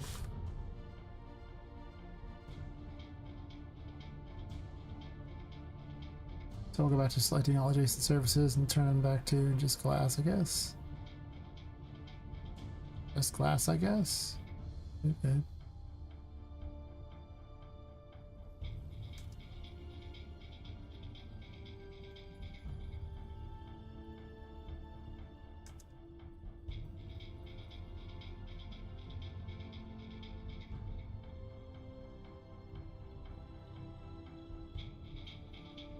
Yeah, so I'd probably wall it right at the end here.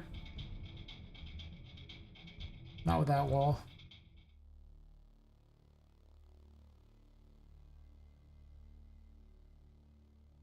This wall is probably the best one.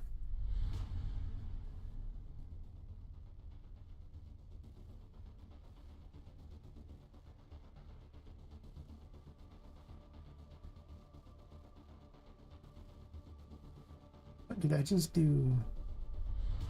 Don't duplicate them. No, thank you. Just paste, please. Oh yeah, I forgot. There's a weird bug when you do it that way. Don't do what I just did. I had to paste it on top of something that is not a brush, where it will cause a permanent error in that brush, causing it to not work. Well, and you'll never be able to get it back to the right shape. You try, but you'll fail.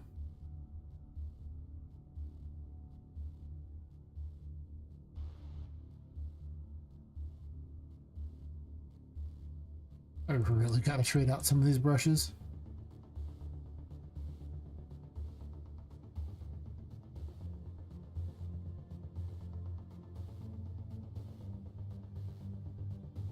The first ones move super fast and it's not a problem. It's just a problem for when you start getting this many. There's so many to work with. I just added two, so.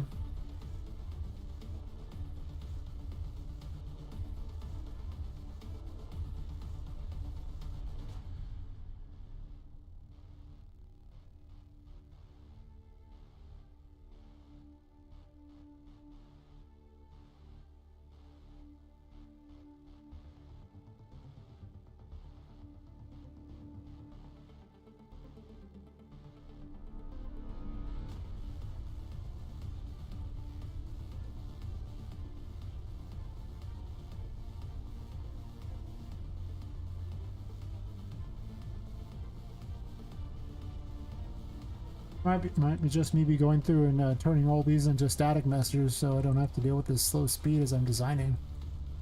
That happens a lot. Sometimes I go back and redo the static meshes because of that. Because I'm just like, well, I can't handle this, so I guess I'm doing it this way. I guess this doesn't have to be as big of a thing. I can move it back a little bit.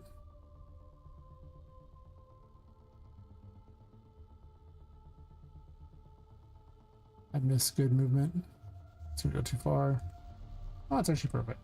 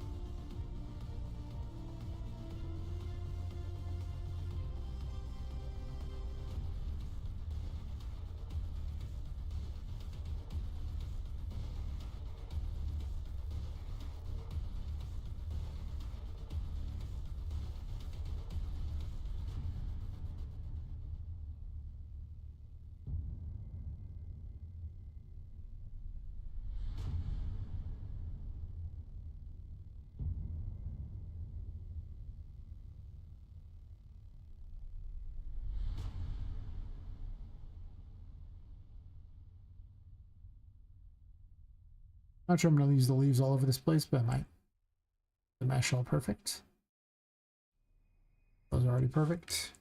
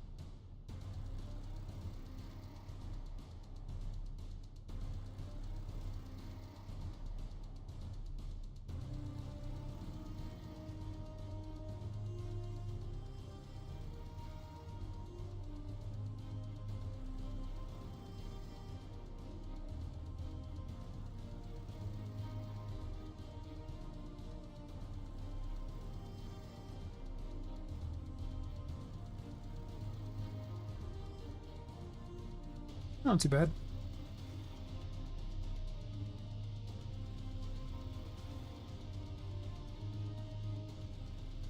We're getting there. Don't know how these are going to be called, but that's okay. Gotta get the outskirts of the window. I'm definitely going to get rid of this outskirt crap and go back to having this other stuff there to blockade it. It just ends up looking better. Too often you get close to this and you just look down and see this weird glass and it just doesn't look right. Or that kind of crap. It ain't it. Or I could just actually have like a big glass thing there.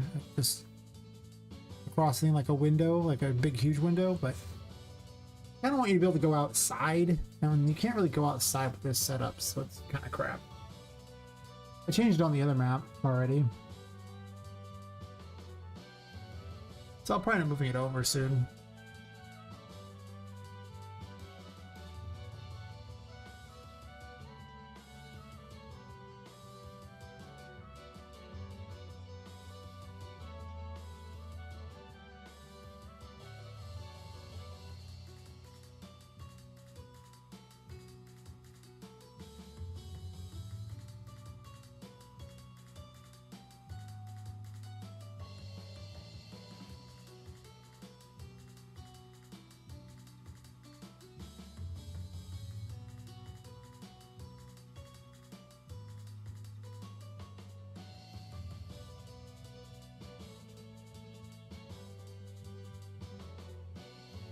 It looks like the way this is set up,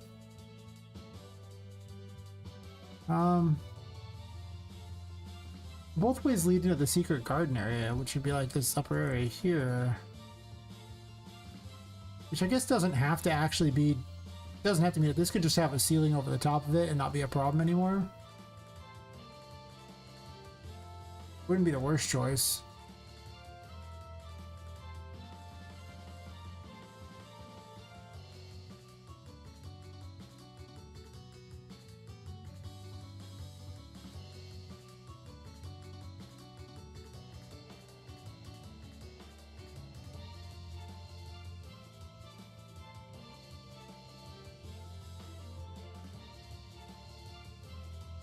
I mean, it would make more sense to split it into two, because if I don't split it into like two levels, then I mean, it just doesn't, it's not very gamified. The whole thing just isn't gamified. I'll think what I'm gonna do about that. This thing, I plan to put a bunch of machinery in this room, I assume, because it's like, you know, observing all these rooms that do things. So there should be an additional entrance into here if that's the case. It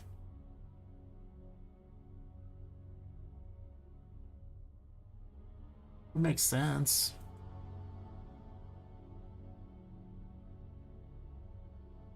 All these have to be raised up to match this, or make this go down. I don't know, one of the two.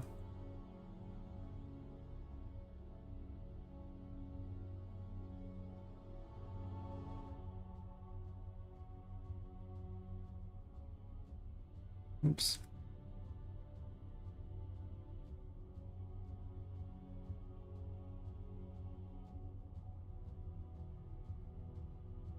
We could have this go like slightly over into here and then just chop these other ones off.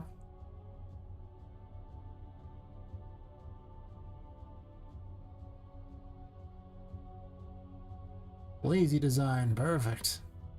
Everything I've ever wanted. Not the most ideal setup, but it'll do. I could probably put a thing over in this wall if I want. Have it lead into one of these things, maybe drive this down into something. Like, this room's gonna get a huge change. I don't know where I'm going with it yet, but it will be different.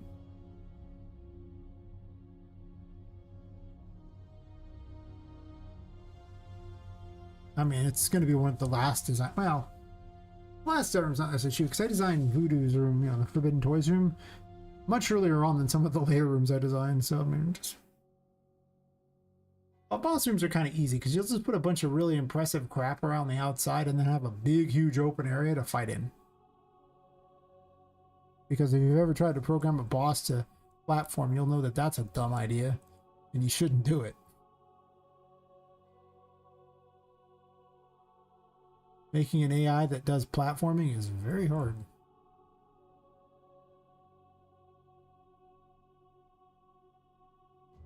Training an AI to do platforming, not as hard. Making one that just does platforming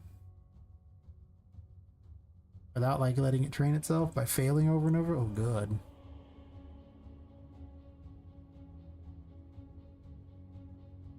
I like how it has this super unsafe overhang here. Does it have a brush here? It does.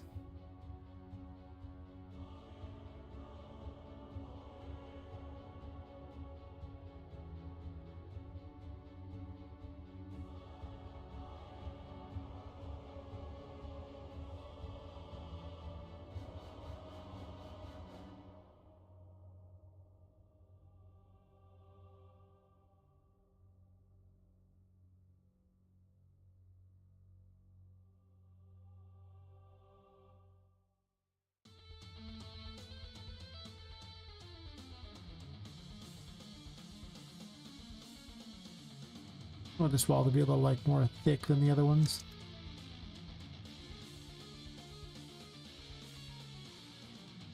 This is on the corner and everything.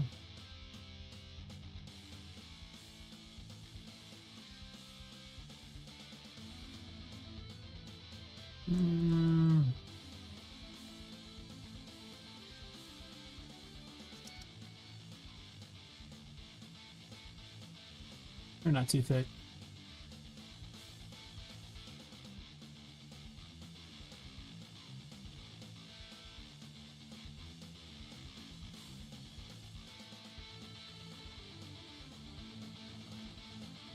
Okay, never mind. I don't like it as much as I thought I would.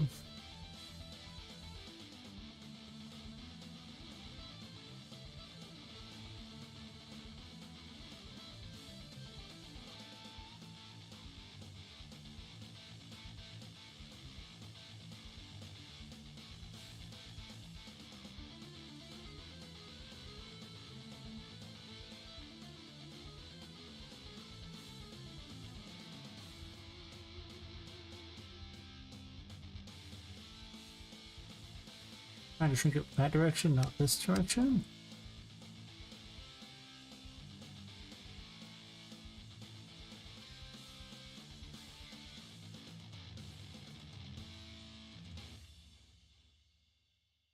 It's like the least thin glass ever.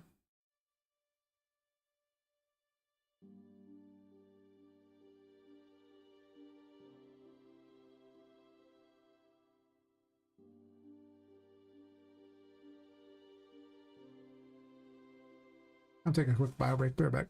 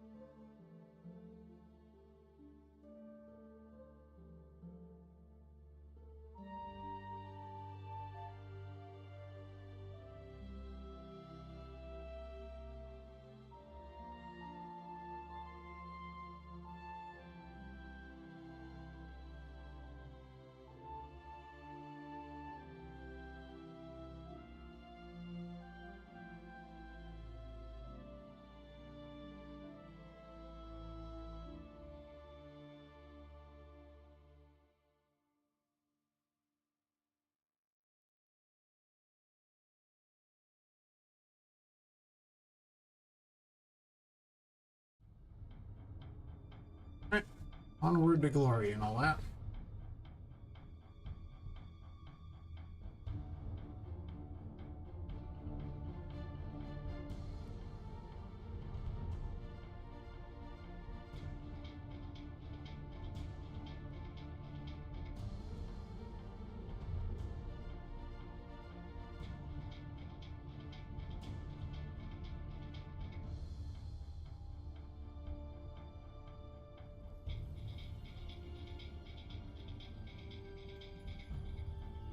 Might introduce a thing like a game tag thing to check and see if Poppet's beaten an area. There's also a do I have this option that checks one of your old variables, so I could use that as well.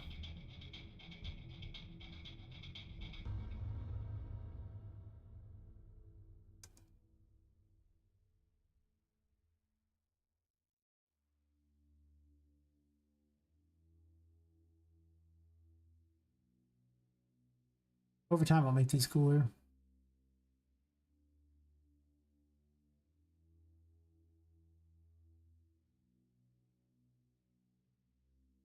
Need to work on my buttons so that they don't stick through the thingies, but I don't want to do that right now. But instead of having him move down, I would have him compress instead, so you have a transform play. Right now I'm building things. Maybe later. I guess.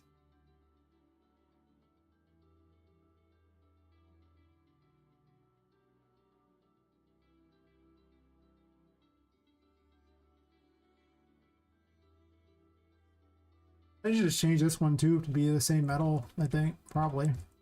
Only has one thing though, unfortunately. Yeah, I'm not gonna use these anyway.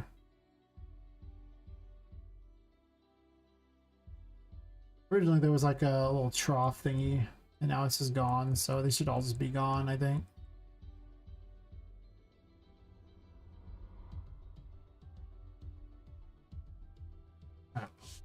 Maybe. Get rid of the plants at least. Something's gonna come out of this place.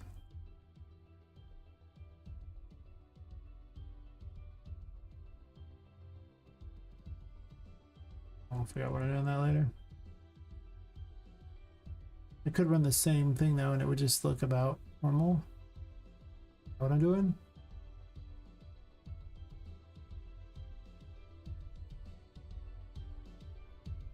I mean, there's a giant pool thing, so I guess I could place all the bricks and everything with pool stuff.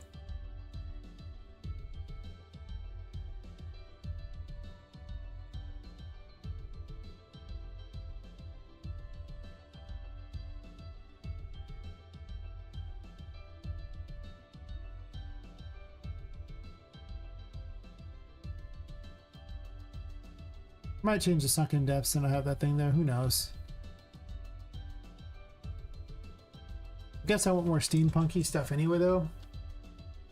Metal makes more sense than bricks underwater anyway. Bricks underwater don't exactly hold out very well. Pretty certain they crumble in fairly short order if you do that with them. I mean, like, you know, not gonna be like immediately, but bricks really aren't known for holding back liquid. Of course, to be fair, well, I think glass can. There's definitely glass that holds back liquid. A really thick, you know, bulletproof type of ridiculous glass, but you know, usually disgustingly thick, much thicker than the crap I'm using. Also, this should be pushed against the water. I want a Poppet to be able to jump up on here, basically.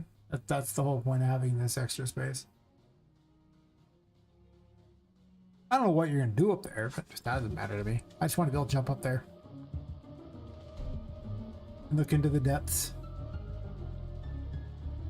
It's kind of a reflection. You don't really see it in the light very often.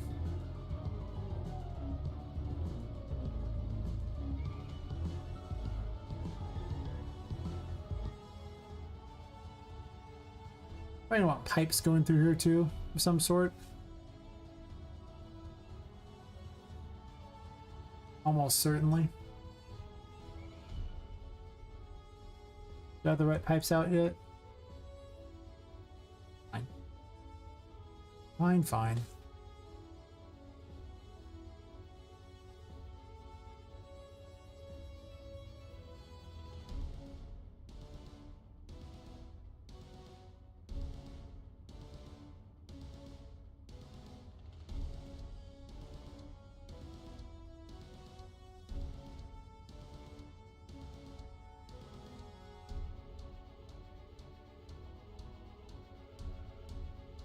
Baby pipes. It occurs to me that there's even like hollow pipes too. Like I can have glass pipes. I forgot these were even an option that was built into these. I don't know what I would do with the glass pipes though. I don't think I'm gonna use them probably, but maybe in something else. I don't know if I want them here. It was definitely not my first thought that I was planning with them.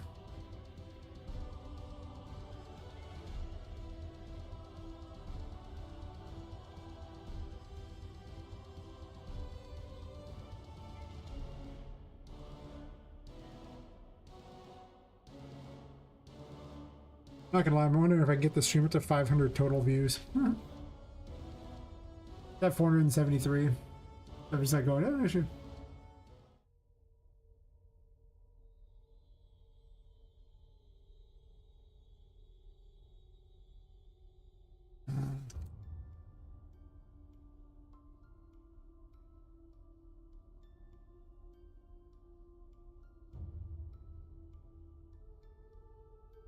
Ooh.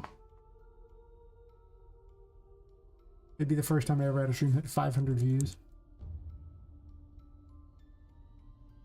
Which would be really cool. I mean, to be fair, I think it's probably higher than it's ever been anyone on YouTube, but still.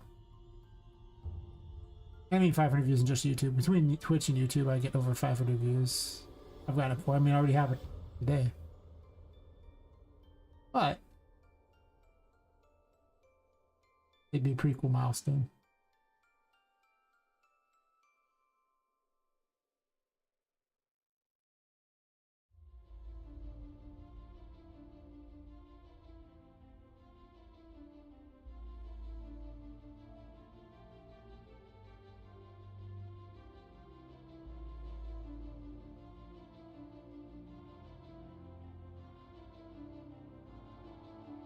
Do I just want to line this thing with pipes? And if I do that, do I even want it to be that big?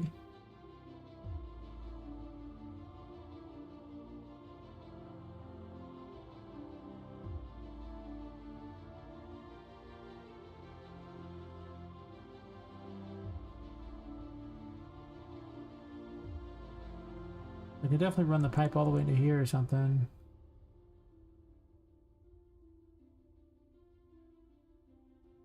It's kind of crappy that the pipe all the way against the ceiling though, because then Poppet can't run on the pipe.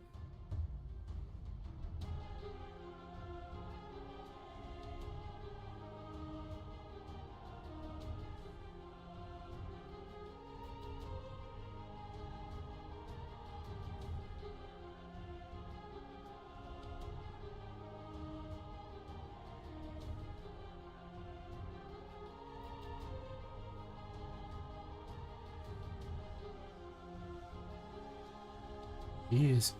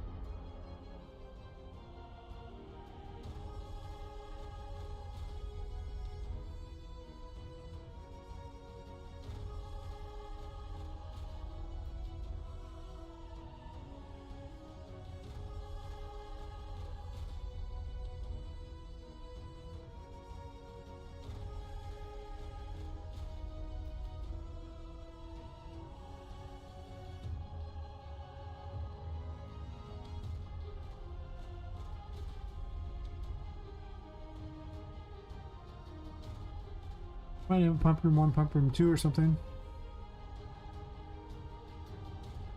Hey, Lepus. I'm trying to make a notification player when I see he gets a level up. Fair. Gotta, you know, gotta let them know the NPCs matter too. They ain't taking your crap no more. Their level ups matter as well. NPC lives matter. Do they though? Do the NPCs matter? Important questions must be asked this day.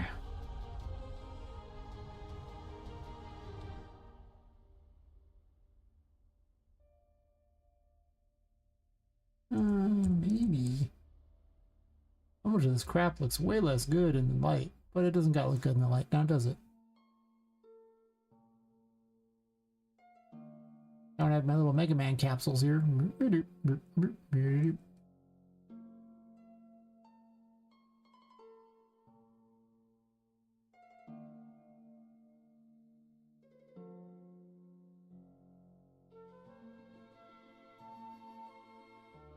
do matter. If I really do want something, a little MRPG, I can reuse the system. That's fair. Imagine unironically reusing a system. Who does that? That's weird. Maybe let's call this like Pump Room 1, Pump Room 2.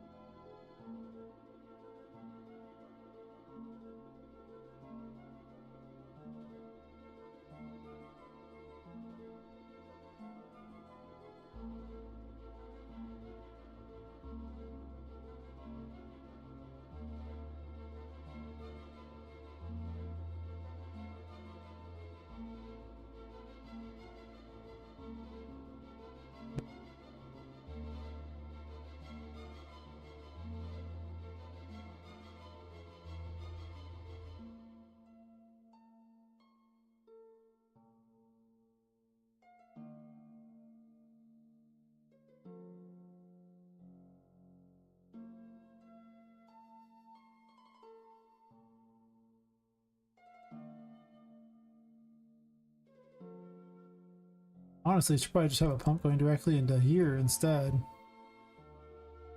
It just sucks the water in, which would be... I don't know. Pump pipes all wherever I want. It's steampunk. I don't need an excuse to run pipes places. I only need an excuse to not run pipes places. So true.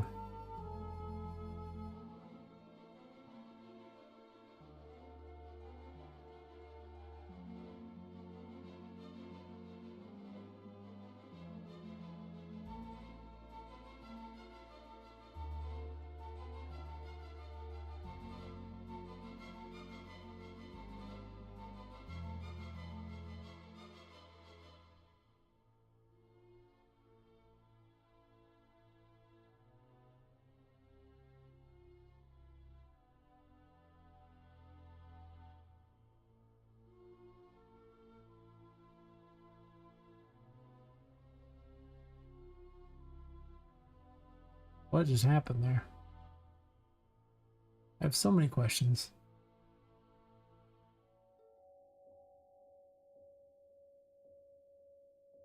Okay, that's ginormous.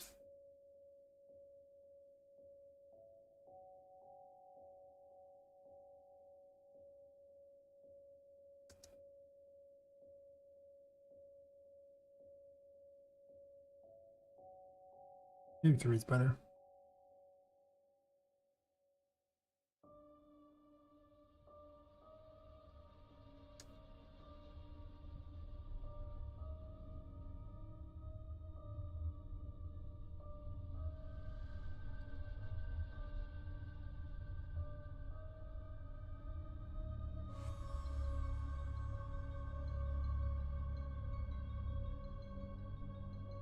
Definitely going to go a lot more tech in this area, I think. Don't worry, they'll add the creepy and weird stuff as it goes along. Design the rooms first, then add in all the weird off things.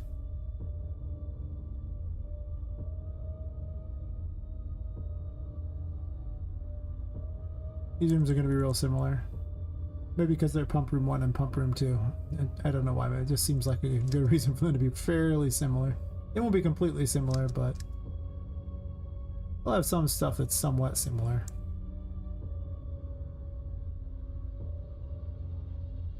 Maybe I'll put the pumps on the other side of the room.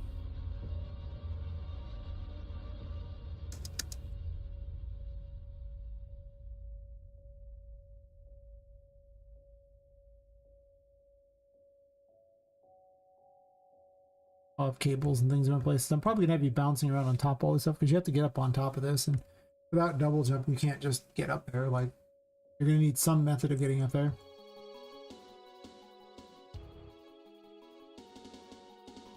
Even if it's the default method of getting everywhere is usually a chair, and then I add things later, but we might start with a chair there just as an idea of where you start at. Maybe I have you get up on top of this stuff.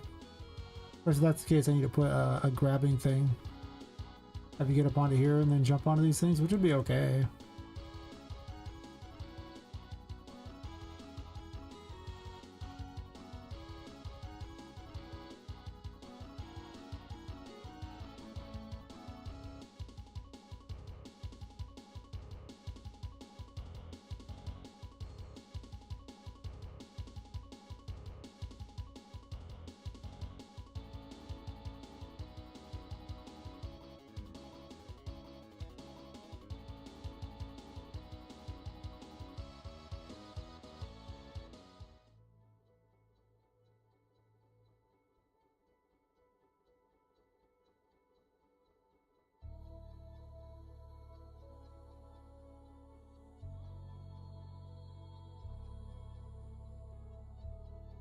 Yeah.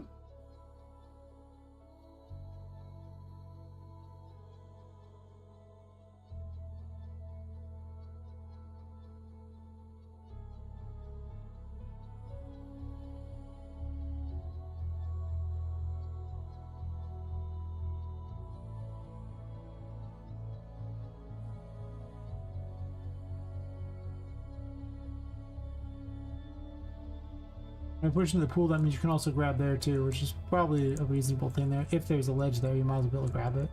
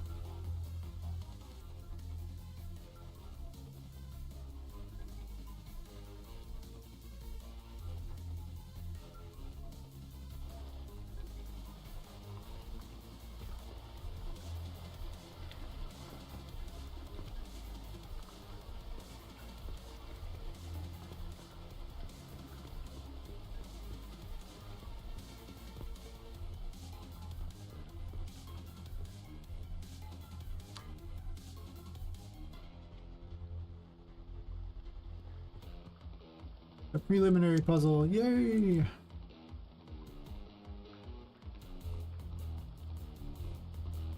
run lots of chords around this place. I'll step in one of those chord maze rooms. Chords are so much tinier and so much more obnoxious to run around on than the others.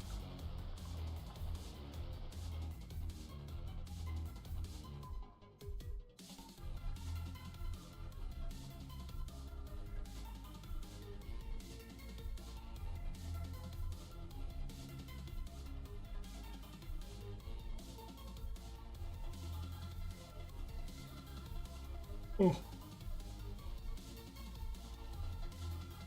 Well, definitely getting closer and closer to the end of the stream for the day, that is for certain. I'm at Almost 10 hours.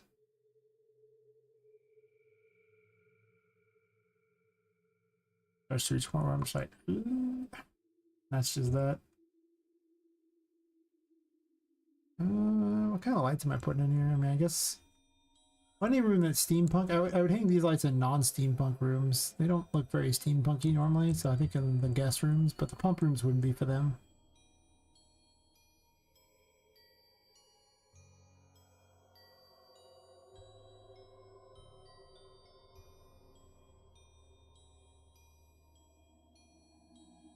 This place is just sticking through the wall here, huh?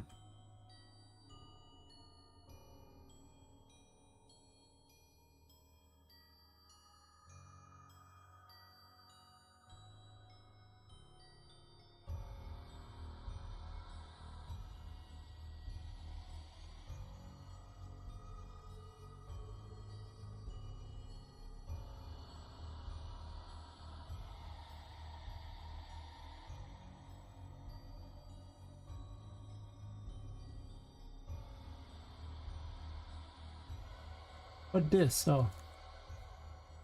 Underwater stuff. Man, I'm gonna be removing all this crap anyway.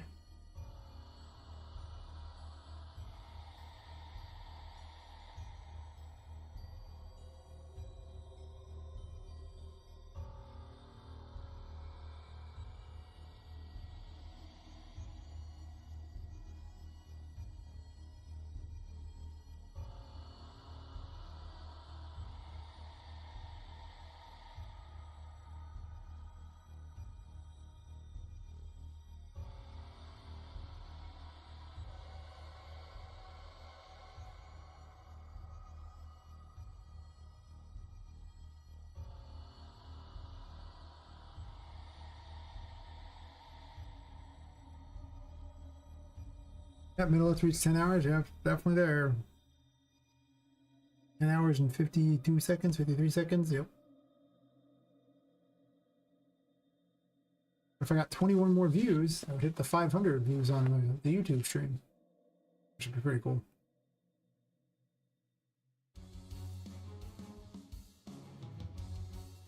I mean, but there's like been 227 views at Twitch and 500 and 479 over YouTube, so it's not like I didn't get 500 views. Just it would just be cool to hit a milestone like that. Not as cool as like having 500 subs would be, but I'll take whatever milestones I can get.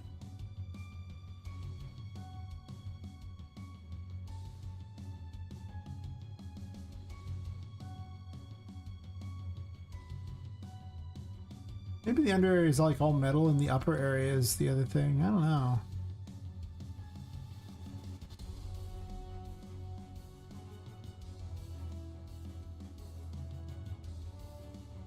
Maybe just ditch the whole secret garden idea too.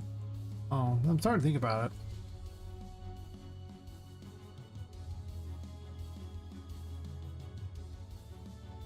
Like it's like an underbelly that kind of controls everything. There's definitely one or the other. I guess anywhere the guests would see would be like that. It'd be like a Disneyland thing where, you know, the area under the rides is basically like, you know, Silent Hill, just awful, horrible place, and then, you know, everything above it's all happy and wonderful.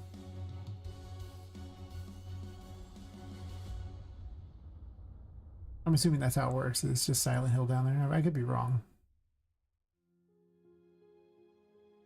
Probably not then.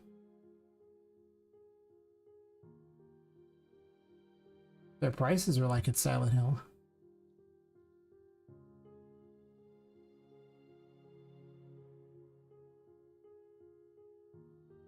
So overpriced.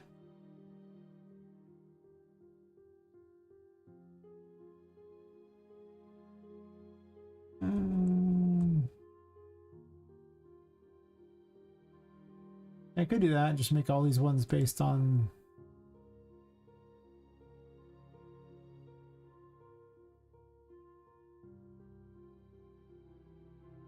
this thing here, and then you go to those various areas like that, and then I could just have the underbelly be that. Metal underbelly. I kind of like this idea.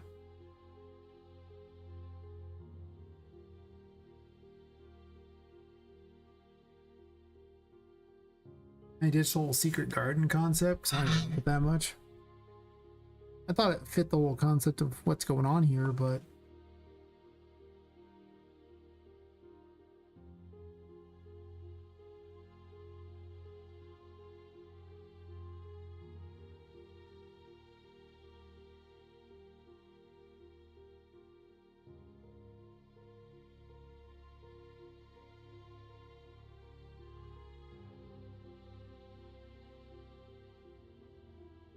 maybe I get rid of this crap and just make it metal or something. I don't know.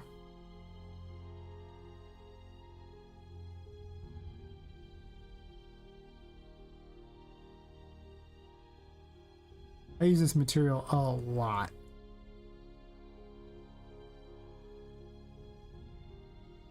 It's pretty much my go-to metal material for all the steampunk stuff.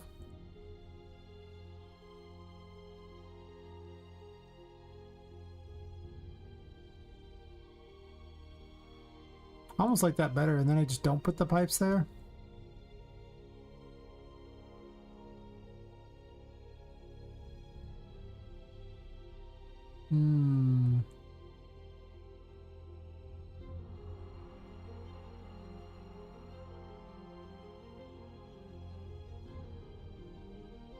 Kinda do, actually.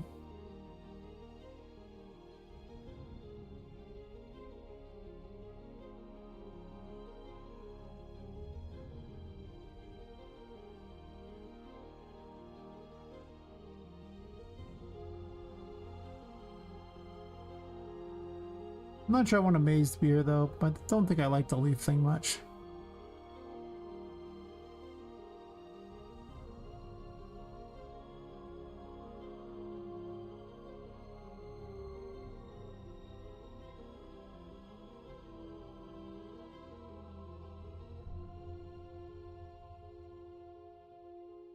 What is even going on with this weird looking one?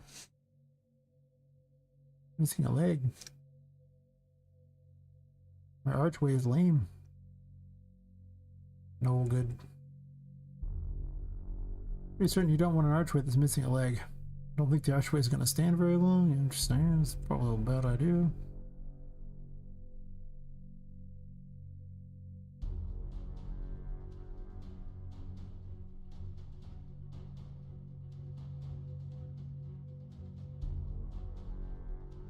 I don't know what I'm doing with this yet. I need to finish off this whole area. I guess I could have a giant looping thing too. That's true. It could be like a metal type of garden too instead. Well, the way down could be somewhere else too. There's only so many places it can be at this point though. I'm running out of locations where I could put the way down. If I don't make this where the way down is, then I have this big huge space to play with this bizarre maze, which might be more fun. Clearly this area is basically used up. I don't see a location I could put it in here. I mean, it would have to be like underneath here. I guess you could do that. Am I doing that?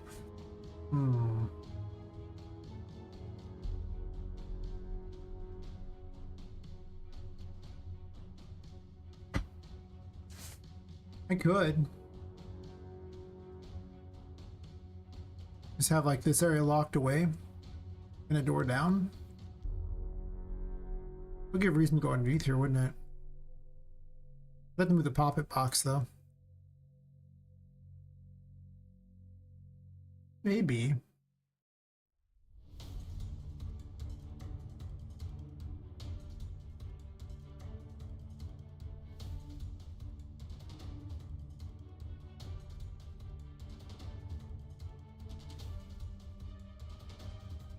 This Poppet box has been here for so long.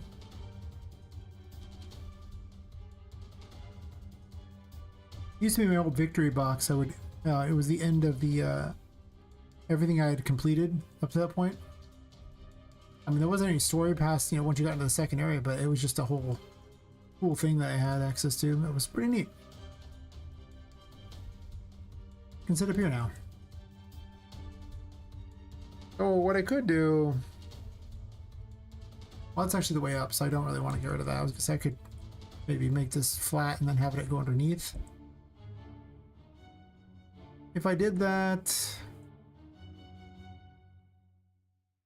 I don't want stairs because getting the enemies to go up the stairs is hard because they're so tiny that it's like a wall they'd have to go up. It's not stairs at all. So stairs become a real problem unless the enemy is huge, but there's a certain level of huge I can get to before it just doesn't really work anymore. That's like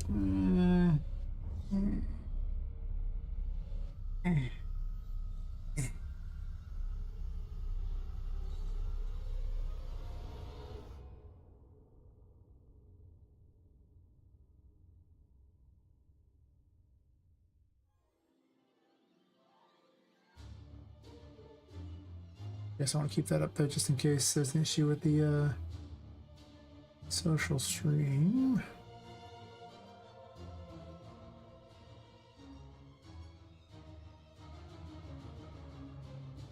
What would it look like if I dumped this down here? Like I'd have to move this over like this. I don't even know. That wouldn't. So there is a way I could have stairs here if I want it. Wasn't really built very well for stairs. Is it the like?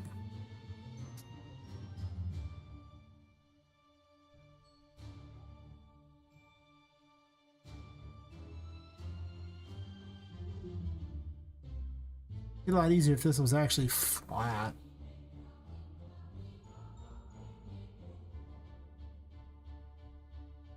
I guess it doesn't have to be flat.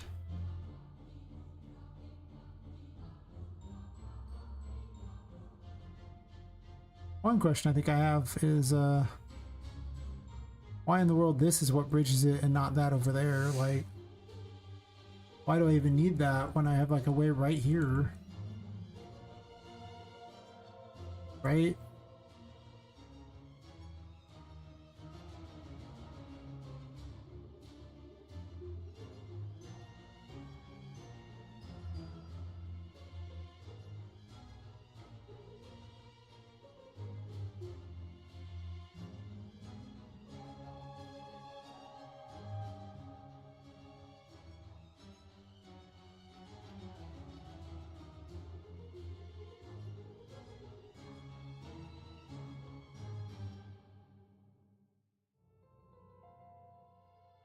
I'm gonna straighten this out.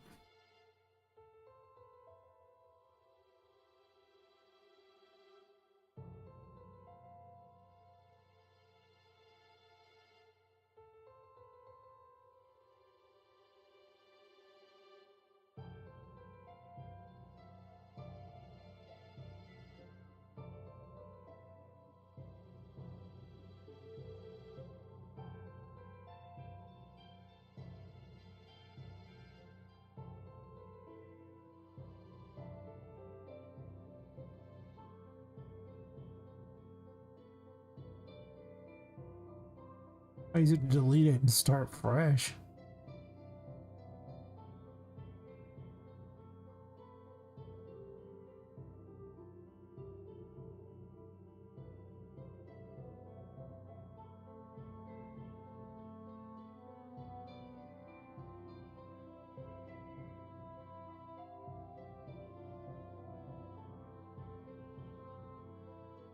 That's not even the right location I want to get to, actually. I guess it could be.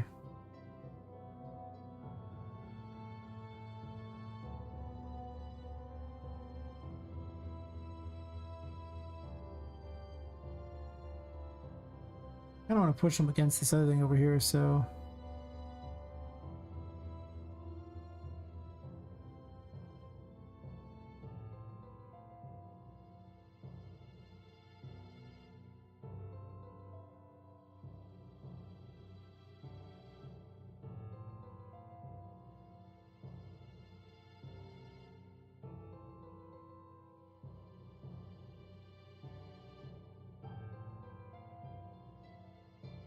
Deleted the back one.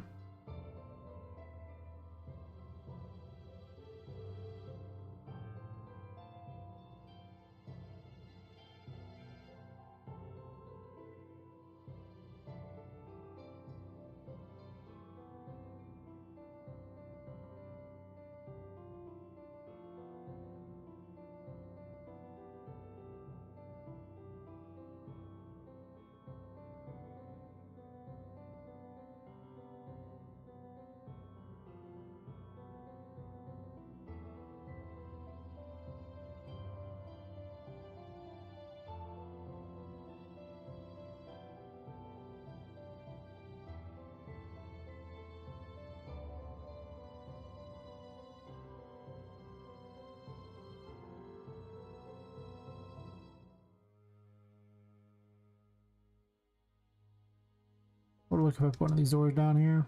Is it even tall enough for one of these doors? I'd find out. It is. Not, it's really, really close, but it is.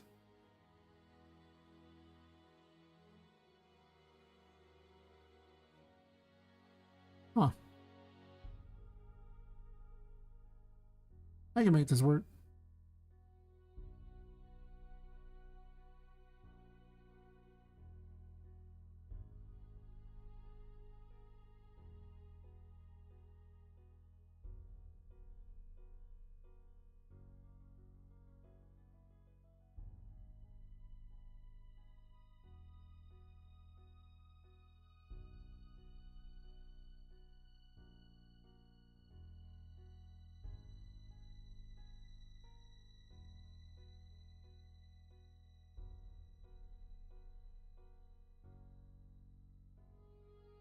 Let's see. Make a notification was easier than I thought. I had most of the system up, so I started it. Yeah, it's not actually too bad. Not bad. Yeah, I'm still kind of grinding. We got a little tomato village thingy because they have these tomatoes. I was gonna have Charlotte chase you around here, which is why it's all wound about like this and everything.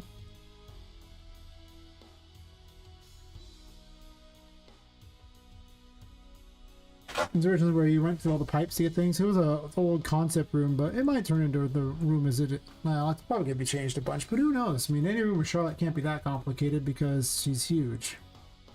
It really does put a damper on a lot. I'll probably give her some sort of different method to chase you later.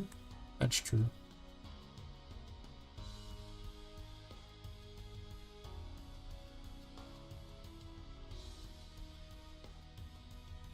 Definitely fading pretty fast though. I don't know how much longer I'll be going, but I'm kind of interested in what I'm doing, which is such a dangerous thing because then I like to keep going longer than I should. And then I'm just really sad because then I don't sleep.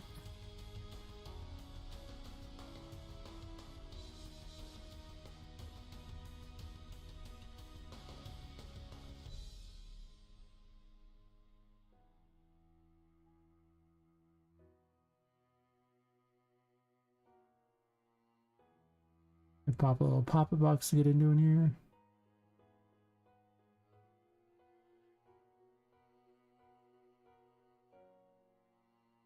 Oh, I'm trying to do it this way and I could just as easily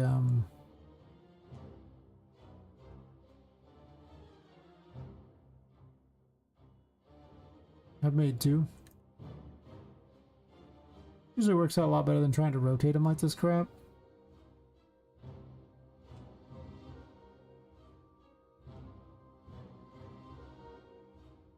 More rounded though, so I'll be able to make all this work a little better here. I mean, like, it's actually less rounded.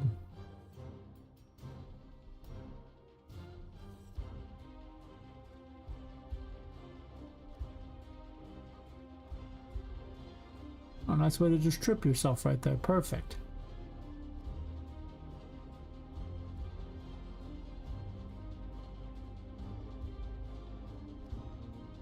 Wait, why did I complete this one? I had to block this off anyway.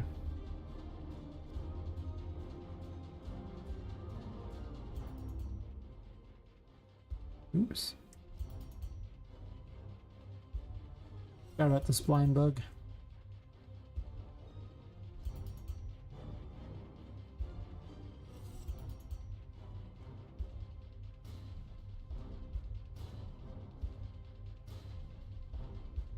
Guess I can push it against the thing like that.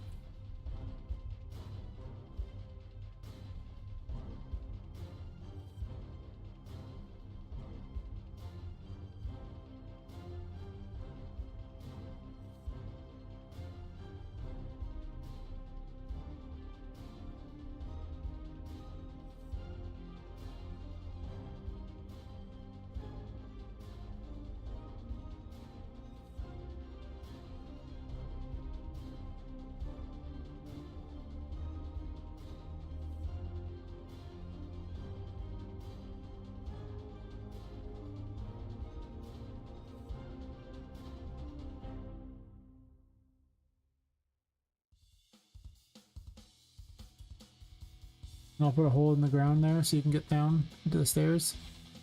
This is not a mesh, it's not a brush, so I can't do that yet without replacing the whole thing. I ain't doing that yet.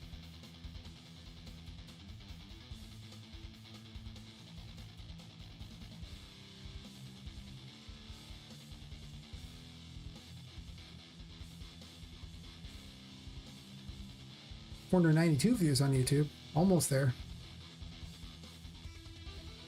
And 2 whole subs, but it'd be cool if I can get, like, you know, at least 500 views on this. Only 8 to go.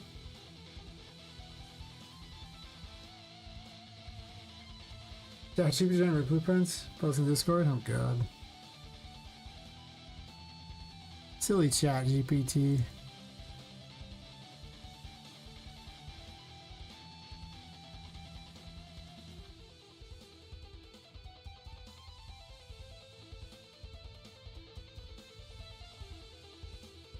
Oh yeah, the secret area under here, that's right.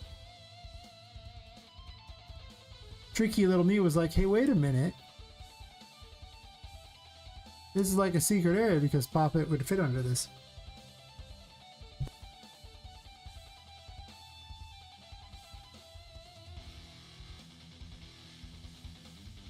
Got hair in my mouth. Wow.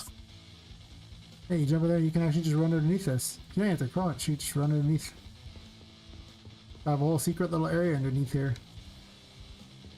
Gotta push this against the wall though, because I don't really want Poppet stuck between that. I guess you could be, but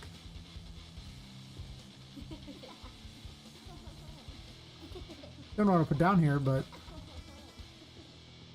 I did make it a very long time ago, months ago, with the intention of putting something down there. Tricky me. Does tricky things.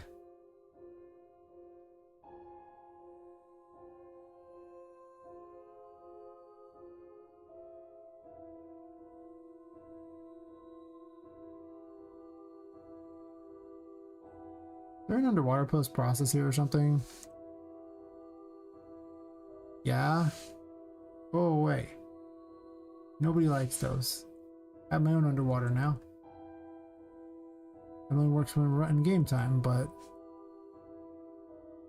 it is much better. Yes.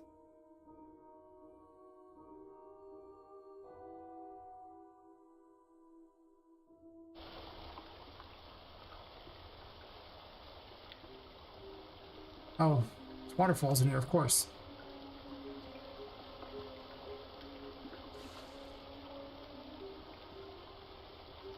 None of these are even on the ground. Also, this water does not go to the ground, by the way. I decided to point that out.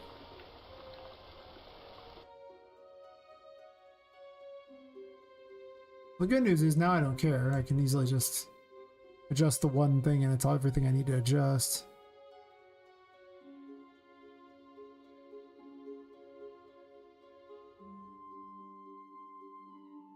Let's do with this stuff that ChatGPT is doing.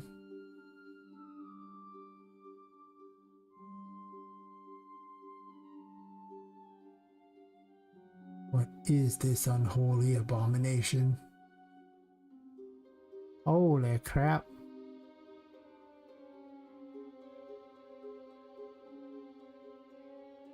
Wow.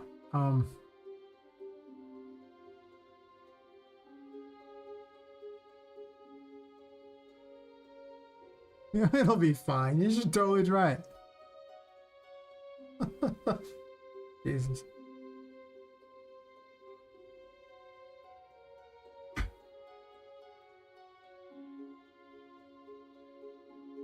Has musical notes on it. I just thought I'd point that out. It's very exciting.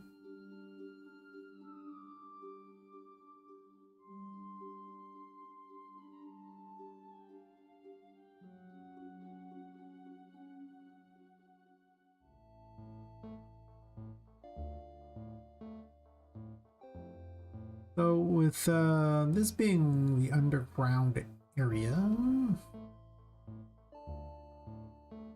yeah, musical notes. I want musical notes on all mine. I don't got musical notes. I'm lame.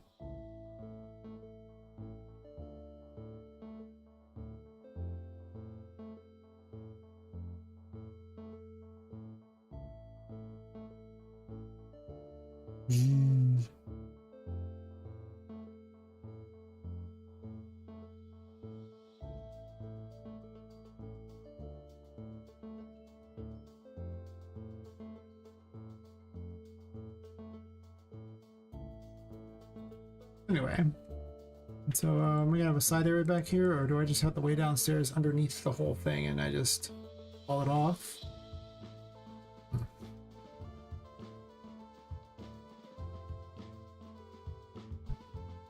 That.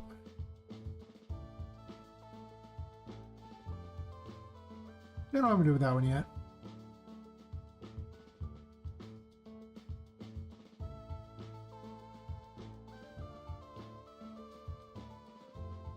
Thought we should jump down here or something if you wanted.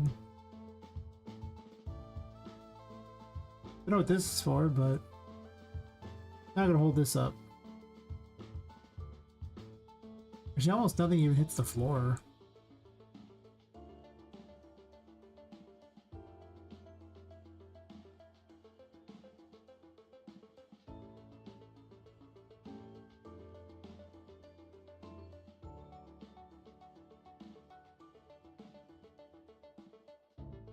Whatever, I don't care that much right now. Gotta figure out what I'm doing in this area first, but I mean, I probably do put Charlotte somewhere in here and then like a nav mesh on it.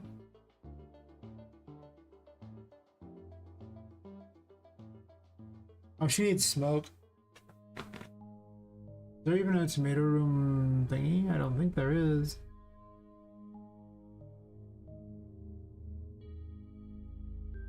I need a room info. I'm just gonna grab one.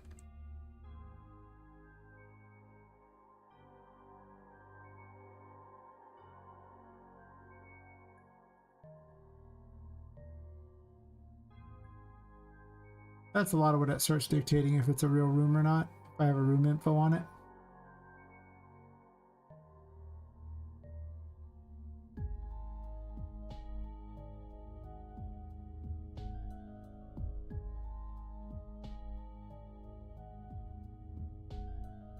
Epic just had to give me, you know, a free tomato village thingy. Why do they do this?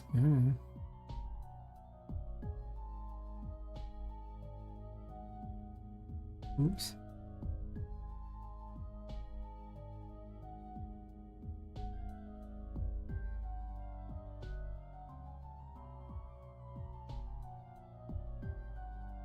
Oops.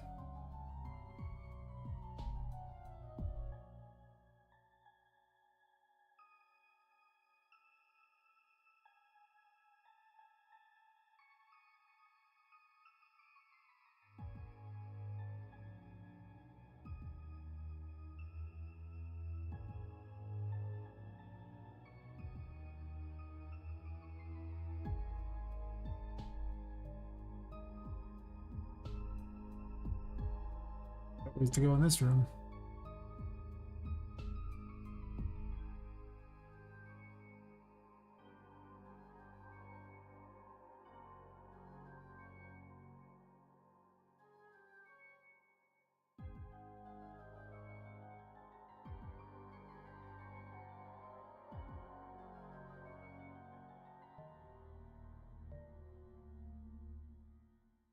Oh, catch you later, Lepus. Thanks for swinging by again. And for showing me that ChatGPT is not going to be useful for blueprints ever.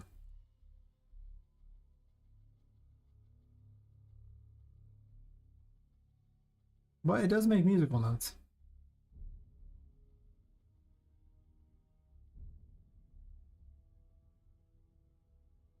Now, once you hit a certain level of a certain depth of your program, none of the AIs are helpful at all. It's terrible. In fact, they're just not up to what I need them for yet. I don't really need them for anything, honestly, at this point, but well, not for any coding.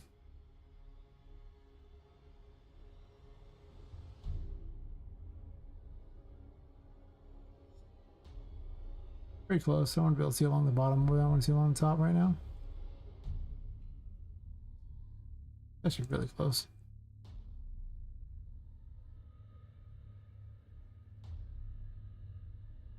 Consider adding a post process. These don't do what I was just about to do. That's stupid.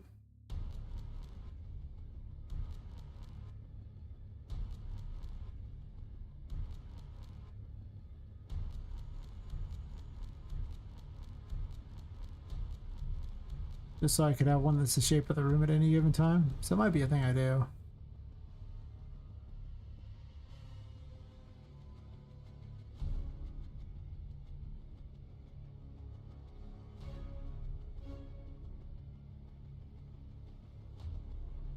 Oops.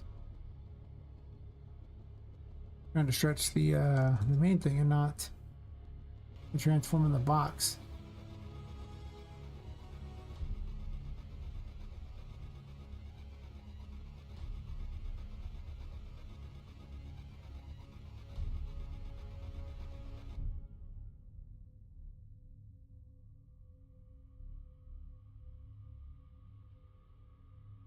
Probably in the walls. It's in the walls. Or it's in the walls.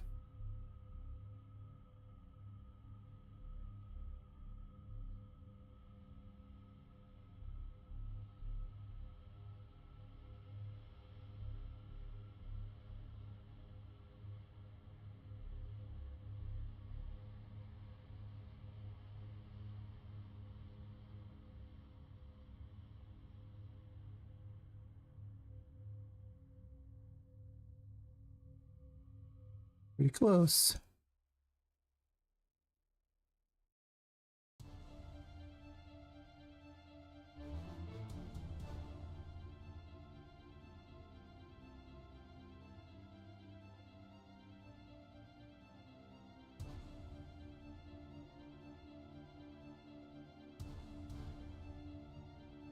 This is a huge room.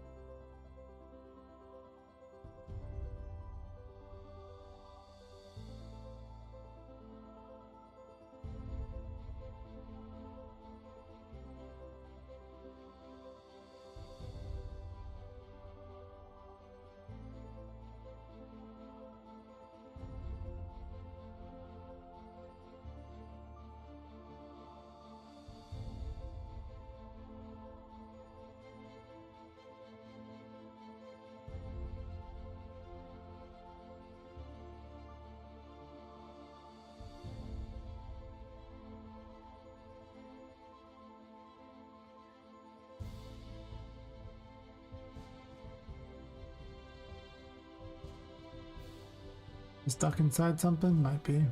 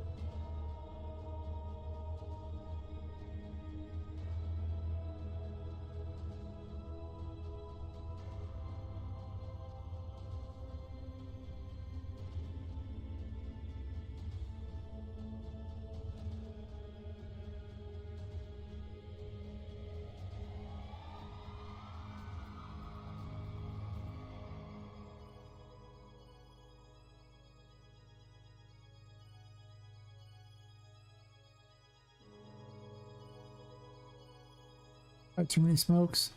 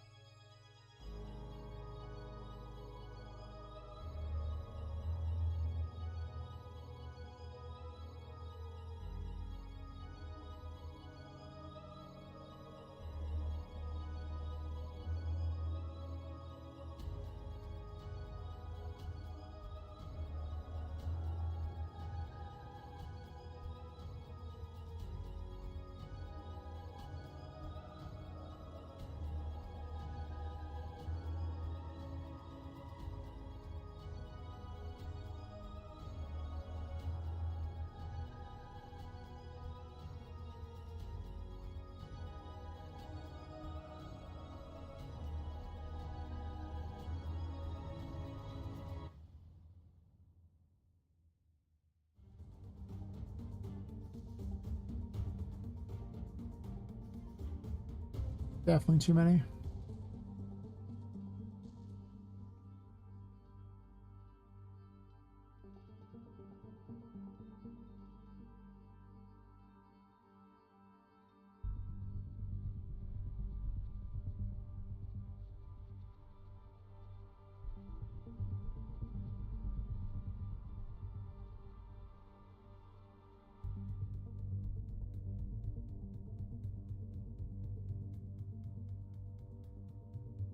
Your room's huge? Yeah.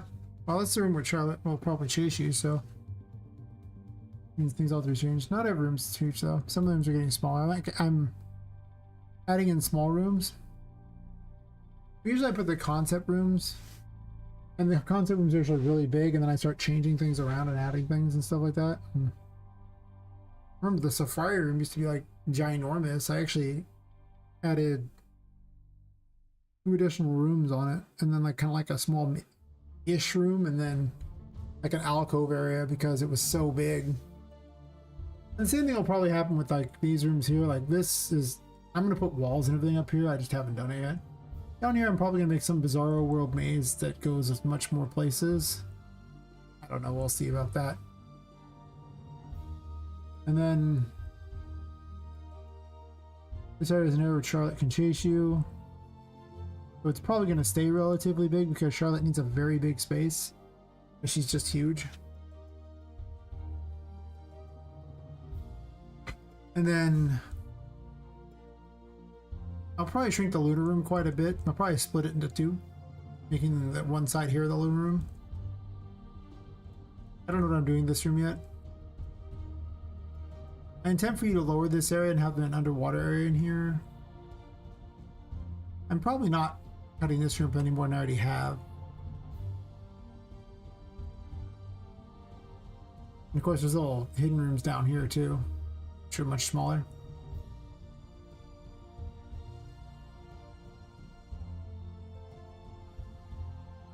So it'll be, they won't all stay huge. There will definitely be a lot of smaller rooms.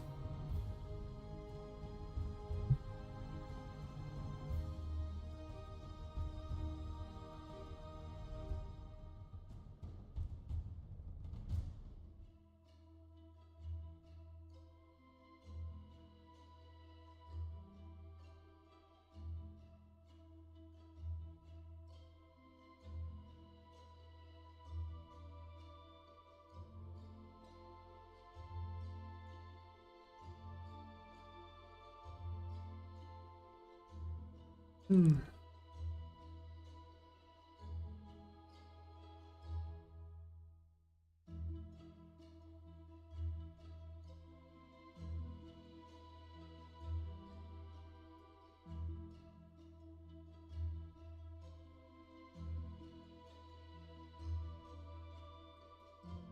on the ceiling for reasons.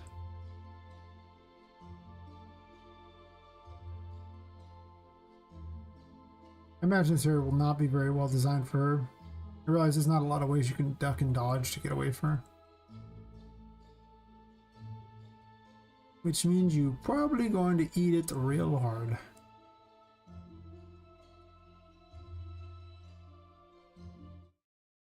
There's no music except for the Tomato Village.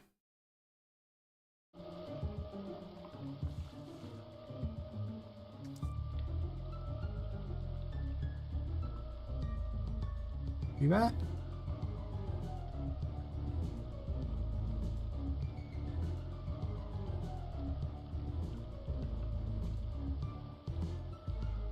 This is one on Charlotte, right?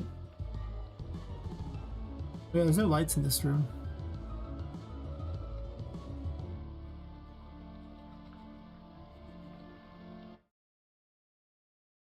Hmm.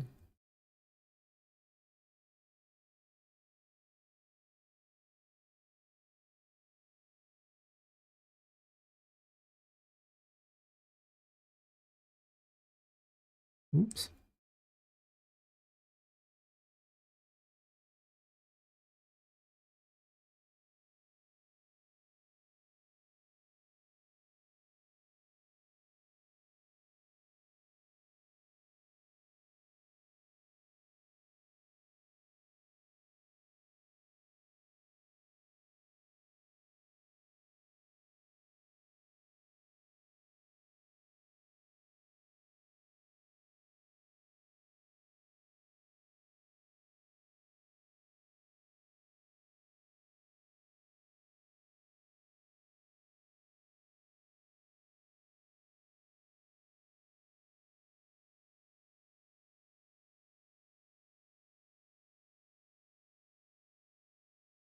Green Tomato Village, nice.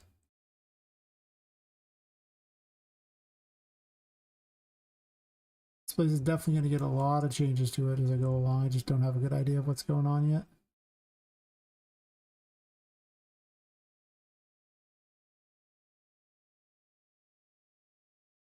But in the absence of anything better to do, I'm going to put a bunch of lights places.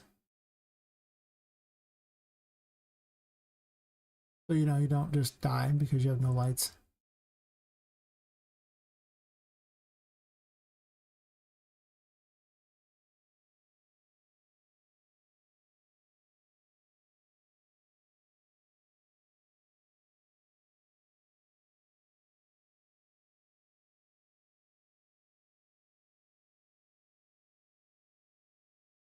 I'll have to make it way more roundabout. This room could be really interesting by the time I'm done with it though.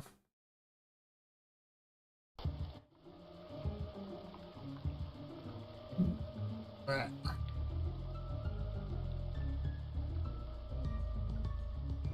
Oops. Oh, can I hit the right keys? Where you at, lady?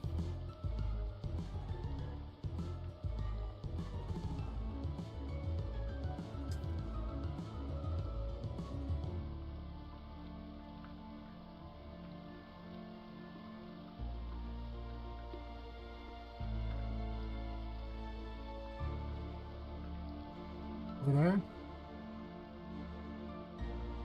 Can you not move around? Are you just caught on something? Is that what's happening? You're supposed to teleport to locations, so I don't know what she's doing. Definitely spawning in an awkward place, that's for certain.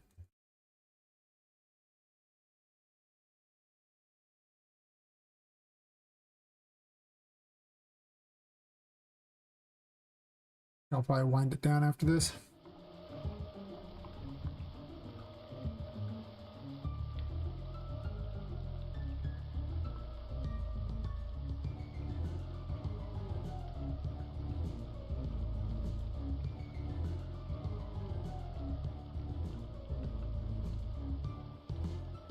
Maybe I won't make it very roundabout and it'll just be really hard to get through this area.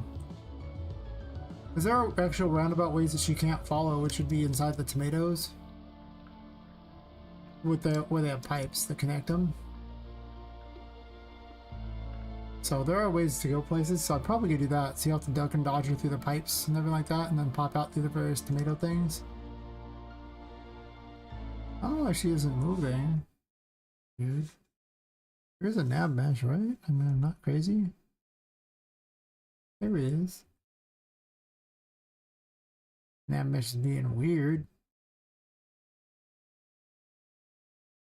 She should teleport places soon.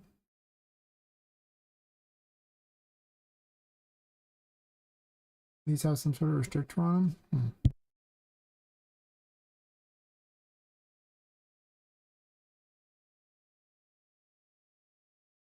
Hmm.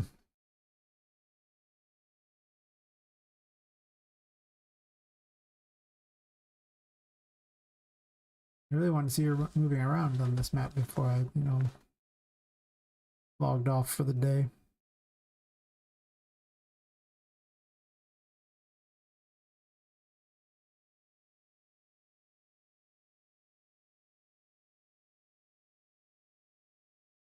Oh, I know why. That's because everything is controlled by a master controller, and guess what's not actually on this map? Master controller. The Puppet Master. Let's write the Puppet Master in this room, why not? So there's nothing to direct her to move places, it's just there.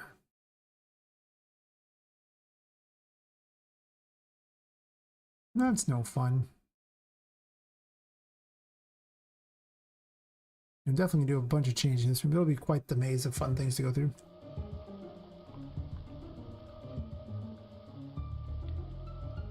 You're still not moving. Why this?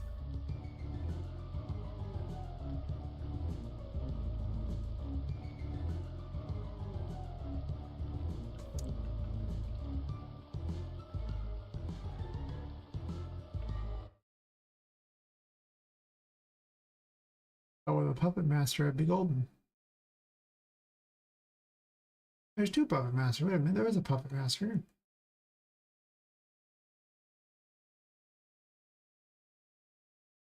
Doesn't care what map it's on, right? She's just literally looking for anything to work with.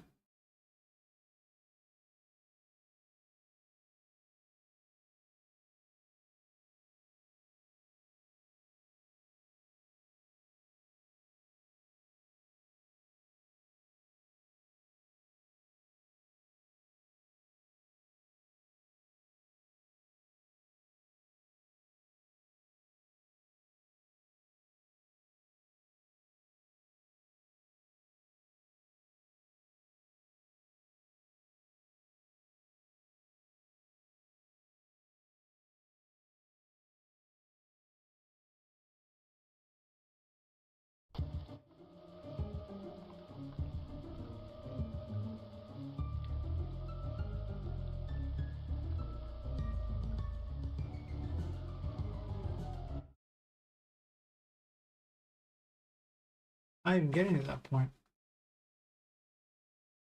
That's weird.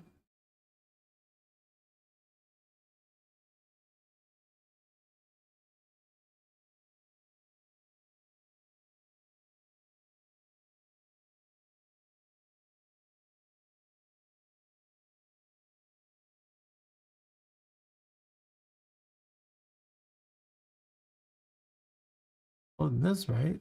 We're starting.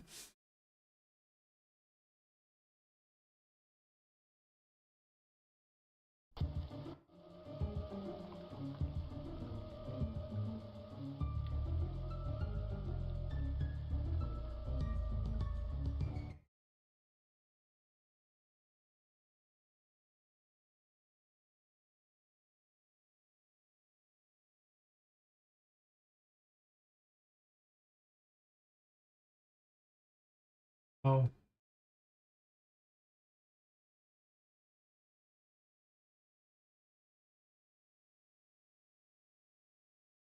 H load.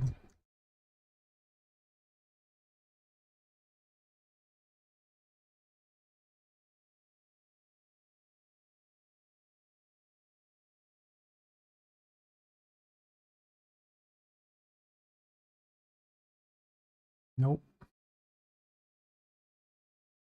Wrote it the whole time.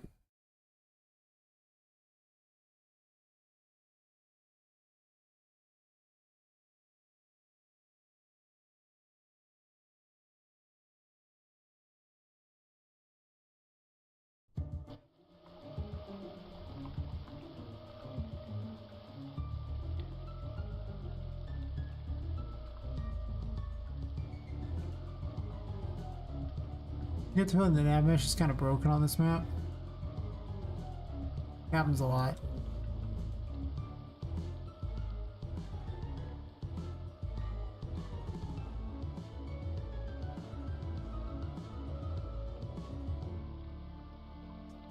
Another location thingy's off.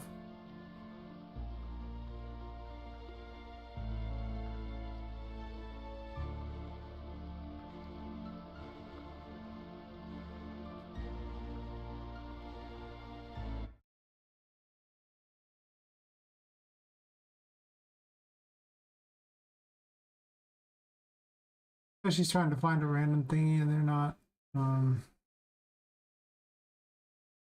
being found all the time. Found like one of them. Anyway, I'm probably gonna call it for the night. As you know, as much fun as I'm having here doing this, gotta do work later today too. So I probably want to sleep at least 6 hours. Yeah. But tomorrow I'll almost certainly get Charlotte working to wander around here because why not? Probably end up designing a bunch of weird little areas with the pump rooms down here and everything. I'm assuming it's going to be a lot of just designing all the little rooms, getting the initial layout of all these places and the order you're going to go in to get to them. Hopefully I can at least have a reasonable layout for the first half of this area by the end of tomorrow with, like, you know, pretty good concept rooms, like a lot of smaller rooms. I may also toss some sound effects on things too along the way too, just because I do need to do that, and it's going to be miserable if I do it all at once, so I probably should mix it up a little more. That's kind of cool to have sound in the game. So, yeah. But, yeah, I'll be back about 11 hours before now. Long stream. Yeah. I'll say goodbye to YouTube. You know, if you like what you saw, subscribe, follow, join the Discord. If you don't, you know, thanks for watching anyway. I think I'm just not going to redo one today for YouTube. I think I'm just going to wave goodbye to everyone at the same time this time today. So, bye everybody. Yes. I'm going to sleep.